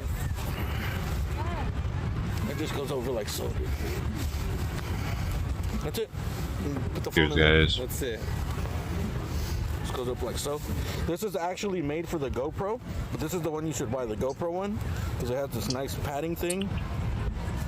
And this doesn't dig into One your thing side. about It's you a little guys is cheap-ass you're more one, and it fucking talkative. digs into your side. I think than most It's people. really smooth, and then Because I'm a you stickler. just have to buy this GoPro to quarter-inch adapter, and then you can put any. Speaking of, what the fuck's the last time I sent this one? I don't have it logged into IG in like 3 years because I don't want to see my ex. Oh man, don't worry about that, man. Pull the pic of it because. You can get them on eBay for like $30. No, but for real though. They're 40 at the store, but on eBay it's like 30. But it's definitely a way better quality because I've had those cheap China ones. They're like 20, and the plate back here is super small, and these aren't good quality. They dig into your back. I'm thinking about hitting my You ex don't up again even though. Realize you have it on, dude. Just for some And that's it, dude. late You can night put it tip there, now you action. can stream She's been posting shit on Instagram lately of her legs and shit. POV, first person. So you can get on your bike. So it Same. allows you to rest, you know, and use your hands, dude, instead of what you're doing right now. Well, y'all know who my You ex always is. have She's to popped hold in the the phone stream in your before, hand and point it at somewhere. and she actually, like, she had me blocked for the longest, dude. And after she came through the stream, Oh, shit. I was able to add her on Instagram again. So I've been checking her out. Dukes of Hazzard, dude. Just go. She's close by too. She's like, she might even live in Long Beach. I'm not sure. The way I'm doing it, yeah. It's a pain in the ass that way. The volleyball player, she got them legs, dude. I mean, she ain't looking bad. I usually read it on another phone. So how do you read the chat when you're? Oh, you got. I can Athletic. look at it like this once in a while, or I'll read it on my phone. I have a second Or phone. was that? This is just I for streaming. haven't actually hit her up yet. I doubt I will. It's just that it's crossed my mind. Exactly. I see. It's usually a bad idea to mess with your ex, dude. Because I'm always moving around, I'm biking and Two stuff. beers in your hands. 2 beers. Yeah, exactly. Look what I can do. Where's my... This is my beer? Yes. Exactly, dude. Look what I can do, dude. 2 beers, a beer in each hand, and he's streaming. So open that one. So go back and forth. His audio's off. Just noticed. Beer, drink, left, right. Hands free, dude. How long has it been like that? Dude, hands free. Me. Hands free. Streaming. I can. Left, right. Down it. Oh, this one tastes like shit because it's warm already. You should. But then all my female friends here on the stream wouldn't want to fuck with me anymore, probably, I have huh? that hat at home. I'm I just have that playing. hat where you put 2 cans and shit. It's a red hat with the little tube and you drink. I have it, dude. I have it, bro. I've used it on stream as a prop before. So you have the hat with the tubes. I got it. The beer hat. Everything is hands free. What do you need hands for? Hands for grabbing. Now you get the first person shooter, dude. If I get in a Ruby. fight, dude, you get the Mike Tyson's punch Somebody out, laughed dude. about that. Hay que hacer amor, no la guerra. Para las mamacitas, no para hacer la guerra. Uppercut. Hook. She was sick. Really? Reba was sick? With what? Man, you guys are able to keep in tune with more of what's going on than I am, because I gotta pay attention to all this shit at the same time. Las manos no son para pelear, las manos son para agarrar nalgas. Oh, yeah, it's true too, Spec. I guess you're right about that. I'm pretty open about things, though. Permission for agarrando nalgas. That's what makes it the Doe Show. You get to know what's going on in my life. Para agarrar nalgas. And also, what's dope about this is it has the widescreen angle thing, you know? People know if you're watching, see the wide. This is regular angle, and then this is the wide angle, which is cool. Because you know we're so close together. This is a wide angle. You see? I think so. Is there, dude? What's his stream? I want to know what's his See how stream. your What? way- look at where the tents are on yours, and look where the tents are on mine. You can see all the tents. Yeah. So it's way wider. I think yours has the option. You're just not using this Hell. software that allows you to switch in. ¿Cuántos culos entran to perspectivo? ¿Cuántos culos? There goes on. Oh, Wonder Nirvana? Is that his name? Wonder. You're so cool, I'm gonna call you a culo. ¿Cuántos culos entra cámara? Okay, maybe this is it. Purpose what? Wondery Nirvana. Perspectivo. Perspecto. Can you teach me Spanish, dude? I think I need to take Spanish lessons for whenever now. But he's got 54. This guy's Hold name the is Wander Nirvana, dude. He's in the title, right? Alien Alphabet. Thanks. Nirvana. He's a bad man. This is Alien Alphabet. He's a bad boy, dude. He's a bad man. Alien Alphabet. He basically travels the globe and what? What do you do? Meditating. International man of mystery, dude. I don't know what he does. Mystery. It's a mystery. Honestly, I don't know what you do, bro. He takes psychedelics all over. I said thanks for I'm blind. He takes psychedelics all over the world, dude. Actually, you take psychedelics? Have you ever taken So this is his view. Yeah? Yeah.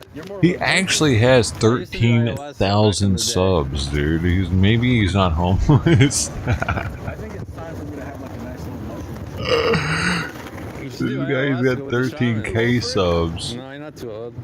I'm scared now. Holy shit. Who's over here? I don't know any of these people. Dude, I'll probably fucking have a heart attack or some shit. But the body can't take it like it used to. Yeah, I'm scared of that. He's had a join button too already. Impressive for not being a game streamer.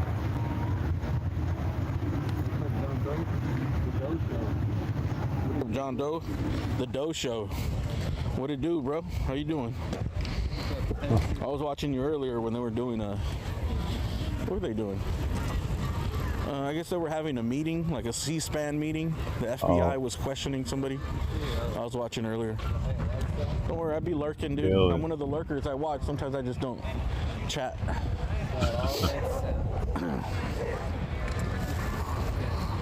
Shout out to all the lurkers, dude.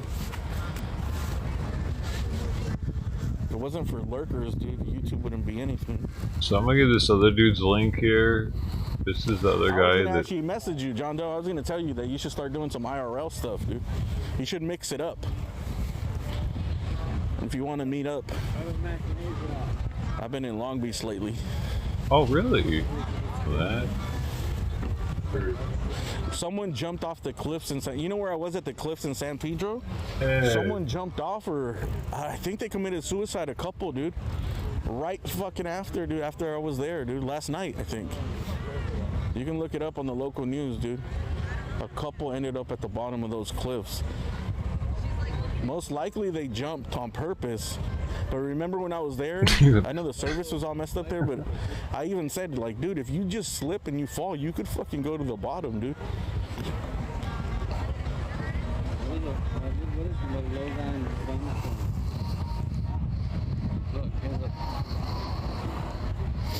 The Doe Show.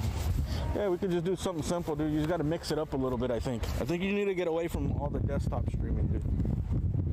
At least a little bit. He's very right. We'll go get some food or something, dude. Tacos, 1 hour, 2 hour stream. Get a beer and some tacos, dude. Mix it up.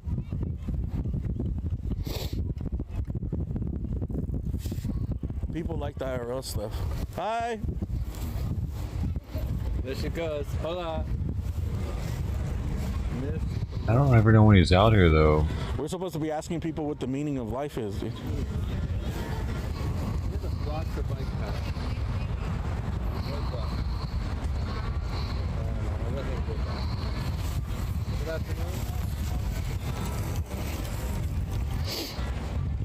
What is the meaning of life? Salud.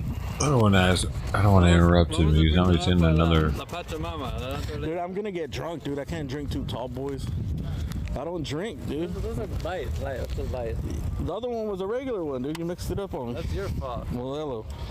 I'm gonna get drunk, dude. I can't drink. You're not gonna. I'm gonna get drunk, dude. Boy, you're big boy. But I don't drink. That's the thing. My tolerance level is like this, dude. All right. If I end up attacking somebody like Cheap Charlie, dude, don't blame. I'm gonna blame you, dude. If you start kicking the tree, I'll defend you. Okay. Keep me in line, dude. I get real violent when I'm drunk, dude. I get real violent. This guy, he's having another Bud Light. If he starts kicking the tree... Two Bud Lights in, dude. I'm fucking starting fights, dude. Make sure the tree doesn't attack you. I got your back. No, I'm just kidding, dude. Man. I'm not like that, dude. I'm not a violent person. Don't look at some tacos. The meaning of life is 42. I still haven't seen that movie. Oh, there's a pizza place there. I say we should get some food. Okay. We shouldn't have drank and we could have drove somewhere. See, around here you get less from. Came in on the beach. Well, it's empty. Why don't you get a scooter? Well, they do that. How much is a scooter? It's not empty. My battery's about. They're constantly Hey, there. we're gonna charge you back up, dude. Don't think you're getting away, dude. You gotta get answer. You're not getting away, dude. Excuse me, what's the meaning of life? What's the meaning of life? What's the meaning of life? What's the meaning? Connect with all the people around you. Oh, thank you. Good answer. Connect to all the people around you. People have good answers, huh? Yeah. Let everyone that's answered actually She's connected. Has good answers. All right, let's do this. Let's find out what the meaning of life is. I'm gonna look at something real fast. See, this is what alien looks like, by the way, right now. Jose is in New York. Alright, I just want to look at this guy's Meaning of life? Meaning of life. history.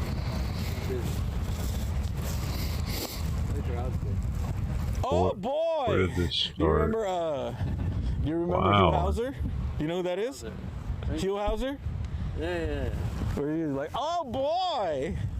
We're out here with Wander Nirvana. Thailand. Deceptive action. He was in Thailand for a while. That's pretty cool. Don't mimic people. That's gonna piss them off. That's really cool. You had some They're gonna be Thai like, fuck you. videos. Okay, how about just ask, like, hey, what's the meaning of life? Text to speech. Let's try text to speech. What is that? You know, What do you mean? like Yeah, I know what it is. Andy? Yeah. Well, let's turn on text to speach. He has some pretty good videos on here. I On should your probably phone? check this shit out. Well, do it. How do you do it? All kinds of them. They And they seem to be decent length ignoring too. crazy people. Like, I'm a horrible streamer. This guy's probably pretty badass. To make yourself happy before you die is the meaning of life. No. Okay. You have a manual text to speech. Come on, everybody. Locals. I am text to speech. My favorite line. Hey, you should rent a bike, man. WN. No, I'm touching the ground today. I am into touching the ground today. You know, he said that earlier, bro. He's copying and pasting his fucking comments, dude. Uh-huh. Is that a live comment or is that from like an hour ago? Live comment. Yeah, I think he copied and pasted that, dude. He said that earlier. Alright, so look. Look at, Nah, I can look at this I'm taco into shop. touching the ground It's today. dark now. Hey, man, stay grounded, bro. 10 toes down. TTD. What you know about TTD, bro? Text to one. 10 toes down. You gotta keep it 10 toes down, baby.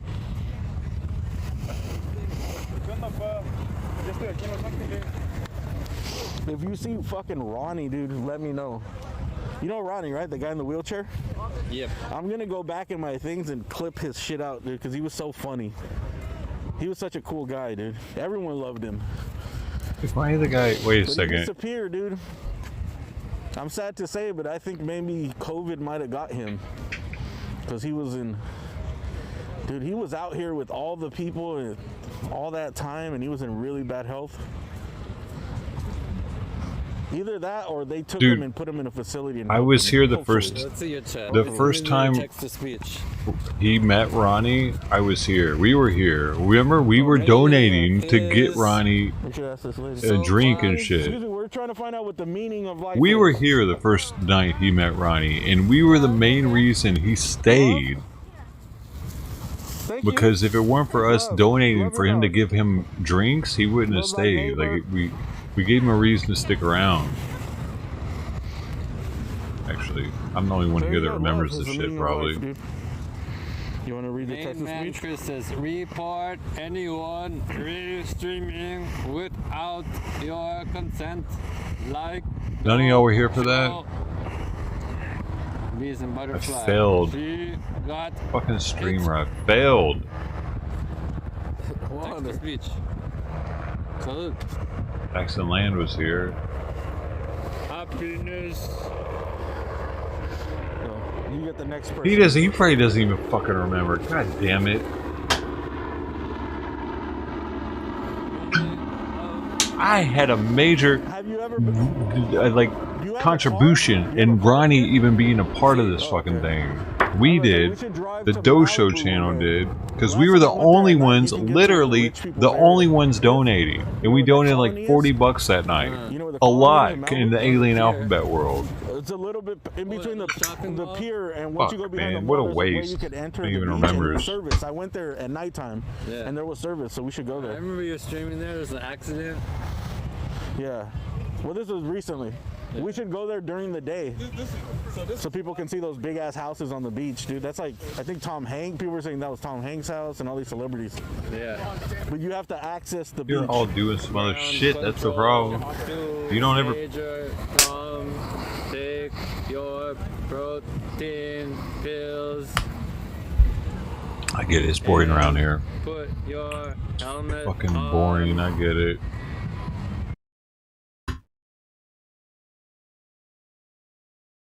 Why are you here then? Fuck out of here.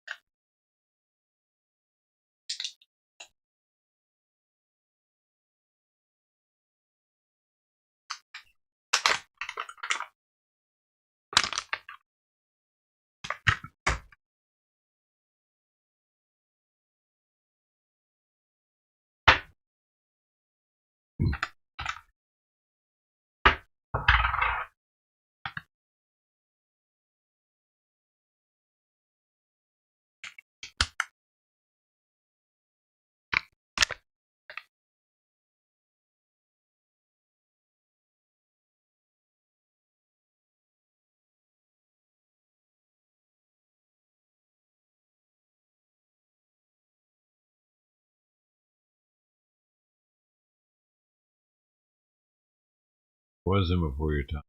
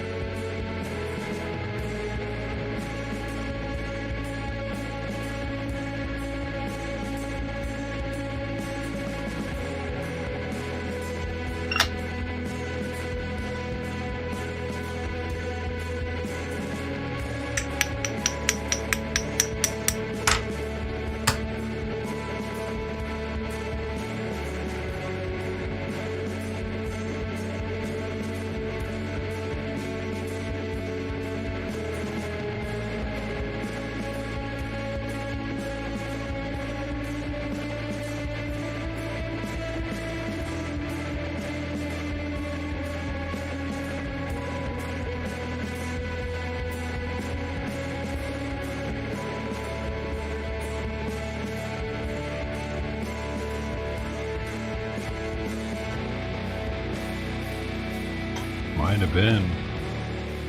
Might have been before your time.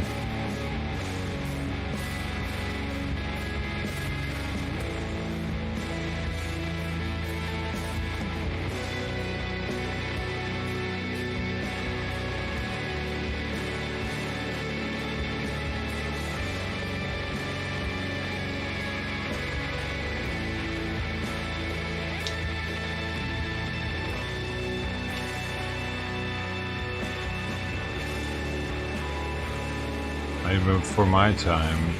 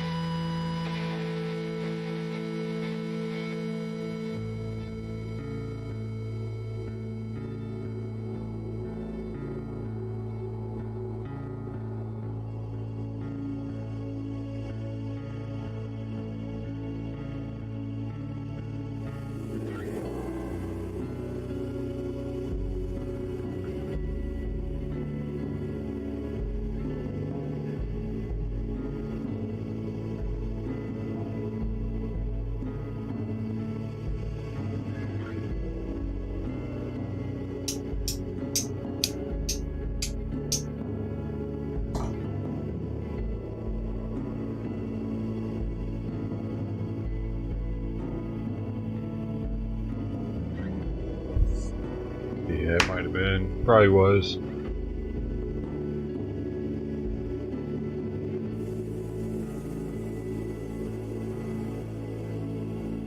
It probably was.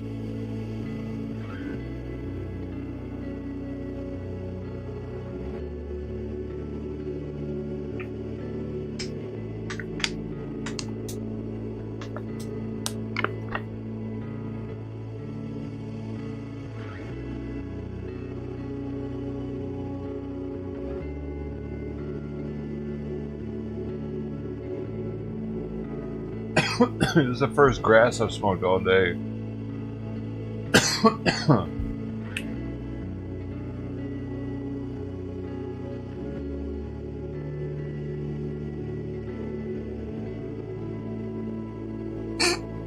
Oh.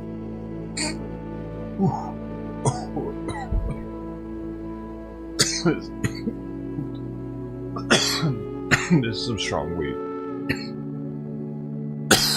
Alright, this is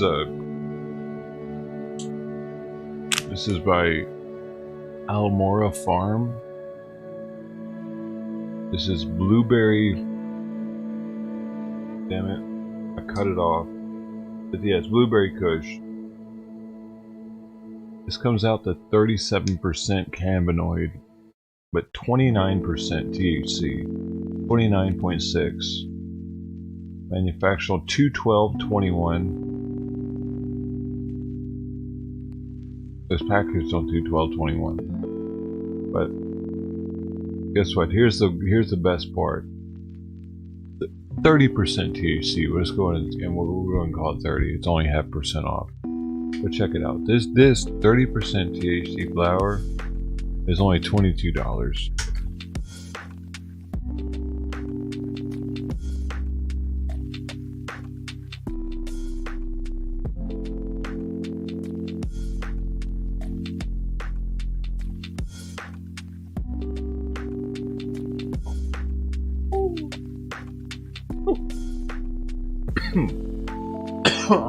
I'm not always a weed snob, but when I am, that shit's fire.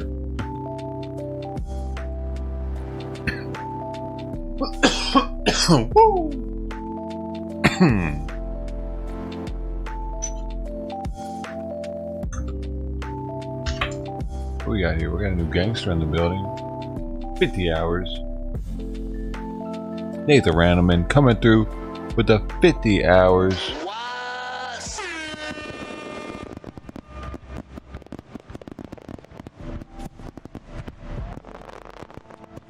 Not only is this man just put in 50 fucking hours, but don't act stupid later on, because I will ban your ass. But man, I hate to put you on a spot like this, but dude, I really do appreciate you getting like something like that. There's a fucking coffee cup with my face on it out there, dude. Man, I love you for that. Actually, dude, I might not ever be able to ban you because of that. I might not ever be able to ban you, actually. I don't think I can now. This don't get too stupid, dude. I mean...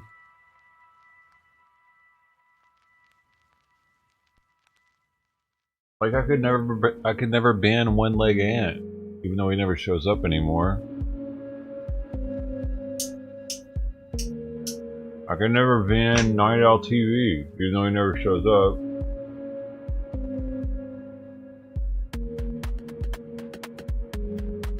I could probably never ban Spec, actually, at this point now, because he's been fucking top of the charts so long. I'd piss off a lot of people if I banned him. Just being real with it. Like, just my emotions set aside, it would piss off a lot of people if I banned Spec.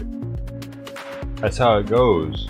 When you're like the top of a community, when you like are like communicating with people, if you end up disappearing, you can fuck it up for the streamer.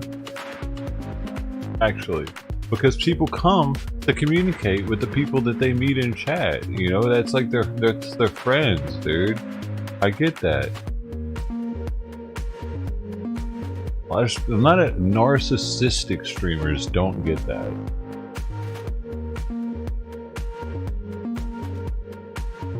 They think that the people are just there for them. I know better. I just act like you're just here for me sometimes, because I act like an idiot, but I know better.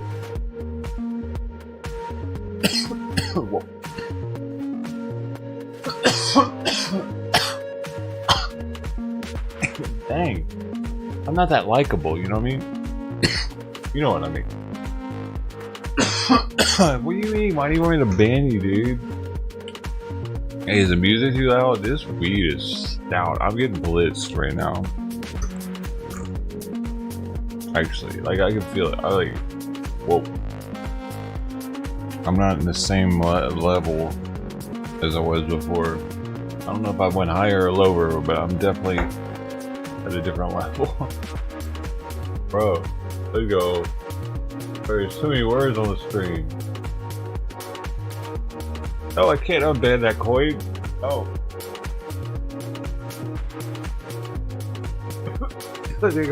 What? Do we get over what? What? But think they would get over it. Oh. I mean, some would. Some would. Yeah. For sure, some would. All wouldn't, though. All wouldn't. And just because some got over it doesn't mean that it wouldn't affect them, and that they might be here less because they have less to look forward to.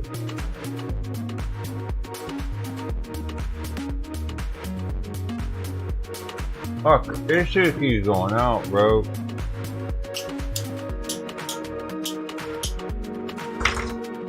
Understandably, as well. Like, I get that. I get all of it.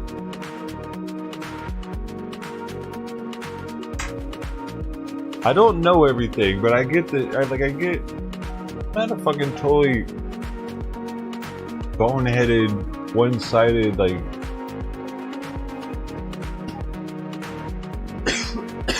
Which is why I've never voted.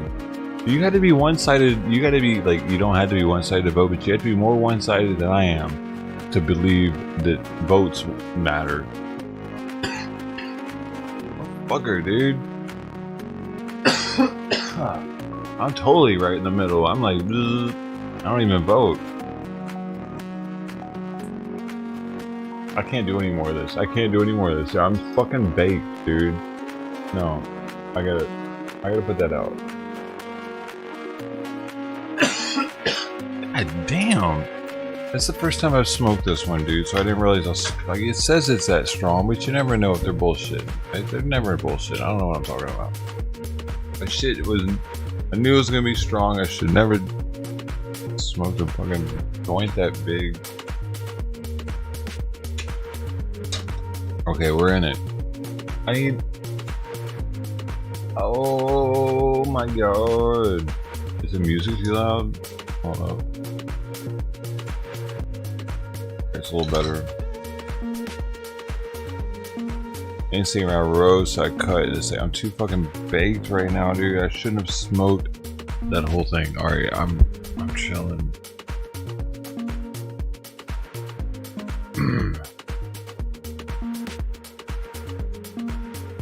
Girl, the bot's down. You gotta be aware everything, Spec, as a streamer. If you want to make, this is the thing. It's literally, dude, the chances of making it as a streamer are the same as making it as a professional athlete. Like, really making it as a streamer to where it just starts exponentially growing. I fucked up a lot. I might not even need to change and make a new channel. I don't know, dude. At this point, I don't know what I need to do. I'm like daily wondering that. But I know that I can do better than I'm doing right now. And because I know that, then I really know it. You know what I'm saying? I know that I know it, so I know it. It's like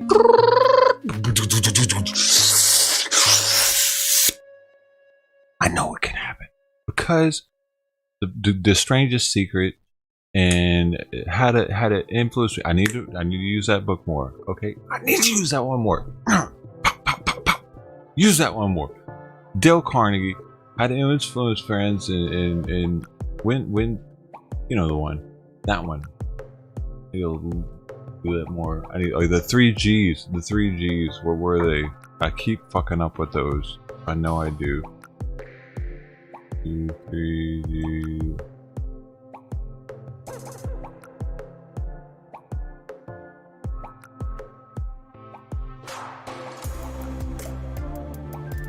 What were they? I had them on the board for the longest.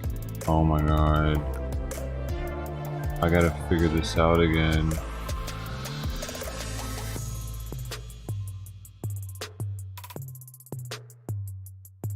Forgot how to...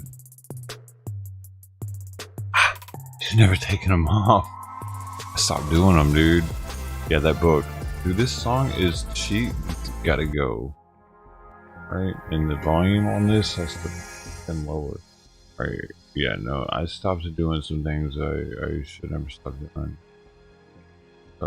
I started and stopped. Did both. Shit.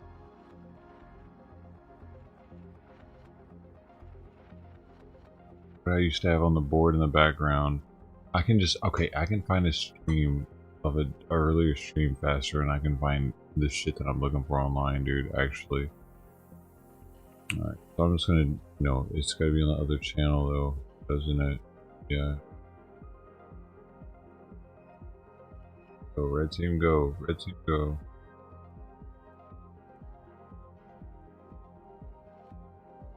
Alright, we just gotta go back, like, maybe a few months. It'll be quick because I haven't done much over there. We're already in May of 2020. Okay, I'm just gonna go one more click, go to the bottom, and it should be on the whiteboard there. Oh yeah, it's I need to actually go a little up on it. A little up on it. We gotta go a little up on it. Oh no, I went too far. God dang it. I know it's good, it's good, it's good. Right here. It's probably on this one. Is it back here? Let me see. I'm not. Need to see if it's back there. Oh, it's not back there. Shit. Further? Further, no. Not further. June, May. What the fuck is this? Blocked. Simon goes to the vet.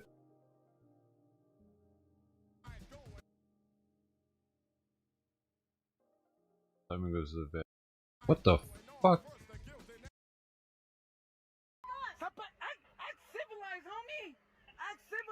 Fuck. It does sound nice, thank you. That was my dab rig. Y'all never see me dab before, have you? I think it's the same mic that it. Dude, that sound weird. Let's see me dab.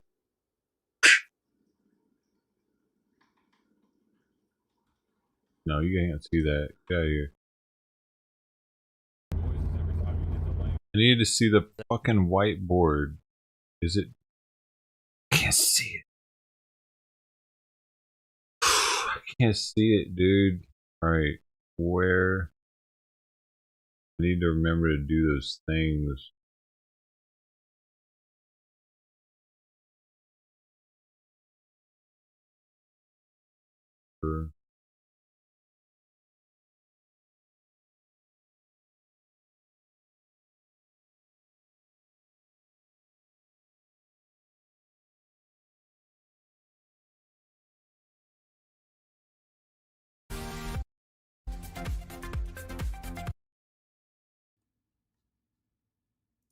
Not there either.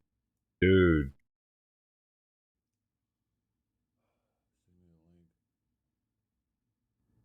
I don't know if I want the link, dude. Shut up. Was it worth it, man? I didn't get one sub. I didn't get. I got donos. I didn't even know I got those donos. I don't know how. I was fucking out of it, dude. I don't know. I forgot about them. Think I remember now. One of them I vaguely. I think it came in when I was in the bathroom or some shit. What the fuck could happen? Dude, I don't even know what happened. Fucking Rhino of all people comes out of nowhere. Anyway, oh man. Why do I have it looking like this? I don't like. This is May 26, 2020. I have no idea what the fuck's going on right now. This is less than a year ago? Shit. What? Okay, it's okay. Dude, would you stop it? Would you stop spamming my chat?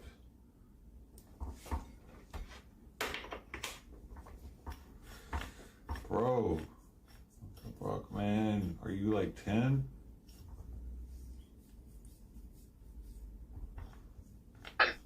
No collabs with kids, homie. This isn't how this works, man. You gotta find people your own age, man. Hit Elixir up or something. He'll fuck with you, maybe. Good. That's good. That's You're a good. not a kid. Like, dude. Okay, how old are you? You're like 14 or something, probably. Who's he? I don't know who I'm talking to. I have him chat on the screen. It sucks. Shit. Dude, I gotta smoke, man. I don't know, man. It's all I can think of to make this fucking nausea go away. What? I don't know why I'm sick. Otherwise, I'm gonna go stick my finger down the throat. I don't wanna do that. It's too early for that shit. I wonder if I had just gotten the shot, dude, because those shots did make me sick. Don't make me throw up. Please, don't make me throw up. That might be it, actually. I haven't had one in a year or so, probably. And I remember I got one on stream. I actually took the stream to the VA and got a shot. And it did make me sick. Huh. I don't know. I don't know if it was that time or not. Dude, I don't ever watch these. I was actually really just looking for that shit on the board back there. And... Fuck alcohol. Alcohol? No, okay. I drank then. Fuck alcohol. What did I drink? What the fuck, man? That's just funny. At that point. Dumbass. Drank too much. You gotta be careful. Drink the water. I did it to myself. Maybe. Dude, if you fucking say bacon and grease again, I'm banning you, dude. You fucking grease is... Don't fucking talk about anything that has to do with grease. Golden coins in there saying you need bacon grease. Right now. Just in here tonight, dude. Makes me sick thinking about it right now, actually. Shit. You need bacon grease? That's a thing? I know it feels like death. But I don't feel bad. You shouldn't feel bad. There's nothing back there on the board, though, is there? No. Okay, I gotta find the one. It's complicated, dude. Gotta find it, dude. What did it... Man. I don't want to read that shit all over again.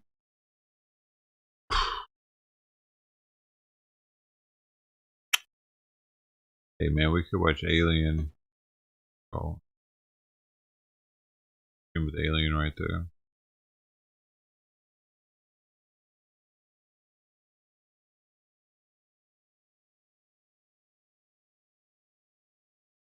Maybe, dude, maybe it was on this, dude, it was on this channel. Alright, one more.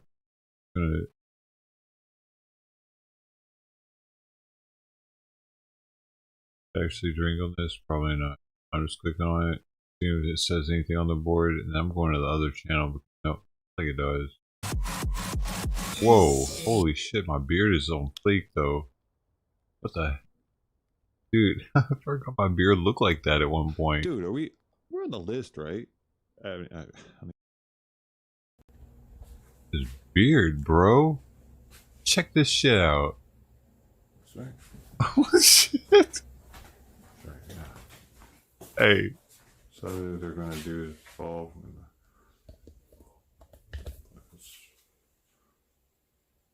It comes out. Where's that? Hey, Javi with the man. I'll play the killing. Who's here killing? What the fuck? You were there? Javi was there, man. Remember the beard? Heyo, killing.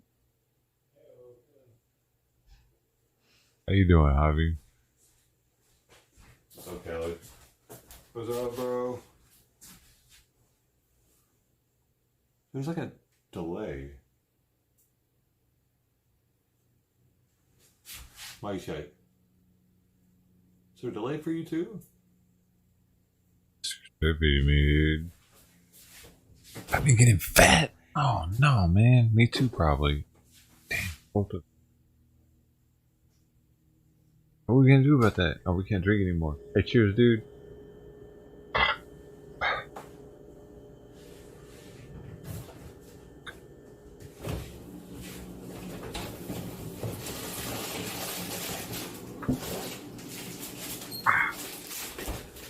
Hell yeah, that's delicious.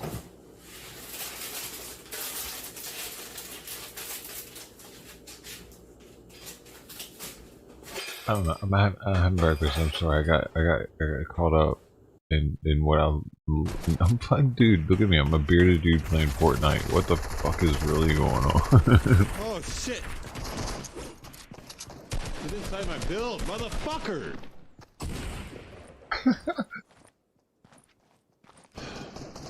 Very serious about winning that match. Oh, Rizzle, dude, you're playing with me. Can I move my face cam? What do you mean?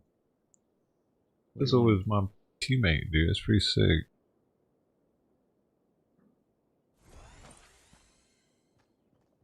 Thanks, man. I only see in the book. There you go. It was in the first chapter. It was like you. Ready? Yeah. You shouldn't. Damn,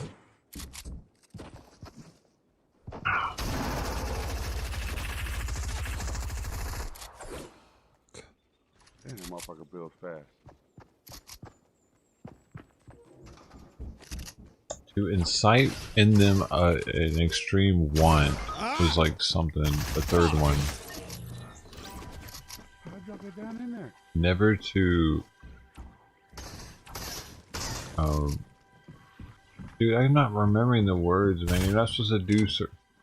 I can't believe I fucking forgot that shit. That's crazy, actually. Dude, forgot. That headshot not hit. Oh, dude.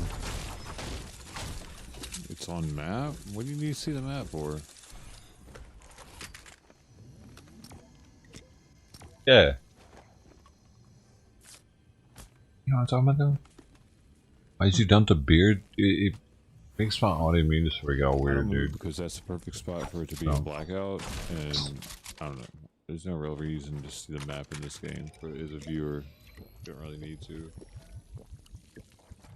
It's a little claustrophobic feeling having a beard too, dude, because it's just like growing on you. It's like freaking like, oh my god, covering like a third of the map. I mean, it's hot. It's like a shit that's here, and you can't. You start missing not having shit there. Plus, it's bad for your skin. Ain't even covering that much of the map, man. Bad for your You skin. just come in here and bitch. Shut the fuck up or get the fuck out. Can you move your camera, please? I want to see the buildings there on the map, and I can't see the buildings. Thank you. Bye bye. Probably ain't even here anymore. He didn't do what I said. I'm out of here. Whatever, Rizzle. It's probably your friend, Peyton. Ain't it? Ain't it, Rizzle? Who? Who you talking about? You and Peyton hang out on the weekend. Who the fuck is Peyton? Where are we going? Man. Did you get kicked? What's your name in there? You might have. People, oh, press the wrong button. People get kicked. People get kicked. Back off. I don't know. Dude, this is just a blast from the past, dude. I forgot even playing Fortnite on stream for hours. Dude. You know what I'm saying? I invited you to a new one. Wait, let's see how bad I am at the beginning. Real fast. I'm gonna die real fast. I'm back That out. one's just a hate on Ski Mask. The other one is actually mine. We're This getting new one's botted just a right now. hate on somebody else. Whether or not you want to. I don't know if I kicked you for mine. I have two now. I'm running two. I've always had two. I just, yeah. Anyway. Boring. It was gonna be for good. Now it's for evil. It's so bad quality. Here, the fuck? Shit. What the? That's crisp. Now it's crisp. It was very blurry. Where are you? It was very blurry. Okay.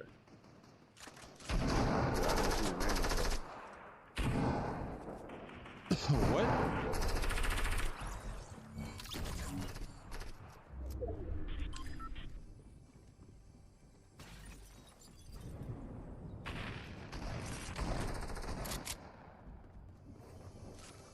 Yeah, there's nothing back there, bro. You got anybody? Oh shit! The sniper! What the fuck? Why can't I hear you? Everything else in this game's like embarrassingly loud, but you're like sneaking up on me, really? Pussy.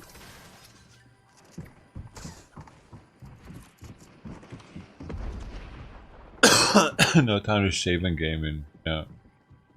That's it. That's it.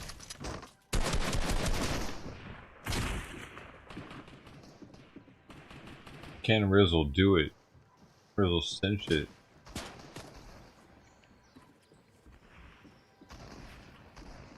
So you join? And how old are you? Someone asked if they could play with me and asked how old they were. Probability kids, dude.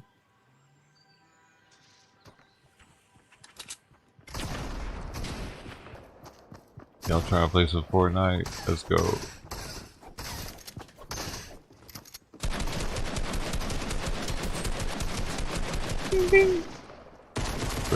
Rizzle took him.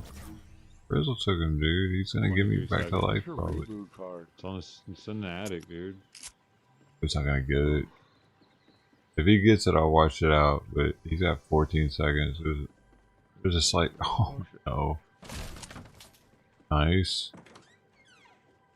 Like, oh. See, no, he ain't gonna get it.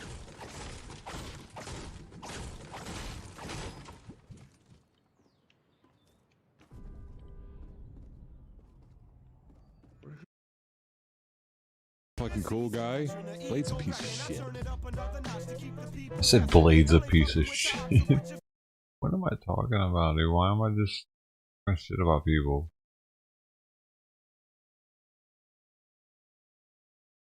Feeling good, bud. I've had a good week. Damn it! Give me the fucking right box already. I got it. Dude. Don't be lit if he ascended on stream. I don't remember this. How do we make that happen? You should. You know what you should do? I'm gonna join their Okay, stream. this is what you should do. Apparently, You should I don't. ascend and then show us one of your wrestling moves. Like, do you know what ascending is? You like literally like rip your shirt open, and then you just like, So and then you just here's like. the thing. do I don't know one of your, why like, one of the your shit moves, looks like you this know? is supposed to. No, stop. That doesn't look bad. That looks about right in color. Sorry, I was trying to cut into the close up. Other source. It's time for your close-up. I don't realize that I need to use a different browser. That browser fucks up with it. See how bright it is? Yo, some guy just said suplex will get knocked out. I'm about to be in this weird ass podcast. I don't remember it at all though because I'm drunk. Do you have an old T-shirt that you can ascend in? Charles said Old this shirt. Cringe. You know what Send would me make watch it not out to them, cringe? only to you If, like, a guys. suplex just ascended right now. Should I do it? Should Should I in a like broadcast body studio? slam Anyone? on I the don't fucking even. ground. What am I gonna be talking about these people, man? Why not? Then I believe. Sitting You know there what I like a believe? fucking All those weirdo. belts are fake. I bet you bought all those belts. Yo, you got it from Walmart, dog. What you be? You got all that shit from Walmart. Yeah, good Yeah, shoes. bro. I don't remember if I entered it or not. I don't believe those are real. No, but it's okay. It's cool. Okay, we've got someone in the waiting room that we want to add. Sorry, I didn't notice you earlier. Who are you? Oh no, I don't know if that's appropriate. It looks like the person's got their shirt up. make sure it's good. They just ran away. Weird. If we add someone we know, then don't add them. Please put your name on the thing. Am I getting in there or not? Put your real name as your I name. don't think so. Name, camera. I think I'm a bitch. No masks. Like. I didn't do it. Would that be correct? Is he coming? Is a bit of a we've got a bit of a row. Sorry I'm going to bring Soynard through because respects and shout out to Soynard. We've got King Valis still in Oh, the yeah, I waiting remember room. this dude. Forget his name. That's not his name. What the fuck is going on? Hey, Attila, what's up, buddy? Oh, King Valis. Yeah, I probably didn't want to be there with him. Actually, if he just showed up, that's why I just left. I use that as an excuse because I don't like that dude. King Valis. Good. King Valis. You suck your cock, dude. He's a cocksucker. Is it that high quality? I'm drinking on, dude. You just gotta keep living, man. Livin. An update? That doesn't sound good.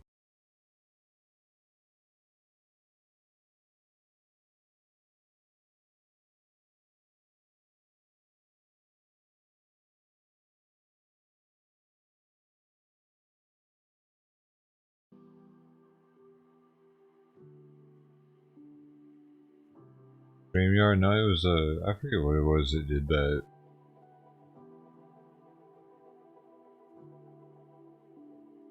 Yeah, it was when I was trying to window capture or display capture. I think it's display capturing shows up. It used to. With that browser, it would show up a weird color.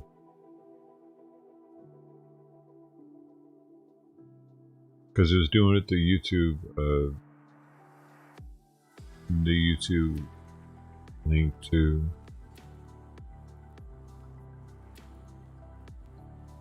Oh, right on, bro. Nice.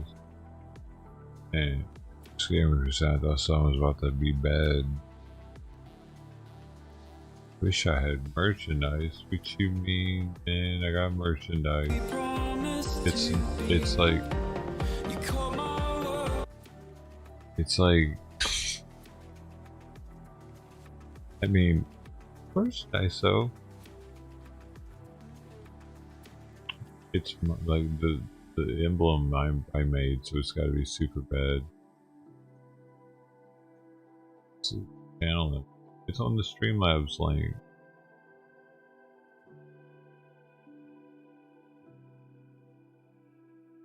They're out of a lot of stuff though, actually, dude. They're out of a lot of stuff.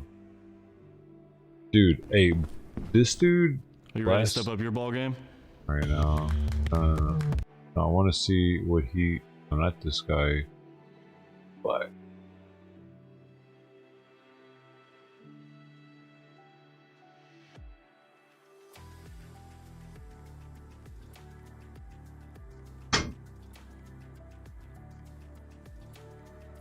his most recent upload, man, right here. Wait, where is it? Where is it? Why isn't it here? Where the fuck did I see it at? It must have been Facebook.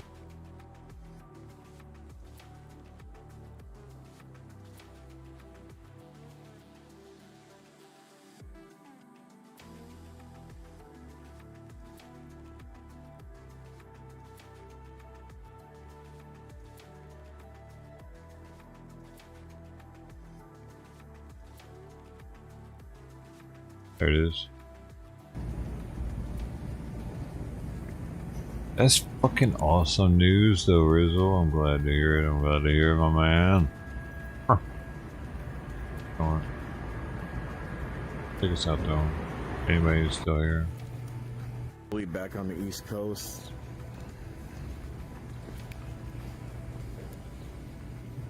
Antifa be doing some shit lately, dog. Children did their 20 thing again tonight. meat sticks every second. Downtown Portland.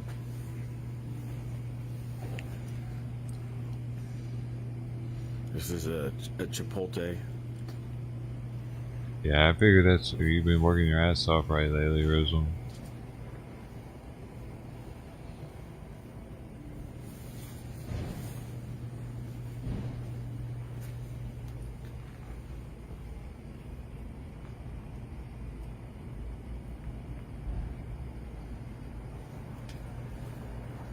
Girls' mood swings. Oh shit.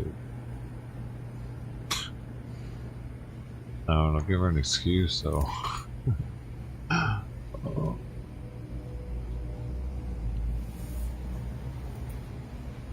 Dude. But why do they do this though? Like, what is the point of them bashing windows of businesses? Like, insurance rates are going up from it, probably. So businesses are already hurting, and now their insurance rates are going up.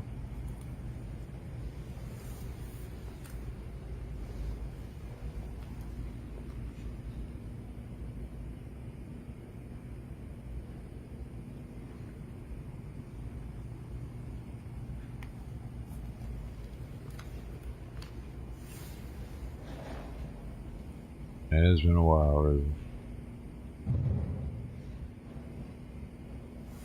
Time flies.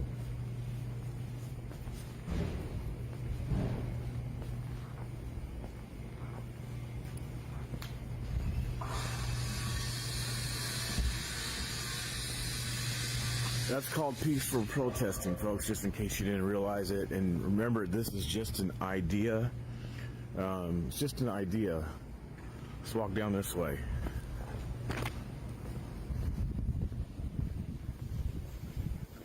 So, let's go. Kind of drunk, a little bit. So they already have crews out.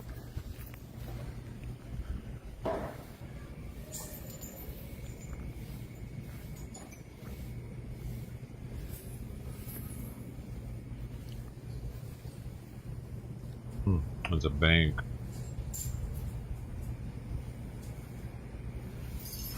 You guys share this out.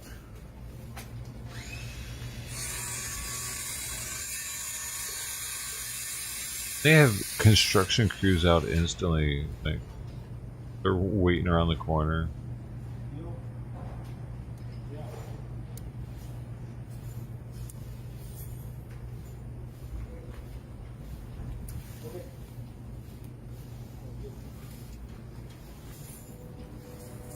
The hell, they're already sweeping? Dude's already got his board out, his wood out and shit. Two police.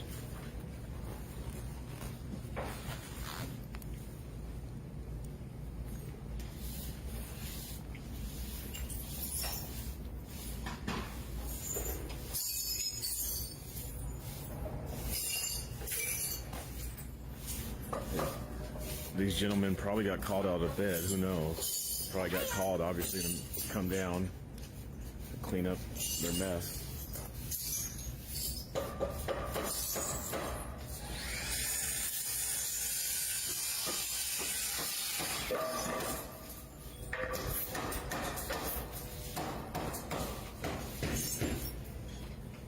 Banks suck. Okay.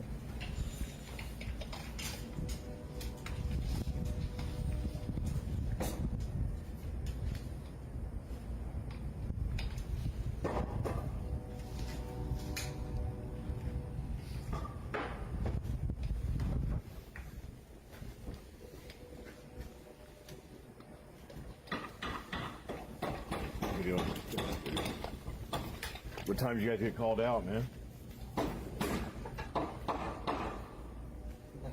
About midnight they called you. Yeah. So Hey, Chris F, what's up, man? Hour now, hour and 10 minutes. This one's Hey, you too, Rizzo. busted out. Thanks, man. You the man. Take it easy, dude.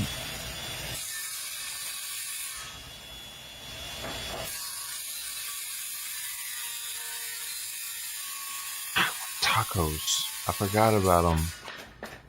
I forgot about the taco. Oh my god. Of course you guys haven't seen nothing on the news. Of course not. That's why I came down.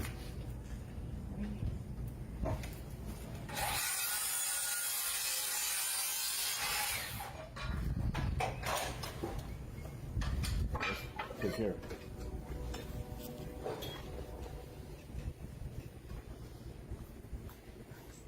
They don't have any tacos for Taco Tuesday. They're no cheaper for Taco Tuesday on like they used to be. That is unbelievable. They don't want to sell more tacos. They're selling so many tacos they don't care anymore about Taco Tuesday. Oh. Why?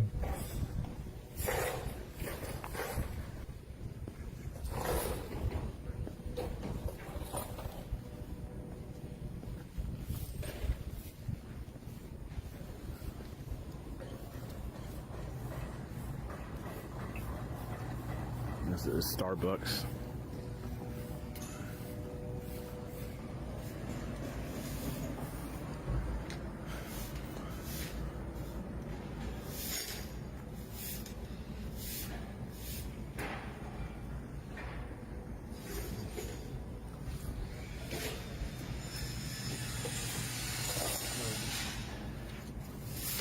You the owner, sir? What? Are you the owner? Nope. No. How's it feel to be? I wish. You wish? No, I'm just a neighbor that this is my coffee shop. I mean, I go to it. You said you're just a neighbor? Well, I mean, 2 blocks away, yeah. But I go here a lot. how does this make you feel? It feels good. Angry. And, You said angry? well, yeah.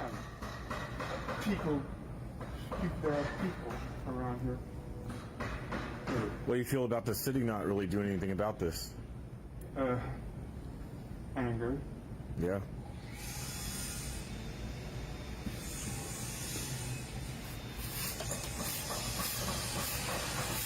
Anger. Yeah. Just people don't like this shit. We thought we were through with all this last year. Be angry at something. You said you thought we was through with it last year? Yeah. Well, the leadership here in Portland really aren't doing too much about it, are they? So how'd you know that they were over here doing this? You just, did you hear it or? Channel 6. Channel 6, okay. So this news station was down here? Yeah. Or, okay. At 10:30, and then I heard a lot of yelling and drumming on Kearney Street, on in between 9th and 10th on Kearney. My apartment faces that street, Kearney, and they went down there. Well, I guess there's separate factions that split off, but there was a group. I heard 160 people from another person. About 160? Yeah, total. Now, was there police out trying to disperse it, or were they? Well, yeah. Okay. From what I understand from another business owner that came down here and told me there was a whole bunch of police. But I only heard on the news that the news said there was only one person got arrested. Only one out of that many people doing this? Yeah, but, they might have arrested more. But I wouldn't put it past them that they only got one person. Why do you say that? Because, you get all these people here, and it's like not everyone is breaking the glass. It's just a few, maybe. I don't know. So it's hard to actually point out which one threw the rock or whatever. You think that's they all ran? Right. Do you think that's rocks or more like bats and bars and things? The rocks are probably right there by Willamette Week. And there's one rock, one stone on the inside there with two tables. Yep.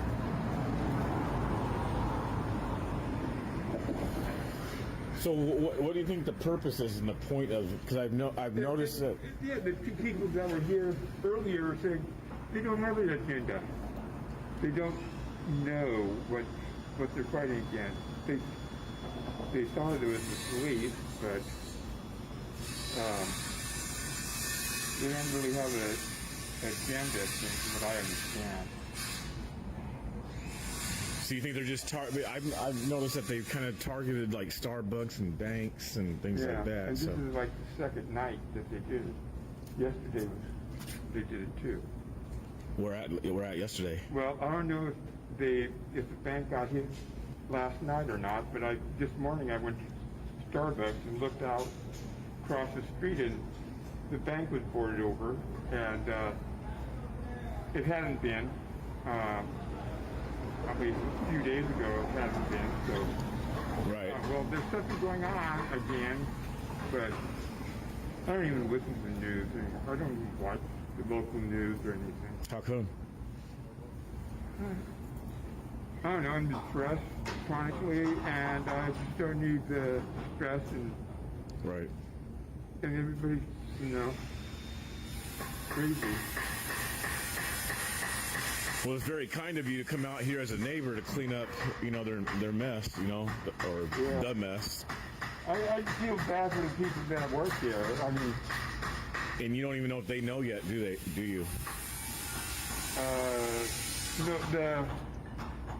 No. The people that supply the pastries were here around 11. Okay. 11:30. So he called somebody, but I don't know. Maybe, and the people that come here early, they're not going to fucking watch the news at 10 o'clock. I mean, they're in bed because they come in at 3 or 4. Right. To open it. Right. 6 or whatever. Wow. You know. No agenda, and this is what they do. Yeah. Saturday night, you know, and most of the bars aren't open yet. I mean,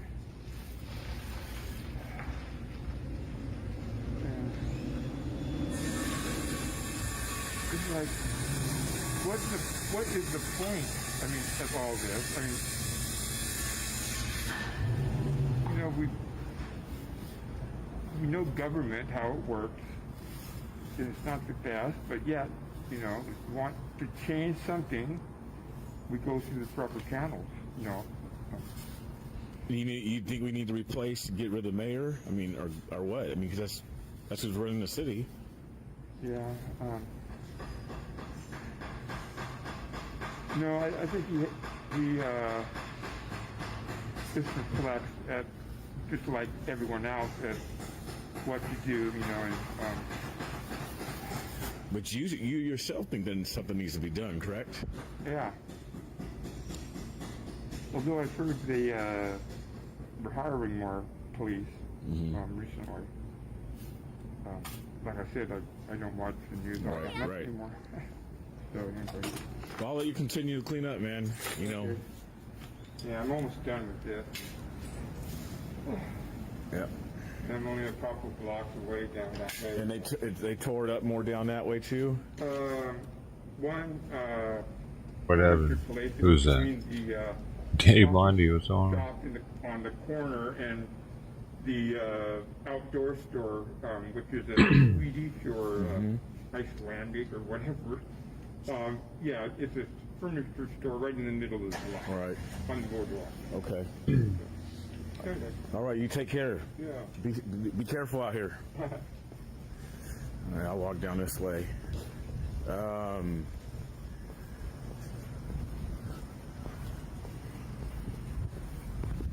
So here's another bank. This must have been what he was speaking about last night.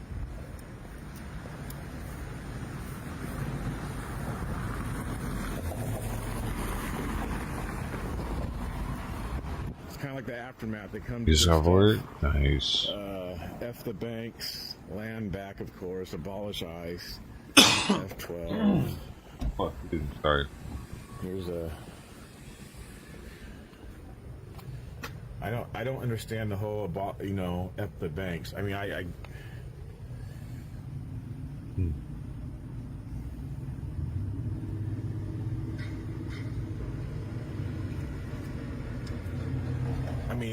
get it to the point. I get it to the point of, you know, obviously banks and the big folks, but we still need money, folks. We still need money. So walk down this way a little bit more. He says there was some stuff down here. This all started taking place around 8 o'clock Saturday evening.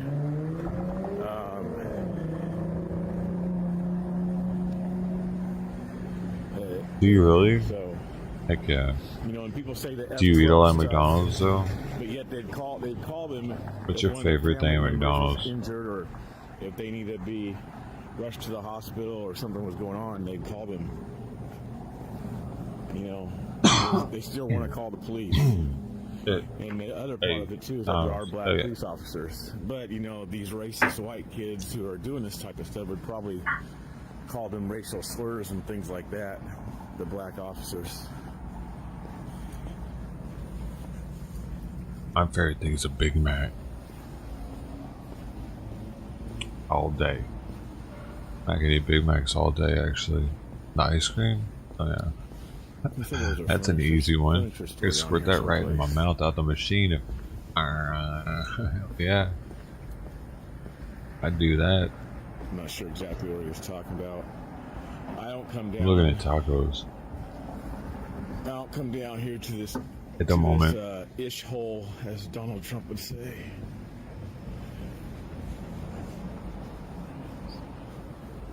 Nothing down here in Portland for me. I'm cool. There used to be once upon a time. Once upon a time used to be like. Are you sure this week? Sweet, congrats. I don't know where he was talking about, so I'm gonna walk back. I'll show you guys. Maybe a manager. A couple more things.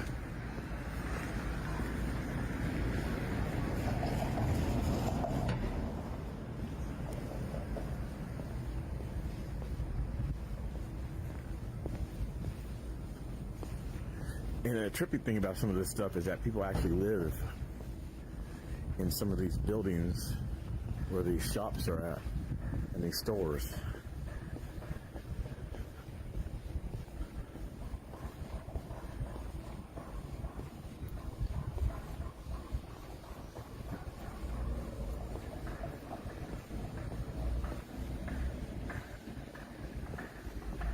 I mean, but the guy up here said who's cleaning up. He said he talked to them, and they have no agenda, but yet they're marching and doing these type of things for Black Lives. What's sad is that Martin Luther King actually had a agenda. Shitland. Black people back in the days actually had a agenda. These people don't. And the funny, look at this. They're tearing up businesses. Like even the man I was just talking to. The man I was just talking to. He's probably all for this stuff, this whole movement. I got that impression that he was actually. And they still target these businesses.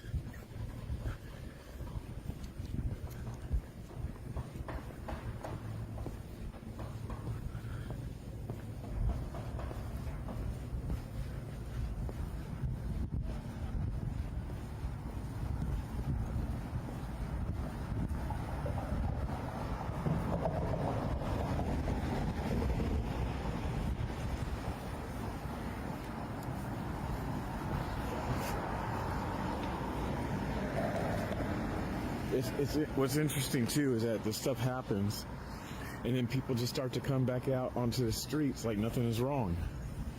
Like, you know, there's a couple behind me walking.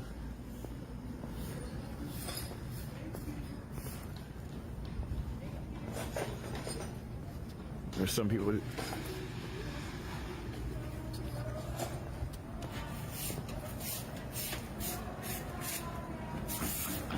Well, I ordered tacos, a lot of tacos. Kind of like, So many tacos, dude. Gotta use the restroom. I'll be right back. There's another window. This is an urban pantry. Like for what?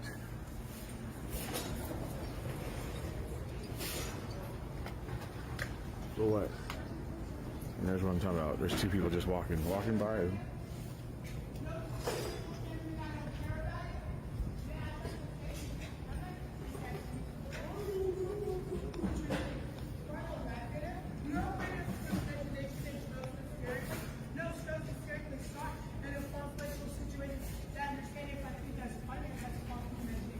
Don't worry, there's somebody on drugs.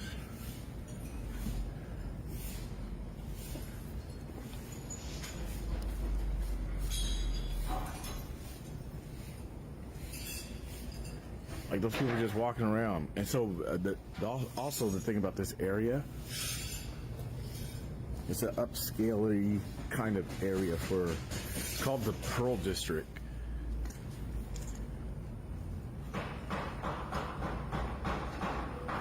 It's called the Pearl District in downtown Portland, Oregon. It used to be more of an industrial area, and over about 15 to 20 years ago, they started fixing it up. And it became more of a ritzy, nicer area of downtown.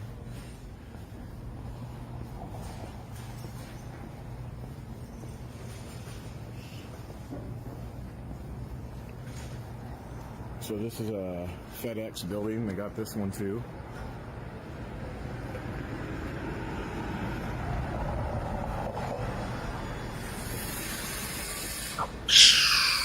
Guys, goodbye, right.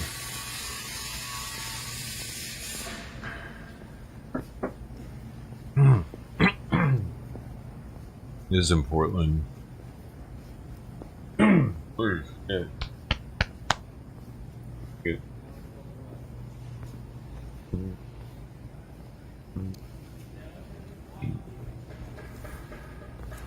I got 6 asada taqueria tacos, 1 shredded beef crunchy tacos that comes with 2.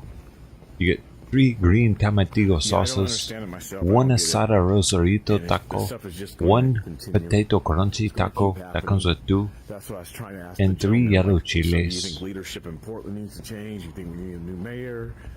And you know, he basically said no. That's what I got in there. But obviously something needs to happen. Leadership isn't Spec doing helped their out job. with that. Spec brought to you by Here Spec. that man is who I'm speaking to, and he's just a local neighbor. I don't know the reason why it popped off tonight like this. I got all that for $5. It's fine. Yeah, I have no I clue. wish. I don't know why it ever pops off, to be honest with you guys. So here's a Safeway.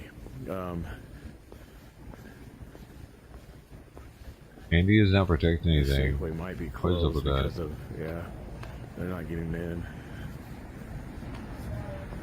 This is what happened. When I drove by,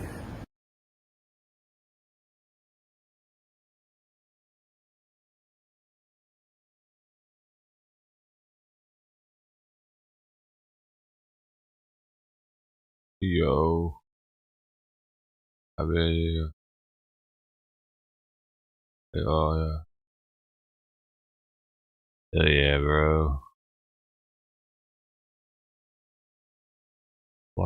Another fire broke out in LA. Whoa. Is that in Venice? Wait a second. Yeah, it's right around the corner, isn't it? From where Alien just was. Maybe it's not Venice, but it looks like it's Venice. There's Alien right there on the corner.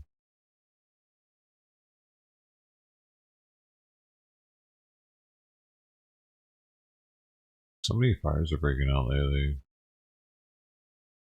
Yesterday it was crazy with the buses.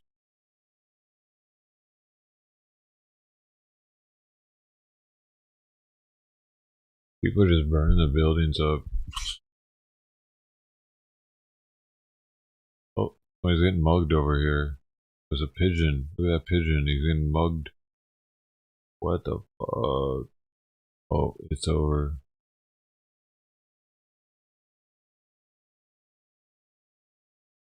Dude. Bad.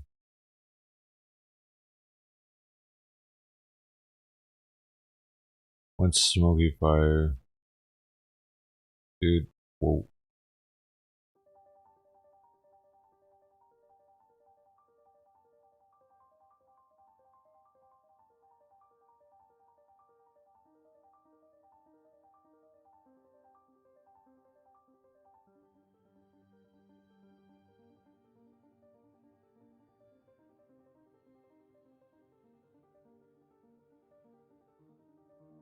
Why am I getting a Bitcoin ad?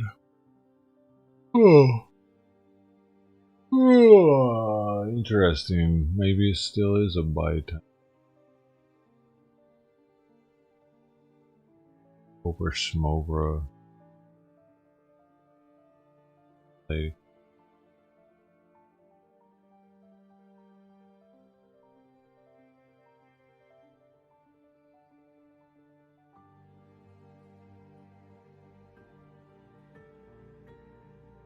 Country Music Association Fest has been canceled again.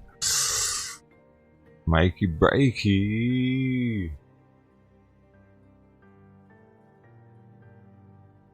Dude, that mask is so high quality. Look at that shit.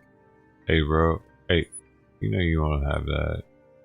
And for the low price, at $29.95 plus $19.95 shipping and handling, you can have one too. Look at that thing. Aerodynamic, breathability, foggability, humid, Humid reuptake efficiency. This thing right here. Get you laid, bro. They won't smell your stinky breath. Think about it. Wow, little big guy. The little big guy right there. There's an LA, California serial killer who is known as the I-5 Strangler has been killed in prison. The I-5 Strangler has been killed in prison. They finally got him, boys. Finally got the I-5 Strangler. Got the I-5 Strangler. Got the I-5 Strangler. I-5 Strangler. I got him, boys. I-5 Stranglers ain't got nobody else. Yay, there's a story. I don't know why this song came on right now. I didn't do it.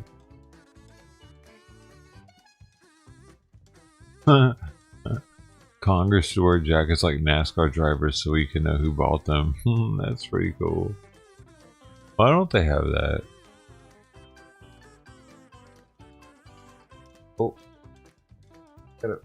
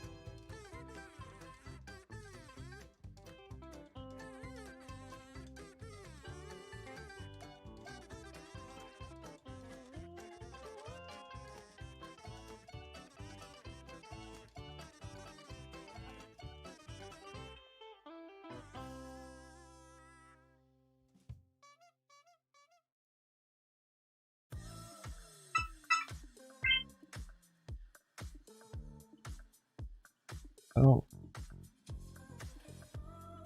I can't find a oh, here's one. Found a mask. What do we got going on?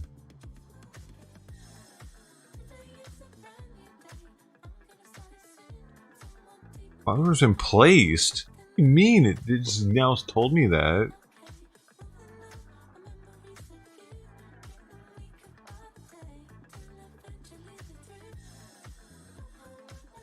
Huh. For that.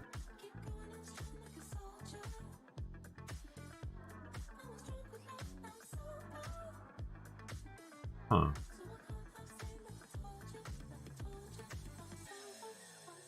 So that shit.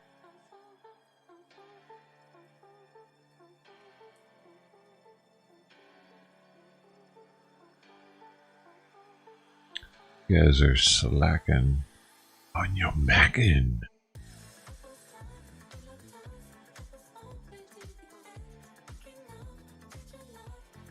On a serious side tip.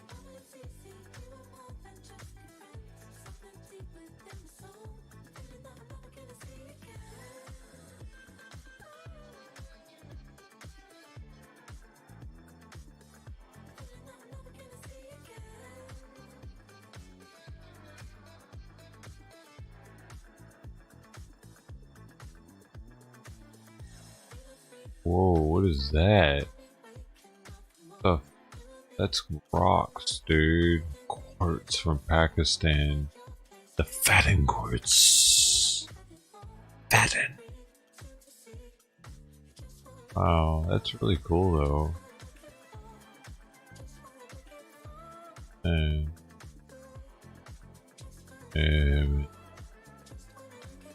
Ooh. Ooh, that's a nice piece.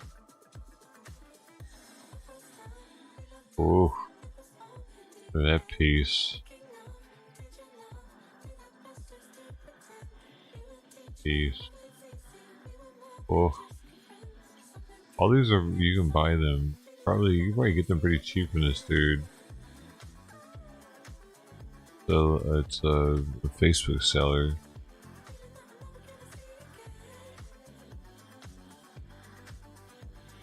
Hot dog, what is this? Look at that. I need one of those. Oh shit, yeah, I need that to feed me. Never mind, that's not what that is. Thought I could buy that. Sailor killed, 5 service members hurt in military convoy crash near San Onofre. What? Navy sailor. What other kind of sailor is there? Coast Guard, I guess. Navy sailor was killed and 5 others were injured when a military convoy was involved in a chain reaction crash. Whoa. 26-year-old sailor died. This woman's alive right now. Greenwood, South Carolina. They gave us a whole nother name. Y'all a whole vibe. Cold trees. Cold trees. No.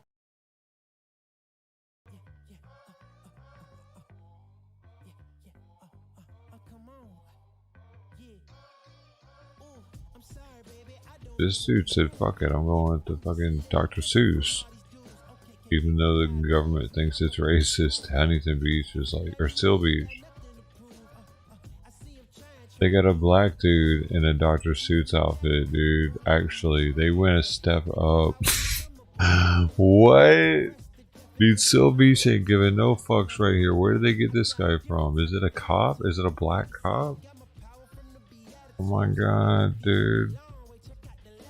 Some inside joke shit right here.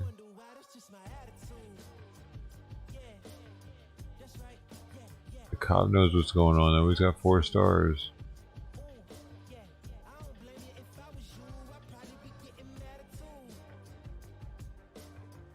Great.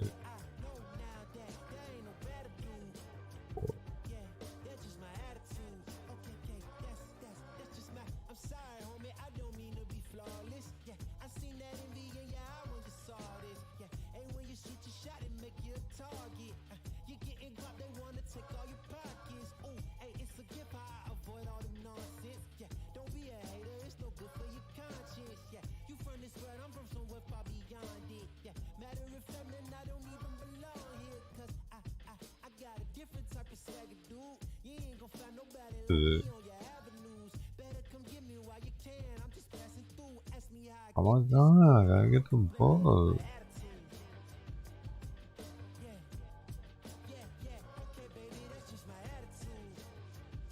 I don't see it anywhere.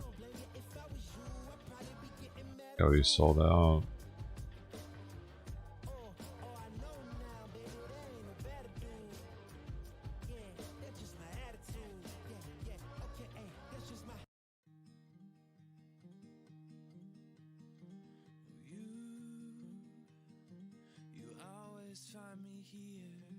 What the fuck?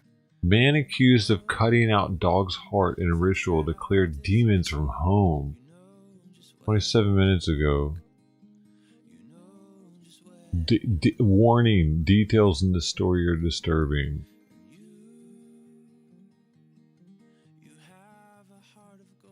9, 8. Details are disturbing. You might not want to hear what the fuck this has to say. Holy shit. This guy, dude, he's gonna get so beat in prison. All right, into the news now. We do want to warn you this next story is incredibly disturbing. A man has been charged after investigators say he killed a dog as part of a ritual to remove demons from his home in Coffee County. Alex Cordetti is at the WKRN.com alert desk with that. Josh, thank you so much. The sheriff says Brandon Lee Langford is accused of cutting the dog's heart out as part of a ritual to remove demons from the home. Check out his mugshot here. This is a disturbing story. Once again, deputies responded to Langford's home on South D Street for a report of a disturbance with a dog. They approached Langford outside. He told them he was busy burying the dog. Deputies then saw the dog laying in the yard with 2 stab wounds. Langford told deputies he stabbed the dog and removed its heart to get rid of demons in the house. Witnesses told deputies they saw Langford give the dog to a juvenile, then put the dog on a kitchen table and stab it twice. He was arrested and charged with aggravated animal cruelty. What? He remains jailed on a $30,000. What? They saw him give the dog to a juvenile and then put it on the table? I'm confused. What the fuck she just said? 2 stab wounds, burying the laying in the yard with 2 stab wounds. Langford told deputies he stabbed the dog and removed its heart to get rid of demons in the house. Witnesses told deputies they saw Langford give the dog to a juvenile, then put the dog on a kitchen table and stab it twice. There was some kid involved too that helped stab the dog. He got some kid to help. That's what it sounds like she's saying, and that's even more fucked up if that's the case. But he was arrested and charged with aggravated animal cruelty. He remains jailed on a $30,000 bond. We're going to continue to follow this. It doesn't sound like a juvenile is involved. Like, would the juvenile be arrested if that were the case? Dude, what the fuck? I can't even pause that. I hate the internet sometimes, dude. Like, what the fuck is all this shit popping up all over the screen? No, there's no comment. Alright, maybe there's some comments over here. That doesn't, what she said doesn't make sense, dude. I guess they wouldn't really arrest the juvenile if a kid was involved, but she just said he gave the kid to a juvenile and then he put the dog on a table and stabbed it in that order. That's like the news said that. So I don't know, dude. There are any comments to look at it because it's so fresh, I guess. 30 minutes old. Oh, let me see, dude. This guy's name.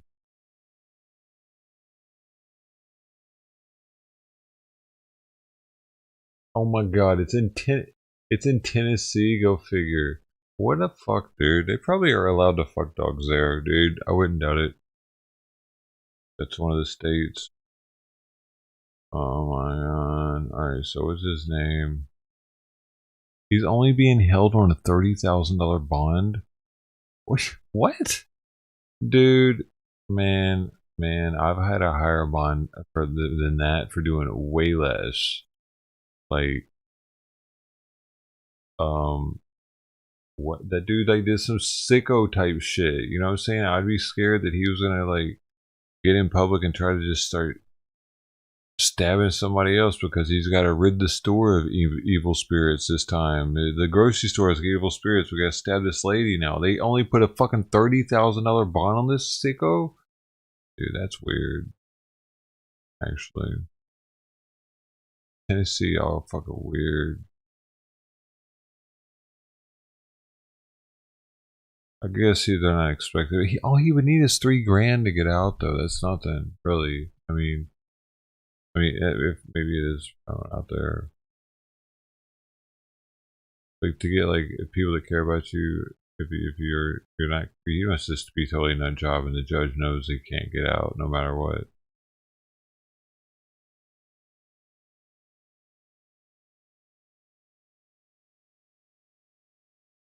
The large stab wound on its neck and another on its body.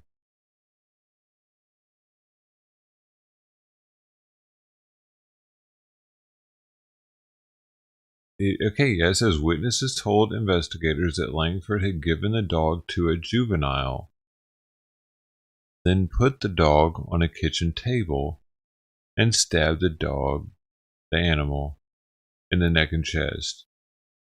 What does that mean, dude? To a juvenile.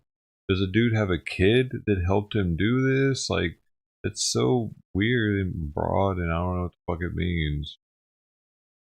Langford had given the dog to a Why would it say he gave the dog to a juvenile? So who did it? Him or the juvenile? She read this word for word. We saw her like, so this isn't a misprint. I mean, I don't know. Maybe this is weird.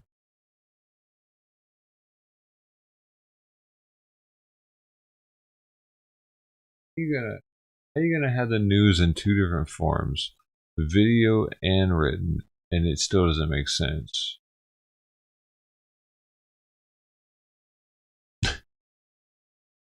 Serial killers start with animals? Oh shit. Yeah, right? Even more reason, right? Yeah. Like, that's a good point, man. Why would they give him just a 30K bail? My eyes are so scrunched up right now. Alright, we're good. So, yeah, that happened. That's something new that happened. Dude. I want to know more about the kid involved, though. This is pretty good. Wow. State lifts visitation restrictions at long-term care. What does this mean? Prisoners is him, and there's this huge responsibility in making sure that's a that commercial. he's I thought that was a prisoner dude talking. I thought he was like, I just want to see my kid again, man.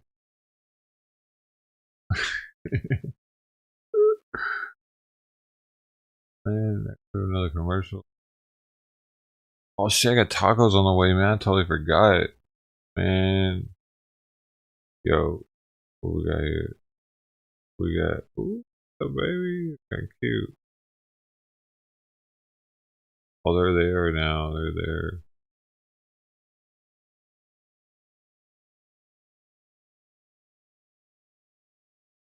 Make sure I got everything ready. Oh, wait. For long-term care facilities last week, but many are still required to follow federal guidelines. Elizabeth Lane is live outside the Department of Health to explain what that means for families with loved ones in these facilities. Good morning, Neil. For some of these residents, it's been upward of 1 year since they've been visited in person by their family members. Now those visits are allowed to resume, but with restrictions. We spoke with Executive Director of a nursing home in Smyrna, Angela Davidson, and she says her facility falls under federal guidelines. So this means even though the state has lifted many regulations, their visitation rules will continue to be more restrictive. Visitors must still wear a mask, socially distance, schedule appointments, and be I thought it was supervised prisoners, by staff at all dude. times. My bad. Davidson spoke with us about the challenges of last year. Take a listen. This doesn't have anything to do with. We had staff. And staff. See, they're good. Whoa, what's up with this dude? Officials say the device found in this Beaver Dam man's backpack had a kill radius of 15 meters. Dude, you can tell this dude's up to something. Look at the shape of his head. Just look at this, dude. Hold on, man. Let me get on closer on that. I probably can't see it good enough. The way his ears, you can tell he's got the cauliflower ear a little bit. He's starting off right here with some cauliflower. He's doing a lot of wrestling fights and shit. Nose has been broken. His head is all bulbous on the end of it.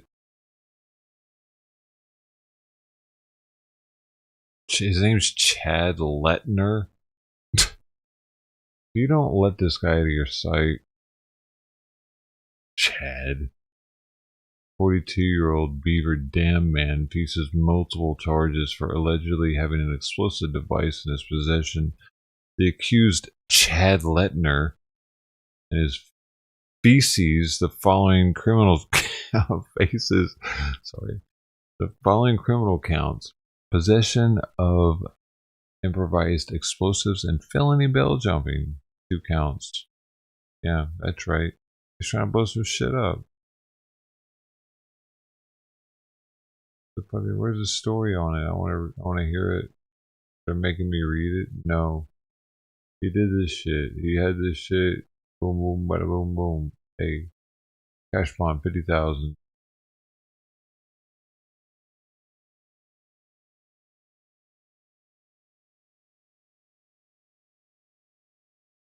While handcuffed, Lettner, the complaint says he stated that he was allowed to have H1 explosives in his backpack, as he was a felon, not able to possess a firearm, and to use those explosives for personal defense. What? Is that a thing? Hey man, That might be a thing, dude. Maybe you're allowed to have explosives for personal defense if you need them.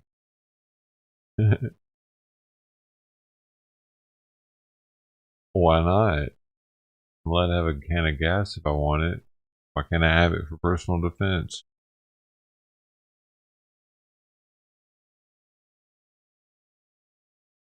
You don't know if I'm going to light it, or I'm just going to pour it on them to get them away from me. I could walk down the street with a stick or a can of gas. Or C4. What's the difference?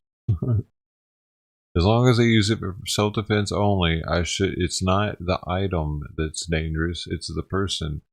So as long as I'm responsible with my C4, back the fuck off, man. Or anybody. I see where he's coming from. Okay, the person's coming on, they're on their way, dude. I have to watch this now. Whoa, what? Man, they picked up multiple orders. Not cool.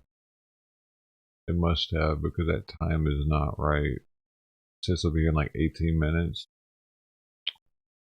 Okay. How's it gonna be?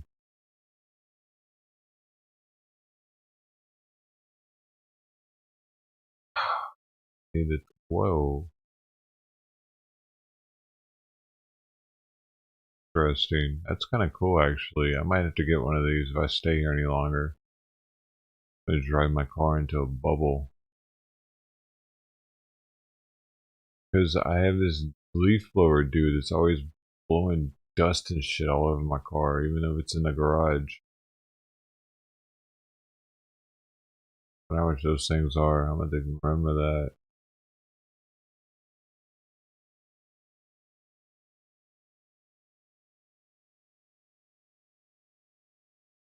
What? What do you think? These books are no longer gonna be published? 6 Dr. Seuss books will no longer be published. Wow.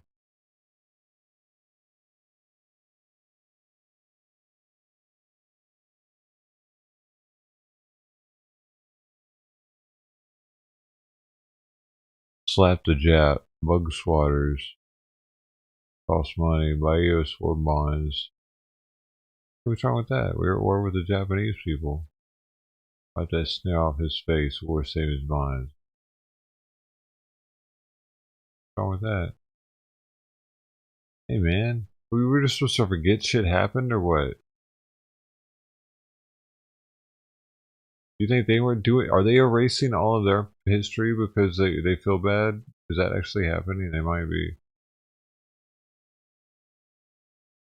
His racist views are not limited to Asian Americans. What is it? Was it his view, or was it the view of most of America? So he was making it a joke of it.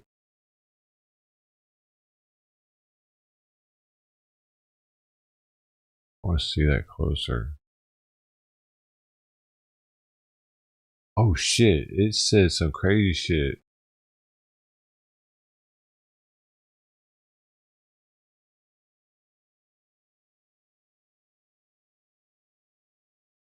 He might have been talking shit about how things were. Well, look at how big their lips are, though.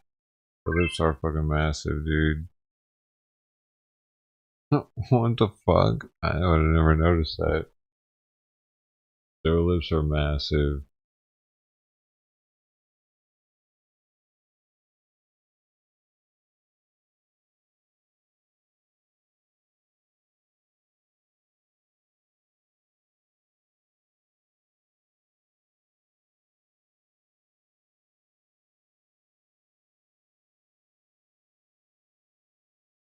I don't get what's wrong with that. Oh, wow.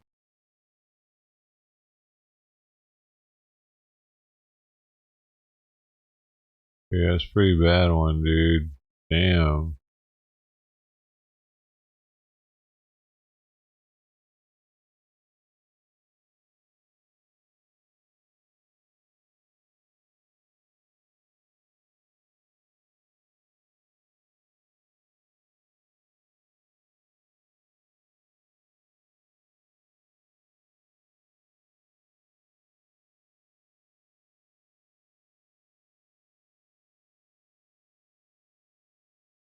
Yes.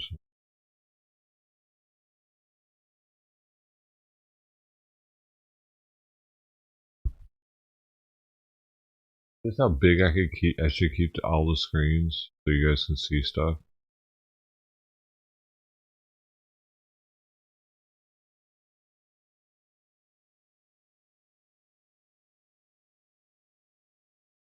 We was probably paid to make those? Maybe, huh? Yeah, maybe.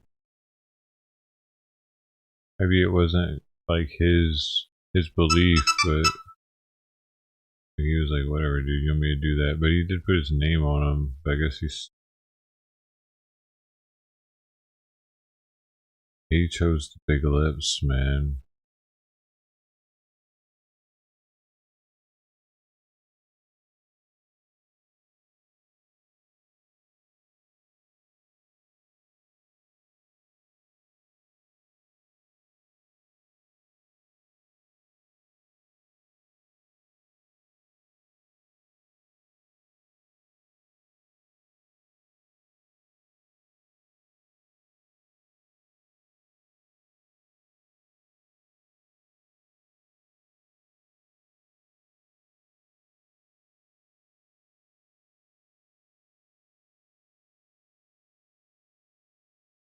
There's that black barrel. Hey.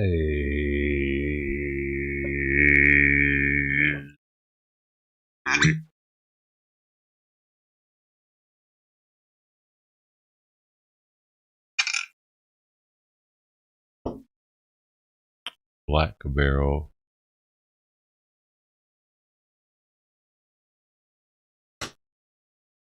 Black barrel. It's in me. It's in me, dude. It's so in me. 6,000 fentanyl pills, 392 grams of meth, and 4,600. Dude, that's like nothing. Why do they even mention the cash? That's like, okay, whatever. 4,000 cash. That's like one drug deal, dude. Oh my god, that's so much money. Look how they put it all out like that. Look at you. You're so big, you busted in with nothing. I mean, I'm being more conservative. The fentanyl is like, whoa, that's fucked up. That can kill a bunch of people, probably, actually, that many fentanyl pills. The meth, yeah. But why even put the cash on there? I guess they have to report everything to the public. The drugs are worth way more than 5,000 cash. Right? Ooh, that looks delicious. Eat it. Well, I'm not allowed to talk shit. I'm not allowed to talk shit. That's one of the things you're not allowed to do ever. You can't talk shit. You must not. Buffalo, what's that? What? Prosecutors oppose federal release of QAnon shaman writer. Hey man, where are those old videos we had of this dude? Those shits were hilarious. Hey man, somebody can find those.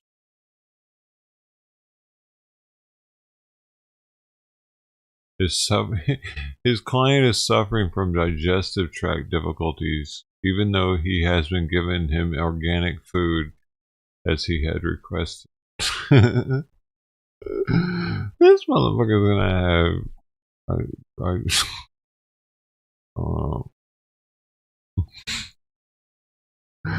They actually are giving this dude organic food only. Hey, this lady went another way. Where's she going? Definitely dropped off someone else's food first. If my tacos are soggy, you ain't getting that 20%, baby. And no matter how cute you are.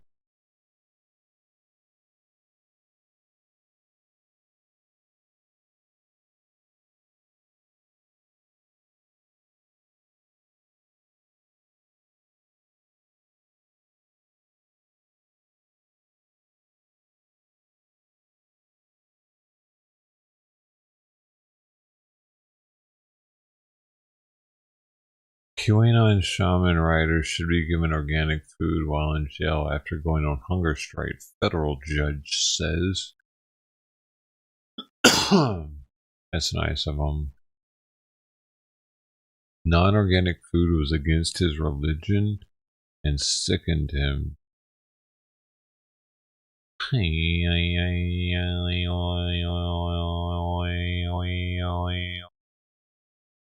That dude's a fucking Captain America. You know that? You don't? Now you do. I just told you it's the truth. He's let us all know.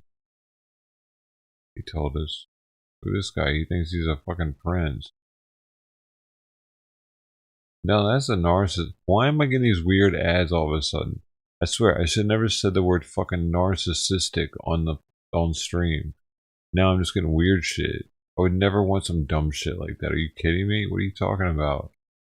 Why? Like, I've never gotten an ad like that in my life, dude. Where it's like, you sure you don't want a portrait with you in a captain's outfit with all kinds of medals on your chest and shit? Never. Never seen that. Never even thought about wanting that.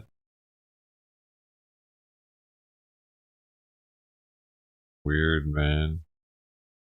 I'm sorry if someone likes that. I would never want that. I was in the military. That seems like a stolen valor or some shit. A 17-year-old suspect in the murder of a University of Arizona student says it did not see the shooting of Forest Keys because he either blacked out or had his eyes closed. What? Did this dude at a shooting and was like, I didn't see shit? Let's see what he's talking about. Would you like to sell your home at a record high? It's tacos. Hey, they're right on the corner. Oh shit, I'm scared.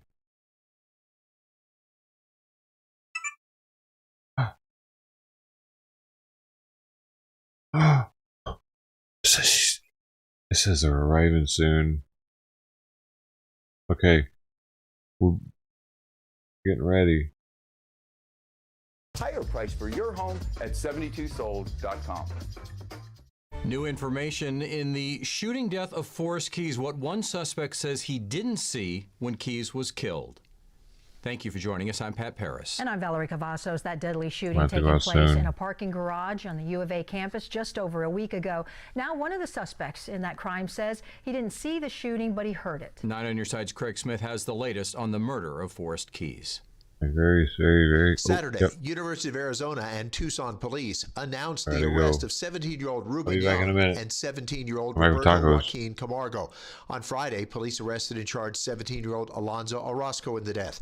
All three are charged with first-degree murder and drive-by shooting, though court documents identify Ruben Young as the person police believe did the actual shooting. Under the law of parties, everyone who participated in a crime can be equally charged. Charging documents say there were 5 males in a maroon Cadillac cruising the University of Arizona campus the night of the shooting. The report says shortly before the shooting, occupants of the car confronted 2 women on campus and threw a pizza box at them. The report says near the Cherry Avenue parking garage, people in the car were in a confrontation with a group that included 20-year-old Forest Keys. The charges say people in the car yelled at the group. Members of the group yelled back. The report says Forest Keys went to the front passenger door, argued with a young male there, and punched him in the face. Witnesses say that passenger, now alleged to be Ruben Young, shot Keys 2 or 3 times. He ran about 30 yards, collapsed, and died in the parking garage. Surveillance video caught a good image of the car. A tip helped police find an image of the car with a legible license plate. Police connected it to Alonzo Orozco. Police say when they questioned Orozco, he said he was the driver and claimed he had acted in self-defense. He refused to identify anyone else in the car. Information in Orozco's phone helped lead police to Ruben Young. They say Young matched the shooter witnesses saw. Police say Roberto Camargo confirmed the teens in the car argued with female students and threw a pizza box at them. He allegedly told officers he was in the back of the car when Forest Keys was shot. Investigators say Camargo matched surveillance video when he said the shooting victim was not armed and was not blocking the path of the car. Police say he told them he heard at least one shot but saw nothing because his eyes were closed or he had blacked out. Craig Smith, KGUN 9 on your side. Would you like to sell your home at a record high price and then be able to stay for up to 6 months after closing to give you the time to find your next home? Well, at 72 Sold, that's what you can do. You can sell your home at absolute top of the market before things change. You can deposit a great big check, and then you can stay for up to 6 months after closing. Thinking about selling? Like to stay for 6 months? Just put in your address and get your price, a higher price for your home at 72sold.com. Affordable housing is in short supply in Arizona. On Monday, we showed you how the number of people coming to the valley is driving up our housing costs and then drying up the market. But there's an even more basic reason why people cannot afford rent. Hey, Simon, they don't make enough money. ABC 15 investigator Courtney Holmes joins us now, showing how incomes are just not keeping up with this rising cost of housing. A full-time minimum wage job, $12.15 an hour, pays about $25,000 a year. It is impossible to pay market rent on that income. But this story is not about minimum wage earners.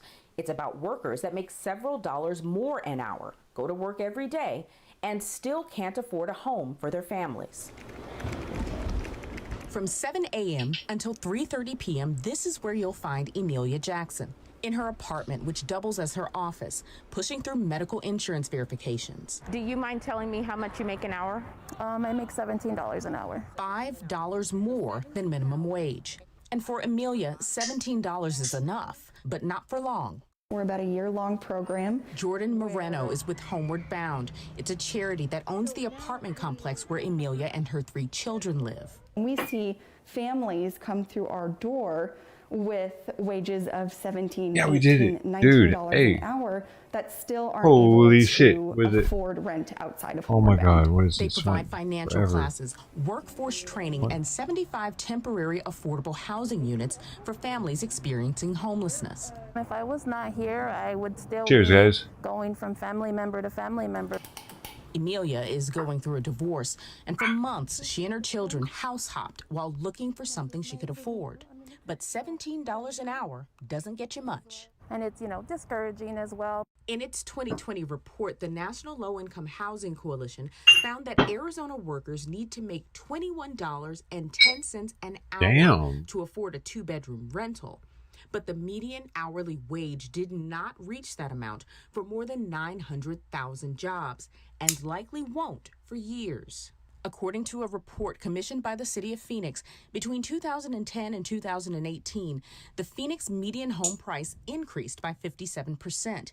The median rent went up by 28%, but wages only Speaking of which, I rose just by got something in the 10%. mail from my Simply put, place. incomes are not keeping up with housing costs. 50% of I just got something in my mailbox. That means they spend more than 30% of their monthly income on rent.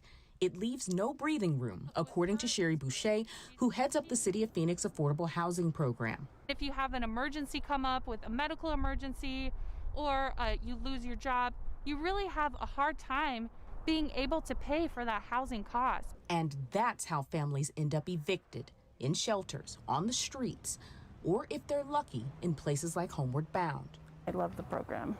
But for Emilia, the program is over in October. While she has enough saved to rent a place of her own, it'll probably be back to a 1-bedroom for her and her 3 kids. I still probably would not be able to afford monthly, a 2-bedroom or 3-bedroom for me and my kids. This wage gap is not a new problem. There are programs that have been in place for years to help people pay according to what they can afford while supplementing the rest. In our next story, we'll show you just how... Don't tell me shit. Shut up. Hey, dude, that girl that just delivered my food. She's cute, dude. I was even saying it before she got here, right? But check it out. She saw my shirt, and you know what she said? She said, "I love big gigantic. I saw them at Okeechobee or Okeechobee. It's a festival, right? Right? You know what I'm saying? I know. What the fuck? I could get laid if I want to, dude. Okay? Because I know what women like more than most dudes care to know. When I was 19, I read a book called Getting It On. This book right here. If you want to know how to start off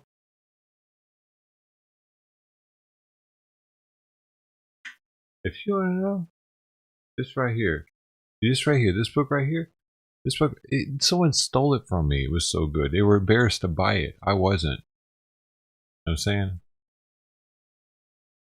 There's a new version of it. It's for both sexes. And I don't care how long you've been fucking, you'll learn something from this book.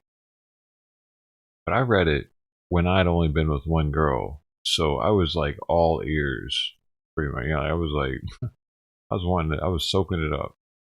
When did it come out? It came out right before I got it. It's got all kinds of Oprah magazine. What? Oprah magazine? You've never read a manual as warm, friendly, liberating, thorough, and potentially sex life changing as the guide to getting it on. I didn't even know fucking Oprah said some shit about it, dude. When did that happen? When did that happen? I gotta see this. What? For date? July 2007.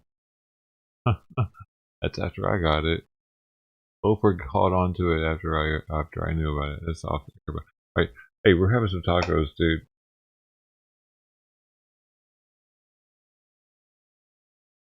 She recognizes the band on my shirt, man, and that in itself, her saying that, hey, and she started it with saying, "I love that band." That's totally an open. I'm like, I'm open. She's open there.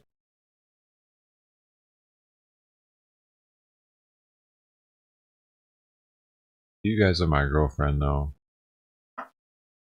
Just salute. What is that?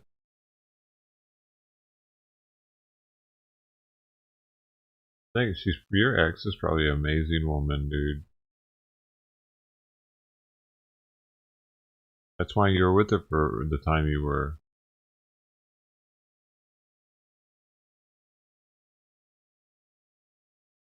Dude, happen. Oh.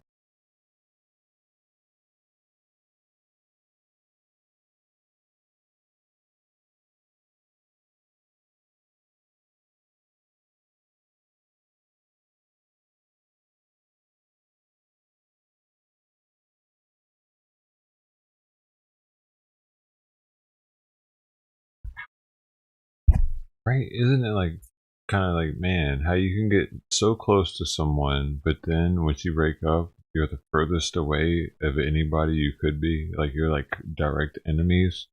It doesn't have to be like that, does it? Maybe you'll hook up again one day, even if she is a prostitute. Let's go.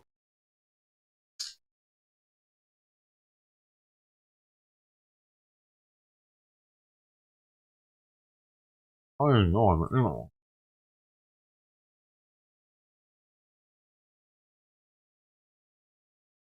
I've never been to a prostitute. Have you? I've actually never been with a prostitute. That's a fact. I'm telling the truth.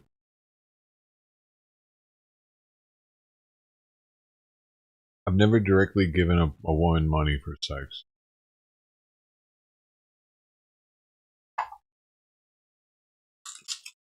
Okay, now in here we got. It's okay if you guys have men. I'm sure that women don't judge you too much. We got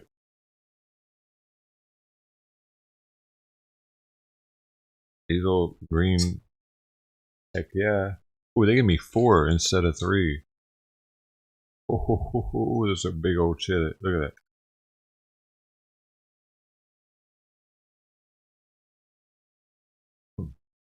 Oh, no, no.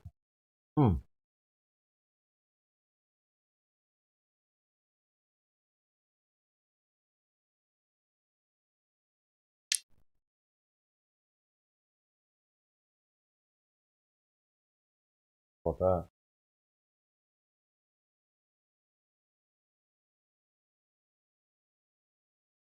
Are you kidding me? I'm gone.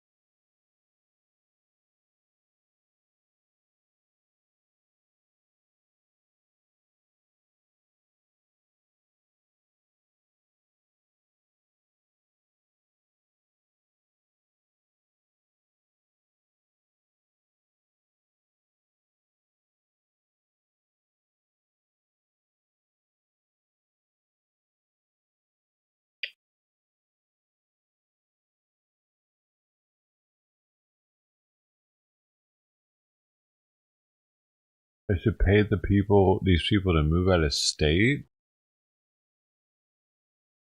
I gotta do that though, probably, right? Because they got friends and family and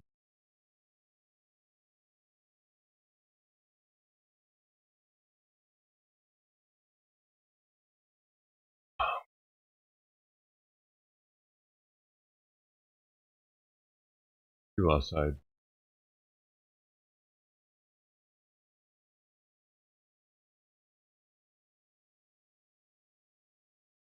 That's amazing.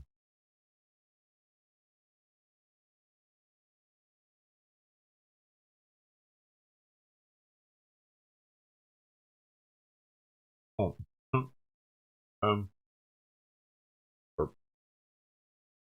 I had it muted. I had the tab muted.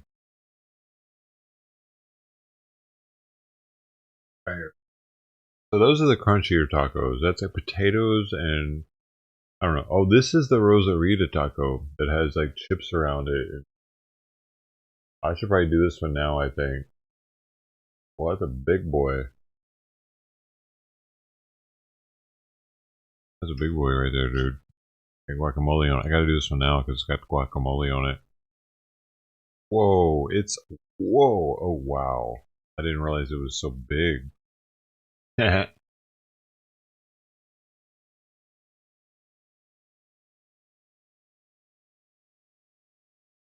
Woo! What?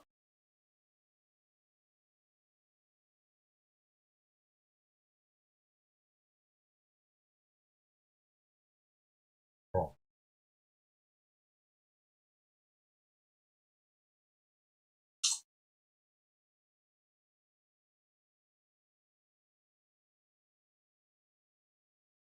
What? This is a taco.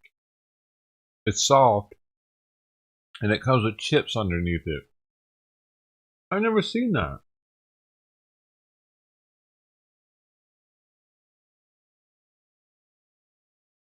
Just in case you dump some out on accident, I guess you can use the chips to pick them up.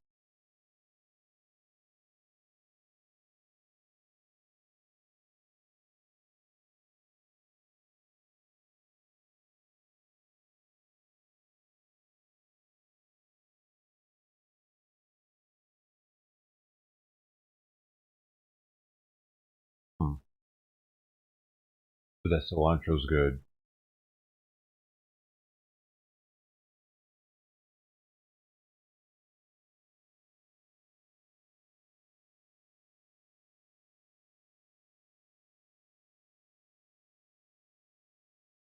Oh my god. What is this?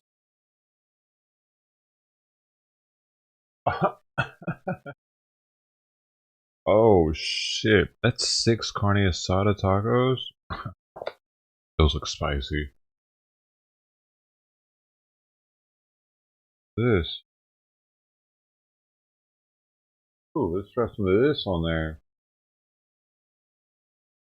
Boom. That's probably going to be a mistake. Let's go.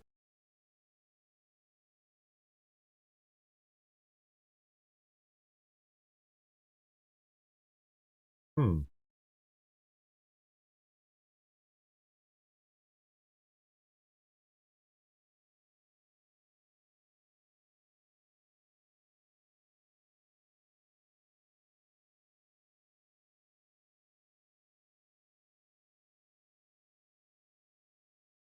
Hmm.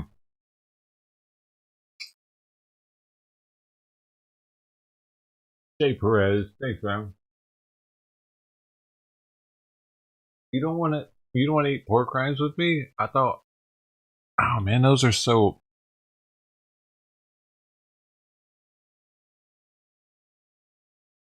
I love me some pork rinds.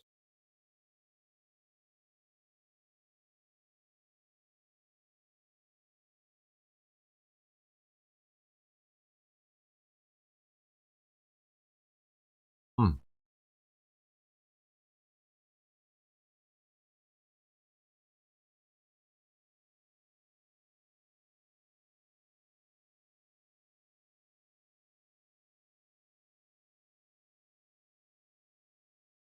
How could you not just eat tacos daily if you could? You know, you're like, what do you mean? Like, if I was super rich, I'd probably just eat Mexican food every night. Maybe Italian every now and then.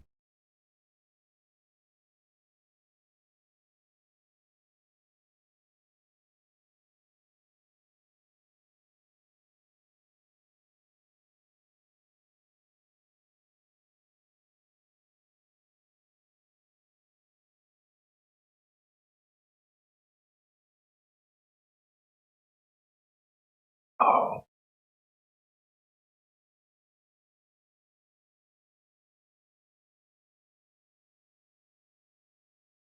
Felicia, what did you have for dinner tonight?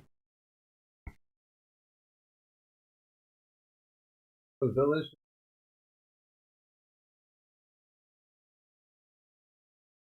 It comes with chips. It comes with chips.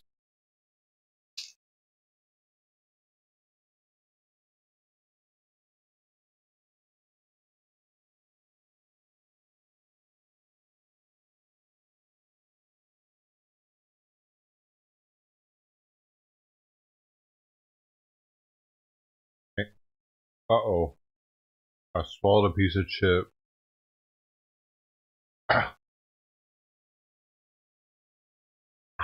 Swallowed a piece of chip. Yeah.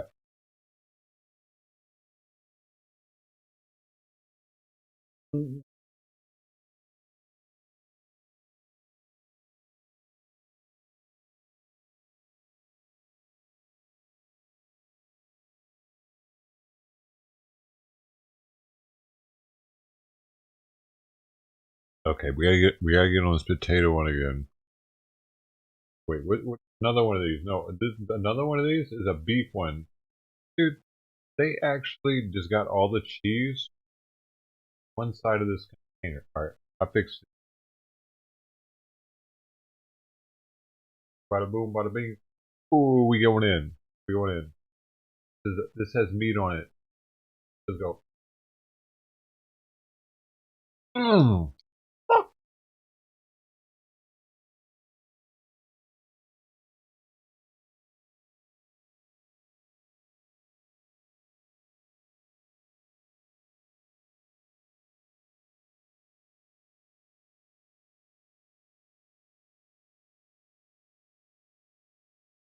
Roast beef. Oh man, I got the cheese, tomato, lettuce. Oh, let's go. Oh, it's fun. For shells on.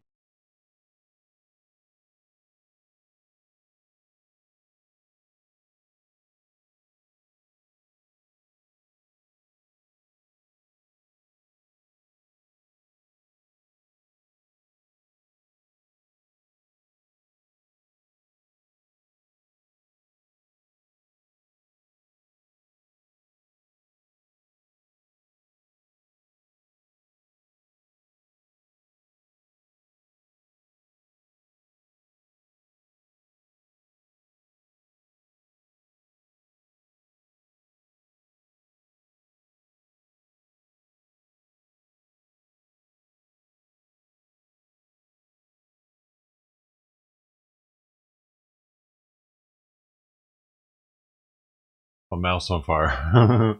Yeah, that makes you feel any better. Holy shit, my. I don't know which one did it.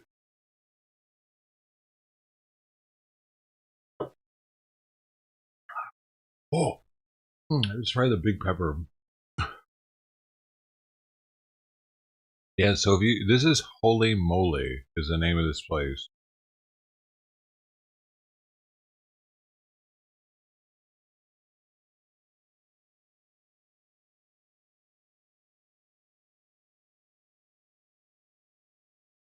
They have a chain.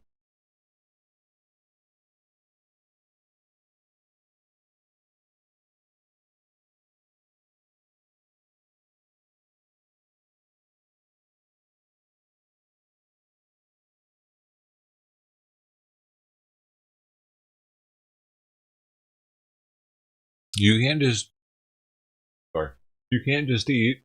I mean, like have some Tums with your meal or something. while you're eating and not have the heartburn though? Can you? Can you do that?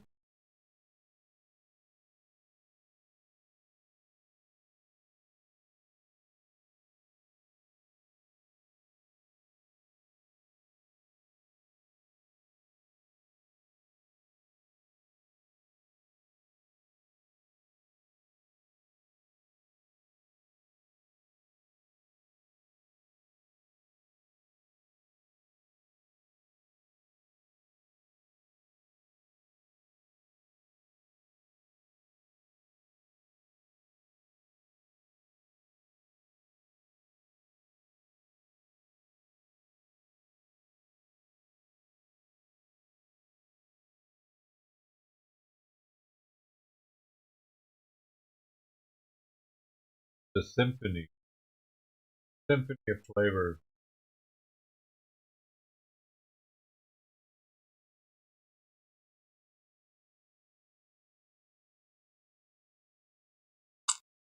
You get dome. Oh, is it broken?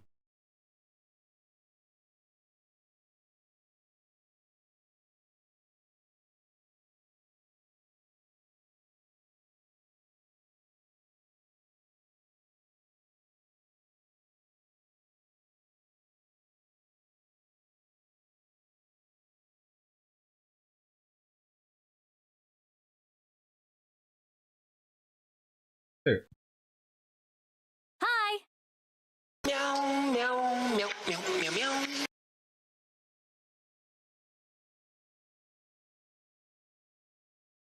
I wonder when that was.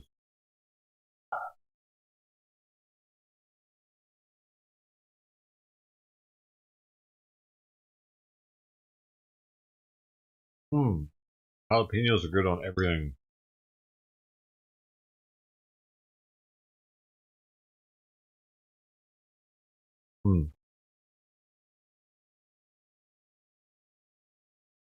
We had jalapenos in our garden as a kid. When I was a kid, I remember, dude, fresh jalapeno. I see my dad doing it. I didn't do it when I was a kid, but I see my dad eating fresh jalapenos with his sandwiches. So I started doing it when I got older. It is pretty good. Just slicing up a fresh jalapeno and having it, or like another kind of chili pepper, you know, just slicing it up and having it as you eat your sandwich. Adds a little zing to it. Yeah. I also had this dude that I was in the Navy with that he would tell them to substitute the lettuce for jalapeno, like put jalapenos instead.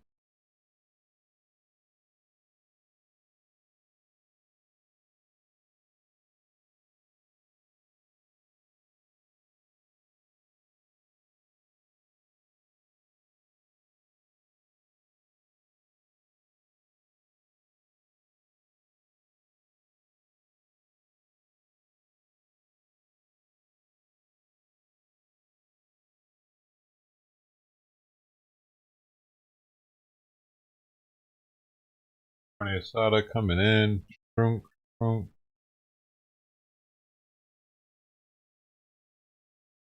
Boy. The other carne asada is coming.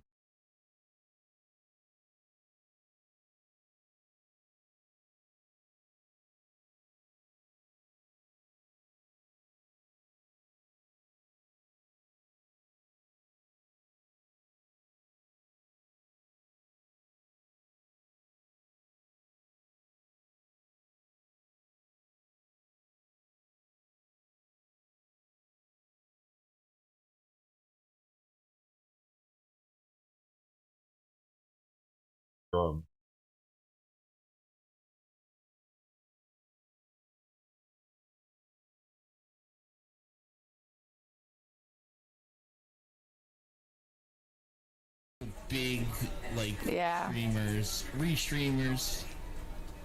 Dude, lost your mom in December. Yeah, we lost the Reverend's dad. What restreamers? What you talking about? 2019. Yeah. He had lung cancer. Yeah, see, you're Crypto, you're getting followers, dude. hit that follow. Guys, all you have to do is click on Crypto Sonar, hit view info. It'll take you to his page, and you can hit that follow button, guys.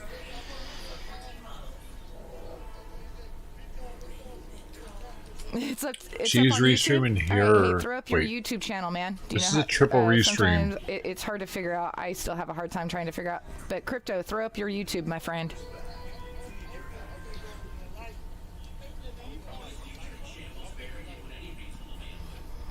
Happening and still 579 viewers on. You got friends go, yeah. Cool, right on, Pyrexkins. Once you get invested in something like this, you can't. I mean, you hit that follow button, right? So it's probably not gonna be crazy. It's probably just gonna end. Cancer. I'm not even gonna see them get them or anything. It's just gonna be over. No, we're hanging out with Joey. What's going on is here. Let me mute it real quick.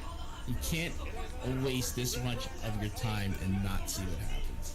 We're hanging out with so that one weird girl. Joining us, trying to figure out what is going on. Cool. Right on. Screenshotting it. Screenshot. Let's see actually if we can. Hang on.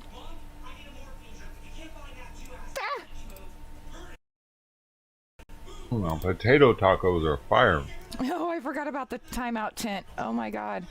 Totally forgot about that. Mm-hmm.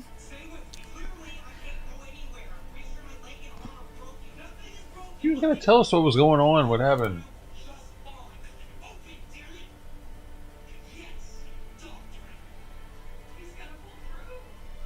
Well, you got a few. Delene, how you doing, honey? The fuck, Dude, man? you got a few stuff up there, man. We're You've been jumping doing it for a on while. Ross. Hells yeah, Crypto. Dude, subscribed. Hit that subscribed button, my friend. Oh my god. All the way to the far right, you have the one SWAT van. Then right the next vehicle over where you can see what looks like headlights, but it's actually the trunk of the car with his backlights on. That's the car he's in. What's going on right now, actually? There's something happening. Or just spent $70. No, but what I'm saying to mention is that would be like, you know, when their time is up, when they lose. His microphone sounds like it's way too hot. Battery ran out. It's like doing something. It's peaking. You know what I'm saying? Whatever the word is for it, it sucks. I'm leaving that shit. We're gonna go to my audio, which is way better. It's distorting, dude. I'm fucking drunk, dude. Whatever.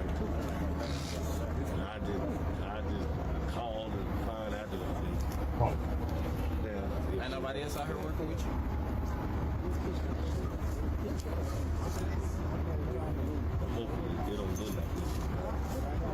Ain't nobody else out here working with you?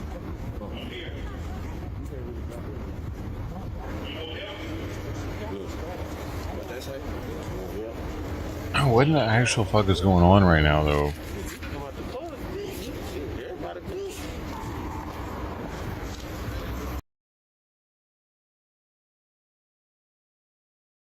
Bruh. Dude, this dude's got 6.5k watching. Come on, bro. 7.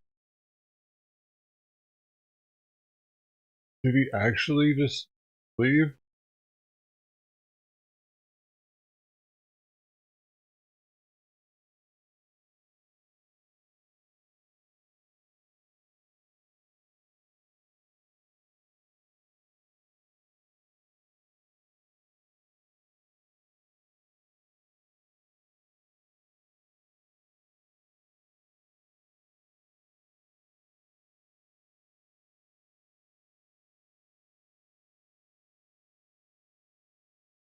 Give him like an obstacle course. Thanks, Harvey. We got to figure out if this guy put other camera on now.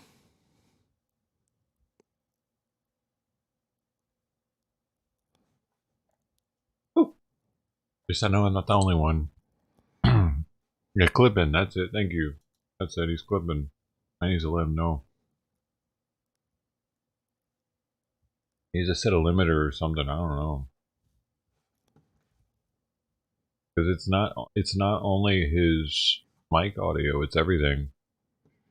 Does it?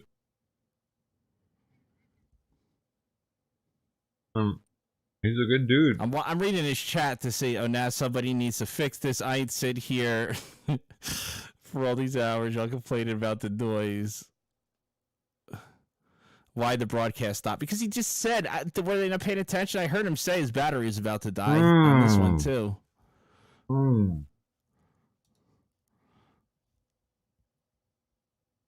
I hate to say it, but Don Lemon may be better than this guy. Damn. Battery died. A SWAT situation. Stream Media, Katie Cake said.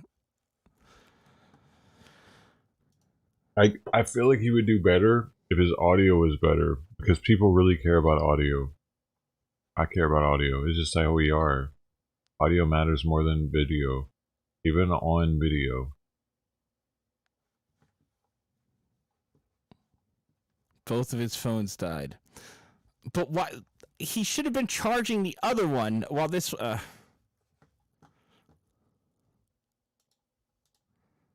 When Smash was closer, there was a cop car facing this way to the right of the kid's car. I'm pretty sure that cop car and the kid's car is behind that car. We can't see it. No, that's his car. We're looking at it.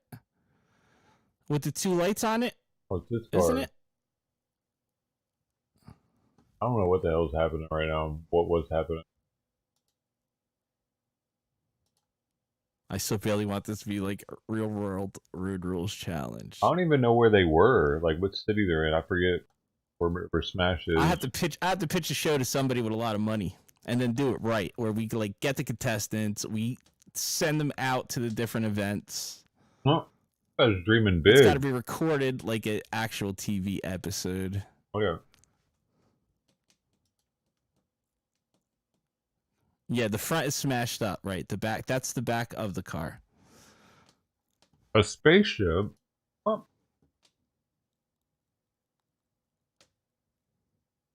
Unbelievable, this guy.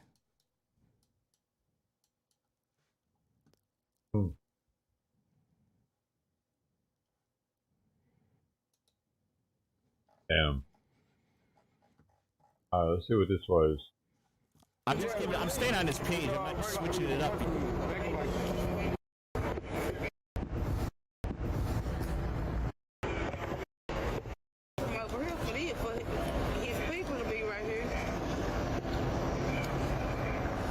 But I just want to know what's going on. It didn't say anything. Chrysler 300, y'all. Chrysler 300, that's racist. She wasn't moving now. They said, who caused it? She said, I'm not moving.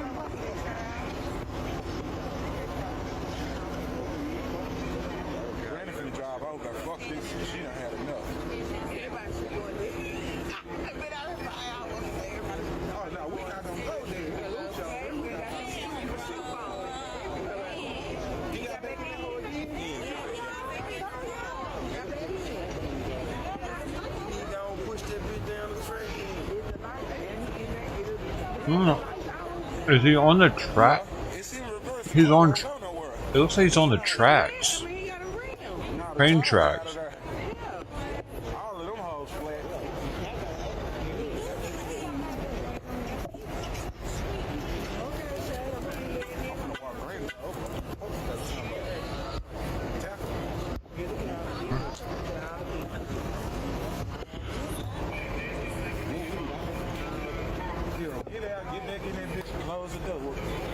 So this, oh, he is opening the door up and shit.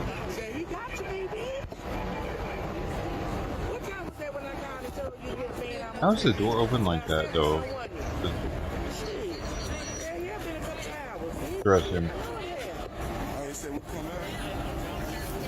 It says he drove his car on the train tracks and it's like, fuck the police. I guess is what's happening. I think now I got it.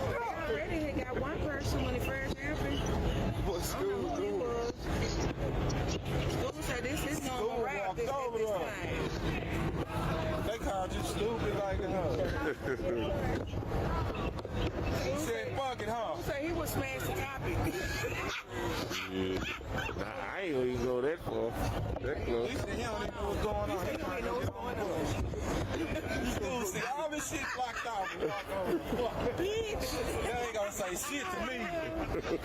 They don't see me. They don't see me. I'm invisible. They don't see nothing.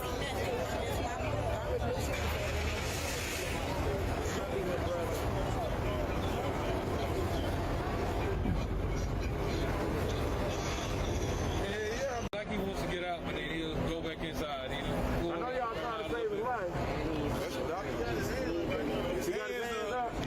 No, he been having his hands up. Past jail.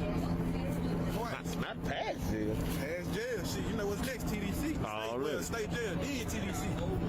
Then the thing. I ain't going federal. I'm scared. He hearing that. That's not for me. That's when you go there, you don't know when you get there. You don't know where you're going to land.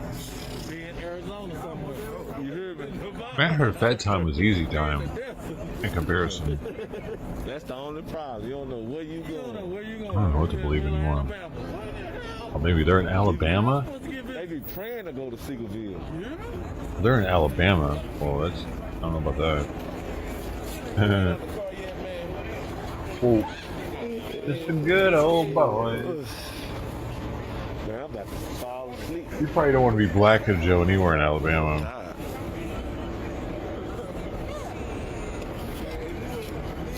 Okay, my bad, Mr. So the dumb man was doing donuts and ended up on the train track. Oh.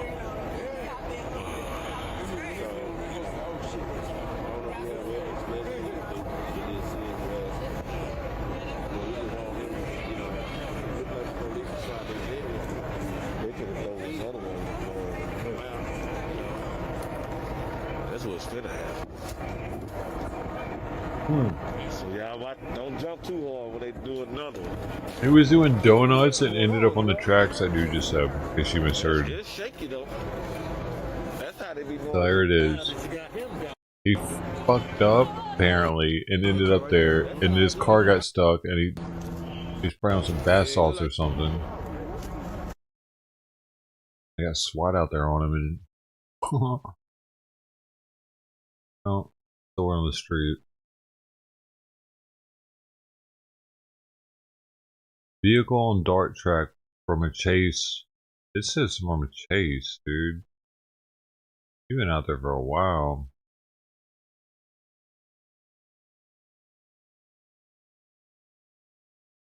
Trucker driver hit by stray bullet in head. What? Dallas, Texas. What? Y'all hear about that? It happened today. This guy was there for that too.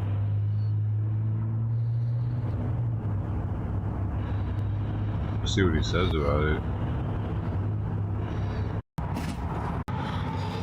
Okay, y'all, this what's going on.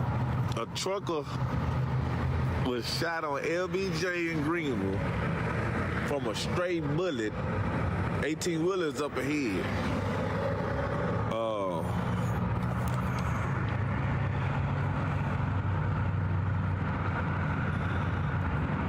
18-wheeler is up ahead. I couldn't tell what 18-wheeler it was, but I'm gonna circle around because I seen it from the other side because it's at the top right there. You shall see it up at the top.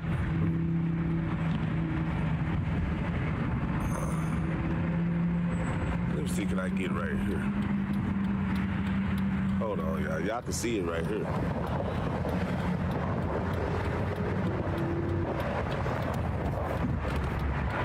It's the 18-wheeler right there.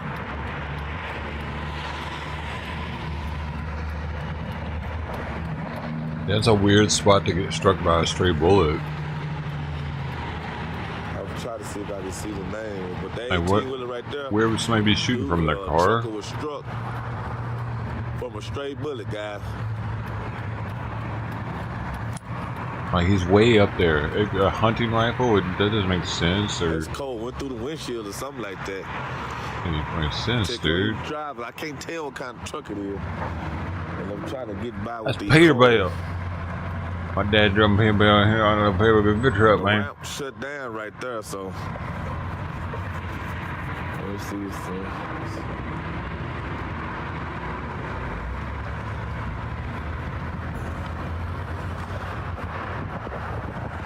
Man, I can't tell what kind of truck it is. Let me see, can I swing around? That's cold, ain't it? Mm-hmm. Non-fatal shoot team dispatched, though. That's good news. Damn, where I want to go? That is fucked up, dude. I mean, we need truckers, man. Let me see. So I can see it from the other side. That's about to get a wreck, man. Like, we need truckers, bro. They're important.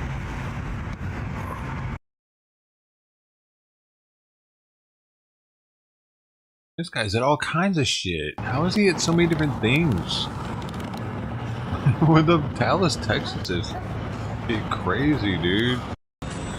This is all today. 3 different things today. Hey, bro. Okay, this isn't. You can't really see much here, though. Just goes to everything that happens, I guess.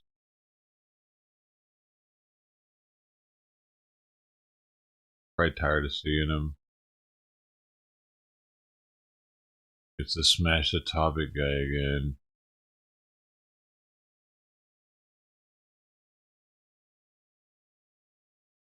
What? Oh no, she's a murderer. What is this woman doing?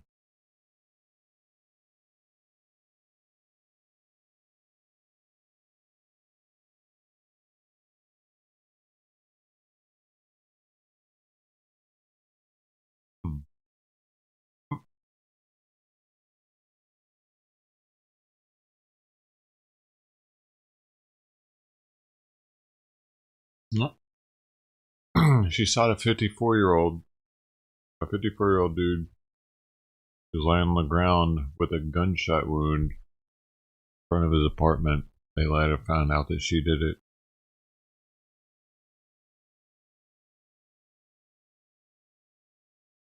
She has a very small picture, doesn't she?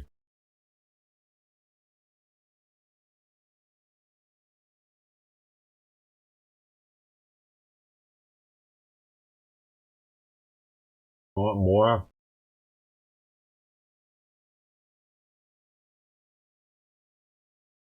I could be better.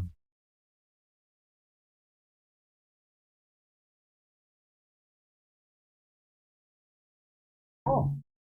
Alright.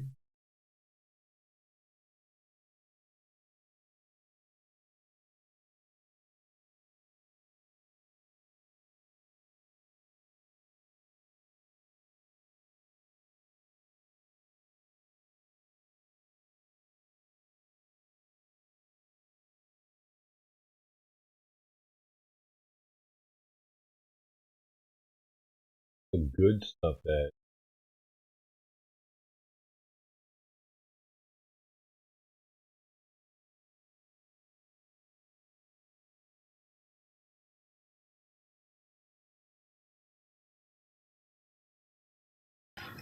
for them fucking doing it again. This guy's the douchebag. Oh my god, dickhead. Is she still watching him? Let's get the trifecta going. Oh like, no. Really? Man, that'd be cool. Maybe I'm just weird. You're definitely weird. And too smart, I guess, to figure out that when Too I saw smart. these Looney Tune cartoons and You're stuff, I didn't think that every too smart. black person was like this, or every Asian person was like this, or that's how the Japanese actually acted. No! I mean, the fuck? Oh, Dr. Seuss? Raiders and natives. But Raiders didn't actually is in reference to Asian pirates. So you can't say that. Honestly, that's yeah.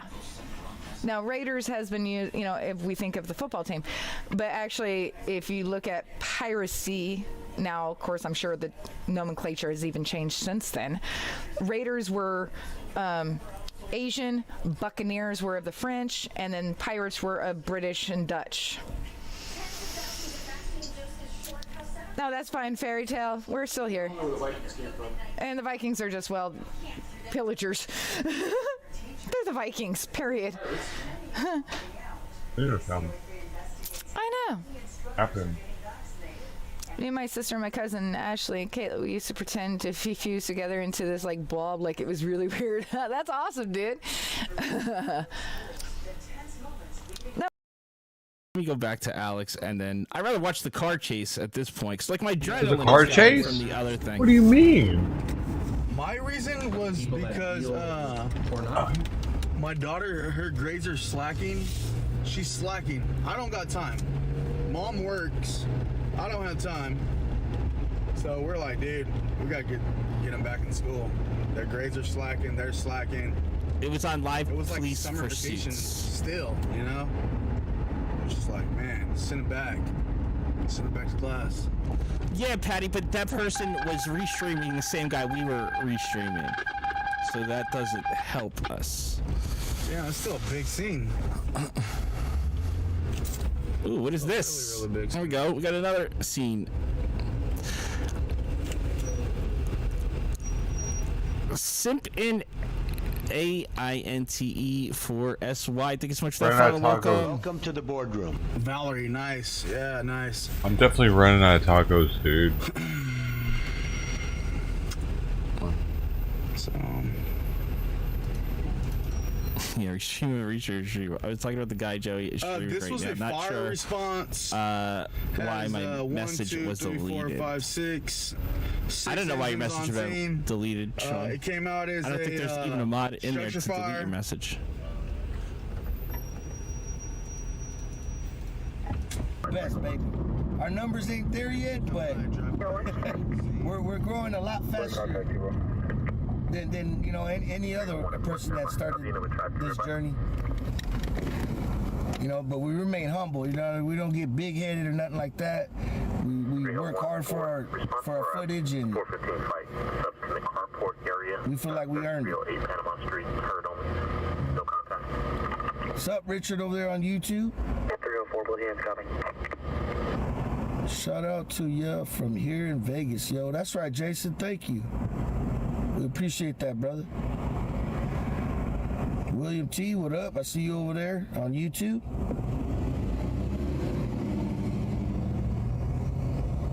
What's up, Brian, over there on Facebook? Hello, hello. Hey, what's up, Pammy? NLM is the best. Oh, on Facebook. Tamitha on D Live. What's up? Susan on Twitch. Hey, Veronica on Mixer. I didn't even know I was live there anymore. I didn't even know I was live there. Holy shit, I got chat popping up everywhere all of a sudden. Hey, Monica on Periscope. I see you. Yep, that's right, Caden. Appreciate you.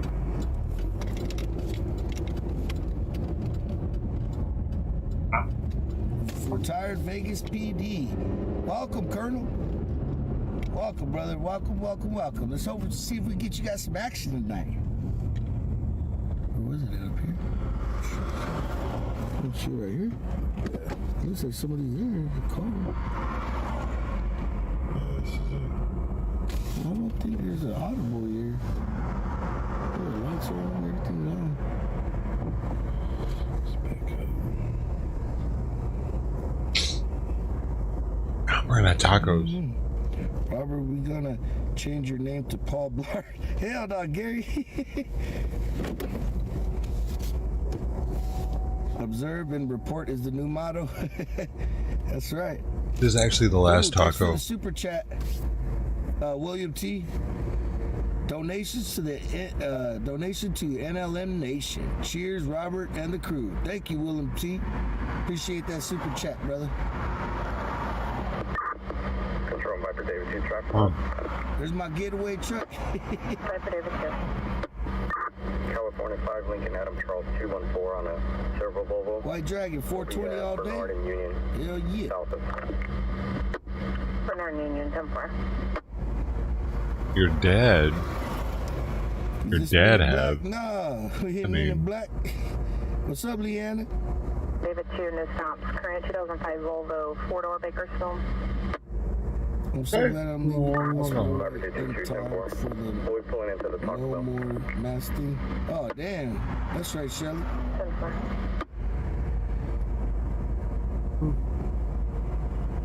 Gonna start selling books. Dr. Seuss books? Damn.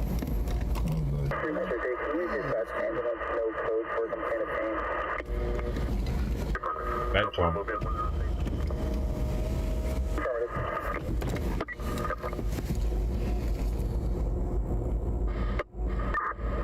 Can you have the control 2 units that handled this call? 1021.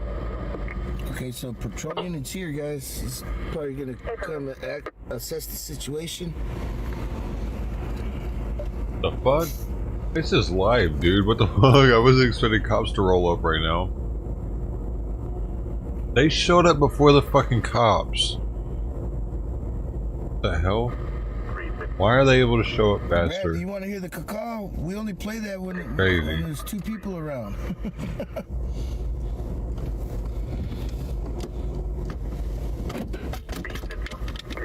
Let's roll on.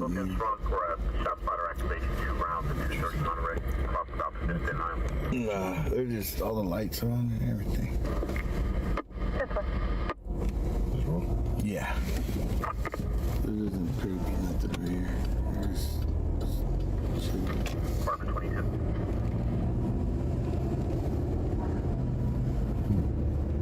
All the lights are on. That's no go. No, dog. Well, that's the first. We're going to call you and bounty chips.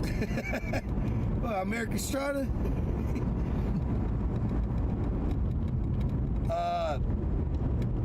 Tristan, no, we're not cops. We're a live stream media out of Bakersfield, California. But we do like to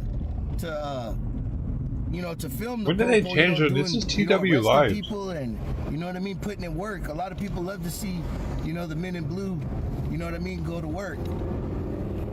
So we enjoy that, you know what I mean, chasing crime, and people like to see firefighters going to work, and it's an awesome feeling to be able to come out here and enjoy this.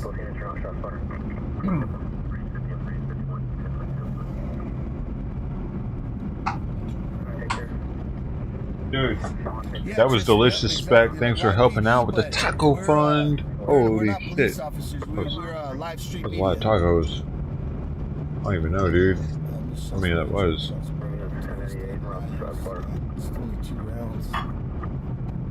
You guys keep ears on that and see if it turns out to be anything. 784. No, you did. You don't think Brian will let me How many tacos? You probably wouldn't. He's the driver, so, you know what I mean? He's gotta lead the ship. It was 11 tacos. 2 potatoes, 1 asada rosarito, which is like 2 tacos. That was like 2. The asada rosarito was massive.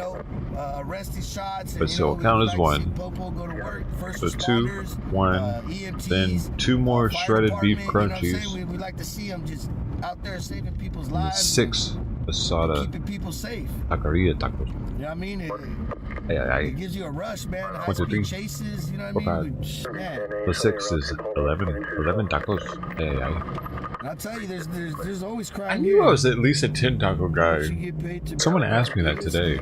Angel, it was an aliens chat. So everything is based off donations, you know? It's whatever donations I get a day. 11 That's taco basically guy. what Good keeps me night. going. Right now we're barely starting off, so we're making enough for gas and like if we need to do an oil change or just things like that. But I mean, this is going to be my career right here. Alright, I had taco shells. Journalism. I think that's what you call it.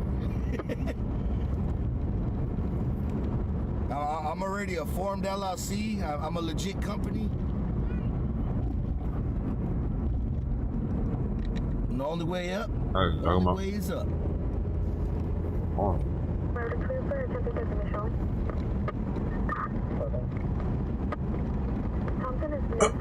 Woo.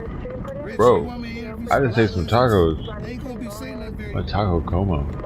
I don't even know what I'm doing anymore. On autopilot. I just looked that up, Robert. I got a little side street called Hopkins Avenue off of Chester. Yeah, Josh. Yeah, that's what we were talking about. Right off of North Chester. Yep. Yeah, that's what he said too, right off of Chester. Yeah, brother. If I was tall enough, I'd get the sign for you, but I ain't tall enough, so you know. I like tacos. Oh, that's it, Terra Journalism? Yeah, so that's what I'm doing. JK, thanks for that super chat. Keep up the good work. Good luck. Thank you. I appreciate that. The juveniles on the CPO, I don't know if they're related to this call for service. Jim, yeah, I probably would go viral if I interviewed a lot lizard. I'm just not real fond of interviewing. I'm really a shy person, to be honest. Like, I've came out of my shell a lot, like interacting with you guys over these months and stuff like that I've been doing this. So, but really, I was a closed book. I was real secretive. Like, I didn't really like nobody knowing anything about me, or, you know. But it feels good to be able to interact with you guys and share things with you guys, man. It feels good. No lot lizards, please. They spit. Damn, Terry. Oh, yeah, Jim. I'll interview him. Oh, yeah. Bounty will. Yeah, man. Bounty don't care, man.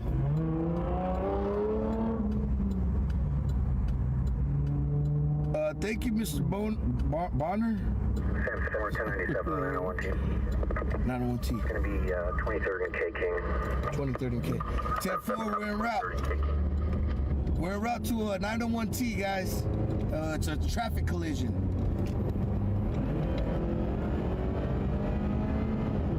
Start off the out main. Oh, start out with the main. The lot lizard queen. Hey, Foots, we gotta start the first interview with you, Foots.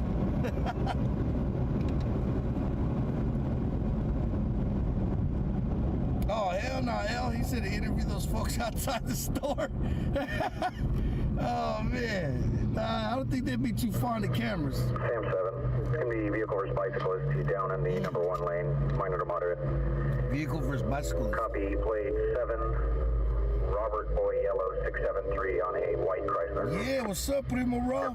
We live, man. Copy, minor to moderate. Vehicle versus bicyclist. Motor Robert 4. Motor Robert 4, copy. 24th. Oh, yeah, it's one of those streets, you're right. 24th goes. Yeah, you're right. Yeah. 24th, so yeah, 23rd has to go this way. Where's Kate? That way. The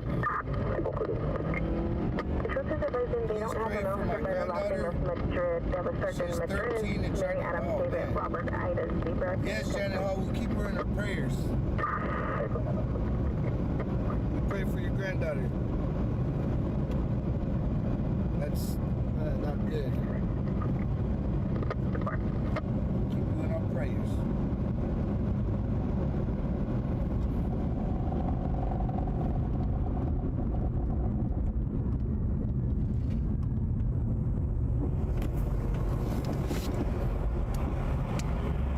What's up, Nicole, over there on YouTube? Alright. Okay. You see something? Yeah. Okay. That's cool, huh? You just do it right there. That's very good. Call for Adam. Yes, it's called the 245. For 1097 at current medical. Second half should be with the Peeps, NLM is live. Yeah, that's right, Terry. Oh, Raw, the new camera's sick. Primo. We'll be attempting to locate. Can't wait to use it. Huh? Can they see that when I did that? No, hell no. No, hell no. That's just for our eyes. Go to 23, turn at Jack and Bob. Oh, yeah, 10-4 dispatch. So it is a vehicle versus bicyclist, guys, with minor to moderate injuries. So that's good. It's good. For who? Good he got hit, but it's good that it's not serious. What the fuck? Hey. What's up, Rod Thompson? Motors like you guys. Choppy motors. That my boy Ron. Alright, what's going on? Eyelash Queen. Holy. We sound like cops. Changed my mind. What's that? Oh, 4-4. They're still covering it all the earlier. Charles, now we don't we try not to censor, like, you know what I mean? We're pretty much uncensored, but I mean there's some things that, you know, we're not gonna go there with. But I mean, we base everything off of it's a scene by scene situation. You know, we're not gonna run the same way at every single scene. You know what I mean? Because there might be something we might have to change, you know, due to the circumstances. So always keep that in mind, guys. That we film stuff scene by scene. You know what I mean? It's not all the same. We're not gonna do it all the same. We might do a few the same because it's you know, the same kind of circumstances or whatever. But this is a scene by scene basis, so that's how you stay out of trouble, and that's how you stay ahead of the game, man.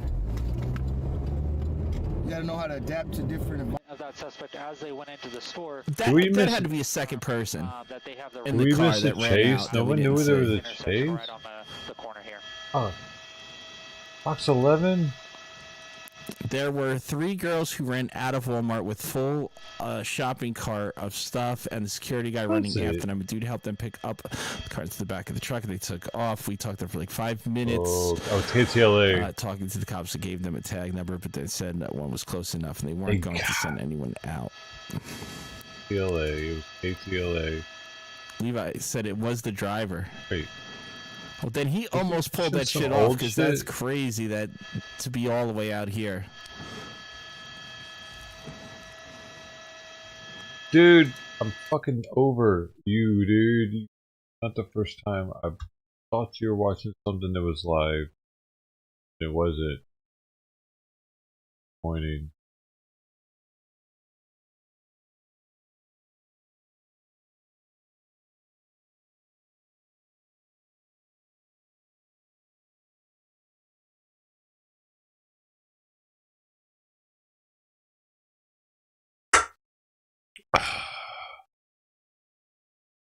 Loud. What do you mean you don't have them? Where are you? We don't have loud chopper motors in California? Are you sure? Oh, I guess they're louder. Yeah, maybe. In other places.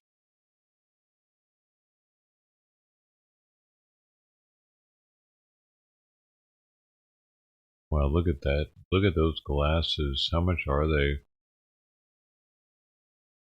$800. Let's see.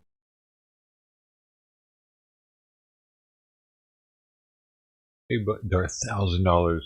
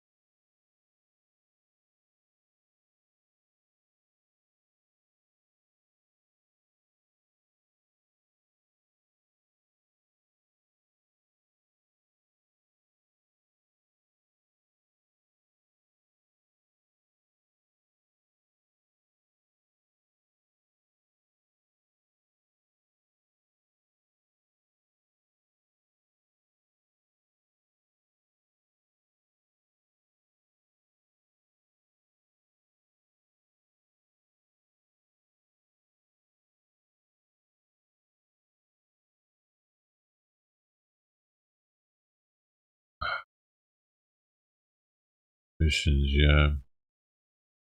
That's true. $1,000 glasses, though. Pretty sick, though. I don't know. if like that, like I bet they're high quality. They're Japanese. Atsuda. Oh, that's a freaking Facebook ad. What? She died from COVID-19.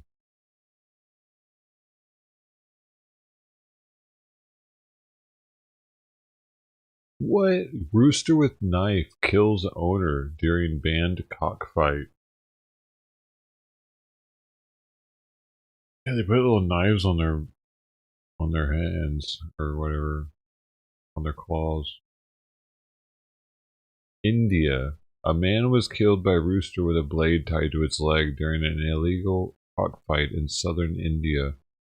The incident has brought focus on a practice that continues in some Indian states despite a decades-old ban. Police say the rooster with a 3-inch knife tied to its leg fluttered in panic and slashed its 45-year-old owner in his groin last week. The incident occurred in Luthner village in Telangana state. The man died due to excessive bleeding before he could be taken to the hospital. Police have filed a case and are looking for a dozen other people involved in organized cockfights. So it sounds like it got his artery, his leg artery. Dude, I have like a fear of my leg artery getting got. Or like an artery getting got, you know, because you got a hair in your neck. I think like maybe even like underneath your arm right here might be one like this. I don't know if that's one or not, but and the one in your leg is like super major. If that one gets got, it's really hard. You have to fucking tourniquet your leg and shit. That's crazy. That guy is. Why didn't they put a tourniquet on it? Anybody, like somebody should have taken it. But I guess if it was like too high up, they wouldn't be able to tourniquet it. Like if it was too close to your groin, like your balls or whatever.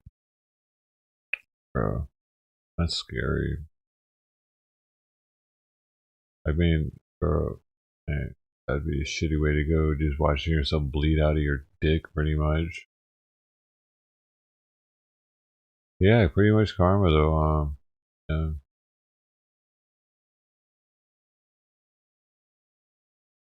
Pretty much. Questions remain on how 25 people fit inside a Ford Expedition.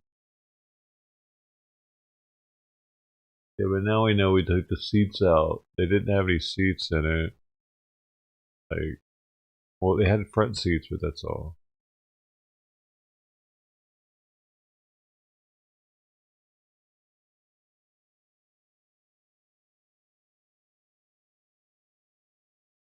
We need that dude's videos. Going on, dude. I forget his channel. No. Races are getting smart. The local drag strip, man, I don't think they're doing that now. I think that the drag racing out here is dead. Police say a man has been arrested after a teen boy died and a second man was hospitalized in a shooting at Desert Sky Mall earlier this month. I heard about that. There was a mall shooting. In Phoenix. A place to grow and learn. The hell? I thought she was telling the news. Bamboozled.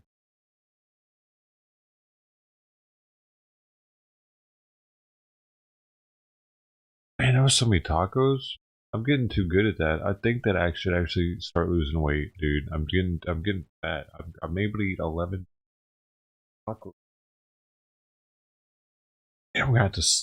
That's gonna last time I can do that. Arresting 20-year-old Alexia Costa on murder and assault charges. That shooting in West Phoenix killed 17-year-old Alejandro Martinez. Officers say the teen and a 20-year-old man were at the mall arguing with a kiosk employee when those shots were fired. An exact motive is still unclear.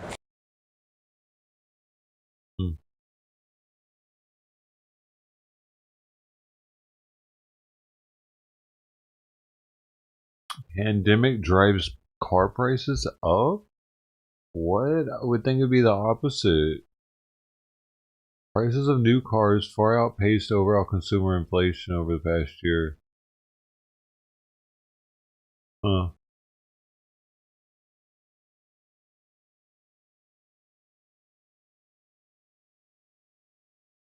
Dude, that's a great song. Alice in Chains, man. Can't Stop the Roof. And you know that the song was about? Do you know? You probably know. You know? Anybody doesn't know. You can't stop the rooster, whatever it is, you know, hey, it's all rooster.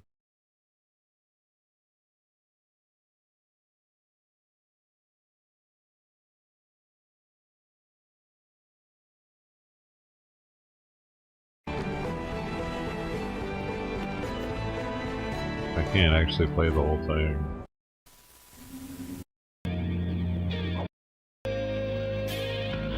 Yeah.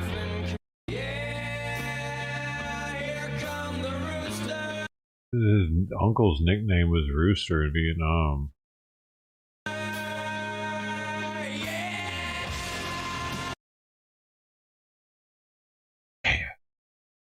Yo, he ain't gonna die. Bro. Oh.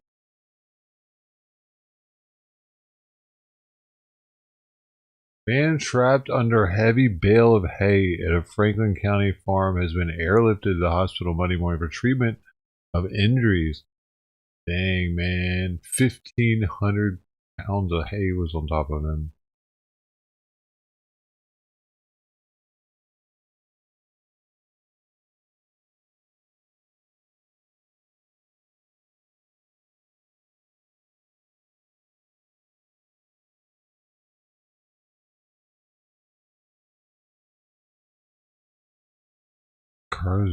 Cars on way up.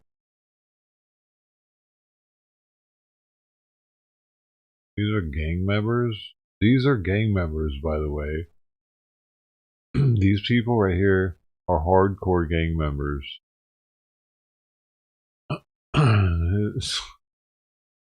It just goes to show they accept anybody. This guy's the only one that'd be gonna think maybe he was a gang member in real life. The rest of them look like idiots. He looks like he's serious. He looks like he don't give a fuck anymore. The rest of him, he's babyface. He's fucking got a weird forehead, so I can't take him seriously. Same with this guy. This guy, what the fuck is this? What the fuck is this even? Is this a mugshot? This dude, no, he's trying too hard, but you probably don't want to fuck with this guy either because his ears are so fucking big. And the same with this guy. He might fuck you up because he's been fucked up a lot because of his ears. But this guy, no, I don't know, man. This guy will fuck you over and help you look for your drugs and then stab you afterwards. Like he stole them the whole time, but then he'll help you look for them, and then you'll be like, "Man, I think you got him though." He's like, "I ain't got him, fool," and he'll stab you. You know what I'm saying?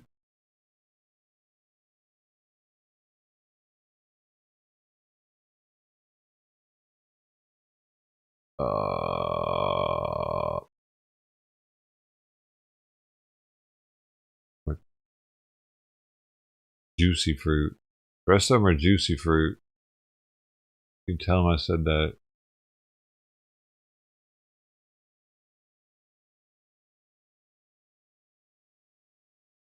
All juicy and soft and shit.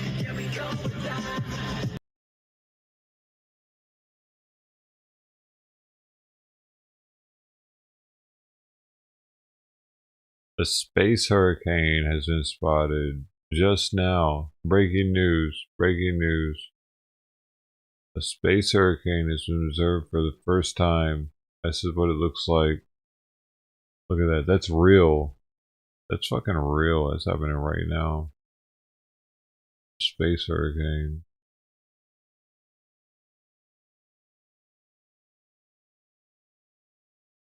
Woman abandoned 3 young children at 3 different locations.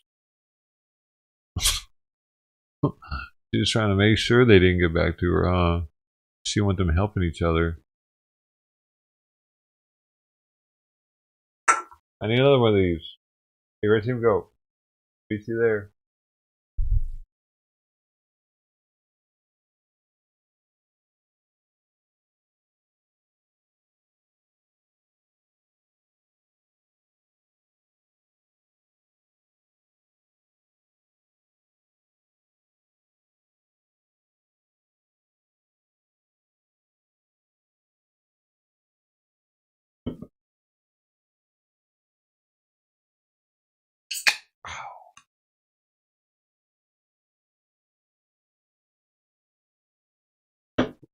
The water in there is so good.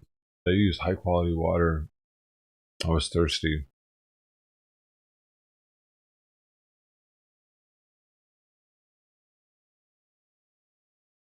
You know I love my water.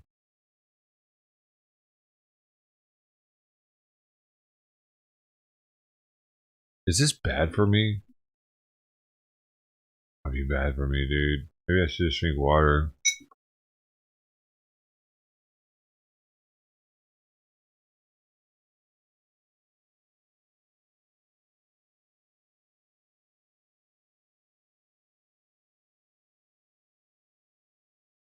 That's pretty good.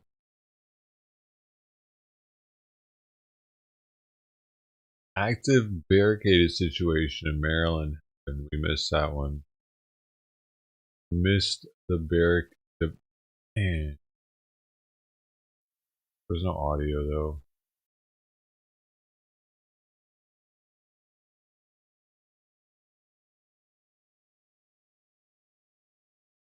Can your lighter do this?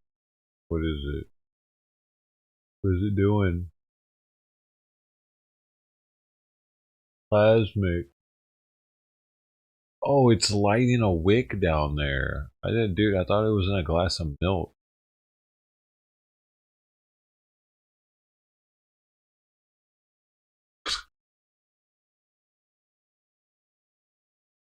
What the fuck, dude? Yolanda Curtis Dellis, 46, a certified nursing assistant. After they say she stole $920 from COVID-19 patient's wallet. Bitch. What are you doing? Despicable.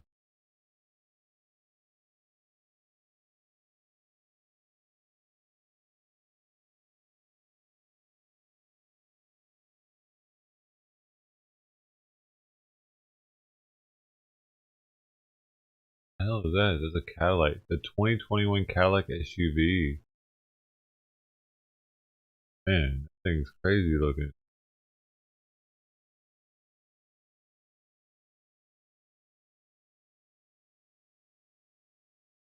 Whoa.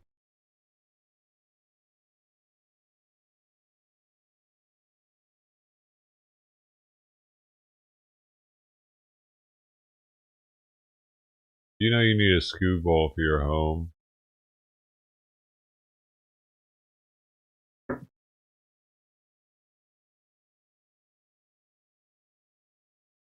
I enjoy you just walked up front door checking nothing. Nothing for what? Why would there be something out there?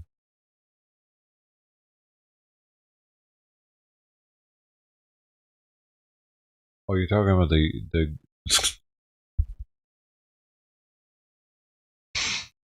the space hurricane? Wait, police shooting in San caught live. Oh, we missed this shooting? There's all kinds of stuff happening today, dude.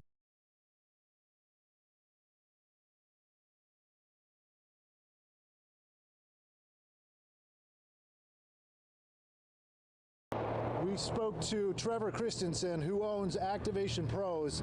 They help staff about 200 people every year during the Comic-Con. There's something going on. Man, what the fuck? Hey, man.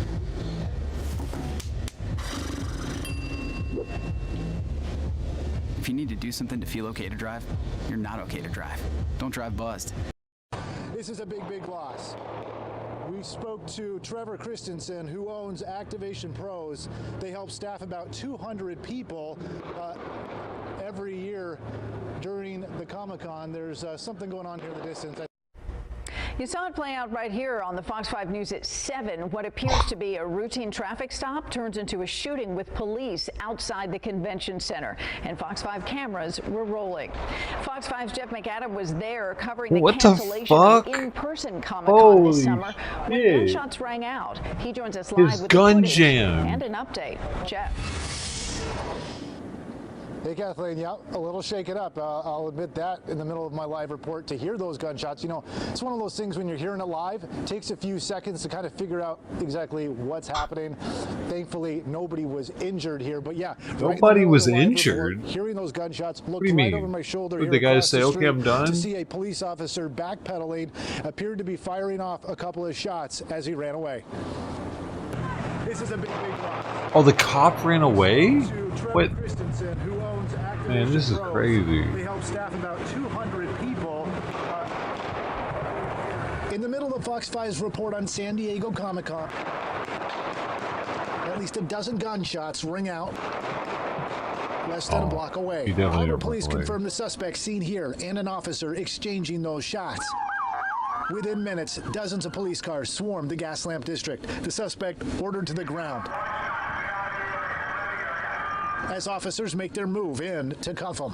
I just pulled up. I saw the lights across the street, and I saw he was white. He lived. with his hand, and he was holding his pistol. Hear about that? Paul and Tracy Thalos skated right by the suspect's Honda before the shooting. She said it looked like a routine traffic stop. We got through here, he'd already pulled over a black car, and we kind of skated by on the left side and made it to the open concrete area over there. He needed to be black. Like 2 seconds, and there were 4 or 5 shots. Do you understand? The cop was already out. He was on the passenger Is he side. black? We need him to be black. He looked okay. No, he's black.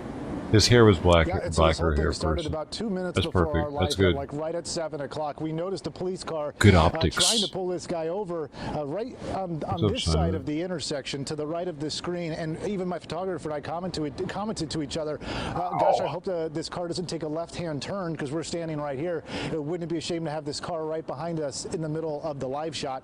Obviously, we're even more thankful at this point because we had no idea what was about to happen had that car not gone straight, but instead right behind our live shot. We would certainly have been in a scarier situation. And thankfully, again, Kathleen, wanted to report nobody was hurt. Both officer and the suspect were not hurt in this crossfire. Kathleen? And it does take a moment for that to register what was happening. Did you feel in danger at any moment? Oh, he left me. You know, like you said, it took about, I think, 3 or 4 seconds to figure out what was happening. And then as we looked across the street, you know, I think we figured out we were probably far enough away.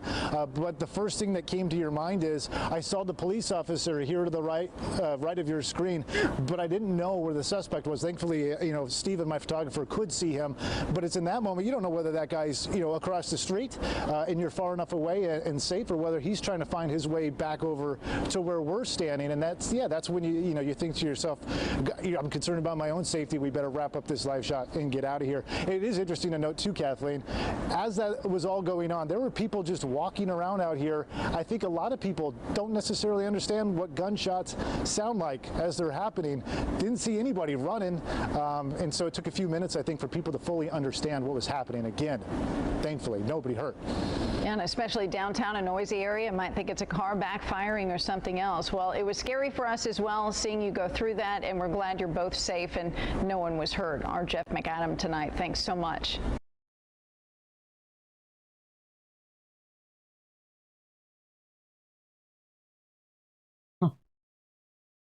Gang members targeted gardeners.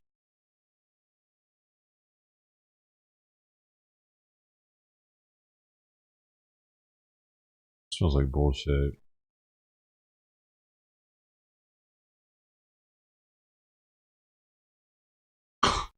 I'm so tired of seeing mask commercials. Dude, speaking of dude, Barbara sent me a package and I haven't opened it. I think it has masks in it, but I can't tell. What should I do? Should I just open it even though they never show up? They never come through here anymore. I didn't pick it up for a long time. It was shipped the 1st of February.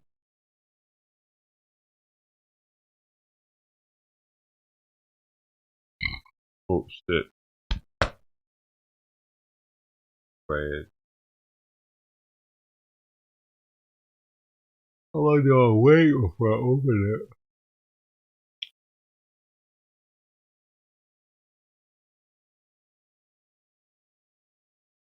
Never open it.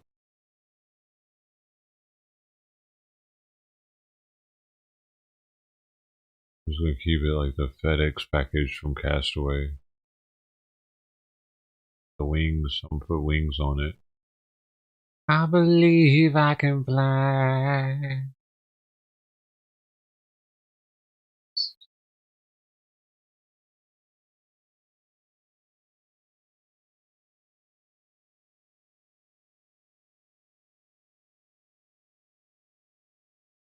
Ooh. 390 ecstasy pills.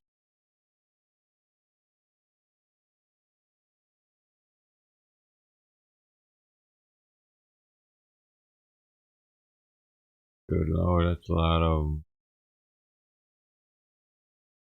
Let's make sure we ain't doing nothing so we walking right over joint and smoking it with me here. How about that? How about that now, huh? Okay, so shit, let's see who's still on YouTube now. I'll roll up and join you. Landon, and it's the IEP2 crew. Alien is still alive out there or what? He's actually still alive, but dude. Stuff to the all night long. Texas. Are you ready to shake the spot? Almost. Did you finish your beer? I need to finish it. Chug it, dude. Is Alien drunk now? Driving around or what? What's the chat talking about? I don't know, dude. I haven't even been reading the chat, to be honest. Goal without a timeline is just a dream. I'd go to Mexico before Texas myself.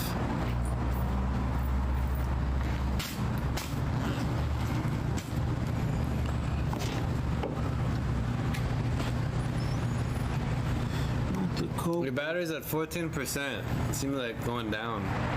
I'll keep it plugged in. Did you charge yours? I'm good. I don't need that much. I'm at 39%. See? It put you up, dude. You were at 0. You want to keep it plugged? No. You want to call back Anna? All good. Did you hang up on her? Oh, call her again right now? In a little bit. Alright, I'll call her right now. Let's see if she answers. What time is it over there? 3 hours ahead. So it's late over there. It's probably yeah. Midnight. 12:30 over. 9. Wherever she is. 9:30 here. Damn, it's still early, dude. I'm fucking tired though.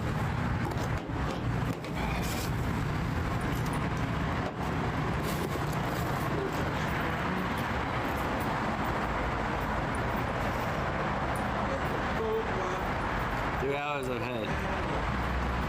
It's at 3 hours. Hyper. Bees and butterflies.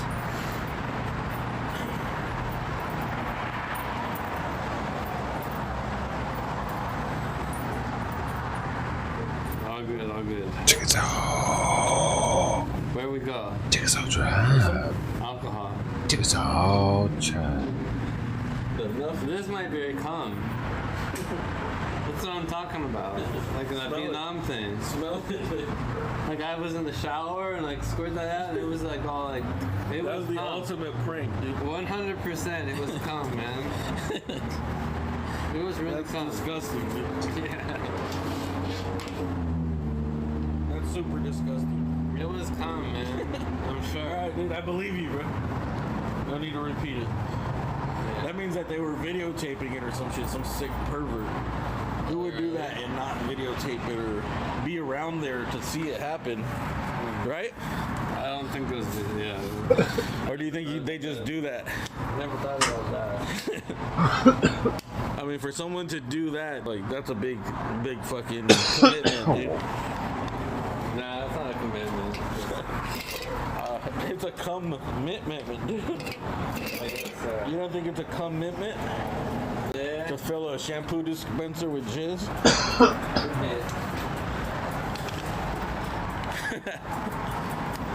Like the best coffee in Marina Del Rey, dude. I don't know. Those pizza slices are so small. Ow! So, come back to this pizza place. This pizza place, or pizza? I'd wait for a while, dude. I want to wait like next year. Yeah, I would wait like 6 months at least to give it a try. I wouldn't come back just because the sizes are so small. I think it was not that good. Yeah, it wasn't great. I'll give it a 7. Nah, my rating would only go down from here. In retrospect. You got that vegan palate, dude. Yeah, that vegan palate is way off, dude. I'm not vegan. A vegetarian palate, dude. There's something wrong with it. Vegetarian. I eat food. Anyhow. Would you eat a dinosaur if you found one? Man, I've eaten a raw snake. Yeah. I ate a raw snake in Cambodia. What kind of background music you want? How about it's real.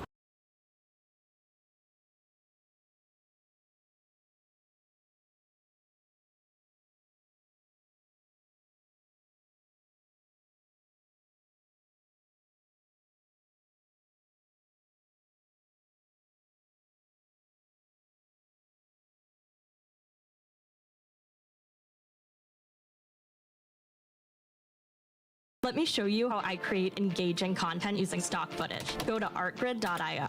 The tools I use. I don't know why it showed me commercials. Oh, I'm signed into the wrong account.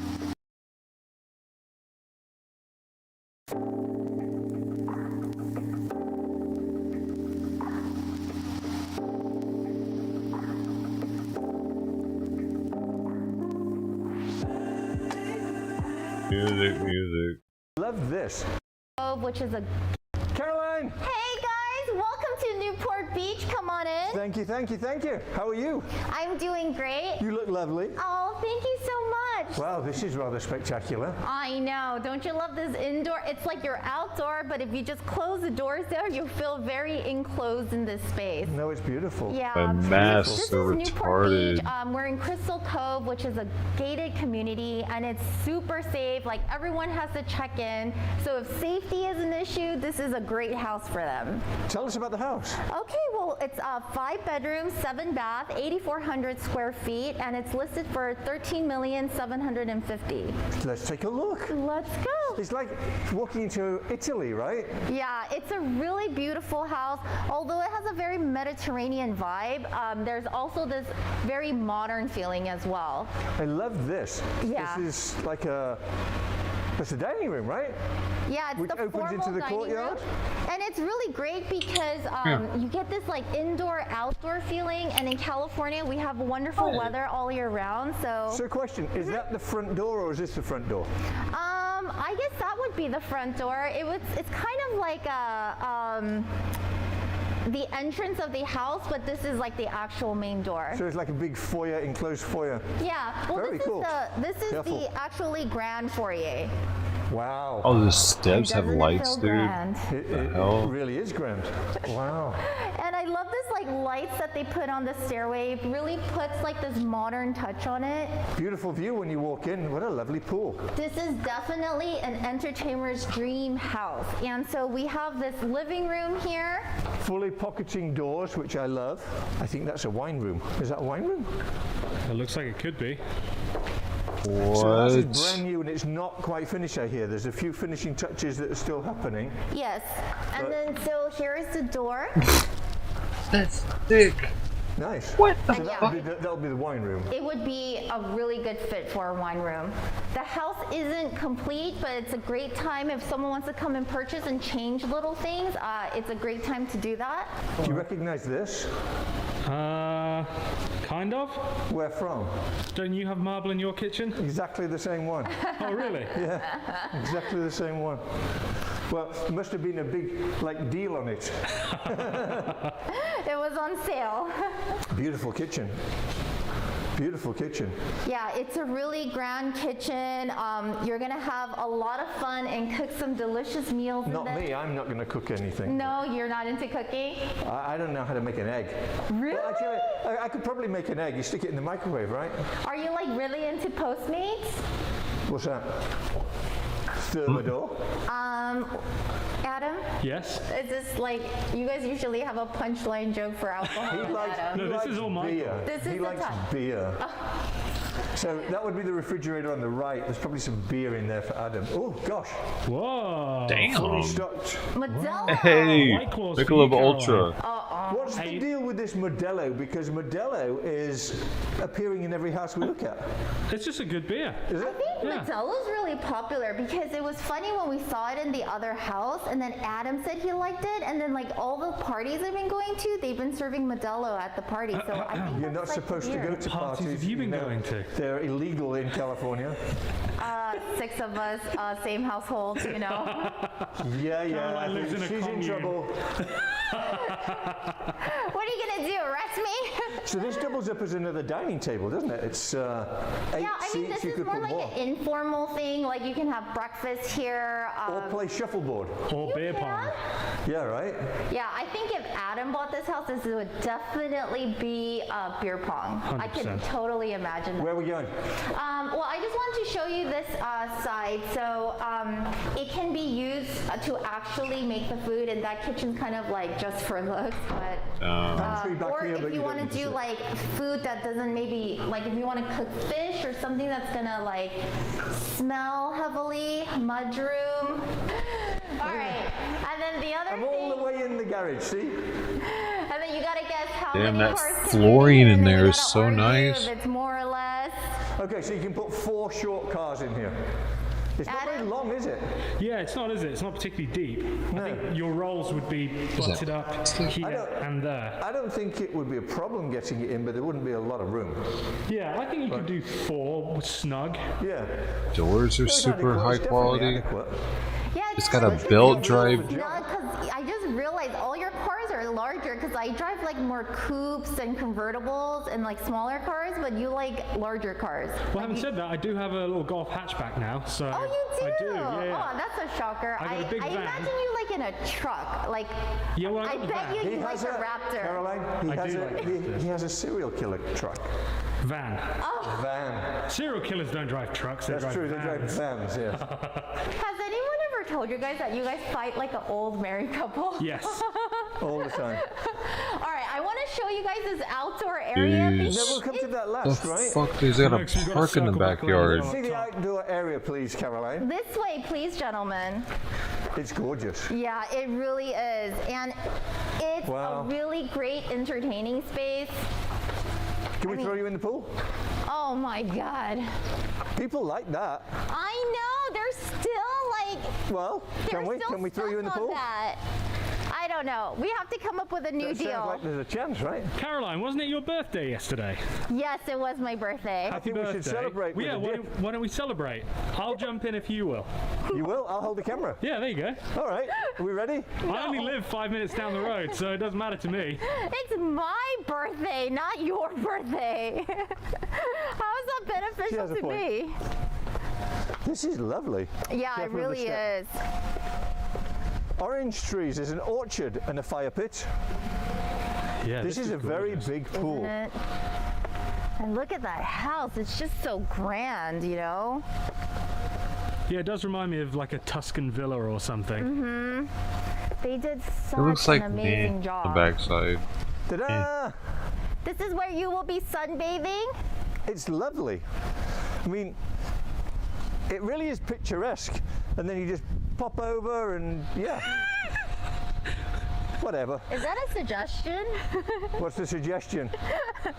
How deep? It's not a particularly deep pool. I don't think you'd be able to just pop over because I think you'd pop your head on the bottom. You know, just for the record, your followers do want me in the pool, but they also think you guys belong in the pool as well. No one's going to want to see me in the pool. I second that notion. Caroline, how do you feel about Sea-Doos? Cedars? Sea-Doos, jet skis. I like jet skis. Okay. Where is this going? Nancy Campbell, hey. Oh, okay, congrats. See, it was congrats David Barris. Sounds familiar. Music. We can't mind music. It's a great in-law junior suite. You can put your in-laws in here. All right, right there. I missed it. You suck. So we're gonna. In the car, the two different pictures, it just looks cool like that. Instead of butting them up together. Yeah, it's very artistic. Got the baby pool pool table. No. I like it though. Totally suck. No, I'm actually pretty good at pool. Really? Yes. If you think about this pool table, the length of this pool table is smaller than the width of a snooker table. Yeah, a full-size one for sure.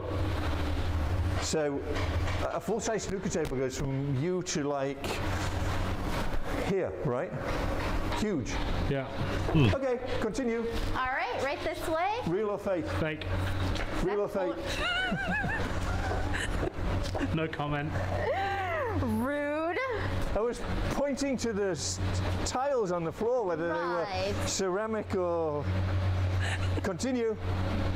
Continue. What's happening? All right, right this way. What's happening? So we're killing.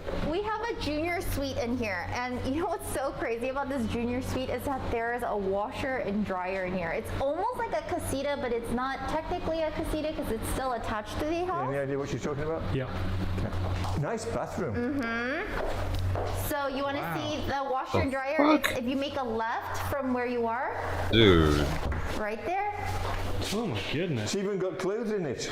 Man. So I mean, with that first entrance, you could Most be of completely those. separate from the rest of the house. You can. So it's a great in-law junior suite. You can put your in-laws in here. Would be great. You could put anyone in here. Yeah, definitely. But it's like a casita, but Adam could go in here. Yeah. Would you live in here, Adam? It echoes. It's such a great house. There's no bad The bathroom room in this echoes. home. Do you know what? This is the first house that I've actually walked into and then in my mind been like, so what's a down payment on a mortgage like right now? How much would it be? I could quite happily live in a community like this. Well, it would cost you. Well, of course. How much do you think the Homeowners Association per month is in this house? I'm going to guess a few grand. No. Do you know? Yes. How much? $700. Oh, that's cheap. So that pays for the street maintenance and the guard and all of that stuff. Yeah. Yeah, there's. But that's $8,000 a year, right? Right. So $8,400 But a to year. put that into perspective, the HOA fees at one of the apartment buildings in Marina del Rey, near where I used to live, was $1,500 a month, and that was an apartment building. Yeah, in Wilshire Corridor, they go up to $3,000. So that's why I was saying a couple. So it's not bad. $700 is not bad. Absolutely. Lead the way. Right this way, Newport. gentlemen. That's south of Adam, here. I think he wants you to About follow 30 me. minutes. She's learning. Where they're at. I don't, but I think the audience might. Where were you? We were out there, right? This way. We need clout. I get it. Jim. All right, so. What did you say? You made the Batmobile. Oh. It's clout. Clout? Is that what you said? Wow, this is nice. Yeah, this is a like the nice lights. sitting area. So, Getting close to being on for 12 hours. I just looked at the clock. What did she say? it's like a term, like when people are like chasing fame, you know, like clout chasing. Oh, clout chasing. Yeah, that's what they call it. Never heard of it. But anyway, we'll go along with this. I love the lights. We've seen these before as well, right? Yes, we have.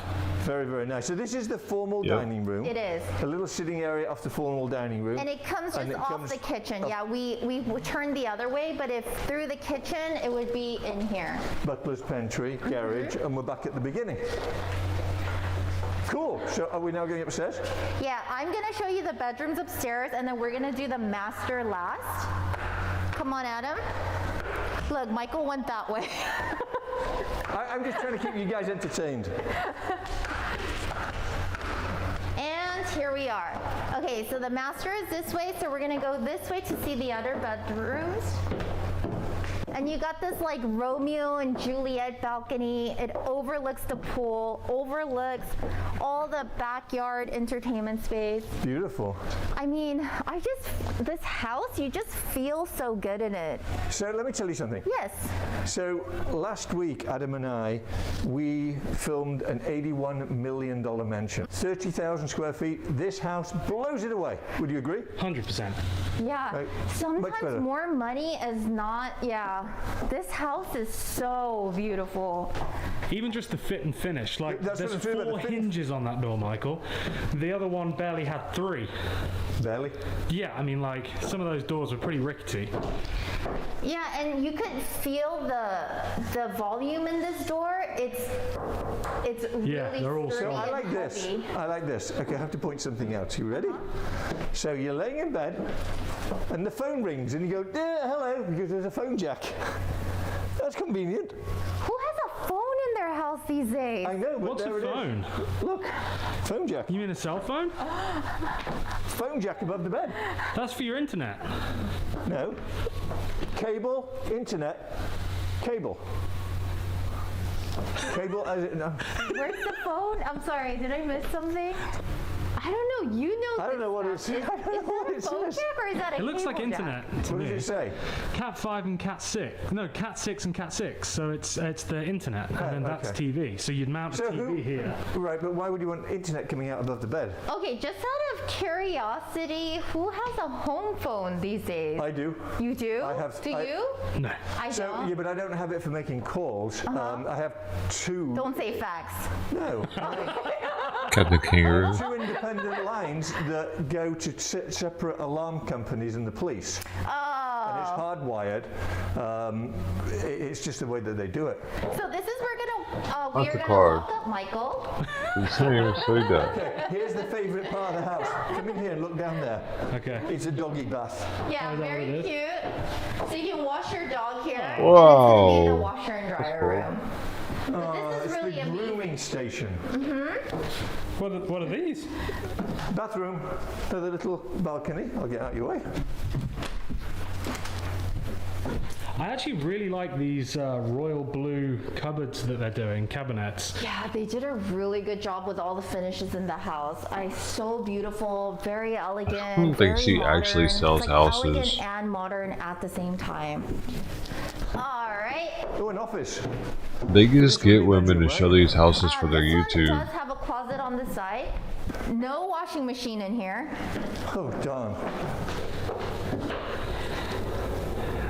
Seriously, I thought this time it was your job to make sure he took his medication. Oh, you said you were going to. Okay.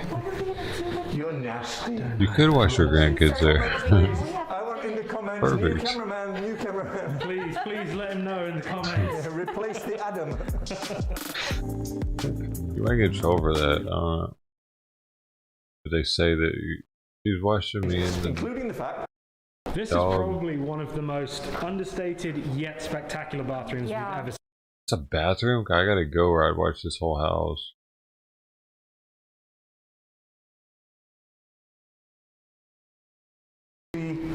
The master bedroom. Follow me this Carried way. away.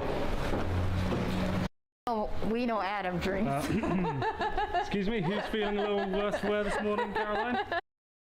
To do. Tell us if we want more of her. Tell us if you want more of him. Hit the subscribe button, hit the bell. We are, what are we? In it to win it. You got it. See ya. Yeah, see, they found a CX streamer. I forget her name now, but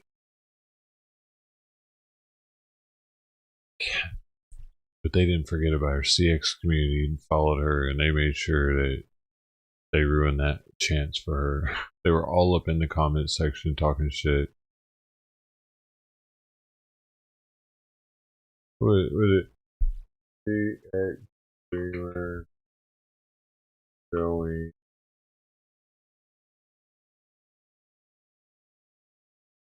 Yeah, no. I was hoping her face would pop up and it would come to me, but it didn't.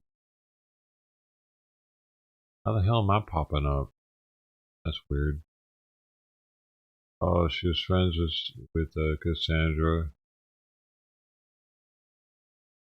Okay.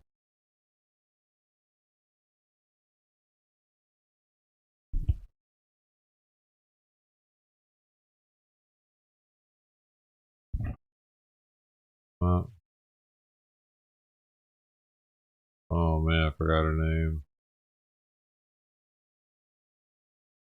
She's been deleted off the internet.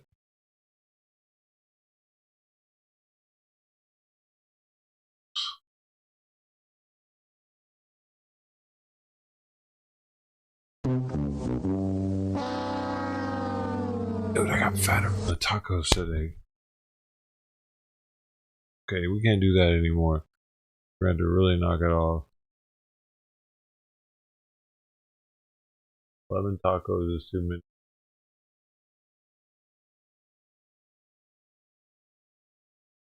I didn't do enough push-ups.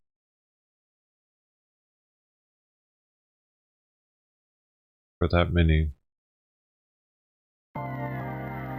Didn't do any push-ups, but definitely didn't do enough.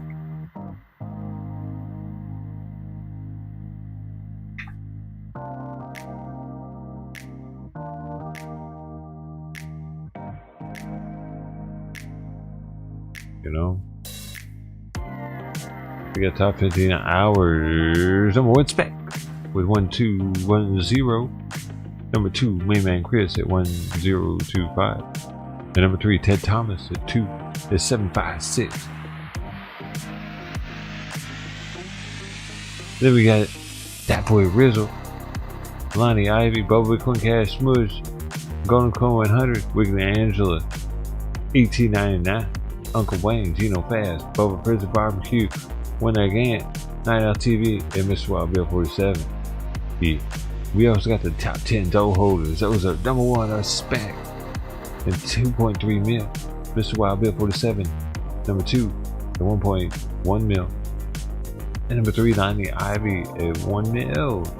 Then we got Suzumo Shocky, a 0, Gino Fat, Drip Collins, Wicked Angela, Bubba Bitcoin Cash Mush, and Brinzy Barbecue.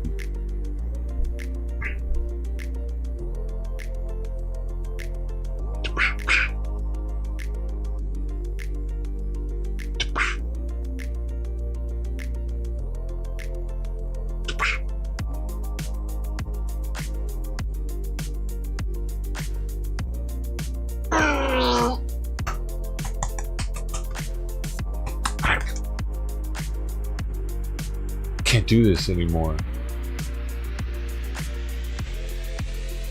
We got to knock it off. No more drinking. We'll put these in the kitchen.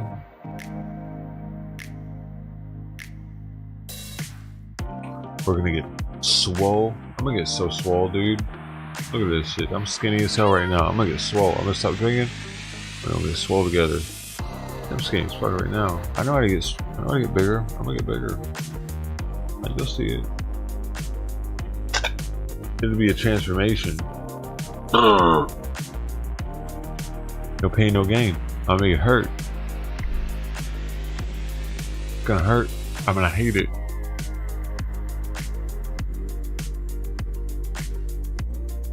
But will I turn the camera on for you to see it? Because that's the hardest part. Yep. It's way easier to just work out. I mean, it's way harder to put a camera on and start working out and shit. Look like a weirdo. You know what I mean? Think about it. No one thinks that's fun. If people think that's fun or weird, I don't think that's fun. If I do it, just know I'm not gonna be liking it. I'm gonna be doubly disliking it, multiple, because I don't want to work out. And I definitely don't want you seeing it. And that's how it's gonna be if it happens. I'm not gonna like it.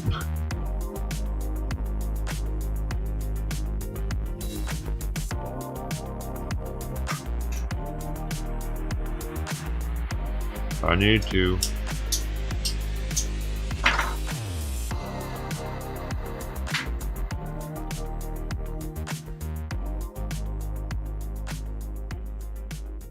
First and last? What do you mean?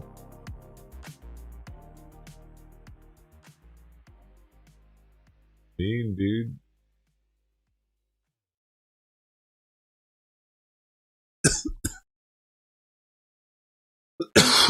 What does it mean?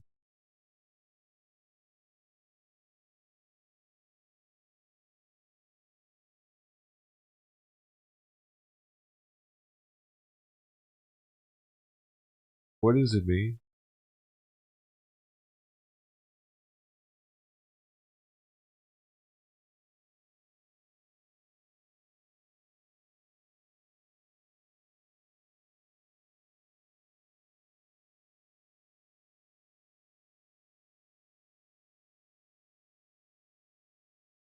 Wow, what? Wow. What do you mean?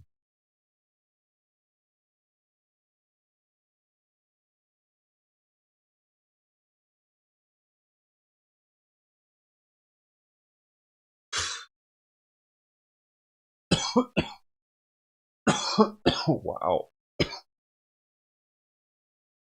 What does that mean? That was a long time.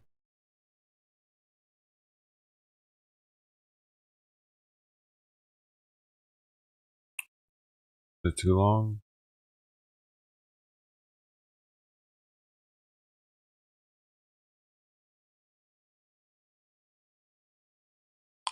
Say 11 hours and 50 minutes.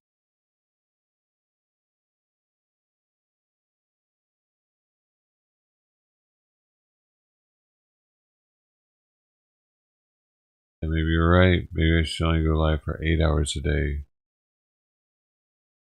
It's probably a bad thing that I do that. It's got me fat. And it hasn't really I haven't excelled at streaming and doing that. So I think it's only, I don't think it's good for me. I think I'm gonna stop doing that actually. That's a good point. I've been going live for too long every day. Because I've been doing that fucking 12-hour shift for too long. I'm just getting fat now. Good point. I'm gonna think about that tonight as I go to sleep. Oh, I'm just getting unhealthier by sitting here so long every day. Dying. Streaming is helping it. Yeah.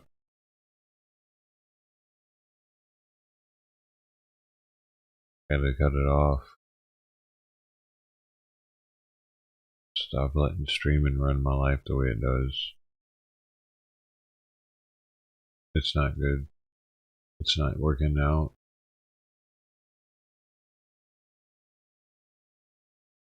Yeah. That's a good point.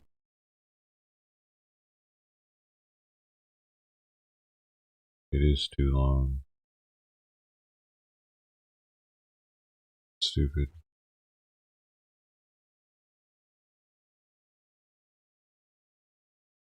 Desperation. That's what it looks like.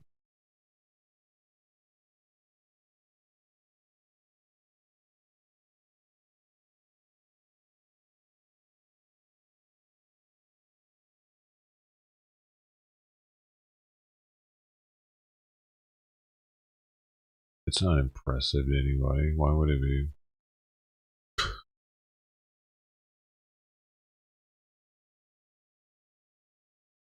Delusional.